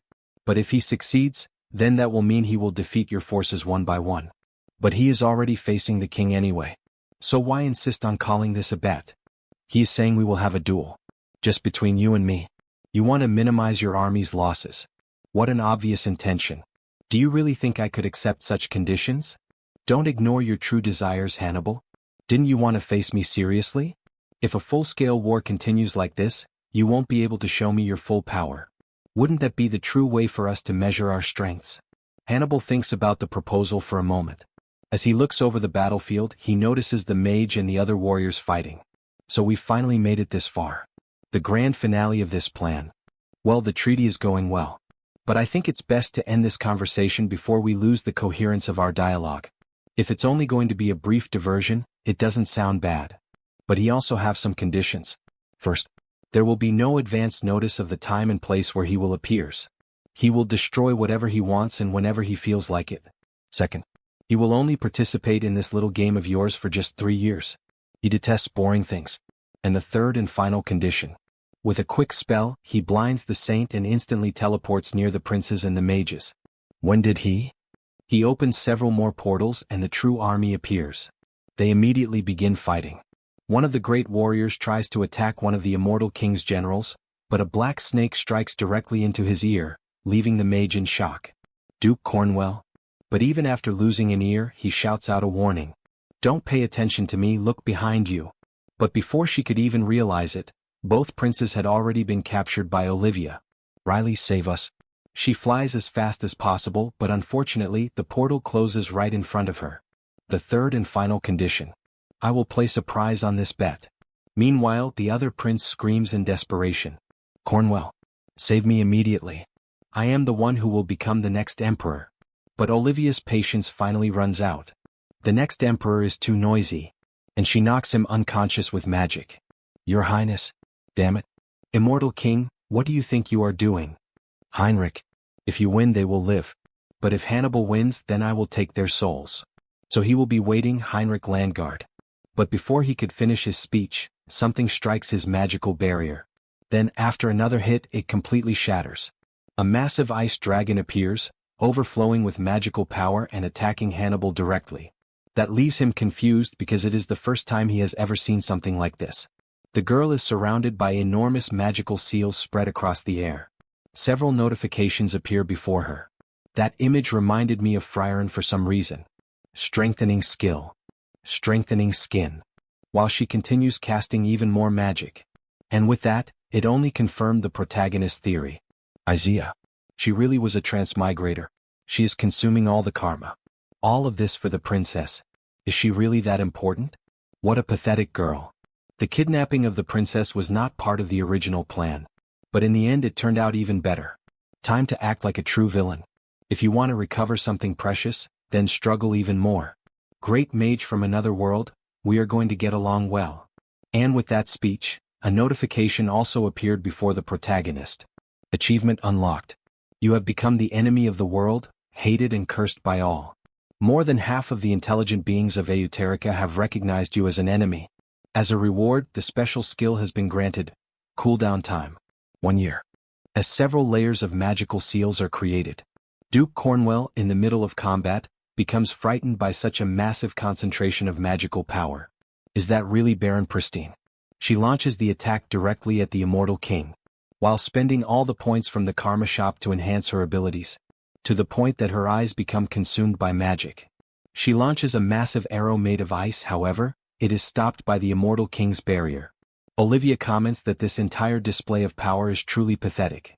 To think that she still cannot stop us, even now, even a child would understand that. The protagonist thinks for a moment and decides that it is better to simply retreat for now. Leaving the mage in pieces. Riley, she's not leaving you behind. So wait for her. She swears. She will definitely come save you. Moments later, at the immortal king's castle, we see the monsters happy with the new visitors. And the two princes. Although the princess is calmer. They are the first outsider to witness immortality. Consider it an honor. Then Olivia interrupts him. Your Majesty. Will you head to the camp? The camp? That place seems unsuitable for an imperial princess. That's just like a torture camp. Then perhaps we should prepare a separate quarantine zone. And quickly, a new house is created, although there are no plants or anything alive around it. They will be staying there for the time being. We only change the appearance on the outside, but this is still within the castle grounds, so don't think of escaping. Olivia the caretaker is prepared, correct. Of course, my king. We can bring them in immediately. Then the succubus and Andrew are brought to this new prison, which leaves them discouraged. Andrew is the first to complain. How the hell did he end up in a resting place like this? Meanwhile, the succubus tells him to keep his mouth shut. After all, she was the one who was a noble until recently. She is the one who truly wants to cry. The prince also started complaining. Do they even know who he is? To make him stay in a depressing place like this, he will be the future emperor of the nation. Alright. Then he will be staying somewhere else. Aha, now that's more like it. Your quarters are over there. A simple cabin. He did intend to create a believable scenario about royalty captured by the Demon King, but he never expected Isaiah to take the bait. Well, this works out even better. Guess it's time to debut that guy. By the way, let us check the new achievement. Then the notification window explains the buff better. Reward granted. Special perk extra life. Cooldown 1 year. Enemy of the world, so there was an achievement like that too. Well, it does feel worthy of an achievement. Earning the hostility of over half the intelligent life in a dimension definitely isn't easy. Then, in a brief moment of madness, the protagonist truly reveals his plans. Come heroes. He will revive again and again and trap you in nightmares forever. The scene changes and we see the barbarian stuffing his belly. At last, his hunger is somewhat satisfied. He moved in a hurry, but he didn't really accomplish much. When he arrived at the battle site, there was no one left. Heinrich still has business in Geron, so he might as well get some proper rest in this body. But someone calls out to him. Lord Harley, so this is where you were. May he have a moment of your time. His name is Patrick from the Mercenary Guild. Really? He feels like he has seen you around before. Ah, is that so? Actually, there is something important he wished to discuss. The leader of our guild, the Mercenary King, has fought beside the hero since the era of the Second Immortal King. It is a tradition that continues to this day, as well as a source of great pride for us. However, recently our Mercenary King unfortunately met his end at the hands of the Undying Army. The protagonist becomes more serious. So that's where he saw him, the Continental Summit. Based on prior intel, he judged Campbell to be an obvious villain and dealt with him immediately. Though this guy didn't seem particularly good either. So, he hates beating around the bush. So what's your point? The position is currently vacant. What makes him stay silent? Vacant and what? Why do you stop talking? Lord Harry, you voluntarily joined the battle against the current immortal King Hans. And he has already built an impressive record as a mercenary. Therefore Lord Harley. Would him perhaps be interested in becoming the mercenary king? What? Mercenary king? Did he somehow offend you? With all the excitement in the world he accepts. After all, every barbarian accepts titles. No, don't worry. Let us do it immediately. As expected. Such decisiveness. A magnificent choice, sir. He gets the rough idea of his scheme now. Patrick was hastily promoted to Secretary General after Cansbull's death, but if another mercenary king is chosen, the other factions would likely remove him from power. So instead he is trying to create an entirely new power structure. If someone like me with strength but no political ties join forces with Patrick, who wants to maintain his position as Secretary General, then securing real authority would happen in no time. Wow. That's really reassuring, Patrick replied. Now that he understands your intentions, he'll take care of the rest himself. Okay, so what should Harley does in the meantime? Lord Harley should build fame. Please spread your name far and wide across the entire continent. Meanwhile, on the other side of the continent, the northern mountain range, a mysterious man stood atop the corpse of a massive bear. He appeared to be reading an important letter. After finishing it, it became clear that he was irritated. A bet between the hero and the immortal king. A 3-year grace period. What kind of ridiculous joke is this, immortal king? He's been acting strange and defying expectations right from the start. Don't tell me he actually overcame the madness of the abyss. This won't do. At this rate, the god's reinstatement will be delayed. There is a misconception held by many races. And that is the belief that there is no god for humanity. But they are wrong. Because in the past, there truly was a god solely for us. Even the high god of order is nothing more than a mere phenomenon or a system. If only the god of humanity hadn't been banished to the abyss, everyone would know the truth and follow them. It seems it's time for him, the last apostle, to step forward. He feels bad for Bathion, but it can't be helped. He will have to take the madness for himself. For the god of humanity. Then it becomes clear that this is the last disciple of the cult that resurrected the immortal king. Changing scenes, a meeting was being held with the saint. One of the bishops was finishing reading the report. That concludes it. This ends the damage assessment report regarding the immortal king's attack. This is a serious problem. The major families of the empire have suffered heavy losses. Furthermore, to have lost the leading successor, Crown Prince Simon, as well as Princess Riley. But the saint interrupted him. They are not lost. He will definitely bring them back. But the reaction was not what the protagonist had expected. Those fools did not believe the saint's words, which left the protagonist feeling uncomfortable. They will put their faith solely in your words, Saint. After leaving the meeting, only one thought surfaced in his mind. What a mess. The damage was a lot bigger than he expected, wasn't it? Did he get too immersed in his acting? But suddenly a sweet voice called out to the saint. It was Viscountess Pristine. She asked when the saint intended to attack the immortal king. In order to rescue Princess Riley, Isaiah requested once again to be accepted as a member of the hero's party. He supposed this was the effect of Princess Riley's kidnapping. First, she will bring together capable people. Individuals from each nation. That won't be necessary. He has already carefully selected our members. The princess will return safe and sound. She seems surprised and relieved at the same time. His intuition is quite accurate, so she can trust him. Well, she truly hopes so. She's surprisingly a picky eater. And a lot more fragile than she looks. But in the middle of the conversation, the saint came up with an idea. Viscountess Pristine, you have a skill that allows you to teleport using magic circles, right? Weren't you curious about the new party members earlier? You will be able to meet them very soon. Changing scenes, the story shifted to a battlefield. Charlois Kingdom, Count Bioin's territory, in front of the burning mansion. Count Bioin was trembling in fear, hiding like a coward. Meanwhile, the warriors continued fighting. Damn it, we can't hold them off any longer. Escort the count and evacuate immediately. He still hasn't made it out of the mansion. Then one of the enemy leaders appeared, a mage wielding dark magic. Everything is as he wills. We shall purify this world through death. But before he could finish his attack, all of the skeletons were frozen by a familiar spell. The sight left the guards astonished. At last, the hero's party had arrived. We arrived safely in one go. Wow, she's amazing to be able to teleport us across such a vast distance at this speed. Ha ha ha. So this is the Immortal King's first preemptive strike. Thanks for the ride, mage. He will be going on ahead. She will join the fray as well. The two began slaughtering the enemy forces as if they were moving in perfect harmony. But the dark mage merely laughed. After all, that alone would not be enough to defeat him. Remember this well. Death is the only truly equal value for all. A death without discrimination. But his speech was interrupted by a sword piercing his chest. I understand your point well enough, but you talk way too much. The Saint swiftly eliminated the enemy before he could even react. By the way, Saint, are the new party members not here yet? Don't tell her Mr. Harley is the only one. Ah, of course not. That's about time they arrived. They are here. Look over there. Dozens of skeletons are instantly cut up.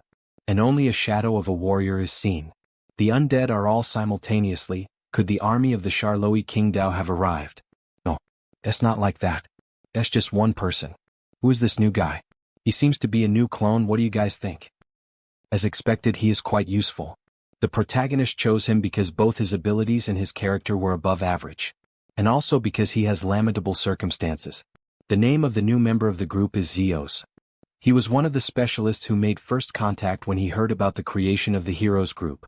A pure aura user who has not yet reached transcendence. And who still manages to perform attacks that transcend space. This means that the secret technique he learned is extremely special. What will Zeos be like when he surpasses his peak and reaches the transcendent realm? It is something that leaves the protagonist curious. And the second reason why he was accepted. We see a flashback with Zeos' family. It was his family situation. Because of the sacrificial massacre caused by the oath against the sky to open the abyss.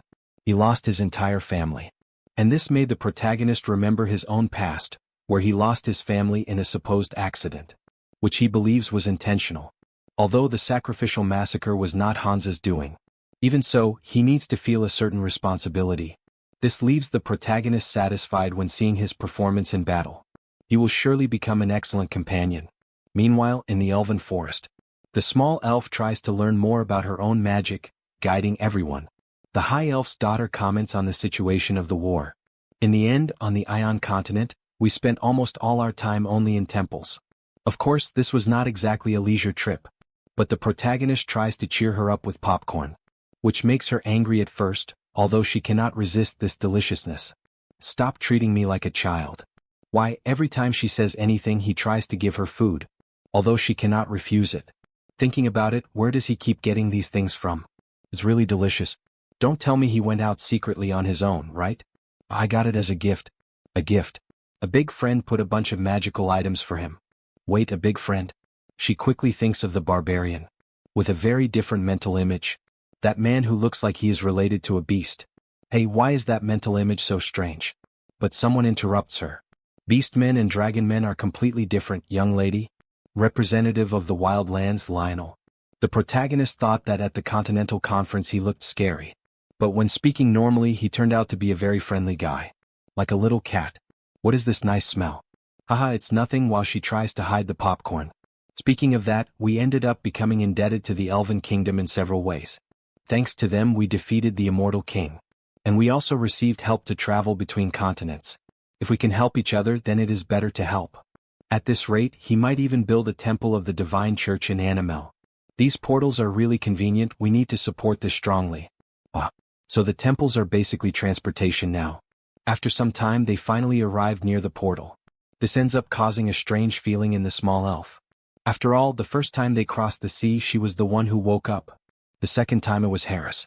Who will be next? Hearing this, the other elf ends up getting euphoric. So next is her. She is going to reserve her turn. Alright, without further delay, now it is his turn. The protagonist walks directly toward the tree. The world tree observes the child. The protagonist enters a deep state of consciousness. As if he were blooming like a flower/tree. Vertigo. Reverence. His body feels like nothing more than a small tick parasitizing this land. The small spirits bring him the forbidden fruit. A golden apple. Which, upon biting it, immediately the system notifies. The individual has fulfilled the conditions and evolved. The special ability Star Observer has been acquired. The individual has fulfilled the conditions and achieved enlightenment. The spiritualism ability evolves into the special ability called Nature's Call. And a beautiful elf with pink hair comes directly to meet the protagonist. With a gentle kiss on his forehead, she assures him that she will take care of him. After all, he is just a child. With his eyes closing, he can only see the last notifications. Eris. Race, High Elf, special characteristics.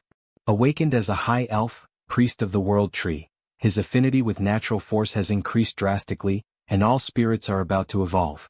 He begins to fall, after all, with blurred vision and no strength in his body. The evolution drained all his energy, just like what happened with the other elf.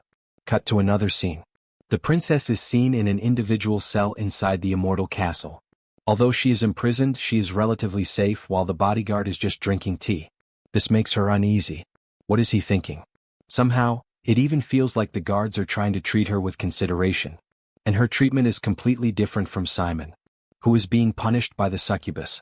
This is the famous meme, "That should be me, ha ha ha." Ah, what sadness. When will she be able to get out of here? She wants to see Seiya as soon as possible. She is certain that Seiya will come to save the princess. Seiya will come. Riley should have started calling her little sister Seiya earlier. It wasn't that difficult. But her thoughts are interrupted by the presence of the succubus carrying a body, which leaves the young man shocked by such violence. "Ma'am, this person is?" She heard that he suddenly appeared near the castle. When the undead attacked him, he ran inside the castle. How can someone just appear out of nowhere in such a remote place? Such a different appearance, as if he had fallen from the sky. Don't tell me.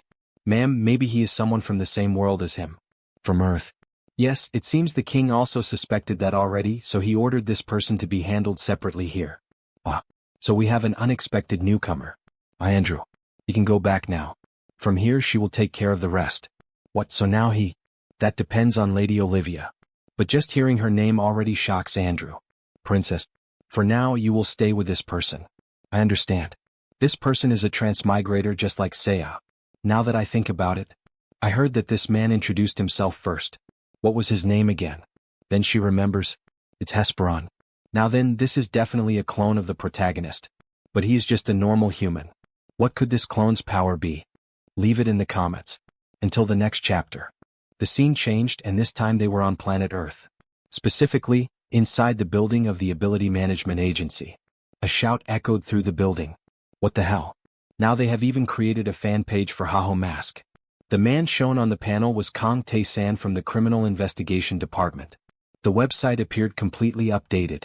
Summary of the regions where Mr. Haho had been cited. Mentions of Mr. Haho. A list of criminals who had been punished, and even an official gathering of the Dawn Altar. Those bastards are even organizing in-person gatherings, the police officer complained, and in a fit of rage he tried to smash the computer. How much longer are we going to keep chasing useless leads like this? Then just let the competent people do their job. His partners tried to calm him down. That bastard is having another meltdown. Hey, it's already past time for you to take your medicine. Kang Tae-san, do you think we're doing this because we want to? It's difficult to track down that bastard. The scene changed once again, and this time, they were in the department of the Korean Returnees Association. The two women were discussing the Blood Alliance and how they were connected to Haho. Wasn't Heterosis one of the elite members who had been growing the fastest within the Blood Alliance? That question left the head of the South Seoul branch, Yoon Ji-eun, deep in thought. The leader was a level 8 vampire using the name Heinz, right? Exactly, Chief. Since they had expelled the radicals and started acting peacefully, we had been turning a blind eye to them. But that will no longer be tolerated. The chief believed that Haho Mask was receiving information from the Blood Alliance. And these documents proved it. After all, it was an execution list. The scene shifted again, and this time Hans finally appeared. He was looking at several civilians who had recently been killed by a murderer. Then, right in front of him, a mysterious man appeared, radiating a red aura. The protagonist remarked that he couldn't believe there were still people doing this kind of thing. Oh, that killing intent and that mask. I think I have an idea who he is. You must be that so-called Haho. He had really wanted to meet the masked man, so this was perfect. Gah. A mere criminal wanted to find him. You barely returned to Earth and you've already become arrogant. With a smug grin, the red-haired man revealed his power. An enhancement type awakened. The demonic emperor of the heavenly massacre. Oh. Now the protagonist understood where all that confidence came from. It was a power that had reached the transcendent realm, the realm of transformation. But the red-haired man interrupted his thoughts. Stop wasting time with useless thoughts and come fight me. He charged at the protagonist at high speed, who defended himself with a magic shield. That left the red-haired man surprised, as it was the first time one of his punches had been stopped. But let's see how long that barrier can hold. He entered full JoJo mode and unleashed a barrage of punches at incredible speed. As expected of someone coming from Harem, he was especially skilled when it came to fighting other people. It was the first time he had faced someone with such powerful internal energy. But this little game ends here. When the barrier finally shattered, just before the punch could reach the protagonist's face, black tentacles restrained him in place, binding him tightly and hurling him against the wall. But of course, a single blow would not be enough. Wow, what is this? This is not ordinary demonic energy. Not even the heavenly demon reached this level. Realizing that now is already too late, little warrior. Don't underestimate me, masked man. I am the demonic emperor of the heavenly massacre. And I don't care. Disappear. Besides, that name is childish. You bastard, you'll see. But once again the red-haired man was easily restrained. How can this force be so overwhelming? This is my last display of mercy.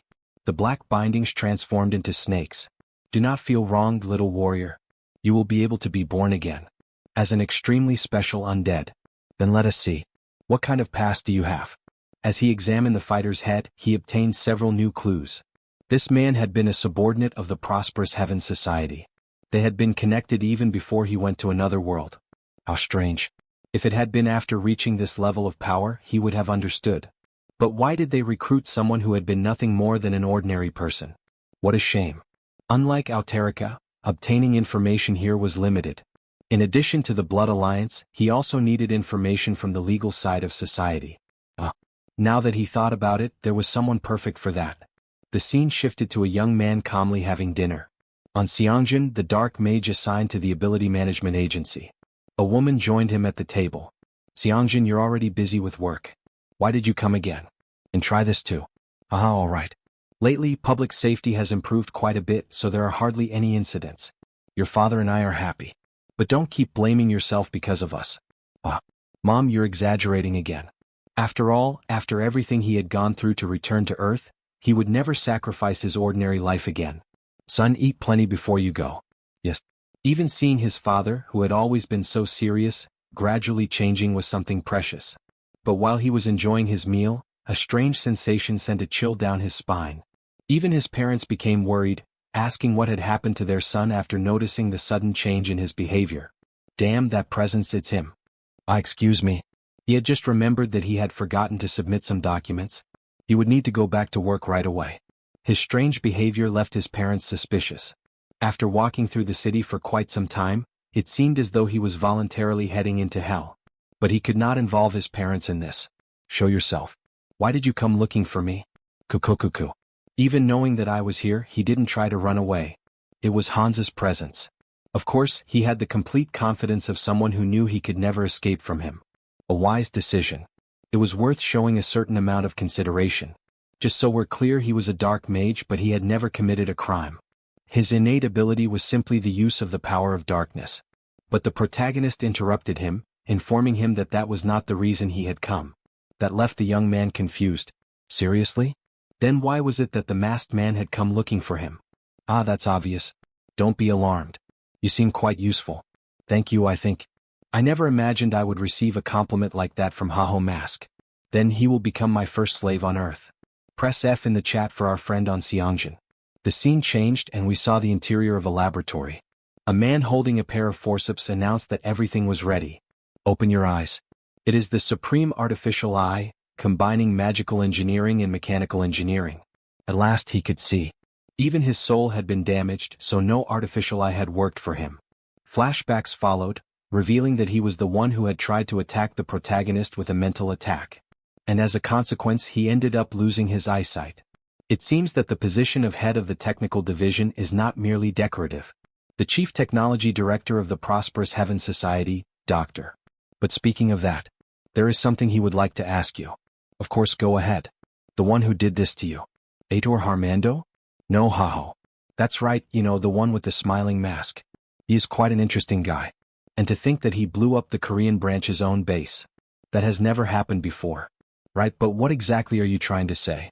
Are you just going to stand by and do nothing after being humiliated like that? Of course not. Even if he hadn't said it, it was already part of his plans. We can't leave that place abandoned forever. That's right. Excellent. And this time the doctor will help as well. He really wants to use him as a test subject for his experiments. The scene changed. They were now at the protagonist's house. After taking a nice hot shower, he relaxed in the living room. All he wanted was to stay at home and do nothing. But running around using the projection in Hans's place was exhausting as well. He was almost becoming extroverted again. Suddenly his cell phone rang. That dark mage, his name was on Sunghyun, wasn't it? Thankfully he had cooperated peacefully. The protagonist had been thinking about how to persuade him. But thanks to that, the gathering of information from the association was proceeding smoothly. And the new project was progressing well too. An undead from the Murim world who had reached the realm of transformation. Wouldn't it be incredible to have such a powerful warrior? But the protagonist's thoughts were interrupted by the sound of the TV. You still treat Haho as a criminal? A morning news program was running an editorial on the subject. It is an undeniable fact that he has contributed enormously to public safety in our country. Exactly. Look at the cases overseas. Hundreds, even thousands of people die every day because of terrorism. Just yesterday there was a major incident in Japan. But the protagonist turned off the TV. The prosperous Heaven Society. They were probably still expanding their influence abroad. Those bastards will get what they deserve. He opened Hans's information to investigate his schedule. The scene changed and they returned to the other world. The new clone and the princess were having a conversation. So Hesperon wasn't your real name. Since he was going to another world, he thought he should at least have a cool name. So your real name is Sunghyun, but you can just call him Hesperon. I see. But the princess questioned whether Hesperon understood the situation he was in and whether he wasn't a little worried. However, he interrupted her and grabbed the princess's hand. The break is over. Could you evaluate the magic he practiced? What? Already? Didn't we just start our break? Hesperon. Was a mistake. Just because he was someone from Earth, I ended up remembering when Big Sister Seiya taught me magic. But he keeps asking me to teach him more. Look at this, Riley. You did it? Hey, show me a little more respect when addressing me. Sorry. He got excited without realizing it. How frustrating. It took her years to learn that magic, but he managed to do it so easily. Could it be that people from Earth are born with talent for magic? Big Sister also learned it very quickly. That's nothing. He is buffed with 4 abilities. Evil Wisdom. Forbidden Knowledge. Path of Sorcery. Mana Mastery. If he had trouble even with basic magic, it would be a disgrace to Hans's name. Meanwhile, the immortal king summoned his servant. She promptly appeared and asked what his orders would be. While he is away, I will delegate the remaining tasks to her. Do not worry. Everything will be carried out according to the king's will. The scene shifted and they returned to Earth. Hans was flying at maximum speed over the sea. He had come all the way to Japan following the traces of the prosperous Heaven Society. And he had done it without using any means of transportation. He could not leave any traces behind. Fukuoka was the name of that port city. Even so, thanks to my abilities, getting here was quite fast. But he quickly noticed something. A barrier of dark energy had been set up in a place like this. Something about this reeks of trouble. Inside that yacht, a man had just been killed. Meanwhile, 2 others were being held hostage. The protagonist entered the scene. How curious. All the people who use dark energy always end up doing exactly the same things. They started speaking in Japanese, asking who the hell he was. But the protagonist could not understand the language. They joined forces and tried to attack Hans, but they were easily defeated without any effort. How about taking a look at their memories? 30 minutes later, at a nearby port, 2 men were talking about the condition of the merchandise this time.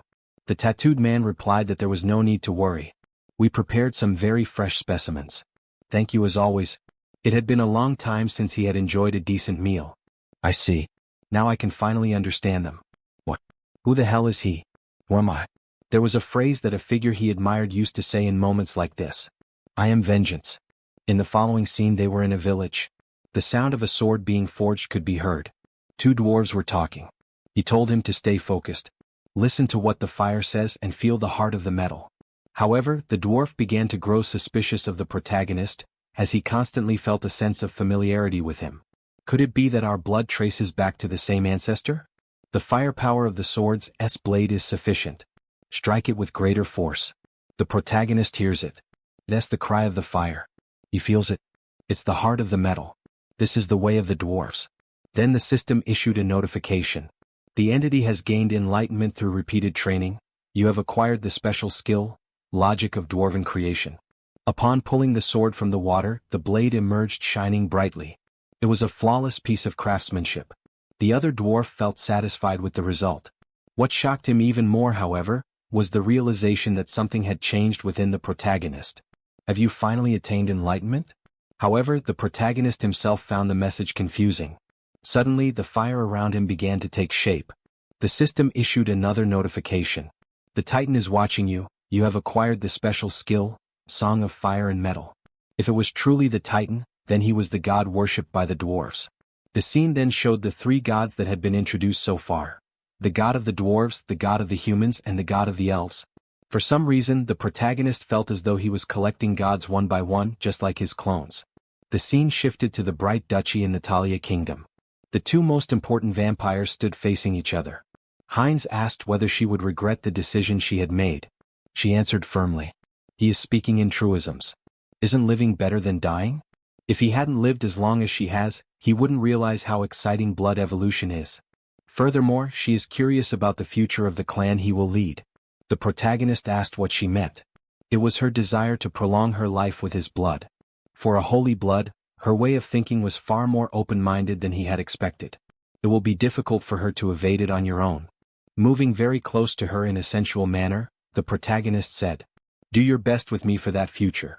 With a single bite, the holy vampire's face turned red.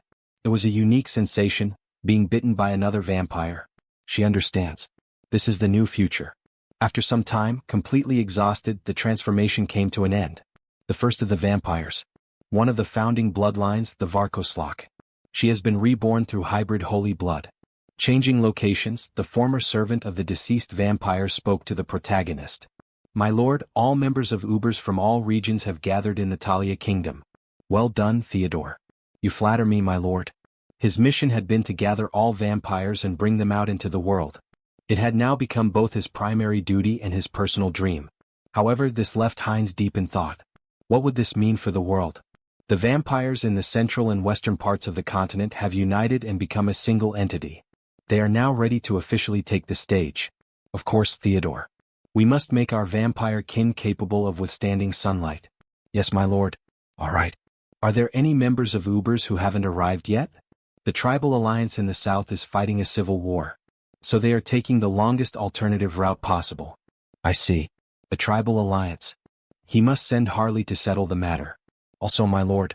The blood gates in every stronghold have been completed. Finally. He will see Uber's blood gate technology for himself. Shouldn't I try it out? Certainly. Where would you like to go? Ravella City. He will meet an acquaintance and return. Then a blood portal was created. Heinz stepped through it and quickly arrived at the destination, where two guards welcomed him. My lord. Welcome. Welcome to Ravella City. You can exit from the left side. It was gloomy and desolate, exactly as one would expect from blood magic. However, the transportation method itself was not much different from the Holy Church's gates. He then activated the skill. Denial of existence. In the city, the sound of daytime commotion can already be heard. A mother and a crying child. Oh my God. If you cause all this chaos, what are we supposed to do? It's okay, Rafia. Stop crying. Search to see if they are hiding any money. Yes, sir. You bastards. Didn't he tell you he would repay the money soon? Ah. You can't even pay the interest. We will take what we want ourselves, so get out of my face. Father, don't hurt him. Amid all the chaos, the protagonist only watches. He definitely saw the guards passing through here. It seems someone is covering for them. There are plenty of easy targets. Then suddenly Heinz comes out of camouflage, and the girl quickly notices it by the scent.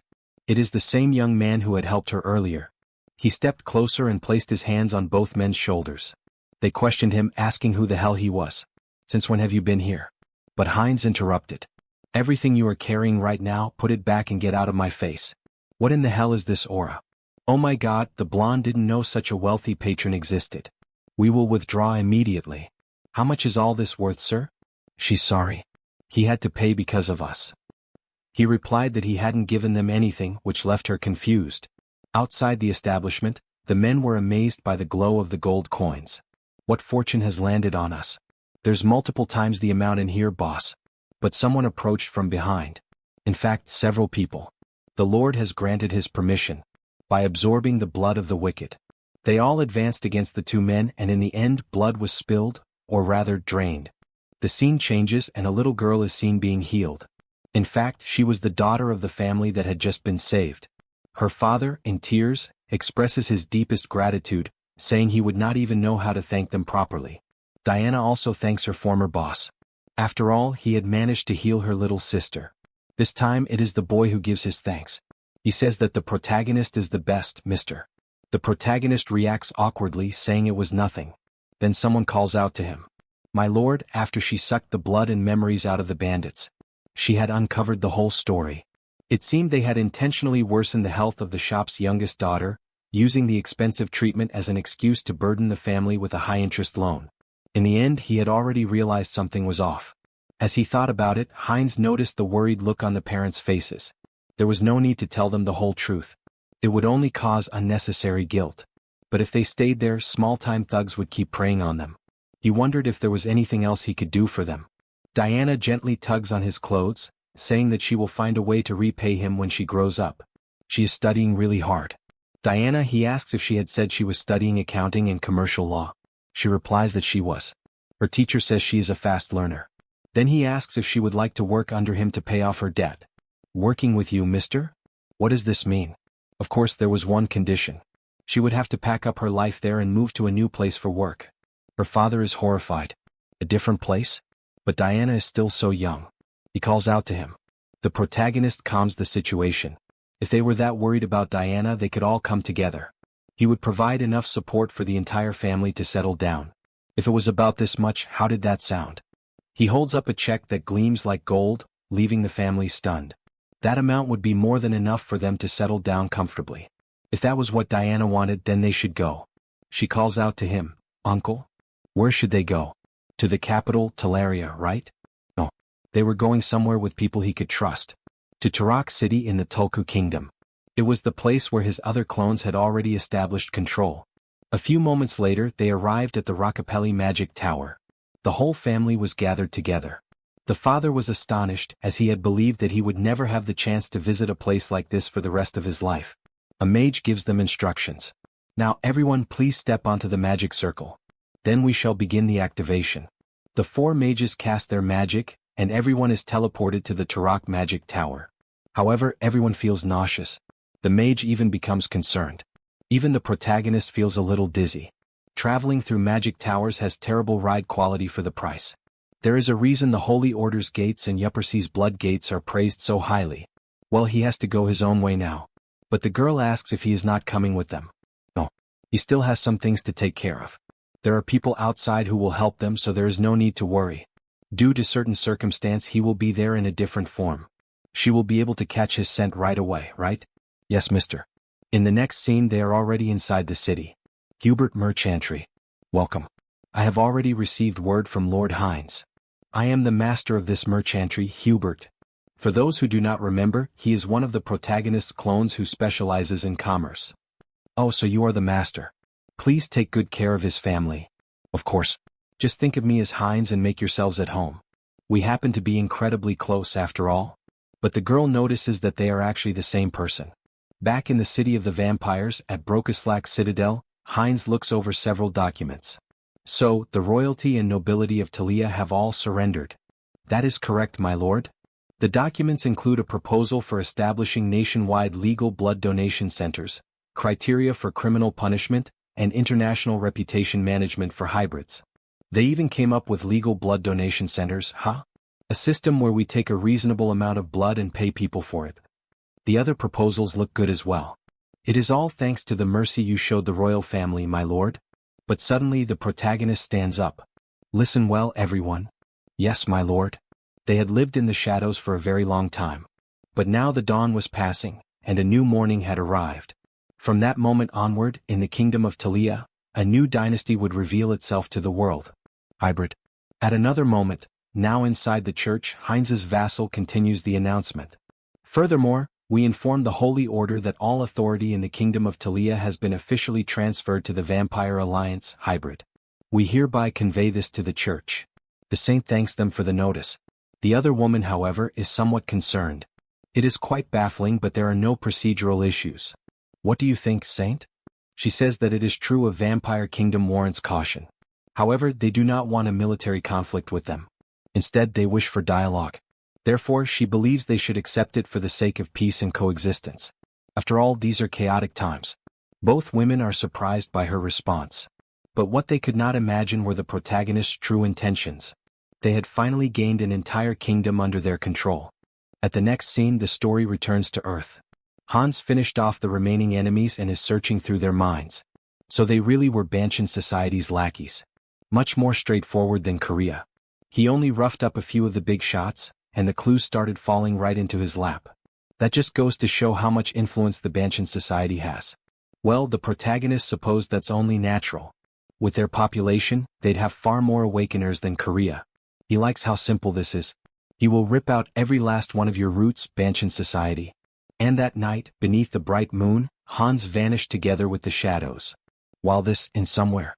Banshin Society, East Asian Branch. Hans' photo is attached to a document. What is all this about now? The Haho mask showed up in Japan. Has he decided that he doesn't need to target Korea anymore? But from Fukuoka to Kagoshima already. How many places have been hit in such a short time? Haho mask. Even if he possessed the power of a demon king. The elites of the Banshin Society are awakeners who have slain demon kings like that. This time he won't have such an easy fight. Is he here? Yes, master. Contact Japan. Shake off Hayushu's ability bureau, and have everyone focus on Haho mask. Wait, you mean? Yes, that is right. We are sending the administrator. In the next scene, the story shifts to the Kyushu Regional Ability Bureau. A new character is introduced, Director of the Kyushu Ability Bureau. Alright, give me your report. After comparing the field investigation with eyewitness accounts, we're highly confident in the findings. Another character is introduced, Ability Bureau Staff Tamura. So it really was true. What was his name again? Haho mask. Why has Korea's criminal hunter come all the way here to cause trouble? He's known as Korea's unofficial strongest. We should prepare a response. But he is interrupted by the director. A response? Don't exaggerate. He's only one awakener. He can't even match us in the number of awakeners. Then, are we just going to watch? He's still moving south through Kyushu as we speak. Tamura. Contact the National Returnees Association. The awakener even Korea couldn't deal with will be captured by Japan. After those declarations, a war broke out across the Japanese mainland. A man wielding a katana tried to use his ability. Secret art of the Gale Sword style. Whirlwind. But with nothing more than a movement of his hand, Hans defeated him before he could finish the technique. But that was not enough. Dozens of enemies appeared. Some were dressed in suits. Ninjas. Samurai. What a pointless attempt. These guys don't seem to be with the Banshin Society. Japan's guardians. He should hold back a little. Then he activated the ability. Death's Grasp. All of the enemies began to panic and grow dizzy as claws emerged from the ground. That was easy. Now that those pests are gone, he supposed it's time to head for the next area. But in the middle of the crowd he noticed something. So there were Banshin Society members mixed in with the guardians. They were so desperate to catch him that they couldn't even tell friend from foe. Ah. Looks like his reputation really is something. To think he has united Japan's guardians and villains. He spotted a suspicious aura, then went after it. If he traces the route they used to get here, he should be able to find Banshin Society's trail. Skill Eye of the Abyss. As expected, he could sense the Banshin Society's aura. So this is one of their safe houses. How predictable. But the moment he touched the doorknob, something happened as if a barrier had been broken. He was teleported to another place. A pocket dimension. Was this a trap? It's a world much like his eternal labyrinth. Then a man approached. Beside him stood a woman and another man with a massive build. All of them were wearing business suits. So calling you Demon King class wasn't just an empty claim. The tall man beside him complained. Are you seriously saying that so casually? He deployed our domain just by his mere presence. The girl commented. Isn't he actually a real Demon King? He's not just some ordinary undead. Look at that evil aura surrounding him. Stop making such a fuss. We already anticipated this. Every one of them has reached the pinnacle. The 5 at the front have even attained transcendence. This pocket world must be someone's unique skill. Finding that person should be his top priority. Whatever. At this point, who cares that Haho Mask really is?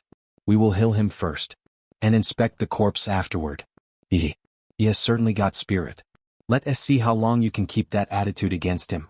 In the end, the protagonist could only see the shadow growing larger and larger. Oh, that surprised him. The man transformed into a giant with an armored body. He looked like a combination of a titan and conqueror's haki. He charged straight at the protagonist. The only way to know is to test it. A massive explosion erupted. The giant man ended up striking only the ground, leaving behind a massive crater. In the background, all that could be heard was a sinister laugh, making the giant feel uneasy. Your destructive power is impressive. Then the protagonist unleashed a spell similar to the spirit bomb. The man tried to stop it with a barrier. But he realized it was not enough, as the barrier was beginning to crack.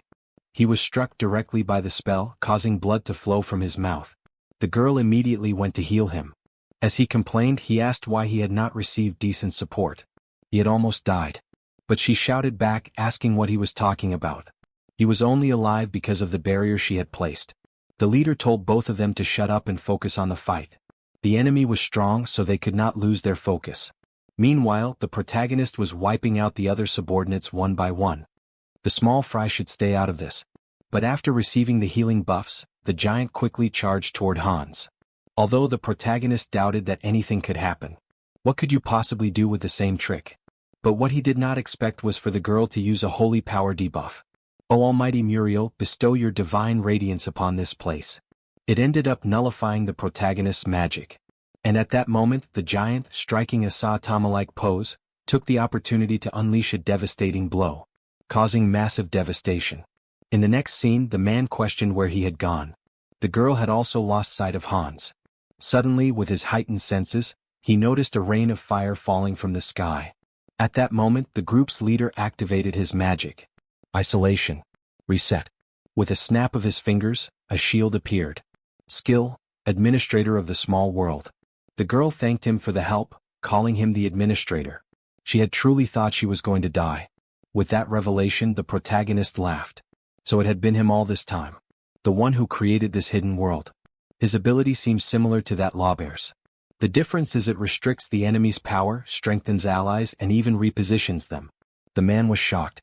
In a matter of seconds, his technique had been figured out. Haho Mask is even more formidable than he imagined. More low-ranking henchmen appeared. There he is. They won't let him get away this time. But now that he has entered his domain, Haho won't leave here alive. They all began casting countless magic seals. But Haho simply laughed. Your powers may be enhanced, but do you really think that's enough to defeat him? As he dodged the spells, others rushed toward him with swords and fists. The surprise attack missed its target, leaving nothing but dust behind. Meanwhile, the men all began collapsing to the ground. Feels like his skin is melting. The curse. His hand. But something surprised the protagonist. Even his barrier can't block attacks like that. Skill. Immortality has been activated. His true power has been sealed by the restrictions of this space. No matter how he looks at it, destroying this place comes first. But those bastards aren't just going to stand by and let me. He's tracking both me within this space. And the abyss he was using, suppressing our power. In that case, Hans began conjuring a portal, summoning a creature. The three of them were stunned. What the hell is that? Come forth, Heratos. If he's tracking his power in the abyss, then he will simply give that power to someone else.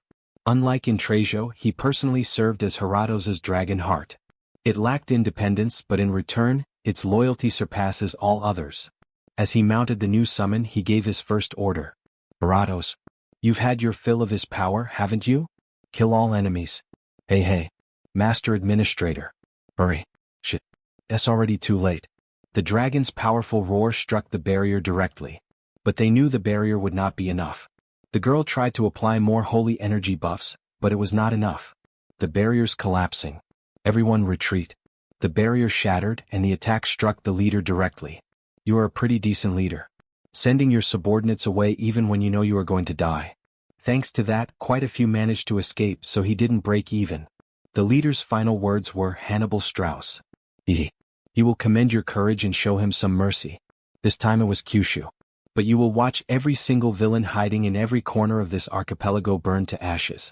After a time, in downtown Kagoshima, dozens of people were stunned by what they were seeing. A woman began recording a supposed dragon burning everything in its path. This is freaking insane. People ran away in desperation. Bone Dragon makes an unexpected landing on the Japanese mainland. Meanwhile, at the South Seoul branch of the Korean Returnees Association, someone is browsing handbags online. Oh, is this a newly released product? She must buy it immediately. The secretary arrives, noticing her manager is in a good mood. Oh, it's you, Secretary Kim. How are things? Of course. She actually feels like she has a taste for life these days. Our workload has decreased significantly since the Haho mask left Korea. Kim mentions that she is worried about Haho's presence in Japan. Won't his appearance in Japan escalate into an international crisis? But the manager is not concerned. It won't do any good even if they blame us. Meanwhile, the secretary's concerns quickly became reality. Manager, look at this. What is it? You're making me worry. It seems a disaster has just occurred. A dragon appeared on the tablet. The manager immediately lost her composure. What the fuck are you doing, Haho Mask? This is clearly his doing. Kim informed her that it had also been reported that after the incident, he disappeared without leaving any trace. Why do I have a feeling that Haho being abroad will only make us busier? In the next scene, the immortal king's castle comes into view, along with the sound of someone shouting apologies. The succubus was beating up the former king. Can't you unlock it faster? Is it possible for Crown Prince Simon to be this slow? He tried to unlock it faster, but with his teeth clenched, he made a promise. Once he gets out of here, he will surely tear that bitch limb from limb. After the torture, she left in a cheerful mood. She feels like all the tension has dissipated, thinking that the arrogant crown prince of the empire is now just a toy in her hands. But then she noticed something interesting. The two humans were getting along surprisingly well, talking and practicing magic together. That left her intrigued. They seemed to be working hard on something. The immortal king ordered that these two not be touched, so it's fine, right? Changing scenes, Doyle Macken's living organism research laboratory comes into view. Wonderful. Is this the maturation facility that utilizes the abyss? You praise me too much, immortal king. Alright, next are these things. Then all the bodies of those defeated in the other world were brought in. Will all these things undergo the same process as well? Yes, he has a certain use for them. So take special care of them. Leave it to me, my king. Olivia. He's leaving again. So the immortal king's castle is left under her care. Your servant will devote her whole heart to serving you. Meanwhile, in the recently destroyed city, the residents thanked the saint for saving everyone. Because of their gratitude, the system displayed a notification. Achievement unlocked. You have begun walking the path of salvation to save the world. Path of salvation? It seems the system is now placing Hans and Heinrich on a direct collision course. Half of the sentient beings in Euterica have recognized your arduous struggle against evil. As a reward, you are granted the privilege, Hero's Footsteps. Hero's Footsteps. Instant teleportation to a place where his feet have trodden before. Isn't this great? The cooldown is 3 days, but it will gradually decrease. Now, avatar exploration missions will become much easier. It's definitely a necessary ability for facing the Vanshan society. But his thoughts were interrupted by the mage. But, Hero, how long will we continue traveling with just the 4 of us? For the sake of the future, what do you think about increasing the number of our companions? Actually, he already had some people in mind. Soon, when the Second Continental Summit is held, they will meet them too. Wait, the Second Summit? Understood. It seems she is still worried about the Imperial Princess, even though she's doing remarkably well. Back at the Immortal King's castle, the protagonist successfully created an ice flower. Look at this, Riley. He can make flowers now too. Wow, isn't this way too much? Her magic training lasted for 10 years. This is fun. Isn't there anything harder, Riley? No, there's nothing, Heron. The system displayed another notification. The entity has attained enlightenment through repeated training. You have acquired the skill, Introduction to Magicology. To acquire a skill this quickly, this clone will truly become an excellent mage. Meanwhile, the princess remained depressed in the corner. He has truly benefited from Riley's guidance. This seems to be the level of theory that high-ranking nobles learn. A moment later, the two of them were sitting in the garden. Are you feeling better now, Riley? Yes. Riley, you want to get out of here, don't you? That's a given, of course. She's not here because she wants to be. Well, he thinks he can help her get out. Wait, what do you mean? Aside from his affinity for magic power, he hasn't told her what his special skill is yet, has he? Alright. What is your special skill? He opened a portal and a barbecue appeared, looking like it came from Earth. The princess looked confused. Barbecue skewers? Wait, an alternative space? It's not an alternative space. It's food that exists somewhere in this world. Would you like some? Thank you. By paying a certain price, he can summon anything. So you are of the summoner class, Harem. Hey, this food is delicious. Not just summoning. He can also overcome spatial restrictions under certain conditions. Spatial restrictions. That means escape is possible too. But it requires prior preparation. With an innocent look, he made a request. Riley, how about making a contract with him? The request caught her completely off guard, leaving the princess blushing in embarrassment. Moments later, at a resistance hideout near Talia, a group of humans is gathered and talking. The leader appears frustrated. Are you really going to let a monster vampire steal the kingdom of Talia from us? This is no better than living like livestock. Another one comments. But even the church has given up on us. What hope do we possibly have? You don't need to worry about that. The truth is the kingdom of Charlotte has secretly, but the conversation is interrupted. They are insurgents. Round them all up. That bastard. He was at the last meeting. How dare he betray us? He chose the vampires over humans. But the man responds seriously. Betray you? They are the ones who committed treason. The vampires are nothing like the old royalty. They built hospitals to treat the poor for free, ban the drug trade, and even give us food when we donate blood. The true king meant to rule this land is His Majesty alone. Meanwhile, at the Talia Palace in the king's office, the protagonist manages the kingdom. Fewer problems than expected. Glad we have so many officials backing us. Although they are quite the suck-ups. Your Majesty, Lady Breaky has arrived. Send her in. Wow, what a spectacular vampire, my dear readers. Having someone with sacred blood working under me. Honestly, it's not easy to get used to. It's only because of her vampire appearance, but if he considers the age gap, she's practically a grandmother. But before he can finish the thought, she interrupts him. Did you just have a very rude thought about me? No, never. She settles down at the king's desk. A vampire in the royal palace. She never thought she would see the day. Okay, enough small talk. What were the results? A complete success. From Charlotte, Tulku, and Resk to the mid to small clans across the central western region of the empire, she gathered them all. You spoke to them as gently as possible, right? She didn't even have time to threaten them. Once they saw how lively she was, they tucked their tails and submitted on their own. Having someone with sacred blood-level talent under him really makes everything so easy. So, what are you going to do now? What else? Our path is already set. The last of the 3 great vampire clans. We strike Ovapo. Meanwhile, in the Elf City, some of them are seen working in the fields. Until the protagonist arrives. Good morning. It's Lord Harris Greenwood. Please have some fruit. Ah, thank you. May the World Tree's grace be with you. This is where the World Tree's gardeners stay. It's his first time visiting them directly. Oh, if it isn't Lord Harris. What brings a high elf to a place like this? Having become a high elf through the grace of the World Tree, he wanted to personally meet those who tend to her up close. To think you would care for us so deeply. Do you mind if he looks around a bit? Of course. Right this way, he will show you around. Ah, so easy. Frankly, he has only one goal, to collect what the gardeners have pruned. A whole pile of precious World Tree branches is sitting right here. How could he possibly just pass them by? Another elf calls out to him. He heard the Second Continental Conference will be called soon. Things must be quite dire out there, right? Still, what a relief it is. Thanks to you, Lord Harris, the high elf lineage continues. We are truly overjoyed. Hearing them say that makes him feel even more grateful. His conscience is really taking a hit here, haha. Will you be attending the second conference as well, Lord Harris? No, Shapiron, and he won't be going. It's a critical period where they must focus on training. Oh, I see. We've arrived. Oh, so this is all of it.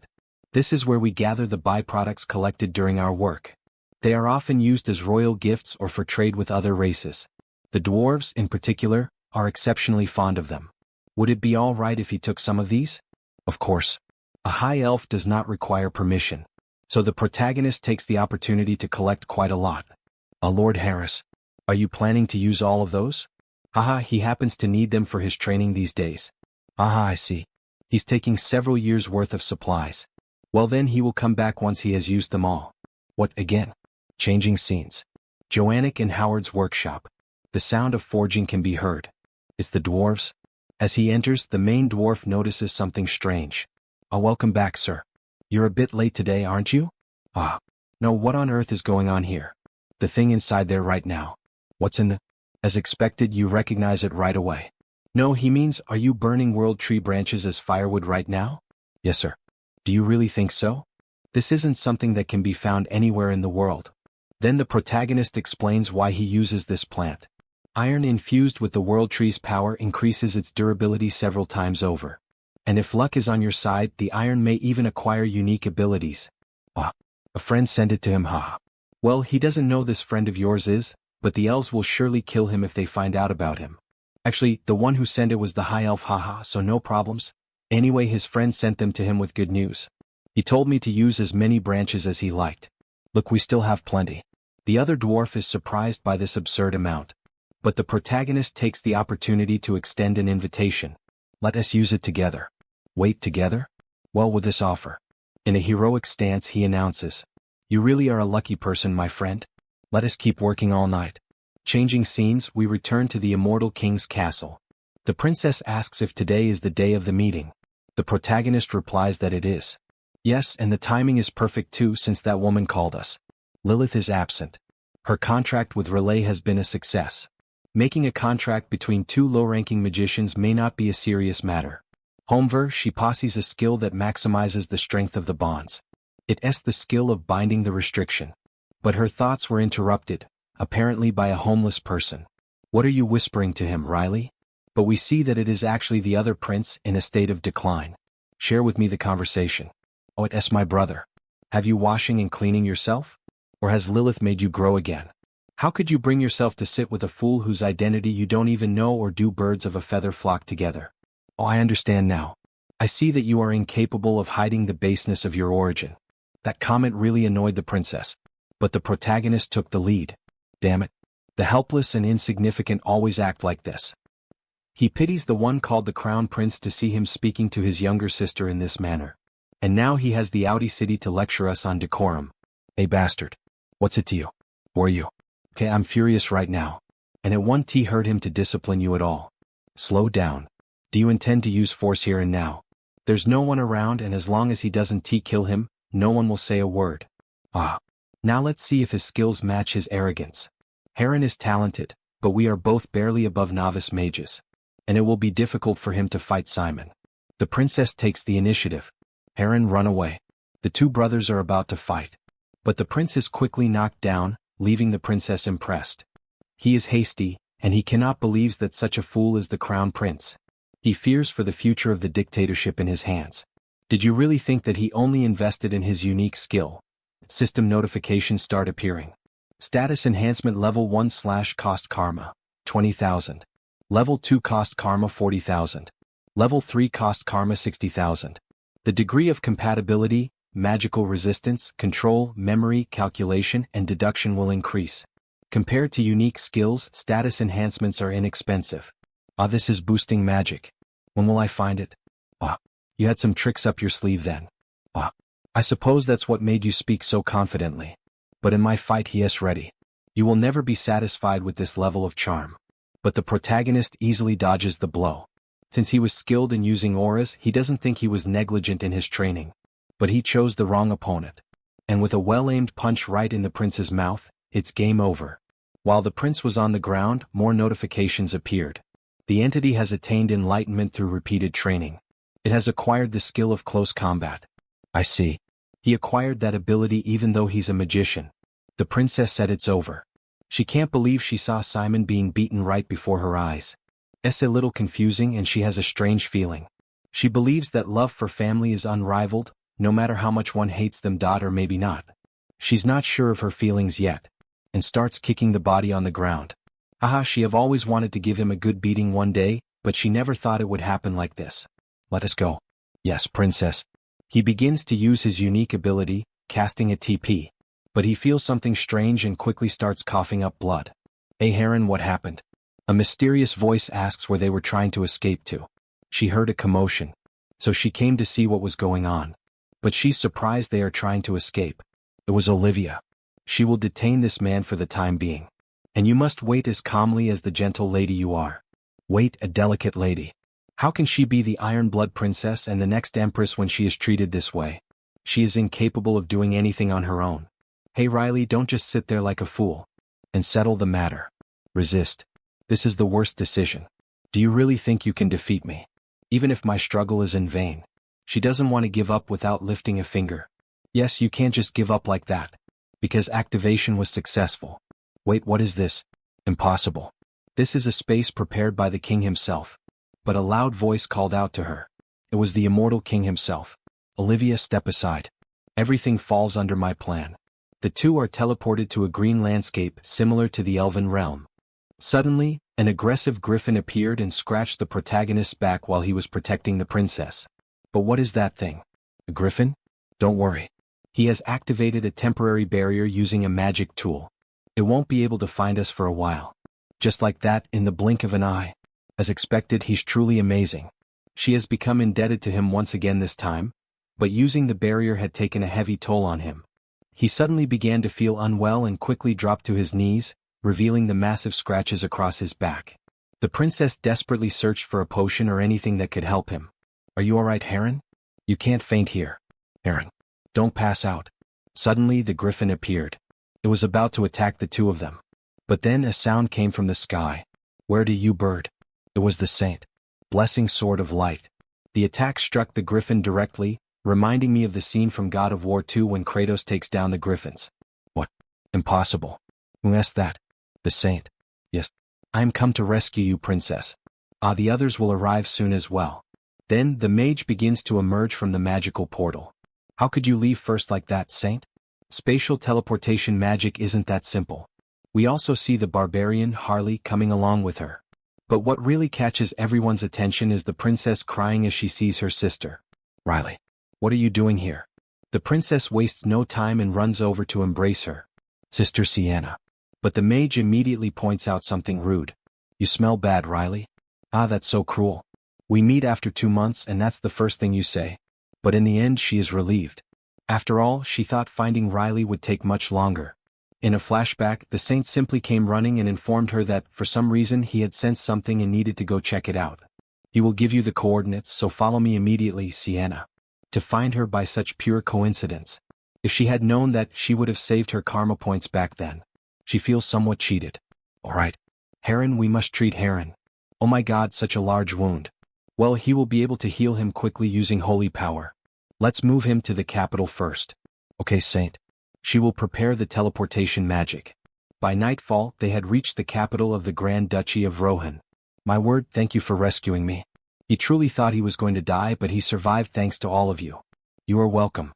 This must all be the main god's will as well. Brother, you look lean on the outside, but you're actually quite well built. My name is Hespero. I am Heinrich Landguard of the Holy Church. You can call me Harley. Pulling off this entire act by myself is a bit embarrassing. But they are interrupted. I have one question. You haven't told us yet how you managed to escape the immortal king's castle.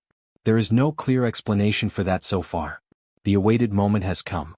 Wait, isn't this actually an opportunity?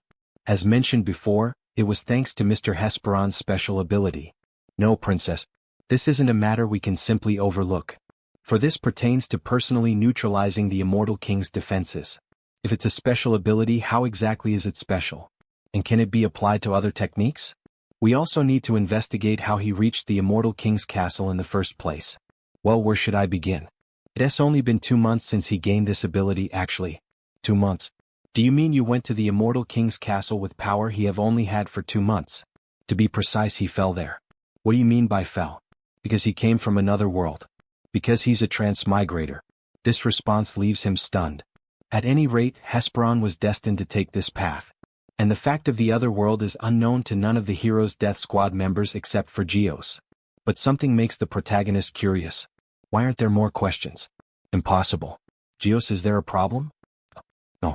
According to his explanation, it seems like this is a matter that requires some time to process personally.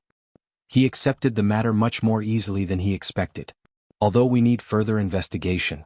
If the means of countering the immortal king lie in those coming from other worlds, then he knows a transmigrator he can call upon. Wait, he knows another transmigrator in Euterica. Meanwhile, in the immortal king's castle. Did that newcomer really escape accompanied by the imperial princess? That bastard, his luck is truly unbelievable. He must have become the imperial princess's savior. He might even become the emperor's son-in-law. TSKK. While we suffer here amidst the undead. Ah. But now all of this is going to end. Then the notification system appears. Karma shop. Karma owned is enough to use the return option. He has finally gathered enough karma to return to planet Earth. Goodbye to this slave-like life. But suddenly, a voice from beyond questions him. Andrew, what are you doing here? Damn, a labor exploiter. It's Olivia. Are you ignoring my words, Andrew? With a frightening look, she makes a threat. Just as she expected, it's best if she plucks out those useless ears of yours. He ends up becoming afraid. However, this is his chance to vent all his frustration over their exploitation and escape. Olivia becomes confused and surprised by Andrew's words. Yes, you. Staying with you all this time has been disgusting. She is a far inferior woman compared to Sister Sienna. And the way she speaks is absolutely revolting. As those words leave his mouth, the ground begins to crack.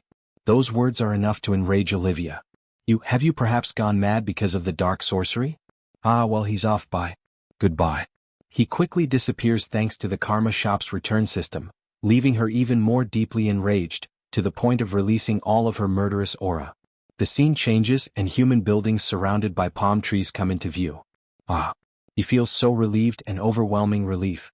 Now there are no more restraints and nothing stands in his way. But he notices something strange. Why are the restraints still active? Ah, there is no way. But another voice suddenly appears. Is this place America? Ah, it's California. No. This is absolutely unbelievable. Once again the voice speaks. I was in need of manpower and this is quite fortunate. Wait. The Immortal King's voice, I must just be hearing things. But when he actually turned around, there stood the Immortal King himself. Welcome to planet Earth, Andrew. Oh. Why is the Immortal King on planet Earth? There is no need for you to know the reason. And you must not disclose this fact either. Shit. I've been caught. Of course he isn't curious in the slightest, Immortal King. He's simply delighted to meet you again. Kikik, indeed, my loyal servant. This is your first mission. To begin with, you will have to learn foreign languages. Wait, what? You didn't think he would only exploit you in America, did you? Shit, I'm fucked. Changing scenes, we return to the hospital. Geos knows another transmigrator in Euterica. May I ask who it is? He's a friend and mentor who has been living in risk. It's been about 20 years since he first met him. 20 years? He's a settler. The average time it takes to return from the Euterica dimension is 9 years. For various reasons, some people give up on returning to planet Earth and choose to settle in the world they were transported to. These people are known as settlers. Did Geos learn his skills from that settler as well? If things go well, he might receive guidance from an experienced predecessor. If he can help us face Immortal King, then it doesn't matter who he is. If he can speak with him too, then he thinks he will be able to adapt here quickly and easily. Understood. You will send him a message then. Alright, let's leave it at that and get some rest. Good night. And the next day, the Imperial Princess is entering the palace. She and the heroes who rescued her had finally returned. The guards would escort them inside the palace and ask them to follow. The treatment was clearly different now that the Imperial Princess had returned. Even though they were on the outskirts, the fact that the guards had opened coordinates directly within the Imperial Palace for them showed how much her status had changed. It was only natural, especially with the saint accompanying them. They had even mentioned that they would hold a massive welcome banquet at first. The heroes simply claimed they had done what their duty required. Before long, several nobles appeared. They congratulated Imperial Princess Riley on her safe return, then turned their attention to the saint, thanking him for rescuing the Imperial Princess. One of them introduced himself as Viscount Malov and stated that he had an important matter he wished to discuss. Even the nobles who had once belonged to the Crown Princess faction were now fawning over the Imperial Princess. Just as expected, anyone who wanted to survive in politics had to be a shrewd player. Thanks to all of your concern, she was able to return safely. Count Solane, you've lost a lot of weight since the last time we met. He was worried about your safety, Imperial Princess. Count Bananon, she hasn't seen you in 2 years. I'm deeply moved to see you again, Imperial Princess. She seems completely different from how she used to be. As expected of a member of the royal family competing for the imperial throne. It seems everyone is being quite bold. Although there are always some people who oppose her, they wonder if there might be a curse from the Immortal King on the Imperial Princess's body. Precisely. If not for a plot by the Immortal King, how could the Imperial Princess have managed to escape on her own? It would be impossible for the Imperial Princess to walk with such vulgarity. She must be a fake without a doubt. This was exactly what he expected as well. With the crown prince absent, they intended to damage Riley's reputation by any means necessary. But that wasn't the biggest problem. Suddenly a maid appeared. Imperial Princess. His Majesty the Emperor has invited you and the hero's companions to a dinner banquet. The real problem lay here. Would the Emperor truly believe the princess? Upon entering the Emperor's room, there is an immense banquet. Obviously, the warrior would be the first to taste such food without proper manners in front of the Emperor. Even the party's mage tries to get her companion's attention with a slight cough. But he makes an ironic expression, simply showing that he doesn't give a damn about etiquette, leaving her disgusted. Even the Emperor looks at him with disdain. Well, while the saint has been working tirelessly to protect the world, and has even rescued Princess Riley, he would like to take this opportunity to express his deepest respect. It was the light of God that shone upon Her Highness, not any merit of mine. God's light, you say? If the saint hadn't been the one to rescue the princess this time, Riley wouldn't have found her way back to where she belongs. Thanks to the saint, at least the claims of brainwashing and curses have been reduced to conspiracy theories. But he needs to make sure the Emperor understands this. The only reason she was able to escape was entirely thanks to Hesperon. His abilities nullified the barriers surrounding the Demon King's castle. Is that the one? Ah. It was only possible because Her Highness Princess Riley taught him magic. So this is what they call destiny, created by both luck and action. Having the right talents come to your side and cultivating them for use are both virtues of the imperial family. This statement leaves the protagonist confused. What does he mean by that? Come to think of it, the Second Continental Summit is just around the corner. That's right. There are less than 2 weeks left now. As the representative of the Azelian Empire's delegation, we will send 5th Princess Riley. And finally, the Emperor has chosen to back Riley. The balance of power within the Azelian Empire is going to change dramatically. A few days later, we see the Imperial Castle. Inside it, dozens of treasures and valuable crystals are shown, along with countless golden weapons. All of this is a gift from the Imperial family? Yes, you are my benefactors after all. And this is also the first task His Majesty entrusted to me since her return, so she can't afford to neglect it. How do I look, Harem? Cool, right? Whoa, you look even more dignified, brother. A notification about the new helmet appears. Shibelian, physical enhancement magic, defense enhancement. Effect, intimidation. He can't believe they turned this into a magic tool and gave it to me as a gift in just a few days. Is this the power of the imperial family? The mana circuits themselves are simple but sturdy. They must have taken his fighting style into consideration.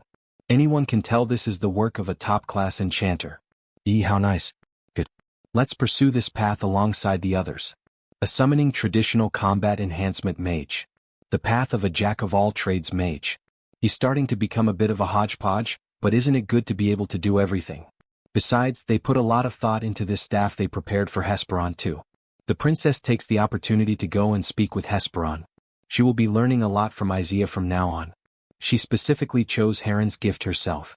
It may only be for a short time, but he will learn as much as he can while accompanying Lady Isaiah. However, there's no need for you to go out of your way to try to do anything. What do you mean? You are nothing more than dead weight tagging along with the hero's party. You are of little use even if you stay, and if you try to do anything, you will only get in the way. So just keep your head down and learn what you can, then as soon as the Second Continental Summit is over, you can... Yes, princess. That's enough. Looks like this princess has completely let her guard down now. How cute. The scene changes. Oath of Reversal. Executive Meeting Hall. A table surrounded by several shadows, reminiscent even of the Akatsuki's meeting. Come out right now, revolutionary. You son of a bitch. What, did someone cheat you out of money? It's not about money. That bastard stole the seed of madness and disappeared. Because of him, the entire plan has fallen apart. We were supposed to have everything finished before the Second Continental Summit. Even if it means ignoring the plan we've already agreed upon. And he hasn't shown himself either. If that's the case, then surely... it's betrayal, of course. We only came together temporarily for our own interests anyway. And now you are getting in my way. TSK, so what? Are you going to tuck your tail between your legs and run away? No way. We've had a few failures, but with the entire continent in chaos, this is our best opportunity. Everyone at the table falls silent. Until one of them takes the lead.